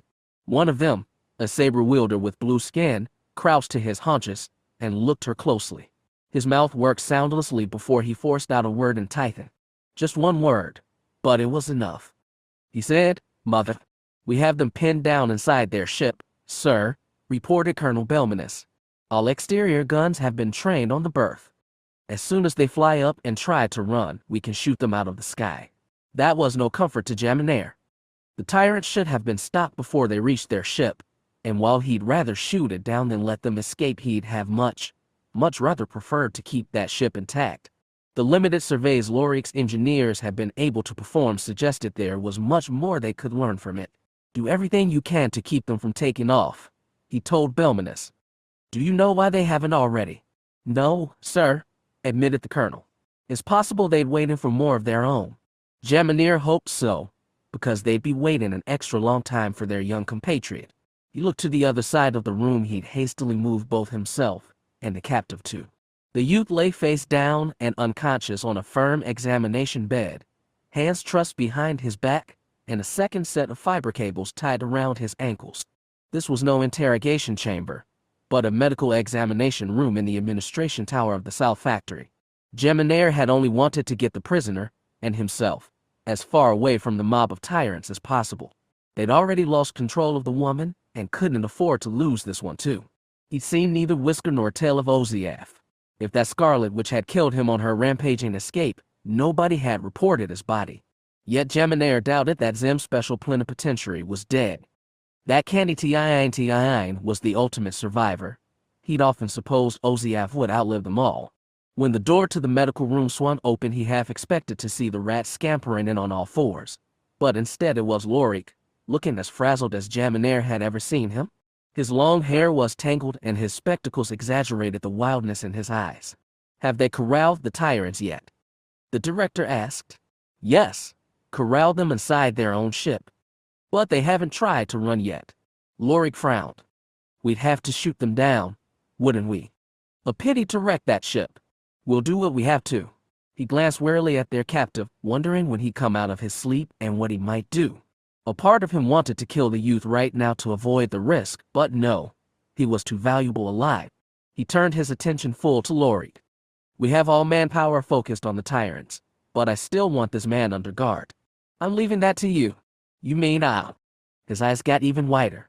"We've tested the prototypes, of course, but never in an uncontrolled environment. There has to be a first time, and this is it. Get 2 of them up here. Post 1 inside the room and 1 outside." "Outside? You think someone can break him out?" We're a long way from the battle zone here. Amazing how a man so clever could refuse to see something if it veered too outside his ordered worldview. Just do it, Jaminair said. We have no idea what these monsters are capable of. Shin could feel his mother up ahead, and she was guiding him to her. He didn't know if the Force worked that way, but he believed it adamantly. Qual was a beacon, and he followed her light down the winding corridors of the enemy base. Alarms wailed overhead, and sometimes his group collided with handfuls of enemy soldiers, but the bulk of them, it seemed, had been sent against the larger escape attempt. The humanoid woman Essen was also helping. She'd been badly beaten during her own escape, but she limped ahead, sometimes clutching Shin's arm or Roan's for stead. And on the rare times when Shin reached a forking path and hesitated, she pointed where to go. When they reached the final door, it was unguarded and easy to break down with a few sweeps of a lightsaber. Shin kicked the door inward, and it clattered to the floor of the cell. Crouching just beyond its toppled plane was Qual. She looked up the entourage that had come for her in disbelief, and from her tattered clothes and the bruises on her skin, it was clear she had suffered in her captivity. Yet she still sprung to her feet and wrapped both arms around her son. He embraced her in turn, and she rasped in his ear, "You have come." "How did you come?" "The Scourges," he said. "They have come to rescue us all." She pulled away from him and looked to Essen, who slumped against a wall, and watched them through the black tangles of her hair. She said something in Tython that Shin could not understand. Qual could. "We must get to their ship," she said. "Your mother's right," added Kame, whose lightsaber twitched anxiously in his hand. "There's only one way out of this place. Then we'll go." Shin looked at Essen and asked, "Can you get us there?" Qual translated the question, and the response, "I will try." It was good enough. They began by retracing their path through the building's maze of corridors and stairwells. Emergency alarms fared all the time, but by now they'd all tuned out that noise and listened for the rumble of approaching feet. But passage back to the ground floor warehouse was surprisingly easy. Yet Essen warded them off before they returned to that large chamber. There was another way, she said. Shin did not believe she'd explored this section of the facility before. Rather, she was using the Force to guide her to her fellow Jedi, Master Talayak. He felt her reaching out and marveled at the strength and ease at which she did it. Though she limped along only with Kame and Roan's help, she guided them unerringly, avoiding skirmishes wherever possible. As he helped his mother along, Shin asked her, "Were we once so strong?" "Perhaps," Qual told him, "though I think our ancestors used the Force in other ways." "You mean violence?" "Physically. Spiritually. And I suspect it took its toll. Is that why we lost to the Scourges? Who can say? Perhaps you will discover that yourself. With your help, of course. I think you are moving beyond me now, becoming something new." "I don't think that is good, my son," Qual said firmly. "It is for the best. I could only ever look backward." That was when Kame said, "Everyone, hold." He and Roan crept carefully toward a sealed double door locked by a metal gate. Shin did not have to get any closer to hear the crack of gunfire from the other side. The Force told him little else, but Essen said something. "We are almost at the ship," Qual translated. "They are, waiting for us." "Then we go to them," said Roan. He pulled something from the utility belt he'd stripped off a human soldier. It was a simple metal sphere, but they all knew exactly what it could do. A few others drew out looted grenades, while others hefted stolen rifles. Shin put both hands on his lightsaber. For some reason, that alone seemed right. It was going to be a mad rush to the ship. Some of them would not make it. He looked to his mother, whose jaw was set in hard determination, then to Essen, who still had to brace herself against the wall with one hand.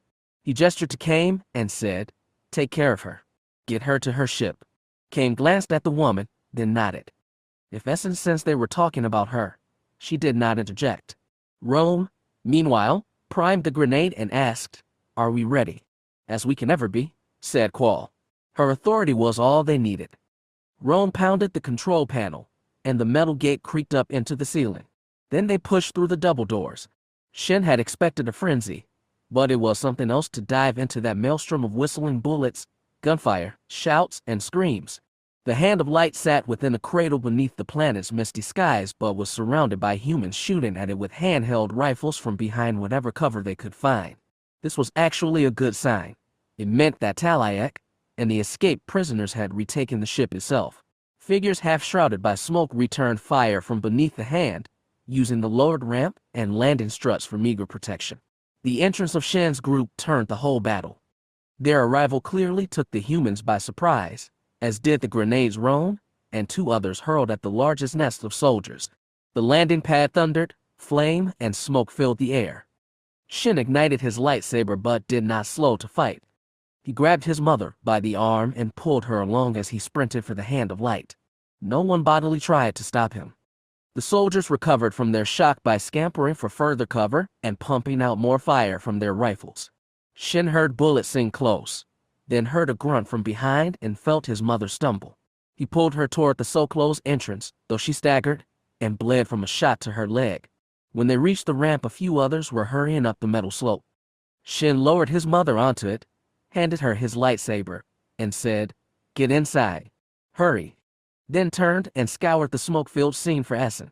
He saw her crawling toward him on elbows and knees, face wrenched in pained determination. The body sprawled in a blood pool 5 meters behind her might have been Kames. Shen snarled in frustration. There was no time for grief, then threw himself across the floor. Flat on his stomach, he skittered to a halt beside Essen and waved one arm for her to get on his back. She seemed to understand. The red woman pulled herself over his shoulders. Shen grunted under the weight but pressed palms flat against the ash-strewn floor and pushed up. Humanoids were small compared to his race, but it was still a struggle to carry her, especially when bullets flew constantly through the air. He knew they must have been a tempting target, so he pumped his legs and charges as fast as he could. Just as he neared the ramp, he spotted one black-shelled human emerge from the swirling smoke on his left flank. The rifle sparked with exhaled bullets. There was no chance to dodge. Then a body interposed itself between him and his attacker. A tall blue form collided with the armored human, and a lightsaber hummed briefly between them before both figures slammed to the deck. Shen knew instantly it was his mother. As soon as he reached the ramp and bent low and rolled Essen off his shoulders. Without checking to make sure she was all right, he ran back out to Qual. She lay beside the fallen human, face up, eyes still open and chest still moving, though it was now rent by bullets and spilling out blood. Her hand, improbably, clasped the lightsaber still. Shen scooped her up in his arms and carried her up the ramp into the ship. As soon as they reached the first cabin, he dropped to his knees and lay his other on the floor. So much blood. Her hands lost their strength and the lightsaber rolled across the floor. "No, no, no," Shen repeated. He bent over her, stroking her face but not daring to touch her blood-soaked chest. "Why did you do that? Why?" "You," Qual moaned, blood leaked from her mouth. Even as they stared into his, her eyes lost focus. "I was only trying to save you," Shen choked. "You, future, I give everything to." And then she was gone. She passed with a tiny shudder and a cessation in the force. To Shen, it felt like the bottom had dropped out of his world, and he was falling deep. He did not even notice when the ramp swung shut. The ship rumbled from within, and they pushed clear of the battle into unfriendly skies. Essen stood in the corner of the chamber, aching body braced against the wall, watching Shen bend over his dead mother. His crooked back shook, but she could not see his face, and found herself wondered if Rakata could shed tears. That they could feel keen in grief was undeniable. Shen bled agony in the force. It was so hard to watch she had to turn away. As she did, the hand of light shuddered around her and began its push-off. She had no idea how many prisoners had been rescued, but the halls of the ship were now packed with Rakata, and on her way to the cockpit she staggered, and sometimes stumbled over the bodies of their wounded. When she reached the cockpit, she found only Talayak at the main helm station. He kept them low over the enemy base, away from small arms fire but beneath the arc of his scattered anti-air towers. Dropping into her familiar seat was relief like she'd never known, but there was no chance to indulge. "Where's Ericus?" she asked, skipping all greeting. "He is in danger. I believe he is still held captive." Essen was too exhausted to reach out for him in the force. It took all her effort to assuage the pain of her broken ribs and bruised organs. "Can you find him?" she asked. Talayak stared through the window, searching the fog-wrapped factory rising before them.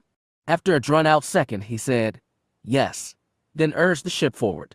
Patience was a Jedi trait, but Ericus didn't realize how important it could be until right now. When he faded back into consciousness, he did not open his eyes, twitch his head, or chafe against the binds digging into his wrists and ankles. He was lying face down, and he probably wasn't on the same bed as before. And though he yearned to open his eyes and look around, he forced himself to stay where he was and listen. "What do you mean they broke the line?" A man growled. "You should have intercepted them." No, I don't care. We'll get them as they run." It was the same voice that had interrogated him earlier, only more angry. A voice he didn't recognize asked, "What happened?" "More tyrants broke through to the ship. It's taking off now. Then we'll have to shoot it down." "I'm aware. If we're lucky, we can pull survivors from the wreckage. But the equipment." "I know." A frustrated sigh. "This place has an observation tower, doesn't it? 6 stories up. We can't take the lift. Let's go."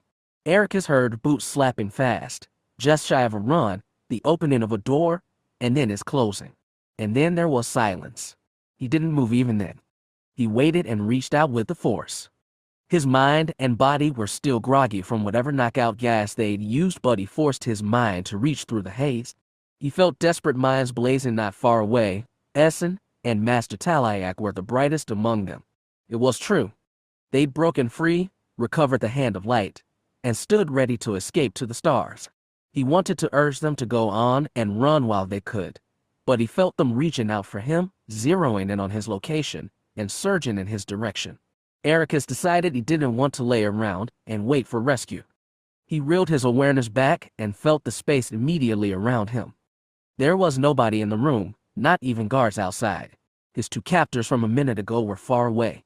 Finally, he opened his eyes, lifted his forehead off the firm bed, and exhaled. He looked to his right then left and saw that he was lying on a medical table in some kind of small clinic. On his right side there was a desk with medical utensils and drawers. It might have something he could cut through his binds with.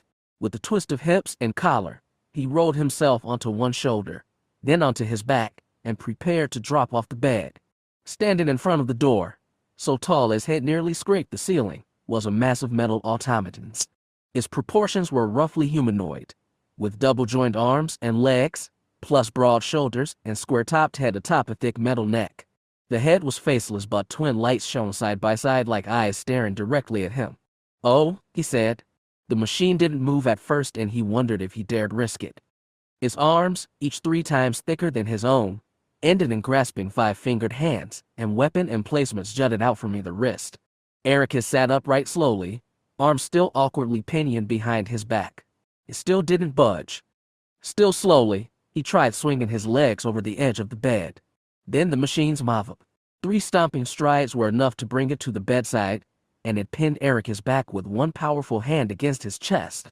The pressure was so much he was forced to breathe shallowly, and there was no room to wiggle out from beneath it. Those twin glowing eyes stared into his with soulless dissipation. It seemed he was going to need rescue after all. Ericus was awake and in distress. Talayak knew that much, just as he knew the human was someplace low in the tower that jutted from one side of the factory complex. He'd flown the Hand of Light expertly, skimming just above the body of the facility and beneath the range of its anti-air cannons. Now they were face to face with where they needed to be.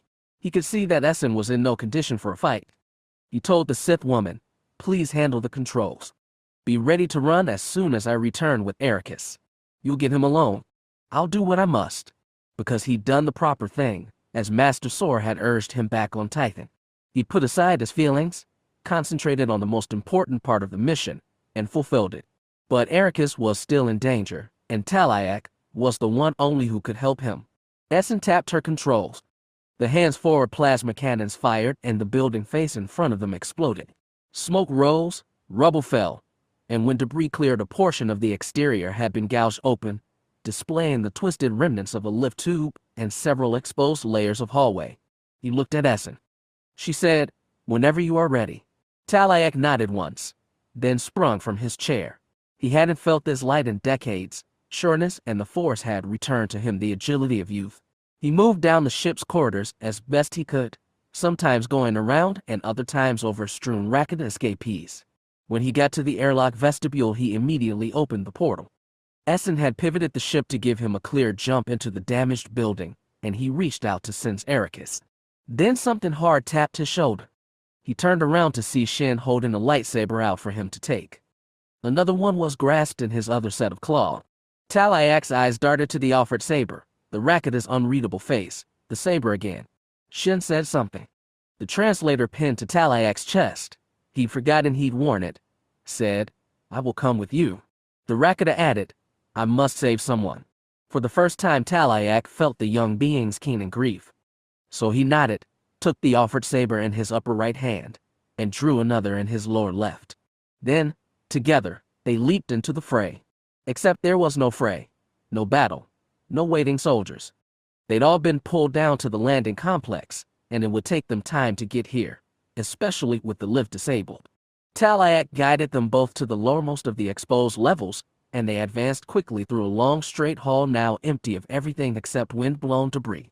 Ericus was very near and still in distress. He could feel that so clearly, despite not being able to tell what was threatening him. Very odd, Talayak thought. Then he rounded a corner and understood.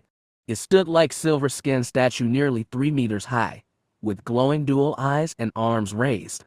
Long-barreled weapons protruded from his wrists, and Talayak had just enough time to swing himself and Shin back around the corner before the guns unleashed sprays of bullets. They slammed their backs against the wall, and Shin panted. His translator asked, "Are they monsters?" That summed it up. Automatons had been used on Tython for centuries but had not seemed to exist in the Tion cluster. The machines they faced now, surely the reason for these massive, secret factories, looked more advanced than anything the Jedi had produced. More bullets sprayed. Powerful metal feet clomped toward them. Shin clasped his saber in both hands and looked to Talayak for guidance, desperation in his eyes. There was no use saying it in words, so he tried to impart it through the Force. Distract, charge, fight. Then he acted. He summoned a powerful burst of the Force and slammed the robot's heavy body into the wall. Talayak and Shin charged quickly and slashed with their sabers. To their shock, the energy blades, which had seemed to cut through everything with ease, could only grind slowly through the gleaming metal shells around the machine's arms and torso. They were pressed too close to the machine to fire, but the robot swept out a powerful arm, knocking Shin in the chest and throwing him back. Talayak took what opening he could. He dashed in front of the machine and slashed up with both sabers, aiming not for his arms but the underside of his shoulder sockets. Instead of sizzling against reflective armor, the lightsaber blades cut through interior servos and sparked electric cables apart. With one final push, Talayak severed the robot's left arm, and with it his weapons. The other hand, however, was firing on Shin. The Rakata scrambled to get away, but bullets tore through the skin of his left calf. Talayak didn't bother with finesse this time. He hefted both sabers into his upper hands and thrust them forward, blazing tips aimed at the same point between the robot's eyes. Light scored through metal. The eyes winked out and the robot's arms fell to his sides. Just as Talayak had desperately hoped, he speared it through his primary processing unit. Shin, grunting, tried to rise, and Talayak turned to the door through which he was certain he'd find Ericus. Then the door swung open, revealing another towering droid. Talayak didn't have time to react. One powerful metal hand shot out and grabbed him around the neck. Suddenly he was choking and his feet kicked helplessly in the air. His lower hands pried uselessly at the metal fist now crunching his windpipe, and his upper arms bashed the lightsaber against the sides of the robot's head. But that bright armor reflected his frantic blows. He felt cartilage crack, blackness clouded his vision. He was a Jedi Master, but his only weapon was the Force, and the Force was life, and life meant nothing against this artificial monstrosity. Though his sight blurred and darkened, he could see past the robot's shoulder. With his other massive arm, it pinned Ericus by the chest to a medical bed. Their eyes met. The Force flowed through them perfectly in their final moment, desperate, afraid, helpless. Then a third joined their union. Shin raged to his feet and attacked the robot. His saber thrust upward into the arm holding Talayak, cutting primary servos and causing the limb to go limp. At the same time he tossed his other weapon underarm. It flew right into Ericus's hand, and the human pushed it against the underside of the robot's other arm, lifting it off his chest. He slipped off the bed, then hacked madly yet ineffectually against the robot's gleaming flank. Yet with 3 saber wielders attacking it, the damaged machine was overwhelmed and finally dropped to his knees once Ericus slashed the insides of its leg joints. As soon as it fell, he bounded over the hunched, massive body and bent to the floor beside Talayak. "Are you all right, Master?" Talayak's throat still ached, and his voice came as a wheeze. I was going to ask you the same. Ericus smiled in reply, and that smile didn't leave him when he looked back to Shin. The Rakata spoke, and the translator chimed in. Can we go now? Oh, yes, said Talayak. Ericus helped him rise, and together all three hurried down the hall toward the blown open end of the hallway where the Hand of Light waited. Essen had held the ship with his airlock nudged as close as possible to the ruined tower base. Rakata was waiting in the portal, waving them ahead.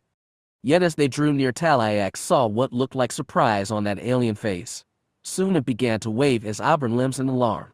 Talayak looked around to see one giant war robot lurching toward them on jerky legs. Its right arm dangled limp at its side, but the other was raised to shoot. Go! Talayak shouted. Shin and Ericus sprinted ahead, using the force to extend their leap from shattered floor to safety in the airlock. Talayak swung his soul lightsaber to ward off the robot, but it did not slow down. Bullets sprayed, catching his shoulders, flanks, his lower right arm. There was no stopping this metal monster. But he'd saved Ericus, and Shin too. They were young, they were the future. He was a Jedi Master, and he had done his duty to safeguard them. That was enough, wasn't it? It would have to be. Suddenly he was swept off his feet. With the force, Ericus picked his battered body up and reeled him inside the airlock. The two Rakata pulled him deeper inside the vestibule, and Ericus called. We've got him. Take us away. But before Essen could spin the Hand of Light toward the sky, that horrible machine raced to the edge of the broken hallway and, impossible as it was, leaped. Explosive power shot through his legs to propel it across the gap. Talayak and the other watched in horror as one metal hand locked onto the side frame of the airlock. The rest of the robot swung to fill the gap. The hand finally turned and began to ascend. Wind whistled through the gap as the robot tried to force its oversized body through. Frantically, Talayak tried to knock it back with the force, but it held on tight to the frame. Ericus grabbed two lightsabers and sprang. Their tips speared through the robot's head and his highlights died. Yet it still held to the side of the door and did not budge until the hand made a drastic veer that unbalanced the machine and tipped its massive body into the vestibule. Talayak just barely managed to scoot out of the way before being crushed. For a second, all of them stared at the prone giant. Then Ericus lunged for the airlock controls and shut the outer door. Wind and clouds disappeared, and he asked, Master, can you stand? Talayak was battered and bleeding, too weak to stand. But he said, I will survive. But only if they got past that Imperial cruiser circling in orbit. They'd slipped around it before because they'd had the element of surprise. Now they'd have to fight past the hard way. Tell me we can take them by surprise, said Vadas, interrupting the tense silence that had reigned in the Gravity Scorn's cockpit. Not surprise exactly, but they've got other things on their minds, Kroller replied as he pushed the gravity hard away from the planet. After doing their aerial drop-off, they continued to cut lower over the planet's surface, using fog to cloak themselves as they flew above its ridges and troughs. Kroller had reduced speed to limit their heat flare and set them into a low and stable soar while they watched for signs of action. Action was happening now. The Hand of Light was racing away, and the big dreadnought, the one marked on Reyna's sensor board as the Ascendant, was swinging to intercept and deploying a set of quick pursuit battlebirds. The Jedi's powerful ship would have a hard time against that, even as the gravity shot away from the planet on a trajectory that would pass out of the dreadnought's firing range, but tantalizingly close. There was no telling if their distraction would actually work, but they were ready for anything. Kroller gripped his throttle tight. Vadas had the guns prepped, and Reyna was doing her part as well. She'd already locked onto a navigation buoy in Amaran, and had plotted a course from there that would take them safely clear of the Imperials. But they'd only jump clear once the Hand of Light did too. Her sensors marked that ship as well. According to her readings, the gravity would pass close to Ascendant first, but those battlebirds could go either way. She watched her board, heart pounding, mouth tense. The Ascendant was holding firm to block the Hand, and all the smaller ships were rushing to intercept the Jedi. They're not buying it, she told her father. You set yourself up as a nice, tempting target and they don't even want you? Kroller shook his head. I'm insulted. Dag. We can nudge a little closer. Vadas, get ready to send some spray at those battlebirds. Got it, the Nikto said. The ships veered and Reyna clung to her crash webbing with one hand. Their adjusted course but 2 battlebirds near firing range, and within a minute she heard the muted chatter of the gun turret releasing 2 sets of rounds. At this distance, critical hits were next to impossible, but it was a threat those Imperial pilots couldn't afford to ignore. So she hoped, at any rate. "Oh, we've got their attention," said Vadis. "Both of them are veering toward us. I'll put on some distance." Crawler tilted his control yoke. "Get guns and chaff ready for any missiles. Reyna, can you call our friends?" "I'll try," she replied and adjusted her headset to bring the mic to her lips. She tapped her console and said, "This is the Gravity, calling Hand of Light." Something stuck in her throat before she asked, "Did you get everyone?" And to her relief it was Ericus who said, "We've got enough." She exhaled. "Good.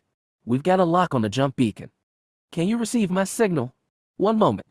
"Yes, we've got it. Then let's get the hells out of. Missile incoming." Vadis called. "I'll try to shoot it down. Can't make hyperspace for another 30 seconds, Crawler said. "Stay on it." As the ship began to veer and sway again, Reyna told Ericus, "We're 30 seconds to jump. Can you follow?" "We'll follow," he said, and the link closed without explanation. She looked at her sensors and saw the Jedi ship had engaged 3 battlebirds while 2 long-range missiles streaked from the Ascendant. Could they handle all that? They'd have to? Damn, I can't get it. Vadis grunted as the turret shuddered again. "Use chaff if you have to," Crawler called. Vadis's response was between a grunt and a whine as Crawler twisted the ship in desperate evasive, but here in high orbit there were no asteroid to duck behind, nothing to turn to their advantage. Alarms screamed loud and proximity lights flashed a bloody, mortifying red. "Chaff!" her father shouted. Vadis pulled a lever and released a cloud of metal fibers behind them. For an agonized heartbeat nothing happened. Then the entire ship shook violently with the concussive force of an explosion. But not their explosion, only the warhead caught in the chaff cloud behind them. "Remind me never to do a good deed again," her father said as he turned the gravity on a straight shoot away from the planet. At the same time a voice came over her headset. "Gravity, we are clear and ready to jump." "Great. Stand by." She flipped back her mic and pleaded to her father, "Can we go now?" "Absolutely," Crawler said, and one final acceleration carried them free. Geminaire saw the 2 ships wink into hyperspace from the confining safety of the factory watchtower. He stared at that sensor board for only a second before the confirmation call came from the Ascendant, but it seemed to last much, much longer. When Captain Savane's voice came on the line, the young man said, "I'm very sorry, Viceroy, but we were unable to stop either from escaping. They split our forces, and the tyrant ship was unlike anything my men were prepared to fight." "I'm aware," he said. After all, it was the 3rd time that ship had escaped from their grasp. When it had been taken so easily at Mullen, he should have taken that as a warning sign. But no, he'd been so eager to capture the mysterious foreigners and decipher their puzzle. They still held a few pieces, he reflected after closing the line to the Ascendant. The larger, wrecked vessel still sat in its berth and would be taken apart, every bolt and computer circuit analyzed. Fresh corpses of dead tyrants could be collected and examined down to the genetic level. The generation ship which had started all of this was still in their possession, as was the computer core it had ejected to Interrogate, though its contents had yet to be deciphered. And, he supposed, they'd gotten an informative test run on Loriak's new war robots. He turned away from the comm console to see the director bent over a video screen, reviewing security footage of the battle between his 2 automatons and 3 magicians. Yes, 3. Geminaire had already watched those events as they happened, and it was clear that one Rakata, at least, had the same telekinetic power as the young human and 6-limbed alien, and of course the Red Witch who got in the way. There were at least 4 of them, then. There might be many more. It was not a welcome thought. Lorik, however, seemed thoughtful. "There's definitely lessons to be seen here," he said. "The head is a weak point. It's too exposed. We should move the central processors into the torso beneath additional armor. Of course, we'll have to shift something else to the head." "The Kyrium alloy resisted those energy blades," Geminaire pointed out. "Of course, they still found weak points. We'll see what we can do about those. Thankfully, a few of those weapons got left behind. We'll have to examine them thoroughly." Geminaire sighed and leaned against the wall. "How gracious of our enemies to provide us with these lessons before we started large-scale production. Yes. If only it made up for all the other damage they did, Lorik frowned. Well, the factory itself is unharmed. Research and production wings, assembly lines, everything is fine. I hate to say this, but today could have been much worse. He was right, but Geminair took no comfort when he thought of the explanations he'd have to give Xim. They'd come closer than ever to attaining the object of his dreams only to let it slip through their fingers. But he'd have to face his friend and tell the honest truth. He'd always tried to do that. They'd been through too much together, and their fates were too closely bound. Twisting or abusing that connection would defile everything he'd done to get this far, every price he'd paid, and made others pay. He could no more lie to Xim than to himself. A signal from the communications console jarred his thoughts. He opened the hail and heard a familiar chirping voice. "This is the special plenipotentiary, hailing the first viceroy. I hope I have the right line. OZF.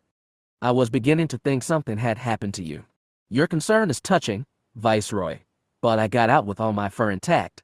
I suppose you left the guards to fight that red witch and her tyrant friends." "Yes. And though I flushed with shame, I reminded myself you were doing the same thing."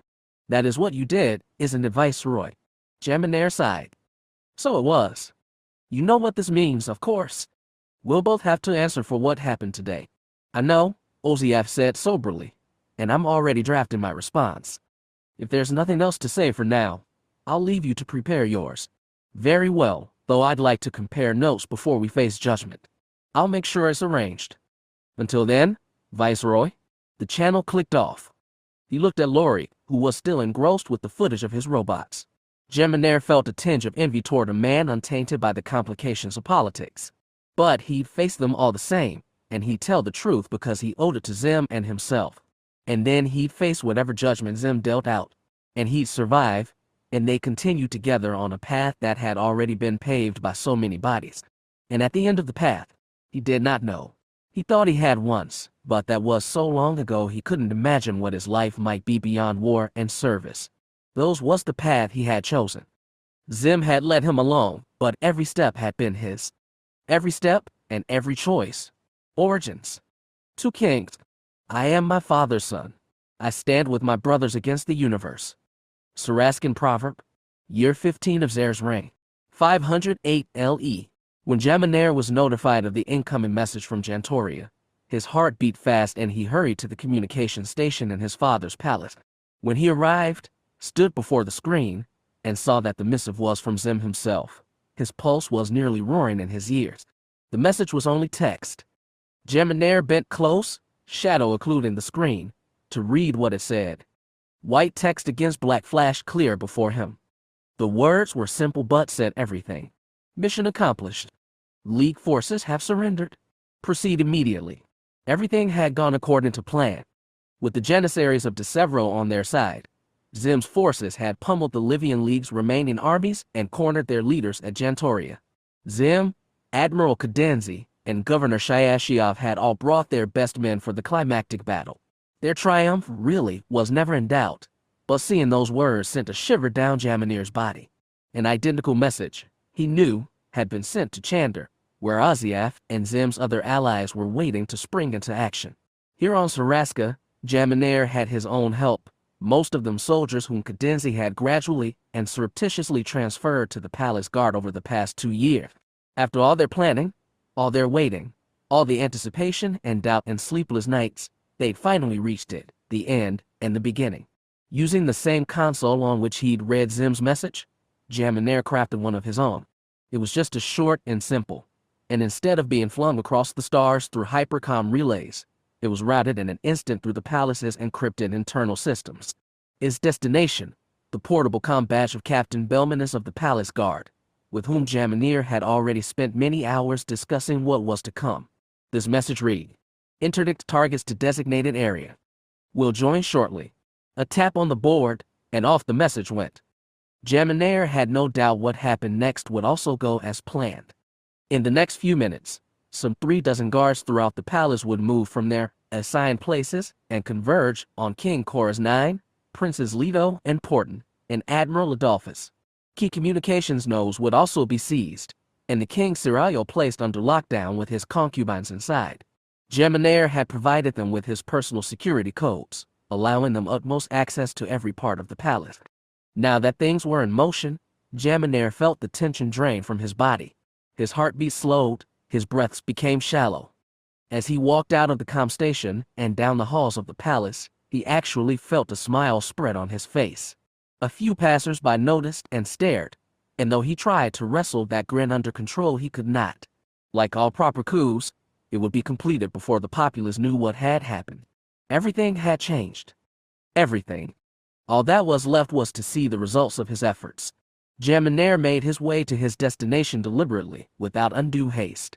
Part of him wanted to be there in an instant, but another part wanted to savor this triumphant limbo. He traversed the lesser-used corridors of the palace, the ones in which he'd sulked in his youth and knew more intimately than the grand promenades and ornate central hall. As he walked, he sensed the palace subtly shift around him. Passers-by became scarcer until they disappeared entirely. Rapid footfalls and indiscernible shouts echoed through the maze from sources unknown. All the while Jaminar strode onward, not slowing, until he'd reached the place he had chosen. The Royal Observatory of House Jaminar had been constructed 3 centuries ago, and his fortunes had waxed and waned over successive generations. It was said that King Corax IX's father and predecessor had been fond of this glass-domed chamber, both for stargazing through the telescope and for private rendezvous with his various concubines and mistresses. The son had little use for stargazing and had left the chamber largely neglected. It was that neglect which made it a refuge for lesser Prince Marco IV. He'd spent countless nights since childhood staring out at the stars, mapping them, collecting the topography of the heavens, and finally learning which lights lay within the network of navigational beacons that constructed their limited slice of civilization. In the observatory, he'd been able to forget about his sorrows and marvel in the universe. It was the only place in this marble and limestone labyrinth he looked on with true fondness. When he arrived through the secret entrance behind the telescope, he found everyone already assembled on the black and white checkerboard floor. There was Captain Belmanus in his uniform, black with red and blue piping, the royal colors of Saraska. A dozen palace guards were with him, most with rifles or service pistols in hand. Those who did not hold their weapons were holding the captives. First Prince Leto with his uniform askew.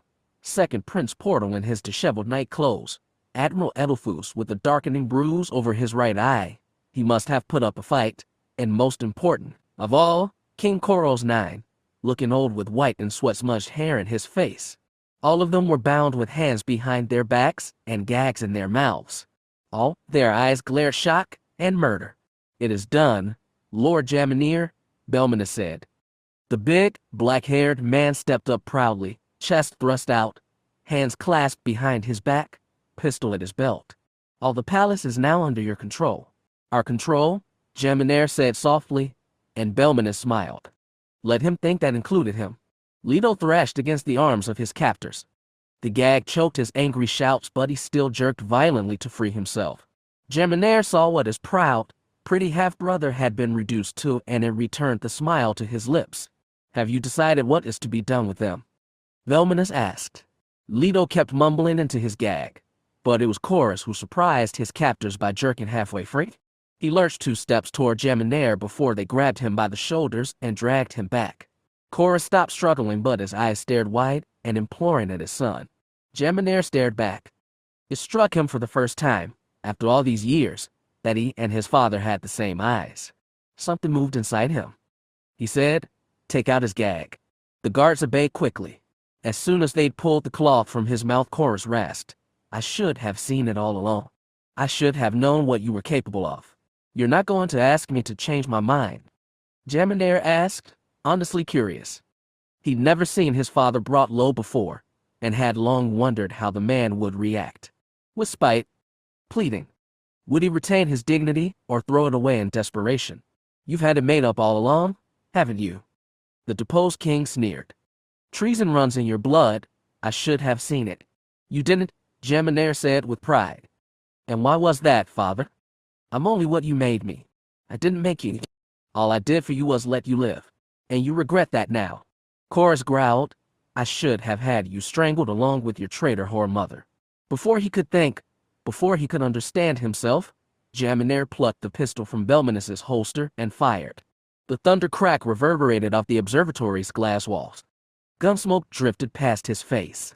Blood formed a carmine flower on his father's chest. Koros's face hinged open. His eyes bugged wide and his mouth gasped soundlessly for final breath as he buckled and went limp in the arms of his captors. Then his chin dropped, his head lolled to one side, and he was still.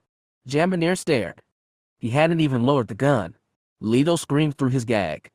Jamineer reacted again, taking 1 second to re-aim the pistol before squeezing the trigger. The bullet took Leto through the forehead, shattered his skull on exit, and spilled blood and gleaming bone fragments across the floor's checkerboard tiles. The guards flinched but did not drop his body. 2 more subtle shifts, 2 more taps of the trigger, 2 more bullets, 2 more flashes of blood. Portal first, then Edelphus. 2 more bodies sagged limp in their captors' arms. 4 heads, or their remnants, lolled forward and stared lifeless at the floor. All living eyes rested on Jamineer, who, finally, lowered the pistol to his side. He realized his heart was pounding again. His breath was short. When he finally found his voice, Belmina said, "Well, that settles it, sir." A long pause. Jamineer said only yes. "What shall we do with the bodies, sir?" His pistol hand kept shaking. "Wrap them up for now. Place them in cold storage. And bring a crew to clean this room when you're done." "Of course, sir." Jamineer looked at the pistol, the shaking hand. He held it out for Belminus to take. The captain returned it to its holster with a much steadier grip. As the guards started to carry the bodies away, Jamineer looked at the checkboard floor, the monochrome pattern of his childhood, now interrupted by splashes of crimson. The tiles were an inheritance, the blood is creation alone.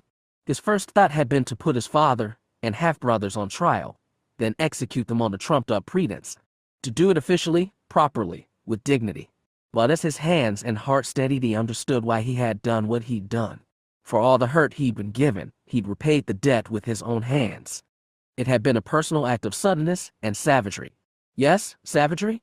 For centuries, House Jamineer of Saraska, like the other allied kingdoms, like the systems of Kron and Livian, had grown over-civilized and soft, and so become vulnerable to the barbarians, the pirate king of Argay and his son. This had been an act of brutality in their language, the one Jamineer had slowly learned over the past 3 years. Xim would approve. In the end, this was all because of him. He wondered, even if Xim would envy him the execution he'd not been able to commit himself at Chander, and into the old, and the beginning of the new galaxy they would make together. The last body to be removed was the former king's. As Jamineer watched them take it from the observatory, leaving blood-pooled tile behind, Belminus cleared his throat. "A new message from Jantoria, sir. You can use my reader if you like." Jamineer looked at the man, then the message pad in his hand. He took it with a steadier grip now, and saw that it was locked for his personal code, and that it was from Xim. Jamineer tapped in his key, then took in the words before him. They said, "Chander is ours. OZF reports that all Kronese conspirators have been seized. Zer has been apprehended and will remain under house arrest in the place I have prepared for him. Not opulent, but adequate for his remaining years, however long those last. Please update on status of Saraska as soon as possible." Jamineer nearly dropped the reader. Instead, he erased the message, returned the pad to Belminus, and dismissed the captain with a single husky word. Then he was alone in the observatory, his place of childhood refuge, the site of his long-craved triumph. Triumph and savagery beyond even Xim's pale. There were no bodies, no motions, no sounds. The new king fell into that yawning silence, into the black and white order of tiles, and the spreading corruption of blood. Chapter 10. Home. Glories upon glories. Wonders upon wonders. All these belong to thee, whose fist shall enclose the stars, and whose name shall outlive time. Liachusis. Santasa was where they meant to go after leaving Esteria, and it was where they'd ended up eventually, but they took a hell of a roundabout way to get there. It was a free world with an independent port station, which also happened to be run by an old friend of Ajit Crowler's. The Hand of Light was provided a berth as well, someplace private at the edge of the port where it could be shielded from watching eyes. Santasa was a convergence point for traders, spacers, scouts, couriers, and yes, smuggler and criminals. Independent types all, and the gravity scorn had stopped here many times over the years. Reyna explained this to Ericus as they met at a cantina called the Better Days. Santasa was predominantly human, though less so than most worlds in the Tion cluster. But they sat in a darkened booth so as not to draw attention as they sat in a booth along with Vadis and Essen, the later of whom had a number of bruises and bandages, addition to a scarlet, unfamiliar mien. The two Jedi never stopped looking around, even after their drinks were delivered. "Does your kind not frequent bars?" asked Vadis. "It's never been our priority," Ericus said, then took a sip from his glass. His expression attested to that inexperience. The drink wasn't even that strong. Reyna took a deeper sip from hers and settled back against the booth's cushions. "Getting through all that feels like a miracle. The Force," Essen said seriously, "was with us." Reyna and Vadis didn't know what that meant, but the Jedi seemed to take comfort in the thought. Ericus took another sip, made less of a face, and asked, "What will you do now?" "What we always do," Reyna shrugged. "Melanthasar can probably hook Dad up with a job somewhere hauling cargo. I bet they're talking it over right now." Before she could broach what he'd do next, Vadis added, "We're going to have to stay out of Imperial space for a while. That still leaves us with plenty of worlds to work on, but it does make things complicated." Essen asked, "Can you not disguise your ship?" "There are methods," the Nikto said. "New identification transponders. Tools that can disguise a drive signature. I'm sure they are talking about that now too. Wonder if he'll buy a second turret gun after this," Reyna muttered. Vadis simply shrugged. "I wish we could pay you for your help," Ericus said, "but we don't have much currency. Maybe something from the ship, I don't know. Master Talayak would make the final decision on everything, including your current occupants," asked Vadis. "Those creatures, are they really tyrants?" Ericus and Essen both tensed. The latter said, "It is a complicated history." Reyna leaned forward, elbows on tabletop. "Since we're not in mortal danger now, and I can hardly believe it either, maybe you Jedi can tell us a little more." "About the tyrants?" asked Ericus. "About everything. Like how you people actually got to this corner of space without jump beacons, what the place you came from was like, what kind of people and species lived there. I could go on. We already told you the most important things on Mullen." She looked him squarely, held his eyes. Essen and Vadis seemed to drift into the background. "Tell me about you, for starters." Ericus blinked, then glanced away, then possibly flushed, but in the dim light it was hard to tell. Then he took another drink, barely a face this time, looked back at her, and began, "Maybe I should tell you about my master Sor. Without him, everything we went thought would have happened very differently." When Ericus and Essen returned to the hand's berth, the approaching corridors were empty, dark, and serene. Every step felt long and easy to Ericus. The conversation he'd had with Reyna, the unburdening that he'd done, left him feeling light. Whatever he had drunk had also, he suspected, left his mark. Though he and Essen shared no words on their way back to the hand, he did not feel the awkward tension he sometimes did in her presence. So, too, felt calm, almost satisfied. When they reached the airlock, they found Master Talayak waiting for them. He stood alone in the portal's mouth. Of the Rakata there was no sign, which meant they were all in the ship. Santasa might have been pretty tolerant of non-humans, but a herd of tyrants passing through his port would not go well. When he saw them approach, Talayak clasped his lower hands in front of him and spread the upper ones in greeting. He said, "I am glad you have returned. Did your relaxation go well?" Relaxation was not something Jedi typically valued. He couldn't remember Talayak ever using the word before, but it seemed fitting for tonight, so Ericus smiled and said, "I think we did. I'm glad." The Talid folded his upper hands above the lower set. "I have been speaking with the Rakata and meditating. After much consideration, I believe I have made the correct decision." His serious tone brought Ericus down to earth. "What kind of decision, Master?" "I believe this is the place where we part ways." They stared at him, uncertain. Essen ventured, "Will the Rakata leave us here?" "No. I realize the other masters place great importance on sending teams of 3 to explore the worlds beyond, but we have been faced with circumstances they could not have anticipated. And these circumstances, I believe, require an extraordinary response." He smiled gently to soften the blow. "I believe that from here on, I must walk a separate path from you." Though it was armored for war, the Ascendant possessed a few observation decks through which its surrounding space could be seen with naked eyes. Jaminair did not frequently visit these places for the simple fact there was no practical reason to.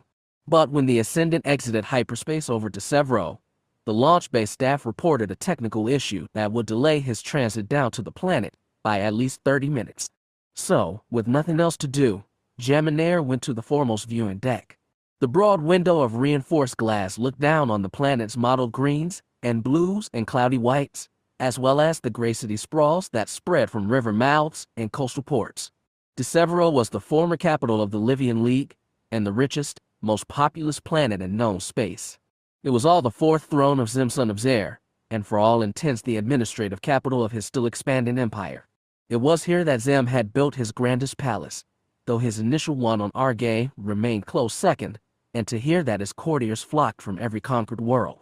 And, strangely enough, it was the closest thing Jaminair had to a home, though he spent more time aboard the Ascendant than anywhere else. As he looked out at the planet, he searched himself for some hint of warmth toward the world or its 20 billion people, but nothing came. It was simply a place to come to when he was not waging war. As for his homeworld of Saraska, he had not been there in years. As sole surviving member of House Jaminair, he was technically its king, though he'd handed off all practical authority to loyal ministers long ago. It was not just that Xim kept him busy elsewhere. He had no desire to go back. None at all. So if he had any home besides the cold bulkheads of the Ascendant, Decisive would have to be it. He was thinking on this when the sealed door opened behind him. Jaminair turned, though he already knew who it was just from the soul-like click of tiny shoes, like fingers gently tapping. "I didn't expect to find you here," said Oziaf. Given that they were going to the same place, Jaminair had allowed the Tython to ride aboard the Ascendant. "My shuttle launch is delayed." "Our shuttle launch, you mean?" Oziaf stepped past Jaminair and touched the glass. "He isn't waiting for us, in any case. He's set to return from Bar Anchor in 12 hours. Time to rest and prepare, I suppose." "Prepare what?" asked Jaminair. The Tython's whiskers twitched. "The truth, of course. By the way, did you see that latest report from Lorik? Very interesting." Jaminair hadn't. In his preparations to leave, he must have overlooked it. But he grunted assent and looked on Decisive without a word. Still at the window, Oziaf asked, "What do you suppose is the likelihood we run into them again?" "The tyrants are their foreign helpers." "Are they helpers?" "Perhaps they are the tyrants' masters now, or something else entirely. Whatever they are what concerns us most. Those tyrants, if they know what's good for them, will get as far away as possible. The others, however," his long tail twitched. "Do you think this is a prelude to something? An invasion, perhaps, by an empire of magicians?" Jaminair prayed not. They did not act like agents of an empire. "I'm hoping we can learn more from their ship and computers." "Perhaps we will." Oziaf gave a tiny sigh. "Well, I suppose we'll just have to keep an eye open. You never know when they'll spring up again." Was Oziaf trying to tell him something? Jaminair wondered but did not give the Tython the satisfaction of his asking. So they stood together in silence, watching the planet and its surrounding stars until they each received a separate and simultaneous hail telling them their passage to Decisive was now ready. They walked slowly up and down the empty corridor. Their steps were slow and thoughtful, like their voices. Essen, still limping slightly from her wounds, walked on Talayak's left side, Ericus on his right. "I have been considering the fate of these Rakata," he told them. "I think we can agree that they are unlike those who ravished Tython centuries ago." "They may be," Essen said skeptically, "but what might they become, especially if some of them recovers use the Force?" "That is a concern," Talayak nodded. "Only the one called Shin displays potency. Perhaps that will change, though I suspect not. I cannot sense the Force moving any of these others, and I have questioned them as best I could. But there is potential in him, and he needs proper guidance." "You wish to train him?" "Yes. But he is loyal to his people, and they see him as a leader, even if he does not. And there is no safe place for Rakata in this corner of space, especially now. I fear there is no safe port for the Hand of Light either." "We have one now," Ericus said. "We do. But if we continue to operate in this region, we will be forced to sulk and hide, even more than we already have. We will be forced to walk in shadows when we are meant to stride in the light." "Then we should all leave together," said Essen. "There is no reason to part ways." I think there is, Talayak said. This region is unlike any the Jedi have encountered before. Instead of scattered worlds, there is a great unity of planets. Unity brought by the sword. But still unity. For all we know, this is the greatest civilization the galaxy has seen since the fall of the Rakata. Yet it is also barren in the Force, and it should not be. Then we're to stay here? Asked Ericus. I do not order you to do anything, but I believe your presence can benefit these people. Can it really? Asked Essen. To Jedi against an empire of hundreds of worlds and billions of souls. Talayak smiled gently. The same doubts had assailed his heart for months. He'd not conquered them entirely, but he'd found, at last, his defense against the nightmare of a great nothing. Force users have already changed this region in ways we cannot comprehend. I suspect the Force, even when scarce, sets us on the balance point of history and asks us to tip the scales. We cannot lay down this responsibility. They walked for a while longer, thinking. Essen asked, is it necessary you go with the Rakata? I am a teacher, and I find I look forward to having a new student. I think there is much he and I can learn from each other. Where will you go? Asked Ericus. The Rakata have expressed a desire to find their ancestral homeworld. They have no idea where it is, only that it was blue and beautiful. Perhaps, with the hand of light and aid from the Force, we might find it. Do you want to find their homeworld? Asked Essen. No matter how damaged they are now, the Rakata were once a great threat. Their empire may not have really collapsed. They may have fallen back to their home to regroup and rebuild. You could be putting yourself in greater danger, added Ericus. Perhaps, Talayak admitted. Or perhaps what remains is in need of guidance. I may steer them away from the old darkness if I can. He could see the skepticism on both their faces. Essen asked, you will stay among these people who see you as alien.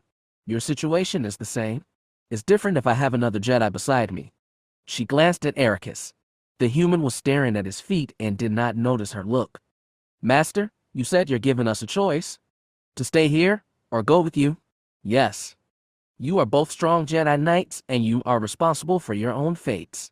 You've taught me that much. I'd like some time to think. To meditate. Of course. You should both do so. But I have already decided my path. Ericus nodded dully and walked to the airlock. Then into the ship. Essen turned away from the hand and took one step toward Shadow, but Talayak stopped her with a touch to the shoulder. Yes. She asked. It will be harder for you here than Ericus, but I believe you should stay. To help him, and be helped. You have preferred to walk alone, and I understand your reasons. You want to plumb the depths of the Force, Essen, and there is no sin in that. But you should have a tether that binds you to the surface. And Ericus would be that. I suppose he has a certain purity about him. Talayak shook his head. Nothing is pure, incorruptible, or innocent. But we can help one another. Essen did not reply. He knew who she was thinking of, and what. Very softly he said, do you know why the Masters did not hold you accountable for her death? She winced but gathered her composure. No, I do not. Correa was always willful.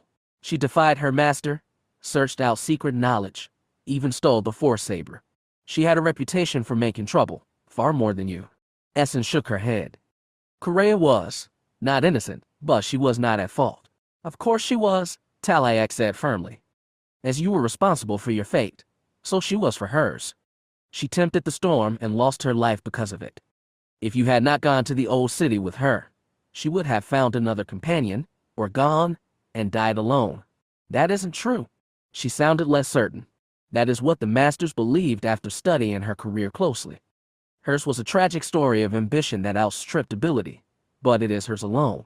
He finally took his hand off her shoulder and said, we are fortunate the Force saber was lost.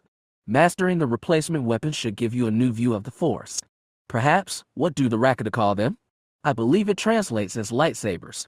As I said, they may teach you a new view of the Force. She looked down. I have much to think on, Master.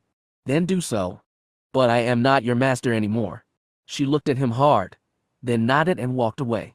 Perhaps Jedi were not meant to be alone, but at that moment Essen needed privacy. It was not easy to find. Even at this hour, in this little used corner of the space station, pedestrians ambled the halls with the liquid lope of the intoxicated. The hand of light, of course, was bright and packed full of Rakata. It took searching, But eventually she found a spot. A docking pylon, jutting from the station's wheel, was temporarily empty of ships, and from one airlock vestibule she could look out at the hand and other ships locked into the station as it rotated slowly over Santasa. Everything seemed peaceful here. If only she could feel that way inside. Talayak's words had unbalanced her, and for the first time she dared consider that she was not responsible for Korea's death. She did not know what it would be like to live without the weight of guilt. In time, perhaps, she'd learn. And she would learn it here, in this Tython cluster, surrounded by humans, loomed over by a hostile empire. It was not good for Jedi to be alone, and Talayak had found his purpose in Shin. She did not know what kind of a partner she could make for Ericus, nor he for her. They could learn together. But Essen was still herself, an individual, and on the deepest level her journey through the Force would be a solo one. Yet that lonely journey would be different now. That was as clear and hard as the lightsaber she held in hand. Such a strange weapon. She removed it from her jacket and held it in front of her. The same smooth round casing, the blunt hilt, the emitter nozzle. Yet to summon its blade she merely tapped a button. The molten sword, white at the core, hummed to life in front of her. She moved it slowly, tipping the weightless blade in different directions. It was a substitute for a weapon that had been almost her partner, so alive had it felt in the Force. Yet that partner had also exerted a hold on her, urging her to dig within herself and embrace all her fears and dangerous emotions. The Force saber had given her power but also sweet, seductive temptation. Perhaps, she thought, it had been like Korea herself reaching out. The Force moved through this lightsaber also, though in a softer, less dangerous way. She did not understand how or why, but she could feel it. Yet that movement was untainted by aggression, unshaded by darkness. She would have to build her relationship with her weapon anew, and in doing so rebuild herself. Essen ended the blade by relaxing her thumb. Light retreated into nothing, and she stared at the object from which it had come. Then, for a compulsion she could not explain, Essen pressed the trigger again and stared transfixed at his light. Kroller and Melanthazar went back a long time, farther back than he had with Dorn, even farther back than with Serena. For them it all started on Aramanx, a rusted pit they both wanted to get out of. Melanthazar had ended up in charge of a successful and quasi-legal spaceport, and while Kroller was mostly satisfied with his itinerant life, he still felt spurts of envy, especially when he got a peek at Melanthazar's liquor cabinet. They were both sipping from glasses of fine Chandarian wine in Melanthazar's office, looking out at the curve of the station's middle ring. They leaned back in their chairs and rested boots on the same polished grillwood table, an insouciant pose for the vintage they shared, an impressive 490 LE butt that was fitting, because they were Aramanx boys at heart. Kroller told him some things. Not about the secret Imperial base, or the foreigners with magic powers, and certainly not the shipful of tyrants they saved. But he talked about the generation ship, the run-ins with authority, and the fact that he might be taking on new crew soon. That had been a long and interesting conversation with Talayak, and he'd taken a full day to mull it over. But his initial skepticism was staring to melt.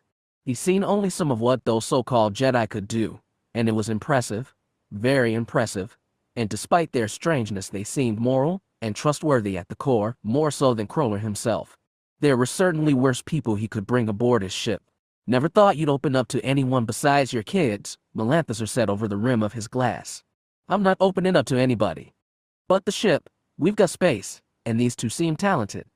So I figure I might as well give them a try. If they don't work I can boot them off. Or, he thought, if that Ericus kept throwing too long looks at Reyna. He found those looks, and the ones she seemed to return, concerned him more than the logistics of taking in two strange but useful crew. Melanthazar sipped his drink and said, Your call, of course. You plan to take him to Udusk. His friend had just offered him the shipping job, 50 cryo chambers full of supposedly extinct Decivan tusk beasts to the Federation capital. Less dangerous than hauling warheads are supposedly extinct tyrants, and somewhere between those options on the weirdness scale. Yeah, I'll take him. Kroller took a sip. So I've got to ask, have you heard anything from Doran? Melanthazar frowned and shook his head. Nothing. You. Just wondered. Another sip. I was also wondering if you knew anybody high up in the Federation. How high up? Any high up? I've got some merchandise they might be interested in. Melanthazar got that hungry businessman look. I know some people who know some people. What kind of merchandise? A limited edition of one, for now, anyway. That's not very helpful. I've got something their military's gonna want to see. Trust me? His eyes narrowed.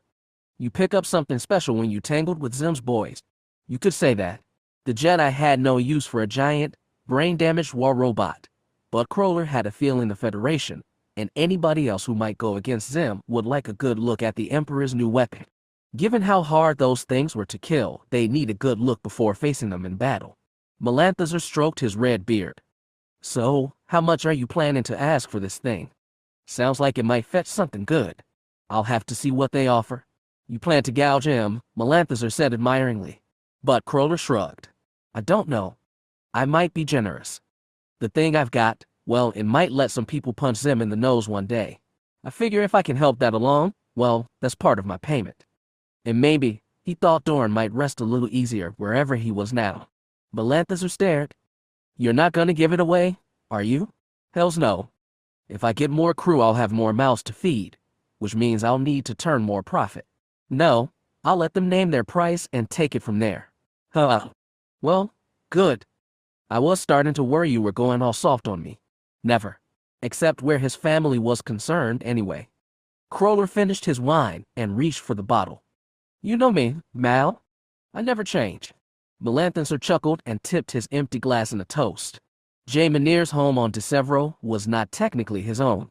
The estate had belonged to his wife's family for 12 generations, and while it was modest compared to Xim's palace, it was nonetheless a fine 3-story complex with a white marble exterior, tall handsome columns framing the entryway, and windows of dyed glass that warmed every room in rich multicolor. And like all ancestral homes of Livian nobility, it was surrounded by acres of cultivated gardens and patches of preserved forest, even though the city had risen around it in intervening centuries until skyscrapers towered like ramparts around the borders. The estate. When he went through the front door, Rissa and Marco were there to greet him. He embraced and kissed his wife, then clasped his son on the shoulder and looked the boy over. He was 12 years old now and growing so fast he was stretching out of the black military-style suit Jaiminir had bought him the last time he'd seen him. No matter how many times he'd come home and found young Marco waiting, he was always struck by the irony that fate would deliver him a son. It frightened him sometimes, and he feared he might make a mistake that would wound his son as his father had wounded him. Even worse was the thought he might receive his father's fate. But the universe had no inherent sense of justice. Indeed, Xim had once told him that justice is something you make for yourself, even if you have to put a knife to the throat of the judge. He knew he was an absent father, but he swore not to be neglectful or cruel. On every return he showered the boy with gifts and affection. I'm sorry I was delayed getting back from Esteria, he said as he locked arms with Rissa and led her through the halls to a veranda overlooking the south garden, Marco trailing. Something unexpected came up that required my attention. I know, it always does, she replied with tired patience. How long will you be staying this time? A while, I hope, but I won't know until I talk to Xim. What kind of mission were you on, father? Marco asked, boyish enthusiasm tempered by aristocratic respectfulness. It was very complicated and confidential, Jaiminir told him. But I believe it's over now. Hoped, at any rate. Orissa picked up the doubt in his tone. As they walked onto the platform and leaned against the railing, she asked, was your extra mission as successful as the first? No, Jaiminir thought. That's for Xim to decide. She took his meaning. I suppose we'll all be waiting on his next decree. Then, Jaiminir watched her profile as she watched the garden. She was as beautiful as any of his father's concubines, but she combined it with a level head and aristocratic grace that stayed with her even as youth's bloom faded. He didn't really know what it meant to love a woman. His father had been a poor example there also. But what he felt for Orissa was unique and probably the closest to that story sensation he would ever know. No matter what happens, I'll make sure you have everything you need here. We know, husband, she removed her arm from his and touched their son's shoulder. We know. Shin sat in the cockpit of the Scourge vessel, running his claws over a control board he'd only started to learn. At his side was Melo Batalayak, the ship's pilot, its navigator, and, impossible as it seemed, Shin's new teacher in the ways of the Force. It felt strange being here like this, but everything felt strange now, and he had a feeling it would stay strange for a long time. That did not bother him. His life on Interrogate already felt very distant, like a memory of childhood. The time to grow up had already arrived, but he was only coming to terms with it now. He wished Qual could be here. He would never forget his mother's final words, nor the look in her eyes or the sight of her bloodied body, but Shin had to move forward as she desired for him. According to Talayak, this hand of light could be guided through hyperspace by the Force, as ships had in ancient times. Many hoped it would lead them to their people's half-remembered homeworld. Shin had no idea what they might find there. A remnant empire, perhaps, or a rejuvenated one. Or perhaps their home would be wholly abandoned and their journey would end among ruins. The only way to find out was to go there. But even if they did find it, it would not be Shin's destination. The galaxy spread vast before him. For the first time, everything seemed possible. That expanse was frightening, for on first look it was just a great nothing dotted here and there by minuscule points of light. But each of those lights was also potential to learn and grow in the Force. First he had to learn other things. Talayak spoke in his native tongue, and the translation machine relayed his words. "We are ready to depart. Have you checked your systems?" Language was going to take time to master in itself. For now, the computer would do. Shin said, "I have. Then we can begin." Talayak worked his controls his all four hands. The ship hummed around them, and Shin could faintly feel the anticipation of his kin in the hold and cabins. A new voice spoke over the cockpit speaker, and Talayak recognized it as the young human Scourge. "We are ready to take off ourselves," the machine translated. "May the Force be with you, Master. I hope you find what you are looking for." "Thank you," said Talayak. "I have no doubt you will find what you seek." A little chuckle. "That makes one of us." The connection shut off. Talayak flipped one more switch, talked his control yoke, and the hand of light slipped free of the station. Such a smooth acceleration, it seemed that the Scourges had made this machine by adopting many kinds of technology and merging it with their own. A strange concoction, like what Shin knew but different. It was progress, he thought, and improvement. The Master tilted their ship so the cockpit panned away from the station and Santasa. Then, with barely a shudder, they soared toward the stars. "There they go," Crawler muttered, so softly the others in the cockpit could barely hear over the warming of the Gravity Scorn's own engines. In addition to a new transponder codes and another direct gun, the Gravity had also been equipped with 2 extra cockpit seats. For Vadis, still at his station at the cabin's rear, it made an already tight space feel downright crowded. The woman Essen now sat near to him, though with nothing to work she sat with hands folded in lap, head craned to see what little she could through the small forward porthole. The Gravity Scorned must have seemed quite a step down from her old ship. No big cockpit window, no artificial gravity, no plasma guns, no easy takeoff and landing. The mighty Jedi were now down in the dirt with the rest of the galaxy, and from their wide-eyed looks and stiff postures, it was clear that would take them some getting used to. But gamely they were trying. It helped Vadis accept them. He was still wary of this so-called Force they claimed to command, and he was waiting to see how their apparent good intentions turned out in the long run. But the fact that they were willing to get into that dirt, to become strangers in a strange land, won his respect. It was something the righteous, bloodthirsty priests of Mdweshu would never have done. Still watching the hand of light on his screen, Crawler announced, "They are burning nice and smooth for hyperspace. They should be gone any minute now." "And so should we," Reyna said. "Right, Dad? We do have a schedule to keep," Vadis added. "Slave drivers," Crawler snorted. He twisted in his seat to look back at Essen and Ericus. "Either of you have kids?" They both shook their heads. "Didn't think so." He tapped his control board. "Okay, let's get going." They ran through the usual systems check. Vadis and Reyna and Crawler all bouncing confirmations off each other while the Jedi sat in silence. All the while the Gravity's booster rumbled louder and louder, and the cockpit shook with rising vibrations. When everything was ready, Crawler squeezed his control yoke and said, "This is gonna be a bumpier ride than you're used to. You Jedi think you can handle that?" "We can't handle anything," Ericus said, smiling tightly. "Confidence. I like confidence. Just hope you don't eat those words, kid." Then Crawler pulled the yoke back and slammed the igniter. The rocket beneath them roared to full, and the Gravity Scorn broke away from the station, shuddered clear of gravity's hold, and soared into the great nothing. And then, on one last blaze, it sprang toward distant light. The fourth throne at Decisive was a magnificent palace built around the old League Parliament, with extra wings spreading out on all four flanks from the central dome. Surrounding it were not only gardens but artificial lakes, a zoo, and, incongruous against so much opulence, a compact fortress with blunt walls and parapets bristling with missile launchers. Xim had ordered that specially built to prove he'd defend what was his, and to remind visiting nobles from more civilized worlds that they were still dealing with the son of Zer. He and Jamener met in the same place they usually did, Xim's study on the fourth floor of the palace's north wing. That room was treasure house in its own right. Artifacts from dozens of worlds were mounted to the walls, along with the taxidermized heads of exotic creatures, and hand-drawn maps from pre-liberation.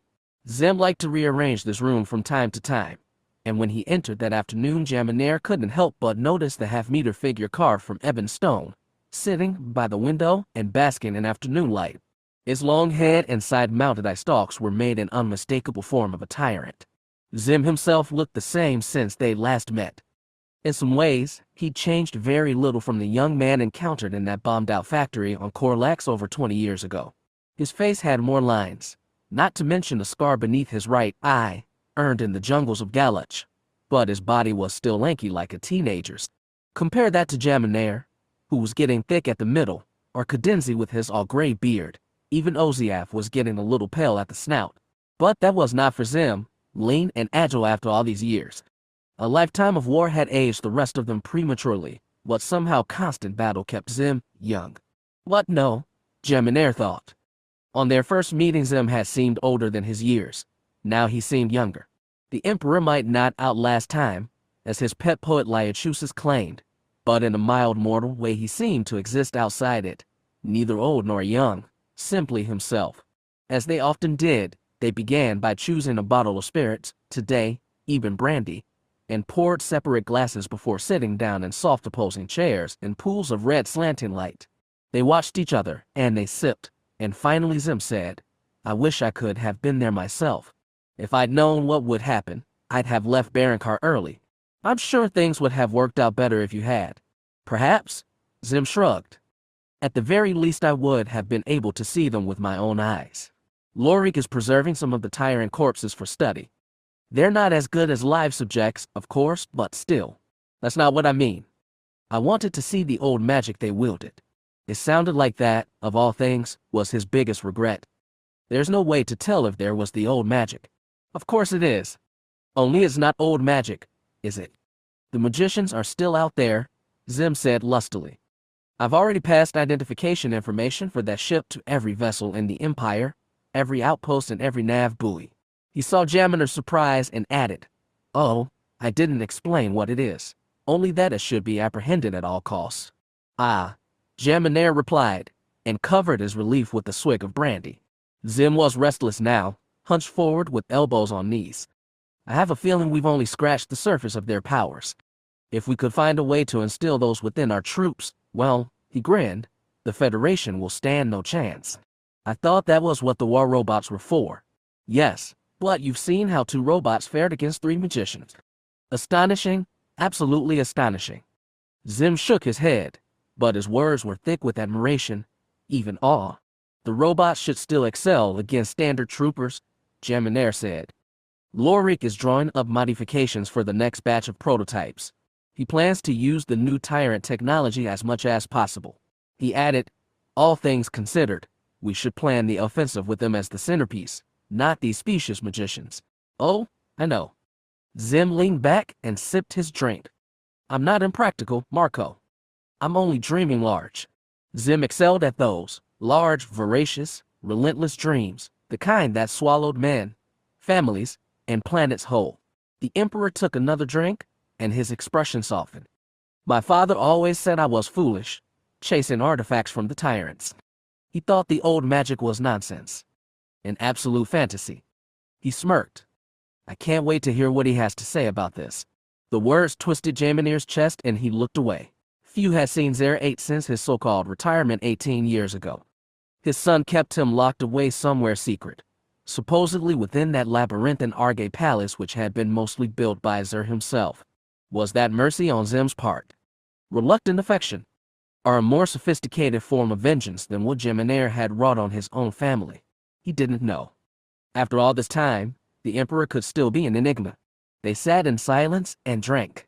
The brandy soothed Geminair's nerves, and he realized he would not get dressed down for his failure. Probably no discipline at all.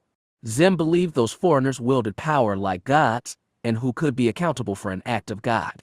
It was foolish to oppose gods, too. Geminair quietly hoped his friend's grand dream didn't extend so far. Xim eventually broke the silence by asking, "Did you review the latest report from Lorik?" "I have," Geminair nodded. It was fascinating. More specific terms escaped him. The director had only been able to access the computer core ejected from the Generation ship after returning it to the original Ark, but once he'd opened his data files, he'd unlocked a treasure trove. Not all of the ship's navigational history had been salvaged, but the last portion of his journey through the stars was intact. It would be a challenge to match the information there with T&E's astrographic charts, but from that ancient Ark's data they might construct a much broader map of the galaxy than they'd ever known. With that knowledge, there'd be new possibilities for exploration, for trade, and, of course, for conquest. These possibilities were tempered with something else Lorik had uncovered. According to its computer core, the Generation ship had traveled for thousands of light years with all functions, including life support, functioning normally. However, approximately 400 light years outside known space, when all of its crew were in stasis, it was intercepted and boarded by another starship of uncertain origin. The boarding crew had permanently disabled life support, turning its cryogenic chambers into tombs, then made modifications to the Ark's communication system so that it sent out regular transmissions to an outside listener. There was no way to locate that listener, but Lorik's technicians believed the transmission contained navigational data. It was hard to be certain with such fragmentary information, but it seemed likely that Generation ship had been disabled and its thousands of passengers killed, purposely by an unknown alien craft. Then it had been allowed to continue on its way while broadcasting its path back to the unknown borders.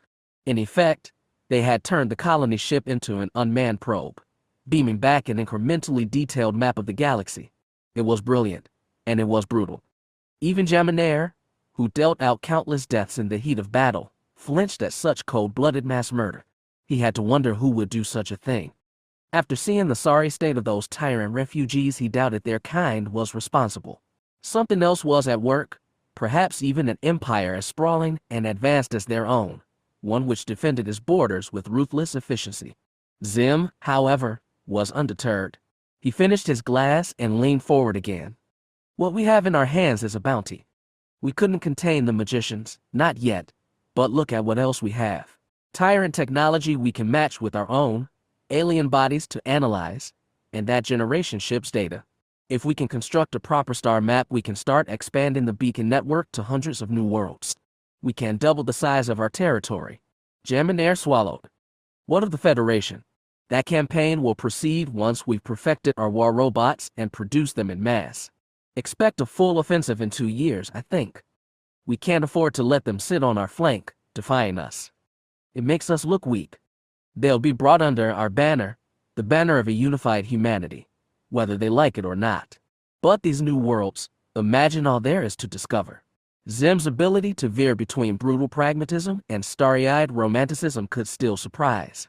He smiled and looked so young then, like he was showing off his collection of ancient treasures on a Braxton. "We shouldn't proceed recklessly," Geminair warned. "That Generation ship was killed on purpose. If we expand, we may run into powerful foes, perhaps. Or they may be weak foes, only capable of preying on helpless aliens in cryo." Xim shrugged. "If we find them, we'll deal with them like we have the others." Such endless ambition, Geminair thought with frustration and awe. He was his father's son after all, but with one crucial difference. Xer had fallen to a man with grander dreams, but whose dreams were more grand than Xim's. Certainly not Geminair's. As he poured himself a fresh glass of brandy, the Emperor of known space said, "You were essential in making these discoveries, my friend, which is why you should investigate them further." Geminair blinked. "Me? Yes, you? You've told me you like finishing the jobs you start. That's true." He glanced at his near-empty glass. "What about the campaign against the Federation? Cadenzi can handle frontline operations. He is the Admiral, after all." And with the new ships from Banquet rolling off the yards, I intend to engage the Federation myself soon. Jaminair was both relieved and slighted to be removed from the front line. So, I'll be expanding the beacon network. Then, you'll be expanding the Empire. Xim corrected, and if you do encounter any peoples who can threaten us, then you can treat them as carefully as you see fit. He took a sip and added, I should say, you and Oziath. That caught Jaminair and Miss Wallow. He rubbed his burning throat and asked, why send Oziath? Because sometimes he sees things even we cannot. And because I believe he knows more about the worlds beyond than he admits. I've thought the same. Xim leaned forward again and held out one open hand palm. Be subtle. Be blatant. Be cruel. Even be kind. You should know by now I don't care which method you choose, so long as you bring us victory. Xim curled fingers and thumb together to make his hand grasping and inviolate, like a fist enclosing the stars.